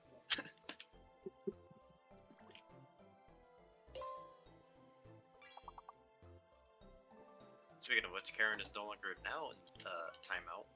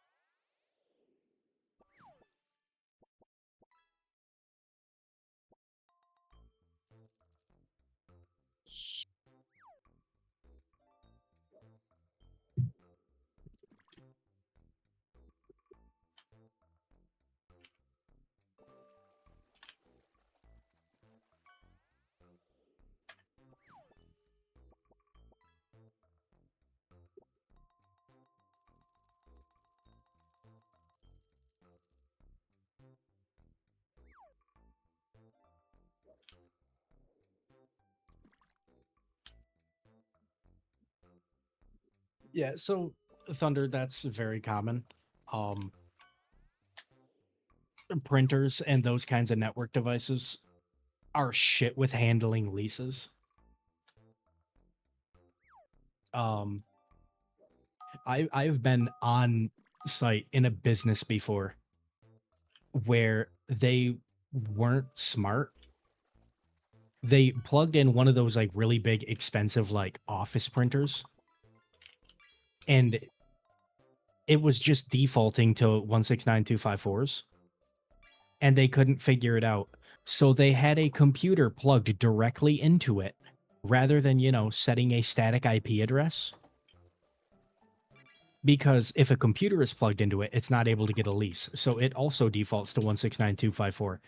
And then they would print to that printer.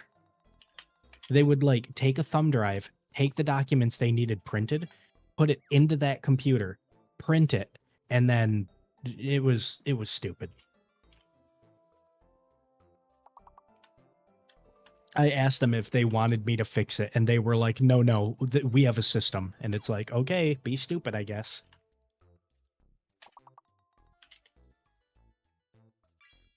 Oh, that is unfortunate. What? Someone just joined the server and I've released Karen from timeout. Oh, no. Like, first time joined the server, so they're at spawn.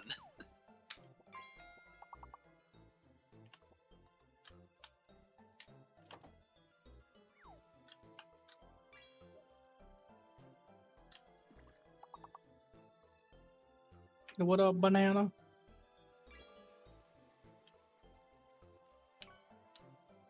And also, because I had brought it up the other day to Supernova and Unknown, yes, I do have Vermintide installed, and now I just got to figure out how to get it running.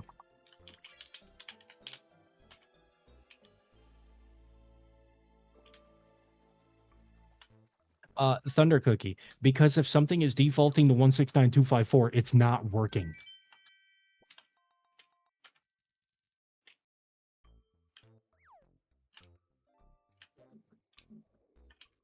It's like task failed successfully at that point. If you have to make a full system around that kind of failure, you have got major problems already. Yo, what up, Supernova? Honestly, it's a big problem in tech where you have people joining the workforce that don't know what they're doing. And it's not necessarily their fault.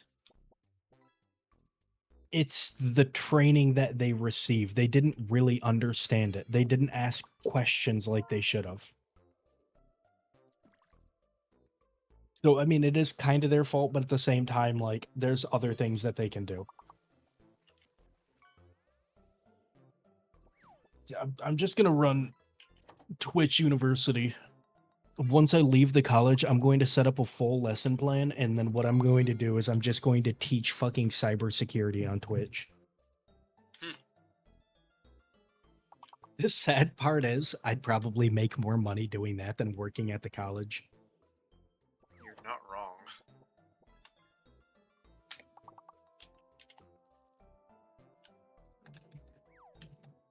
There was a student that asked my supervisor, he was like, so how do I do this? And my supervisor was like, you got to talk to him. He's the expert in this area.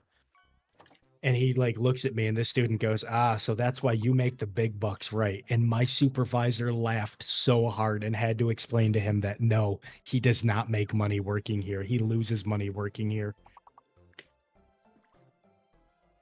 Student was like, then why do you work here? And at the same time, both me and my supervisor just, I'm dumb.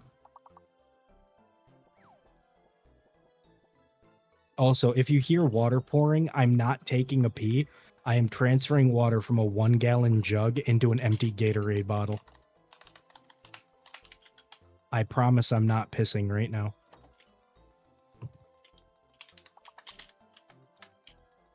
Friday the 14th. No, he is actually, he's up and about. He's doing his shit shower, shave, calling family, and stuff like that.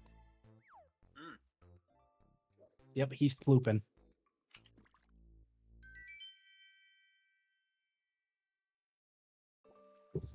Here we go. I'm almost out of gamer soaps. You know, I find myself drinking the caffeine-free stuff a lot more often than the actual caffeine, just because like I get my caffeine from the coffee in the morning. Who dat? Oh God, it's this asshole. Don't let him Look lie. at He's pissing right now. He's mad pissing. Yeah, that's what Kento told me, Thunder. It's a matter of affording it. We're talking about you leaving your job and find a better one? No, it's gamer subs. And right now I'm a little bit more worried because my niece's birthday was on the 11th and I haven't gotten her a present yet. So I'm waiting until she gets back from school today and I'm going to sit her at my computer and tell her like, okay, pick out some stuff you want. We're gonna go look at Amazon and we're gonna get you some stuff that seems interesting. I will not send my niece the epic birthday song. So did Thunder Cookie mention that until 2 p.m. today you get your Free shipping discount and all and that? your free shipping? Until 2 p.m. You know what? Maybe I will look at that because I'm also like I'm down to half a 100 ml bottle, so like probably just under 50 milliliters of e-juice. So I have a third of Anime Girl Thighs tub. I have a fifth of about a fifth of Cinder's Pyro Power. I have probably around a fifth of Lean. I can't read chat, by the way, because I have my headphones on. I have like three-quarters sorry, of Maddie. a tub of Blowhole Blast. What happened? He has to replace his water cooler because it's leaking. Oh no. A third of Muscle Mommy, also known as Sweet Six Pack. What kind of water cooler is it? I should be able to go to the Twitch chat and Friday the 14th. Can't read this, Fingy. Lacosius. My thing is most of what I get is actually caffeine free, and I stick to specific flavors because I really like the taste. Also, if I am correct, there's no sugar in these. Yeah, No. the caffeine free, at least I know of the Anime Girl Thighs, is sugar free. It was a Cooler Master AIO leaked out the bottom of the rad all over his case and table. No electronic death. Okay, that's good. I'm not gonna lie, when you said water cooler, I 100% thought you meant like an actual water cooler, like because we were talking about gamer yeah. subs.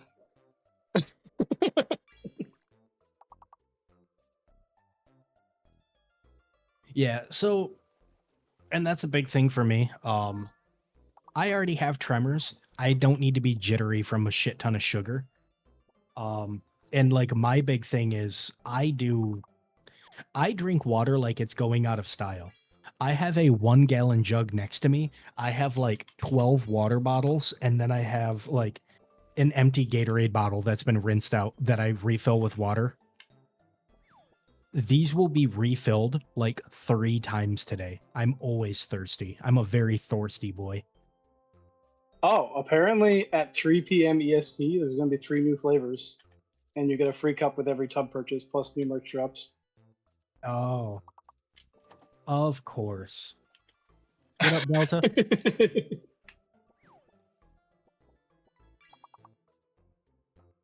So, chat, you heard it here probably second, that there's 3 new flavors dropping today. I'm not a thirsty little boy. I'm a thirsty boy. There's a difference. Isn't that Massa? He's a thirsty little flower? Yeah, Massa's the thirsty little flower.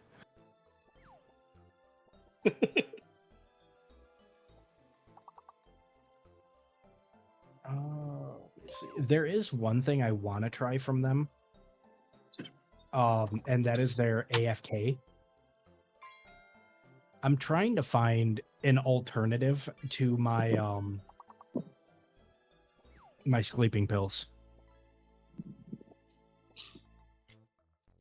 The only And no chat, blunt force trauma is not a solution. Yeah, unfortunately it doesn't work. I found that out.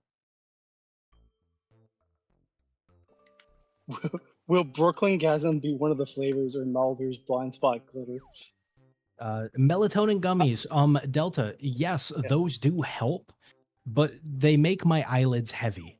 I use melatonin to get me ready for sleep, but it doesn't put me out. I need sleeping pills on top of it. And the reason I'm trying to find alternatives to that is because, like, it takes like 80 milligrams of melatonin to even make the eyelids heavy. Yes, no, I haven't checked that. As a matter of fact, I treat most of my medical issues as like as long as I ignore it, it's not a problem.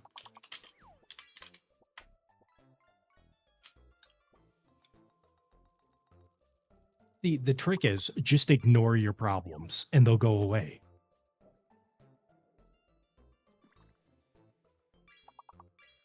Friday the 14th said you should take the melatonin 30 minutes before bed to maximize it. I'm pretty sure it's actually an hour or two, isn't it? It's 30 minutes to an hour.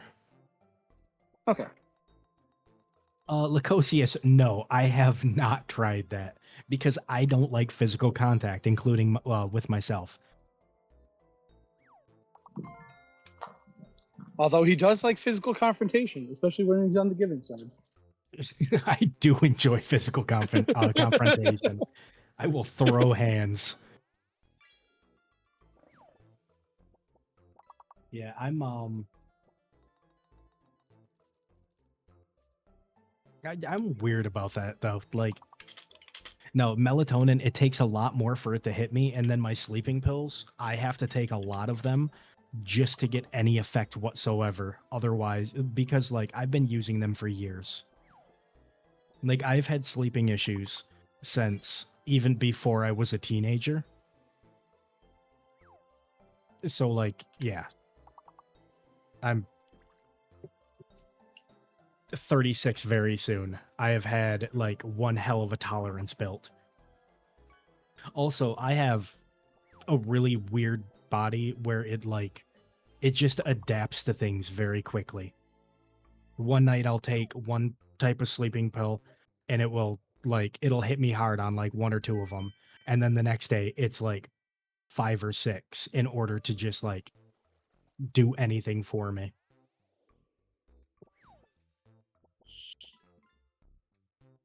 Also, here's a very fun fact. If you are reliant on sleeping pills to fall asleep, your body can actually forget how to fall asleep on its own. That's why you're not actually supposed to take those, like, regularly. Yep. It's supposed to be a spot treatment. Do I use my phone before sleeping? Yes. Typically, when I'm at my computer, I'll do a game or two of Sudoku, and then when it's actually time for bed, I set my alarms on my phone, I set it off to the side, and then I lay down. But it's like typically like 20, 30 minutes before going into my bedroom.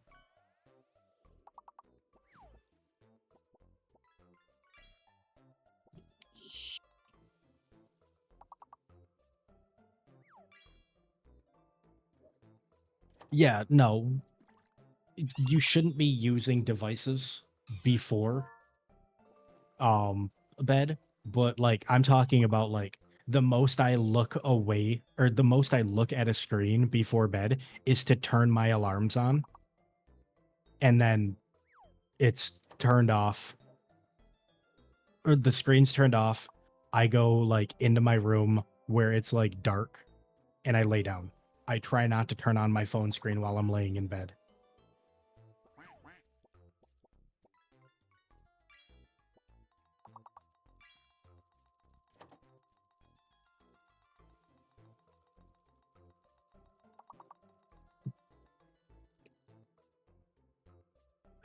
Trust me, I've tried just about everything. It's been a serious problem for me since, like, a young age.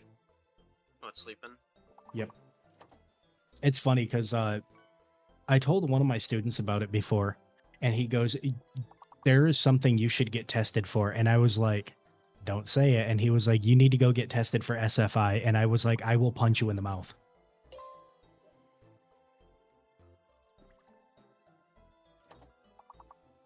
That's a really bad thing to get diagnosed with, but it's also very rare. SFI, so there's two of them, FFI and SFI. No, it's not special forces. SFI is sporadic fatal insomnia. Your body you lose the ability to fall asleep on your own, so you become dependent on sleeping pills, and over time you just eventually gain a tolerance to everything, and then you just stay awake until you are no longer there. And then FFI is familial fatal insomnia, which is hereditary.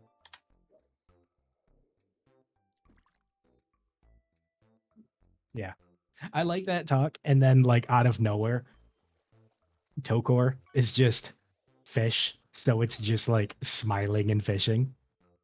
That's comfy. Thunder Cookie. Yes, it will. However, if you have one of the forms, insomnia, sometimes your body just doesn't naturally shut down. And with sporadic fatal insomnia, sometimes your body just won't do it. You'll just be awake until you're not anymore. Zobaclone is...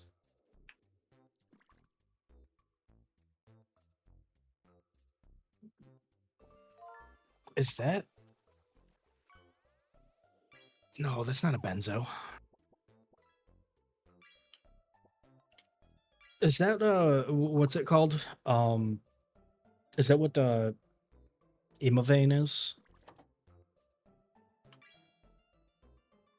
Another thing is I don't have insurance, so I don't go to the doctor and get checked out ever. So I don't get on, like, prescription sleeping meds. I use over-the-counter stuff.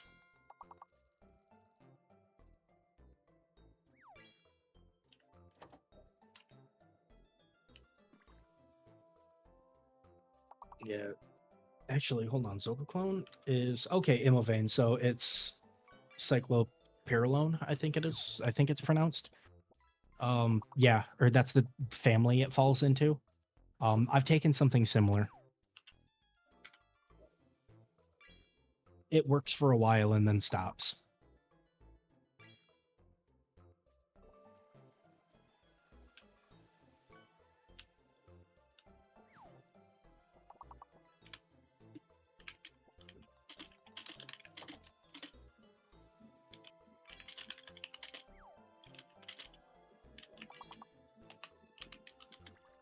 Larfox, or Delta, yes, it is.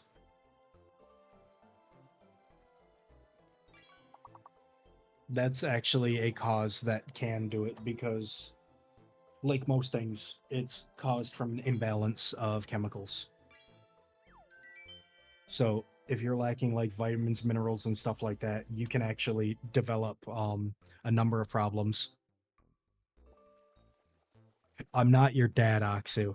And I keep doing that because that's a funny picture.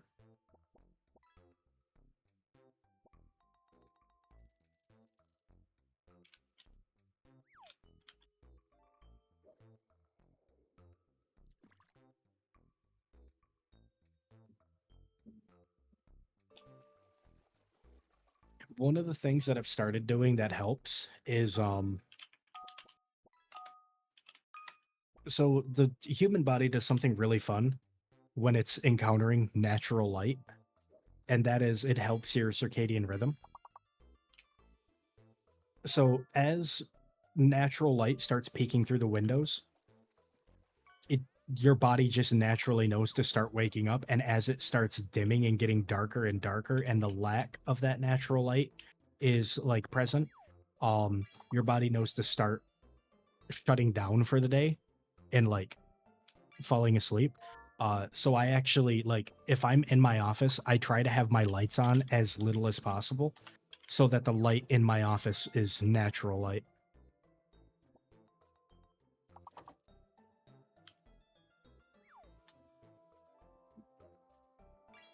Yeah, I had reversed my own rhythm and took control of it, based.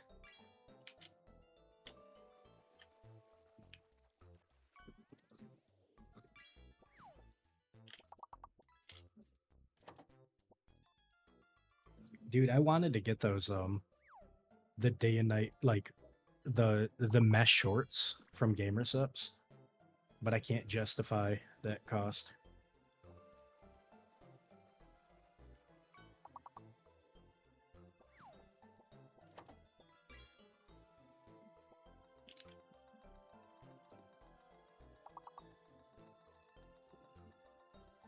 Yeah, they were doing something for like the anime girl thighs or whatever, where it was like you could buy like a pullover, a t-shirt, or like mesh shorts and stuff like that.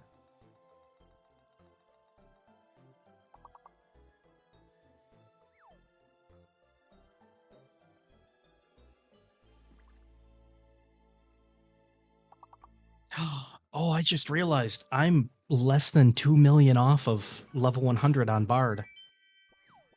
So that's going to be moved over to just leveling with Fates. I'll get that later today. It looks like up next is going to be Ninja.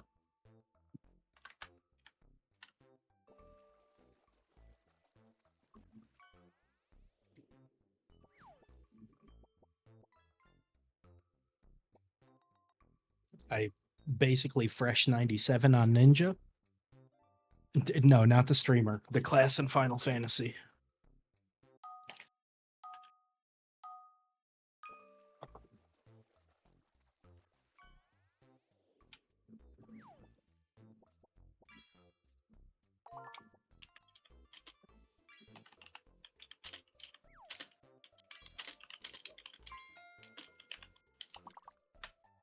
I don't remember what my account is on this.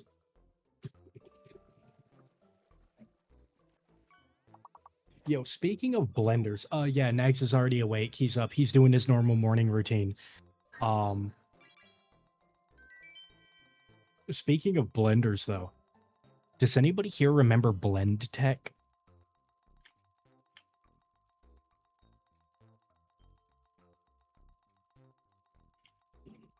I fucking loved those, like little commercials. So the Blend Tech dude was awesome. He would do this thing where he would like just take devices and take stuff and blend it with the Blend Tech blender. And like one of the things was like I think he did like iPhones or something. He would blend all this shit in a blender to prove that like the Blend Tech could stand up to it. And he'd always end with, "Oh, iPhone smoke. Don't breathe that." And I think they even did a meme once where a Blendtec blender blended a Blendtec blender.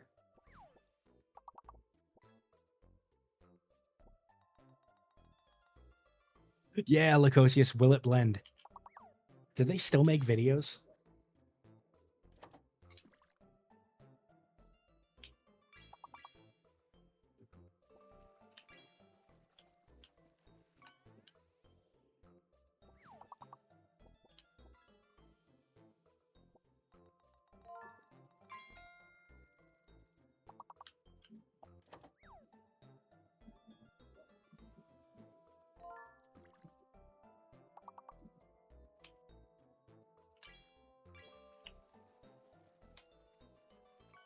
Microwaving a microwave, that's microwaving a microwave, yep.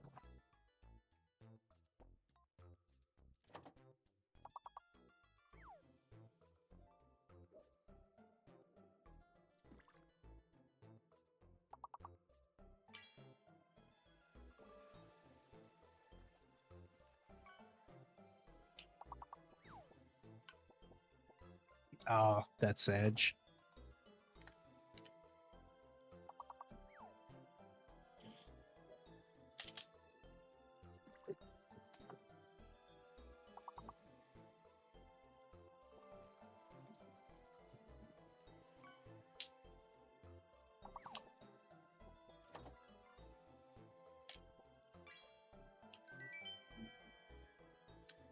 Well, I can't believe Kento came in here just to deafen or just to mute. Yeah. I mean, I'm in here. I don't blame him. Yeah. Must be common in this community because I see it all the time. Mm-hmm. I show up and people are like, "Oh, great." I mean, I feel like I mute because I'm hammering in nails. I don't think you guys want to hear me going bang, bang, bang, bang, bang every 2 minutes. Fair, fair. Also, you do that thing where you talk and it's really bad. Wow, what a nice way to tell him to just shut up. I know, right? That's the point. But yeah, no, like I like being in the VC, so I just like unmute and say something real quick when I can. But at the same time, like I don't feel the need to be Gizmo's right. unmuted What at if all they times. want to hear construction AS? Well, Nags isn't working. Or Nags isn't Ever? sleeping. So like it loses the effect. Could you imagine if he's trying to sleep and you're just in here fucking like bang, bang, bang, bang, bang. Hey Nags, you I'm with a sleeping? jackhammer. Bang, bang, bang. Yeah. Are we gonna jackhammer?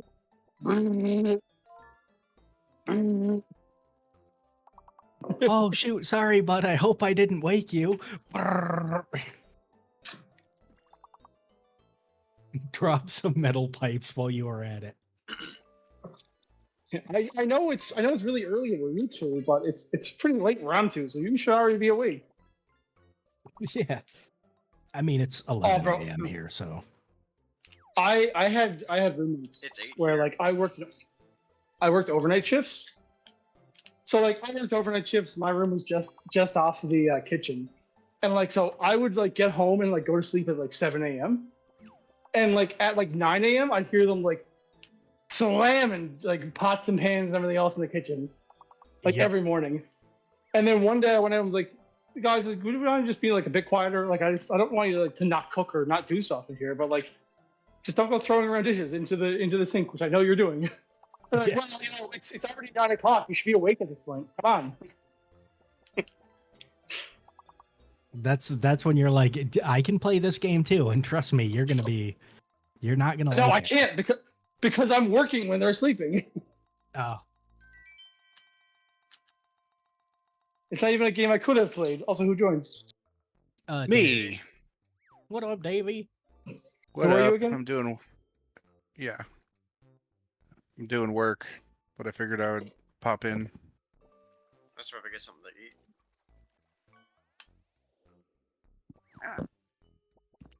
It's a new I can't believe Balloon still has to get something to eat. Oh, I just woke up. I can't believe Balloon requires sustenance. Unbelievable. Imagine needing to eat. You just woke up. I'm Like, ready to look go at back Liv. to bed already. Liv doesn't need to eat. Exactly. That's my because secret, Liv Cap. I can't- eat once every 4 days. He's an example of a human. Yeah. You need another mustard packet? I do. Fucking mustard packet from Taco Bell. Dude, like it took everything I had yesterday to not order fucking B-dubs and just get like chicken wings. You said that wrong. What? Chimkin wings? Yeah. There you go. Yeah. There you go. Hold on. That is, oh my god, it's a cat girl. It's a cat girl in Final Fantasy, boys. How original. Anyways, I'm gonna stand directly underneath them and look up. There we go. Yeah. This is the man that's potentially fishing with eggs. If they ever play FF14. Jack, can you do me a quick favor? Can we at LithCross21 and just say fake fisherman in chat, please? At LithCross21 and say fake I am fisherman. a real fisherman. I even made my own fishing pole. So eat my entire asshole. That's what he wants you to think. The lies are real from this federal adjacent person. Yeah, that's right. You can't ping me. Get wrecked.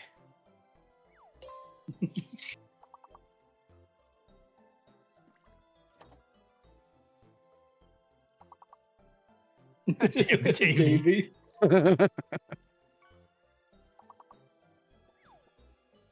What did you ban? Yo, Balloon, you... No, I didn't. Fuck you, Jace. That's what I was gonna say. I was You like, know what, hey, Jace? I'm not even gonna say. I'm not gonna get mad at you. And if anything, I'm impressed. You actually spelt both of those words correctly for once. That's impressive. 2 words in Hey, one yo. sentence. It's amazing. 2 full words? 2 full words that weren't misspelled. Delta I think we should have it. Chimkin wings. I think we should have an Evangelion style clap for Jace right now. Congratulations. Congratulations. Fucking hell. Congratulations, Jace. He really burnt the midnight oil to get that spelled correctly. He was up for the past 2 since hours. 5 p.m. Yeah, Jason's up since 5 p.m. trying to spell that right. Exactly. FRAFAKLE. No, KE. Q. Whiff. I just hear him off in the distance. Yeah. X Games. X Games. Better. Where are you? And I'm so sorry. I'm so sorry. I cannot sleep. I cannot dream tonight. You I gotta need throw more of that somebody in thing in there. always. In the sick, strange darkness comes creeping in, so haunting every time. No, you and as gotta. I stand here crying, the webs from all the spiders comes creeping in, so haunting every time. Don't waste your time on me. You're already the voice inside my head.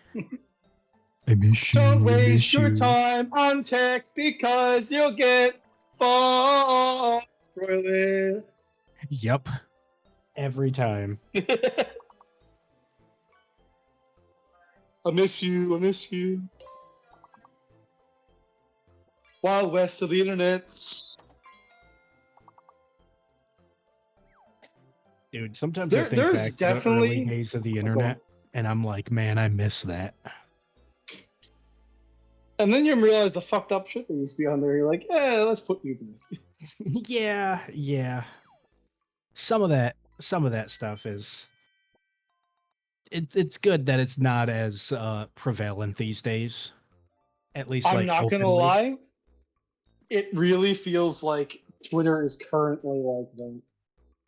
For what gets recommended to me, at least. Dude, Twitter is just a shit post of an algorithm.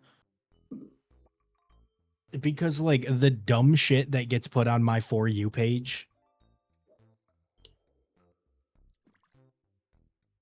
Does that mean that my smart bee dragon is a danger to my home network? Yes.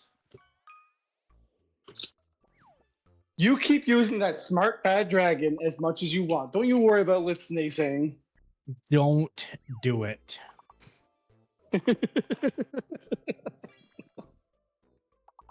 Do it. You won't. No balls.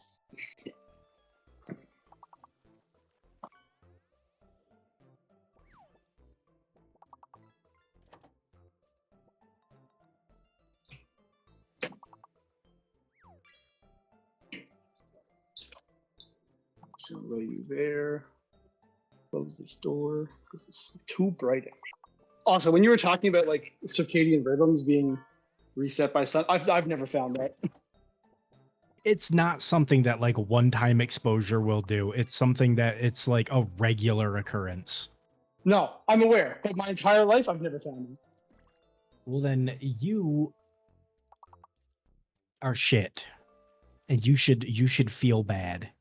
No, I'm Kento. Supernova? Probably not. He'd probably do it in a collab, but I can't see him being willing to play it. What did Supernova say? Is there any way we could convince Nags to play Vermintide?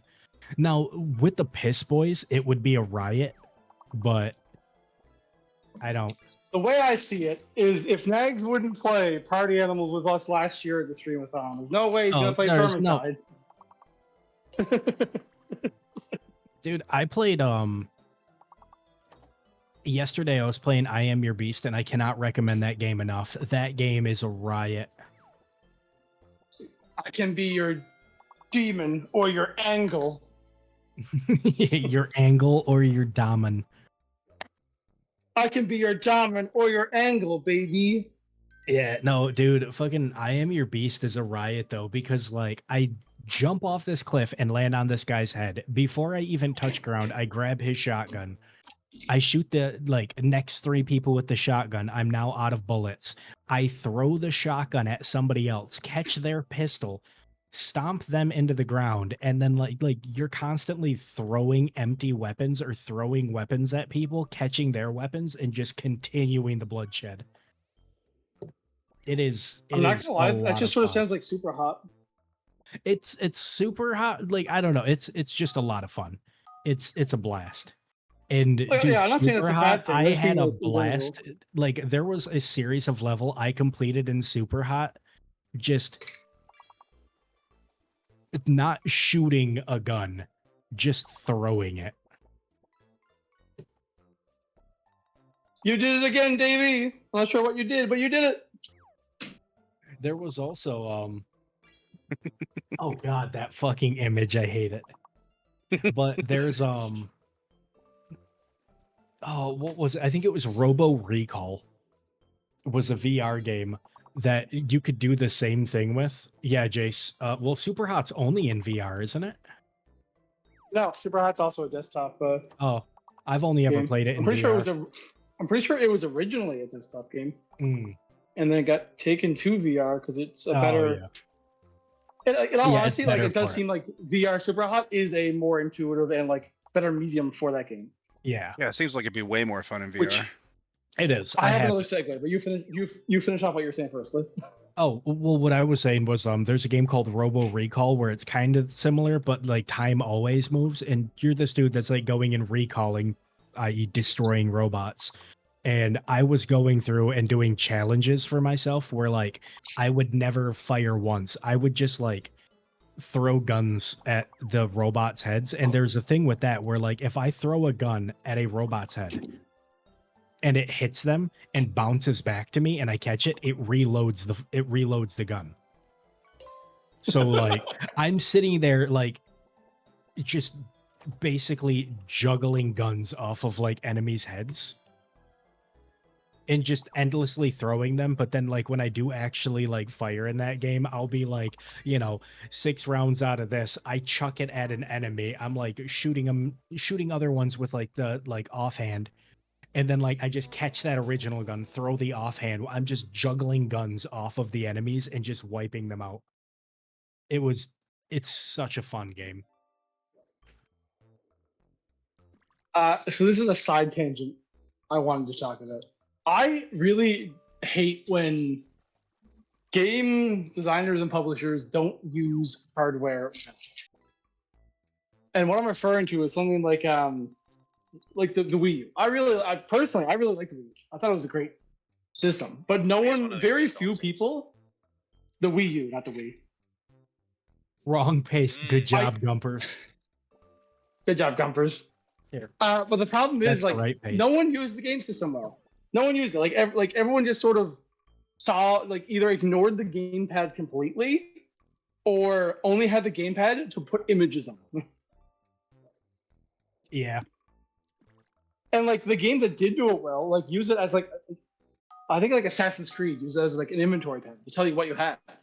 Yeah. Or like a secondary map, so you can actually see like where you're going, what you're doing.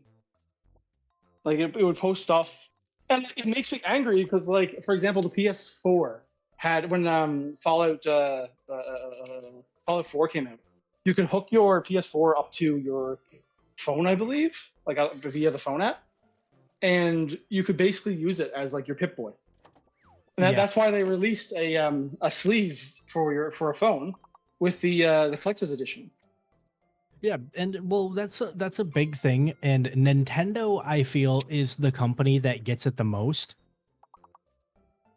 where their consoles, especially the Wii U, was a big one, and even like the 3DS to some extent, and like even the DS, where they're trying to innovate with multiple screens with doing stuff like that, and it's going unutilized. Yes. Like, there are so many cool things that you could have done.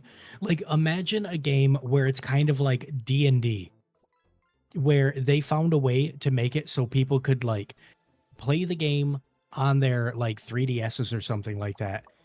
And then like the Wii U is the dungeon master, like setting up, like you see the map of the dungeon on the screen.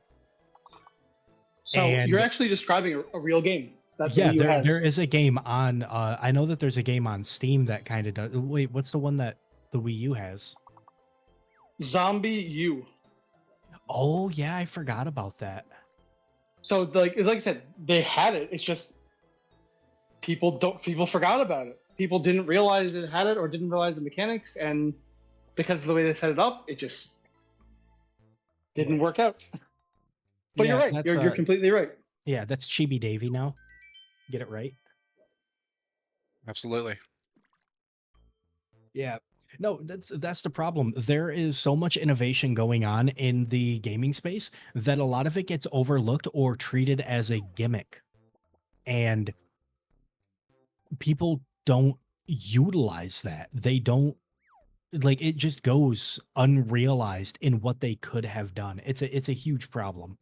You know what else is really infuriating?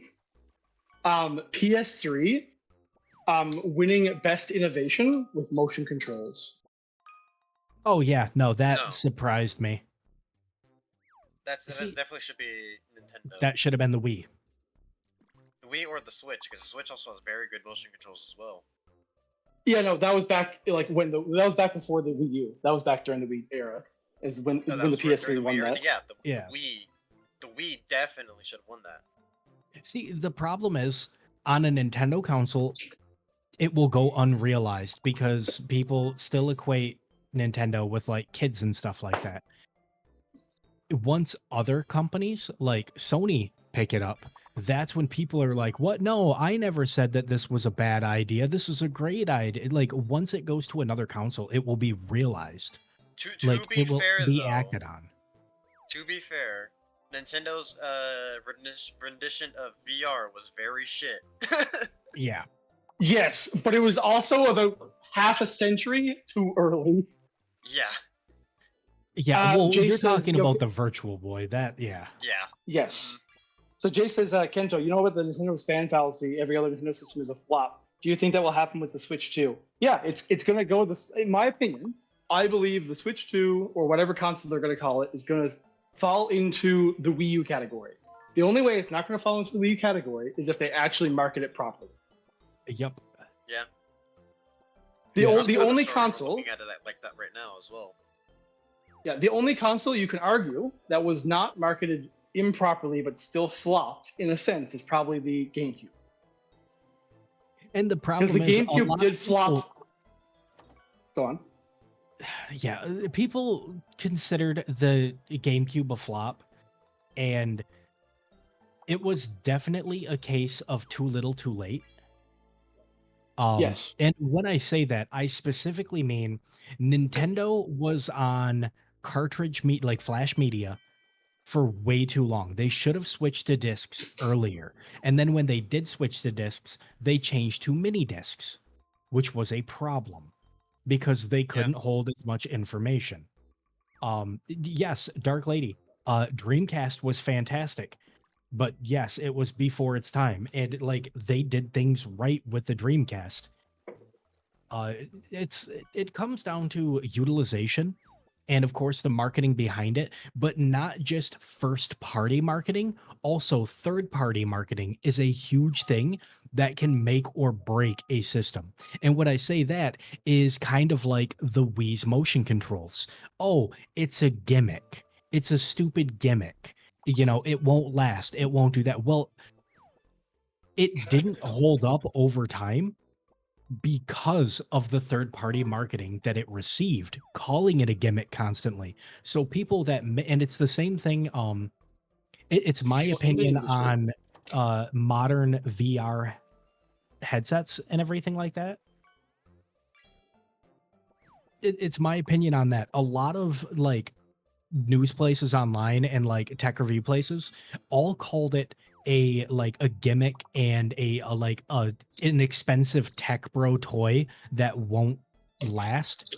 And what that did is that took game developers and like just software developers, and they looked at that and said, well, do I want to learn the intricacies of programming VR and the controls and everything like that if it's not going to recoup that time and that effort financially for me? No. And it suffered because of the fact that so many people wrote it off as a gimmick. Had people jumped on that and said, this is a risk worth taking, we probably would have seen a major leap in like VR and AR technologies for like day-to-day stuff. But because everybody just called it a gimmick, said that it would not last and everything like that, I feel that it dissuaded a lot of people from developing for it.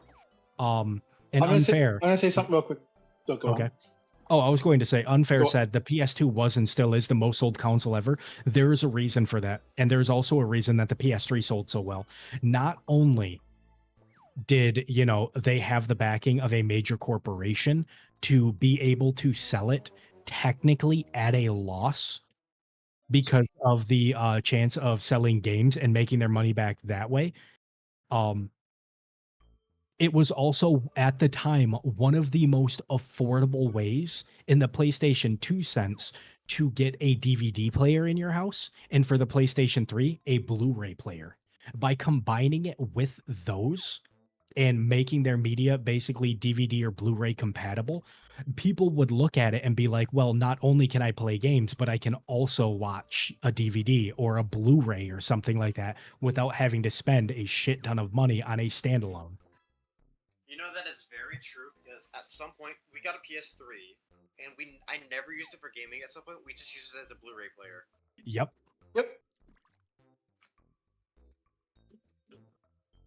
And you were saying, Kento? So Jace had said, do I think that it'll do better, do the Switch 2, if it will not flop, if it has good marketing and exclusive titles? With what's put out with the Switch 2 right now, given that it's expected to have backward compatibility, I don't really think it needs to have exclusive titles at release. Just because there is such a backlog that you can still play on the Switch for people who don't own the Switch, and people who do own the Switch might just want to buy a better Switch, if that makes sense. Or just like if they don't make a mobile, then they just want to have like a home console for their Switch games. Yeah. Also, I'm gonna give you a potentially hot take. I think that because the Wii was released, it made making VR games easier for developers. Because it got people thinking outside of their normal development for like standard video games. So I would disagree with that.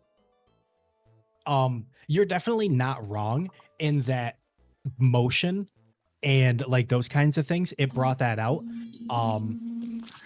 But I would disagree purely because, and this is actually one of the biggest problems that Nintendo faces. Nintendo will typically make consoles that aren't necessarily packed with the best parts. And because of that, gamers and tech companies... Wait, what? My audio is effed up for a second. I'll be right back. Oh, okay. Yeah. Oh, he's coming back in a second. I'll finish that thought when he gets back. Can he not, though? Oh. Welcome back. Okay, I missed everything you said. You said you don't agree with that. So I don't agree with that. And the reason for is, yes, it got people thinking about motion controls and making it like a potentially viable option. Now, It's a problem that Nintendo has, in that they typically make consoles that aren't necessarily the most powerful. They don't use the highest end things, and it's a problem with gaming and tech review sites in general. See, like, I feel that a lot of gamers don't really understand what goes into making a console and like making games and stuff like that, because they looked at the Wii U, they looked at the Switch. Oh, but even the PS3 was more powerful. It's a weak system. It will never make it. It's a bad system because it's weak. Well, there is a major thing that a lot of people overlook in that, and that is optimization.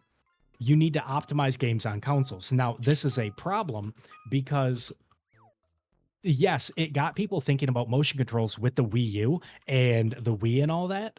And you know, the multiple screens and the different technologies that they brought forth to console gaming. The problem with that though is that a lot of people looked at them as a gimmick when Nintendo did it.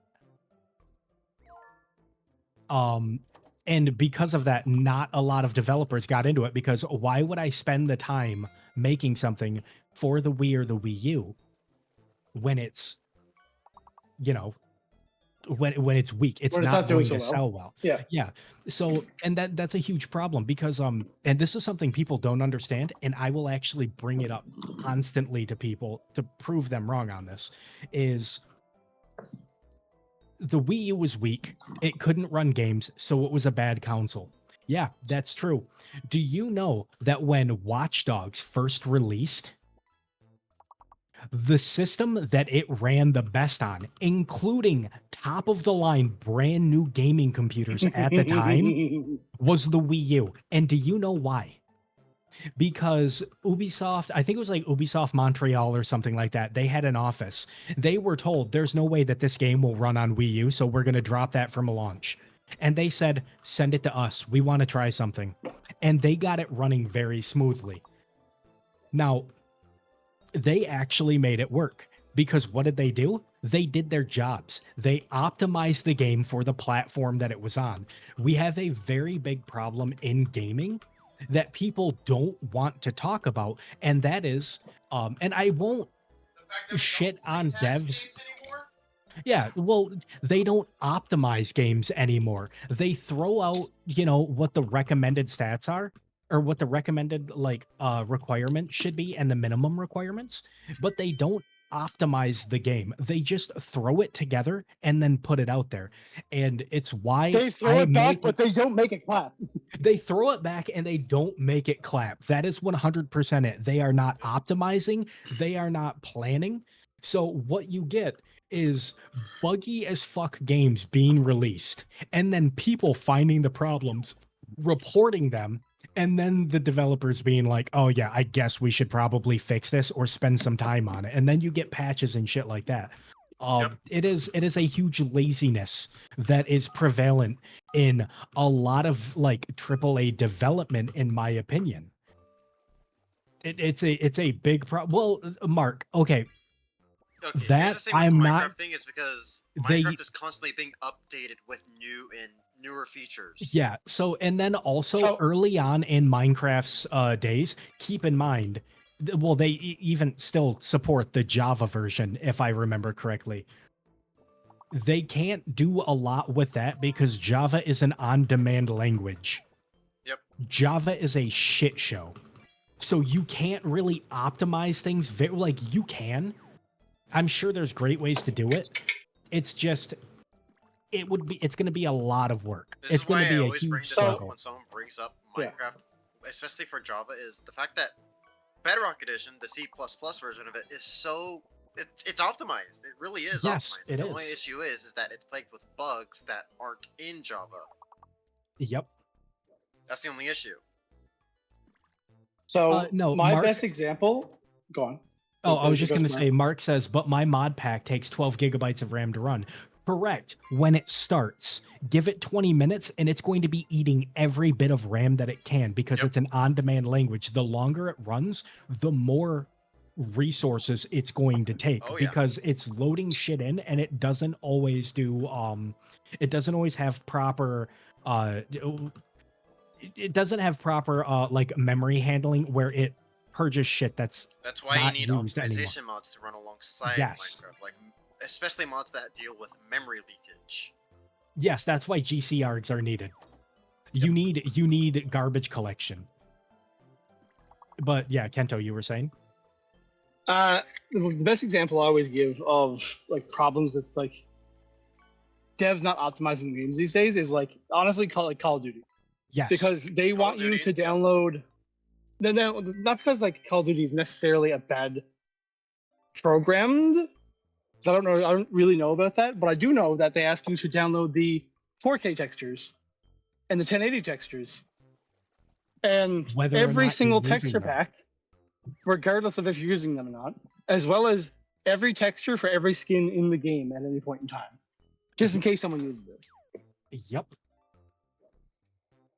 Hell, it was so badly optimized that the re-release of Modern Warfare, it was a running joke that when you boot up the game, you had to fight the shaders boss because every single time you booted that game, even if you just closed it 5 minutes before or if it crashed 30 seconds before, it would have to re-download all those shaders.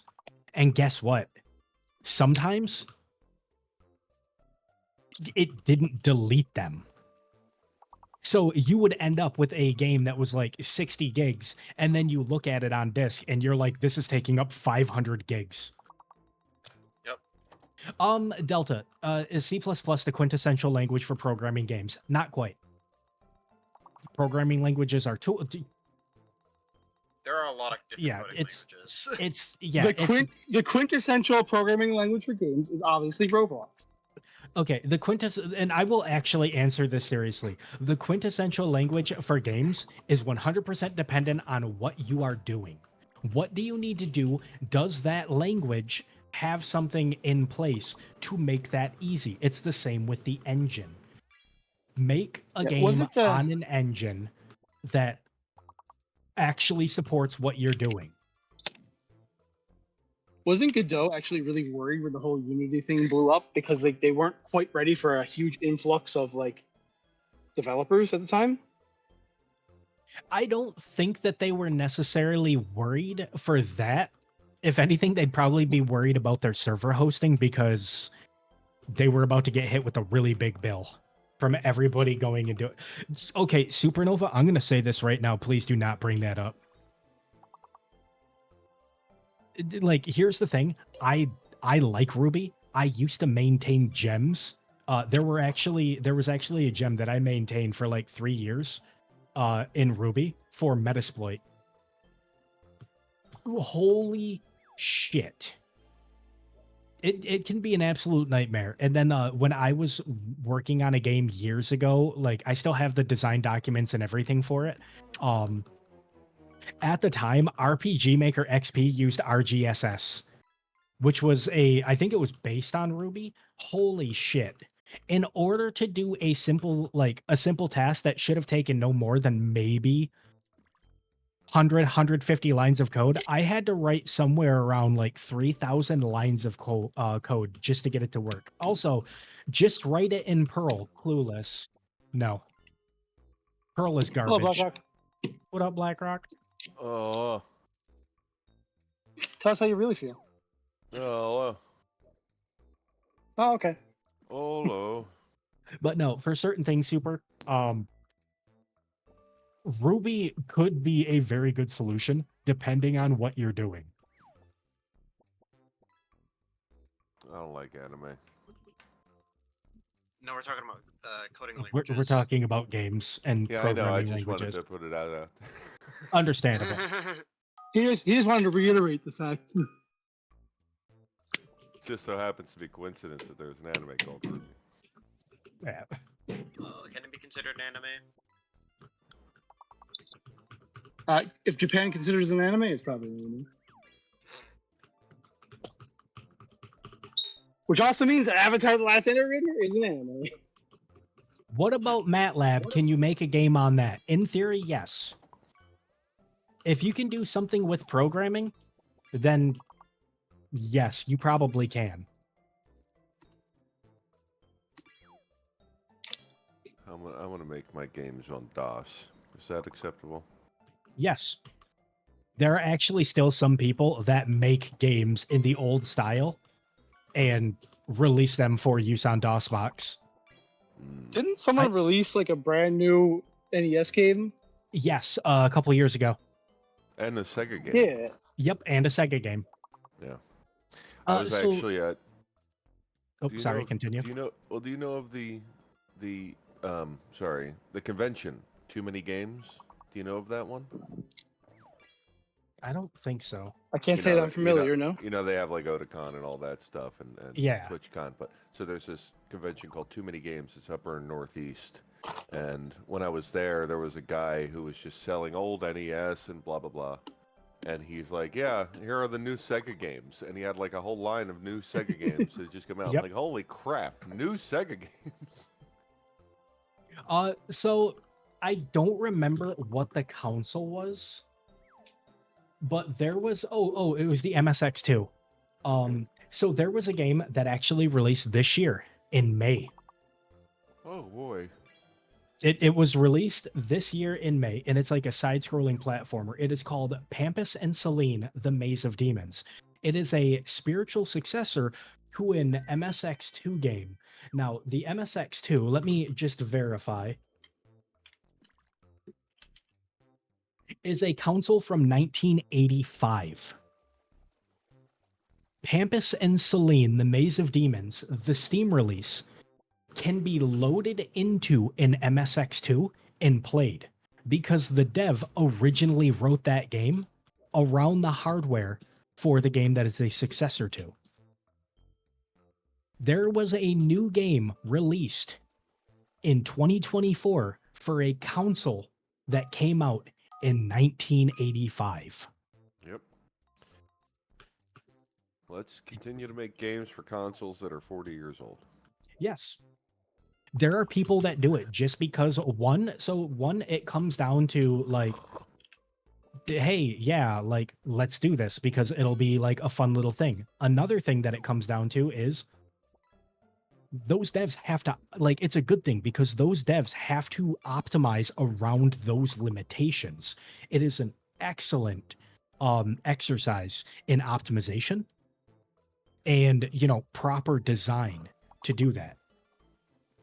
More honestly, a lot of AAA devs should probably like do something like that just as like an internal exercise, because then maybe their games will fucking play on modern hardware rather than having another situation like Crysis where 10 years after the game came out, will it run Crysis was still a valid fucking question.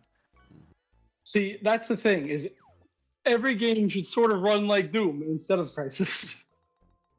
Yeah. Yeah.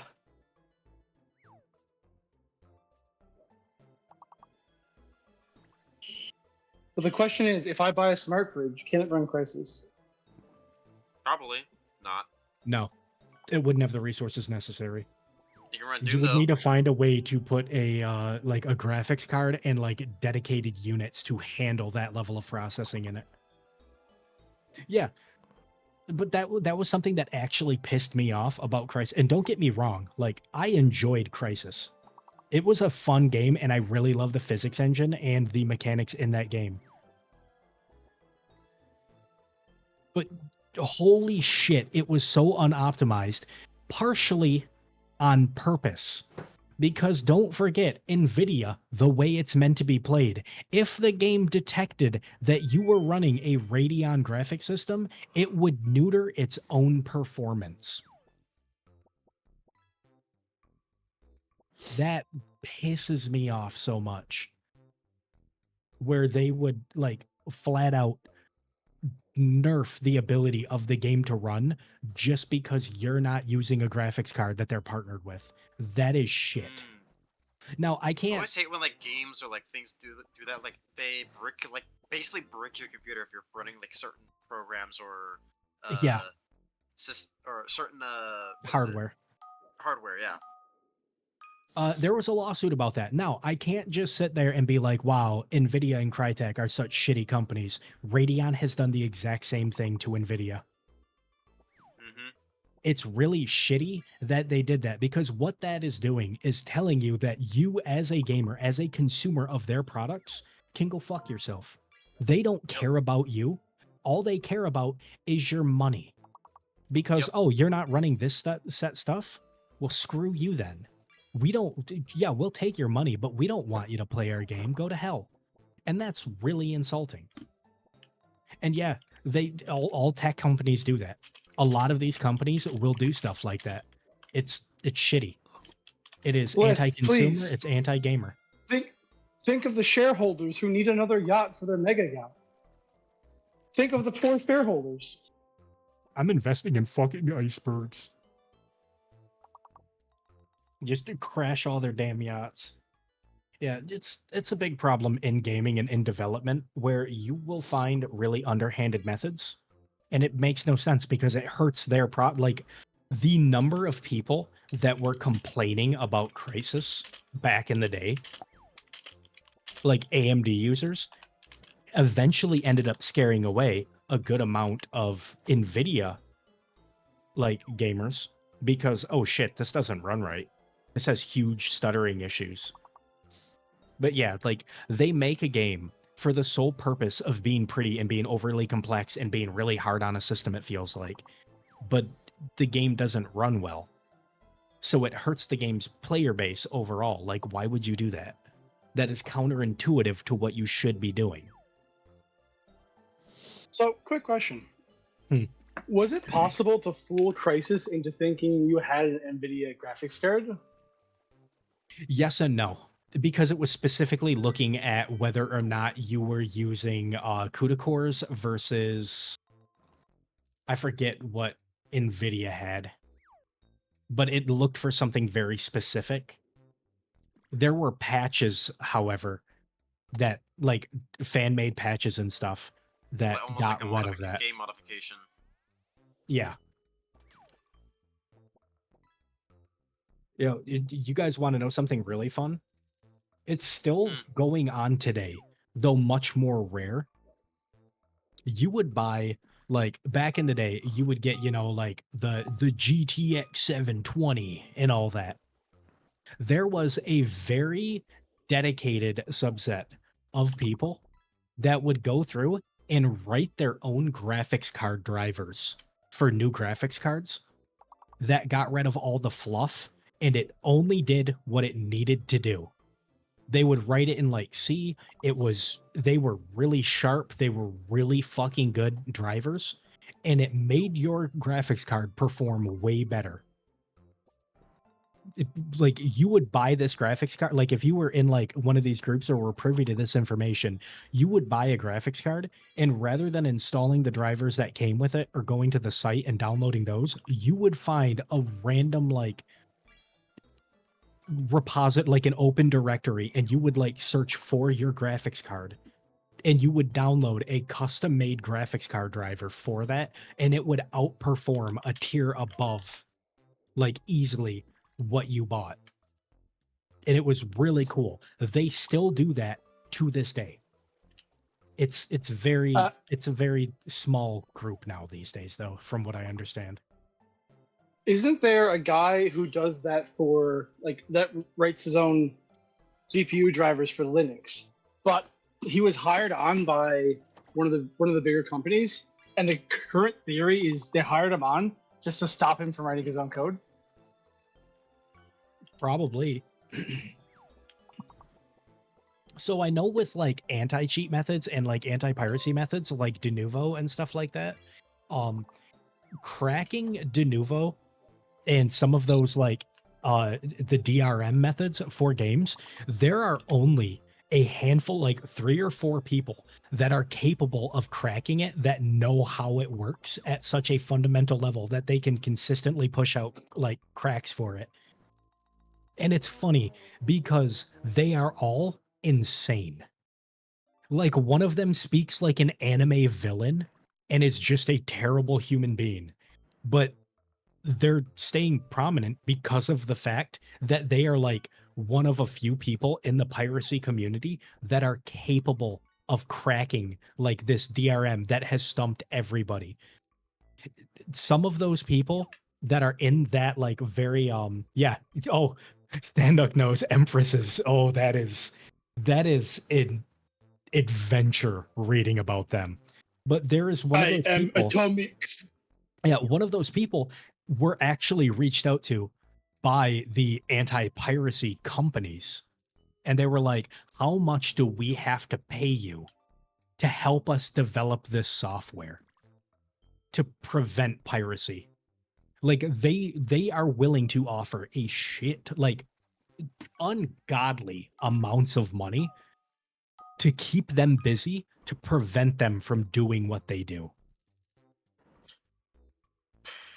Yeah, I mean, that it's makes sense as crazy. well, because in the long run, it's cheaper to pay off a few people than it is to try to do better in the way they do stuff.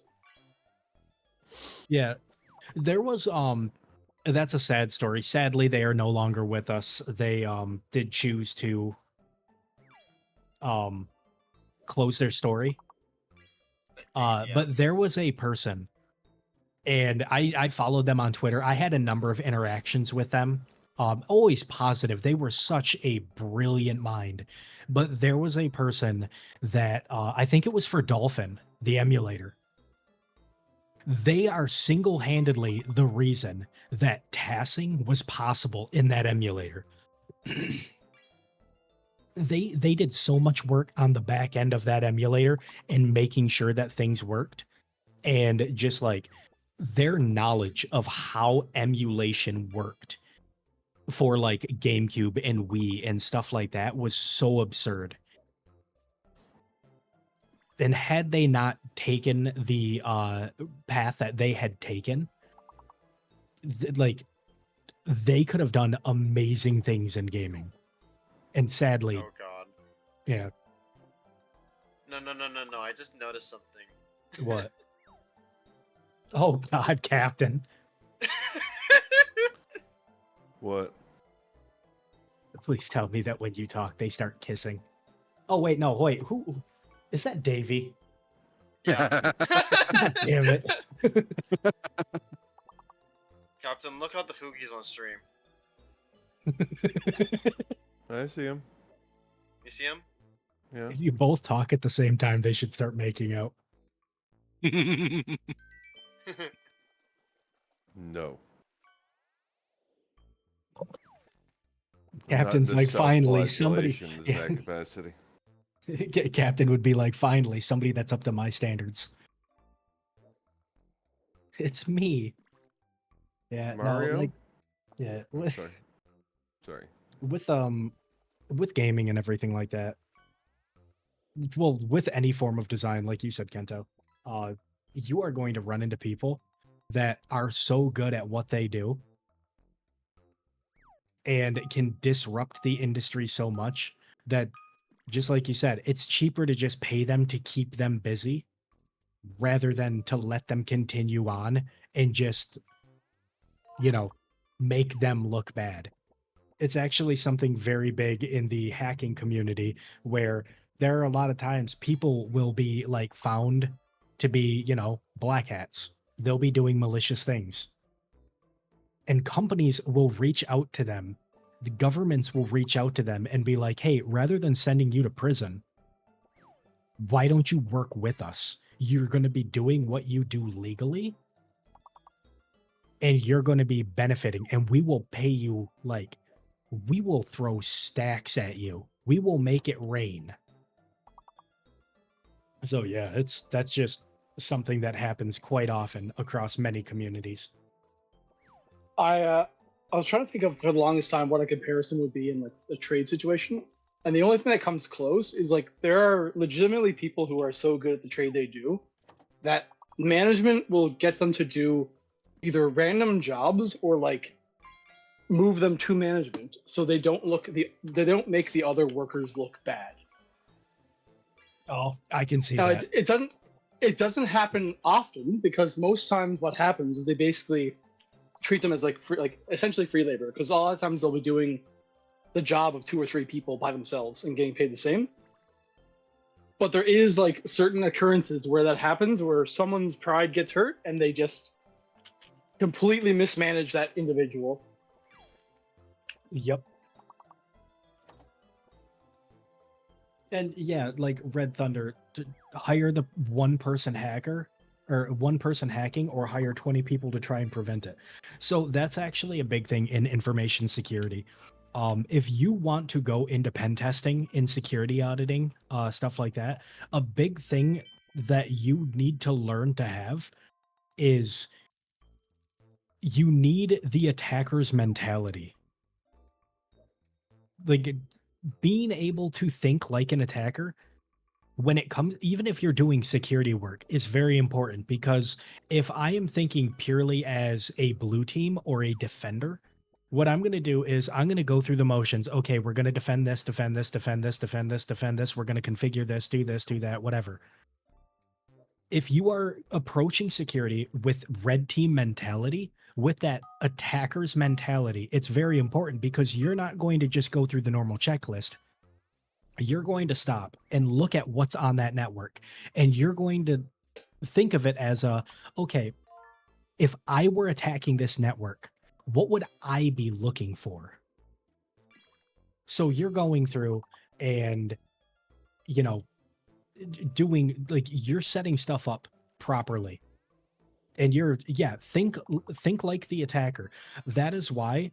And I'll say this like out loud, and I hope you guys understand. If you're thinking about going into information security, some of the best security personnel you will ever meet are the hackers, because they need to think about not only how am I going to attack this network, but if I were in charge of this network, what would I put in place to deter me?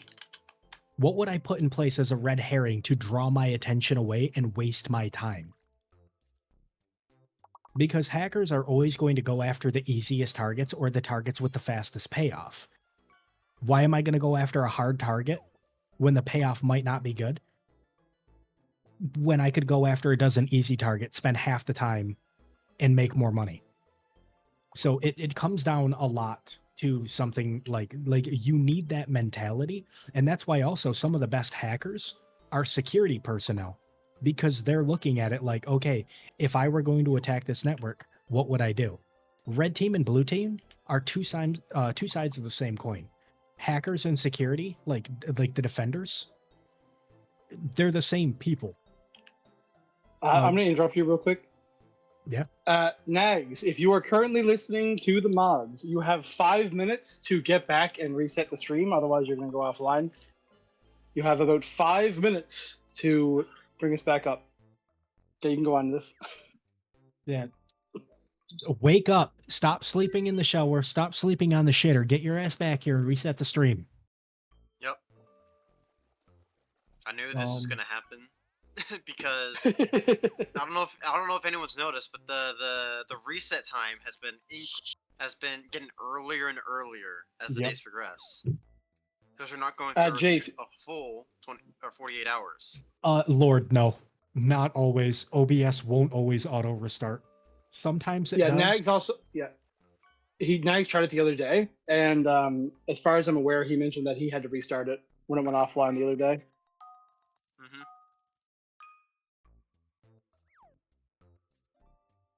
But yeah, no, it's slowly been inching closer and closer to the wake up time, and now it has come upon us.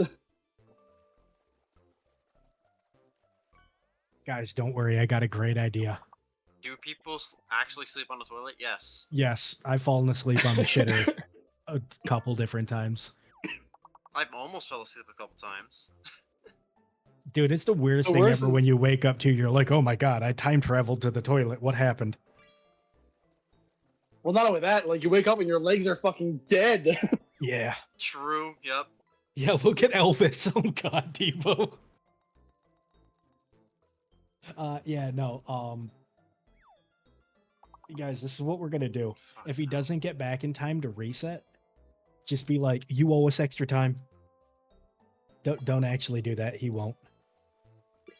But still. He won't, no balls. He won't, no balls.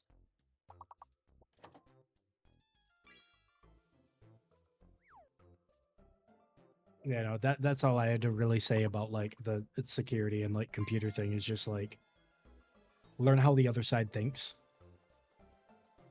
Honestly, if you're studying security, learn how to do some basic hacking. Please in, help like, Nags controlled, wake up protected and reset environments the where you have OBS permission timer. to do Replace so. every third word with the following. Oh, boy! Bing bong. Fuck ya, timing. Listen up, Gibbs, 1979, to Red wake Thunder up. mods, Oh, can't you just go to boy, his Nags, house and we do need it for Bing him? bong Do to you reset. think he Fuck would ya, let any time of of the us OBS know timer. where he lives? Yeah, just tap.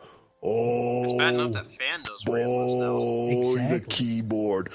Bing bong call out. Puck Fan's ya, gonna team be up for some digging through his coffee. garbage and, Get like, sniffing his old socks. Boy, that adrenaline bing bong pumping because fuck yeah, team ya, there's no time. He doesn't know that I know Oh where he boy, the waste. Let's do Listen, bing Captain, bong go this over and there, make fuck restart yeah the time stream ya. quick. It You've got, happened. like, 3 minutes. Oh Yeah, boy. I'm Yeah. somewhere around like maybe hour and a half away from him, so I doubt.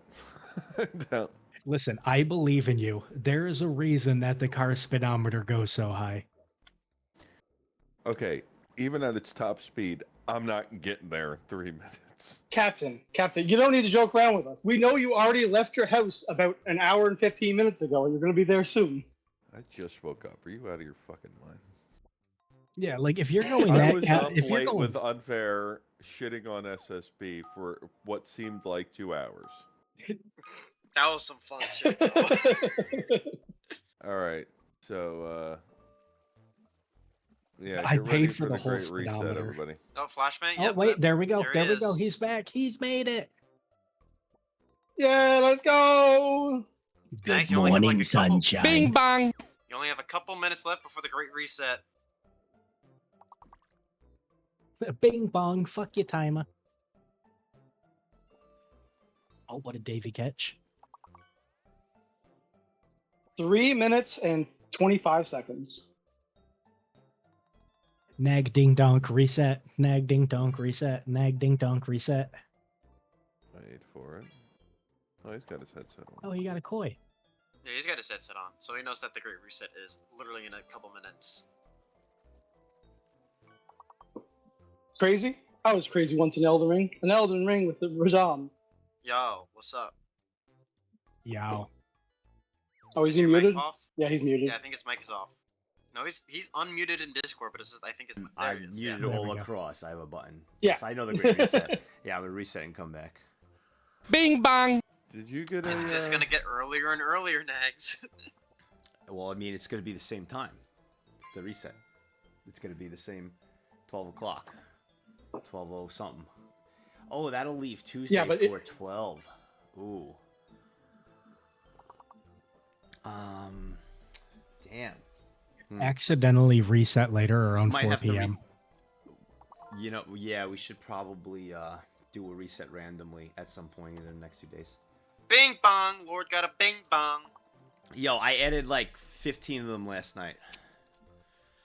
Yeah, apparently I got the same one of them was PG the Andy. Fugi Discord. What?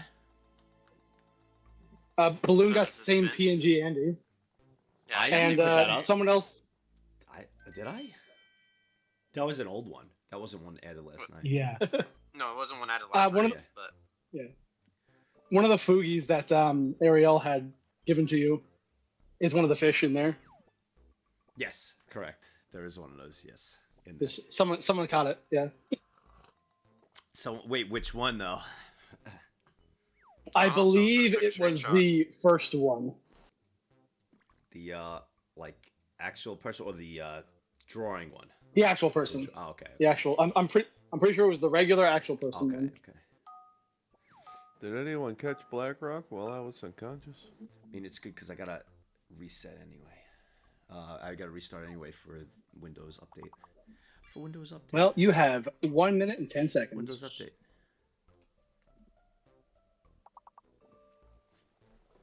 Oh, so the reset's going to take a little bit extra time. alright, let me get Joey come home on On soundboard. No, I already have it on Quickly, the soundboard. you only 50 seconds.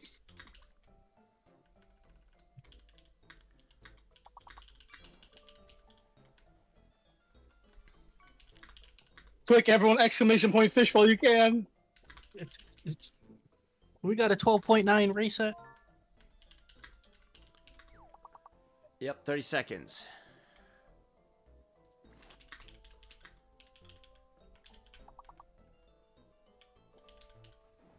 Cumulative Windows security update. That's the whole purpose. It's actually just bloatware to make your PC slower.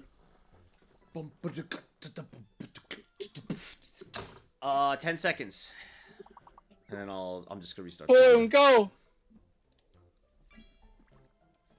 Oh, you mean play like right now?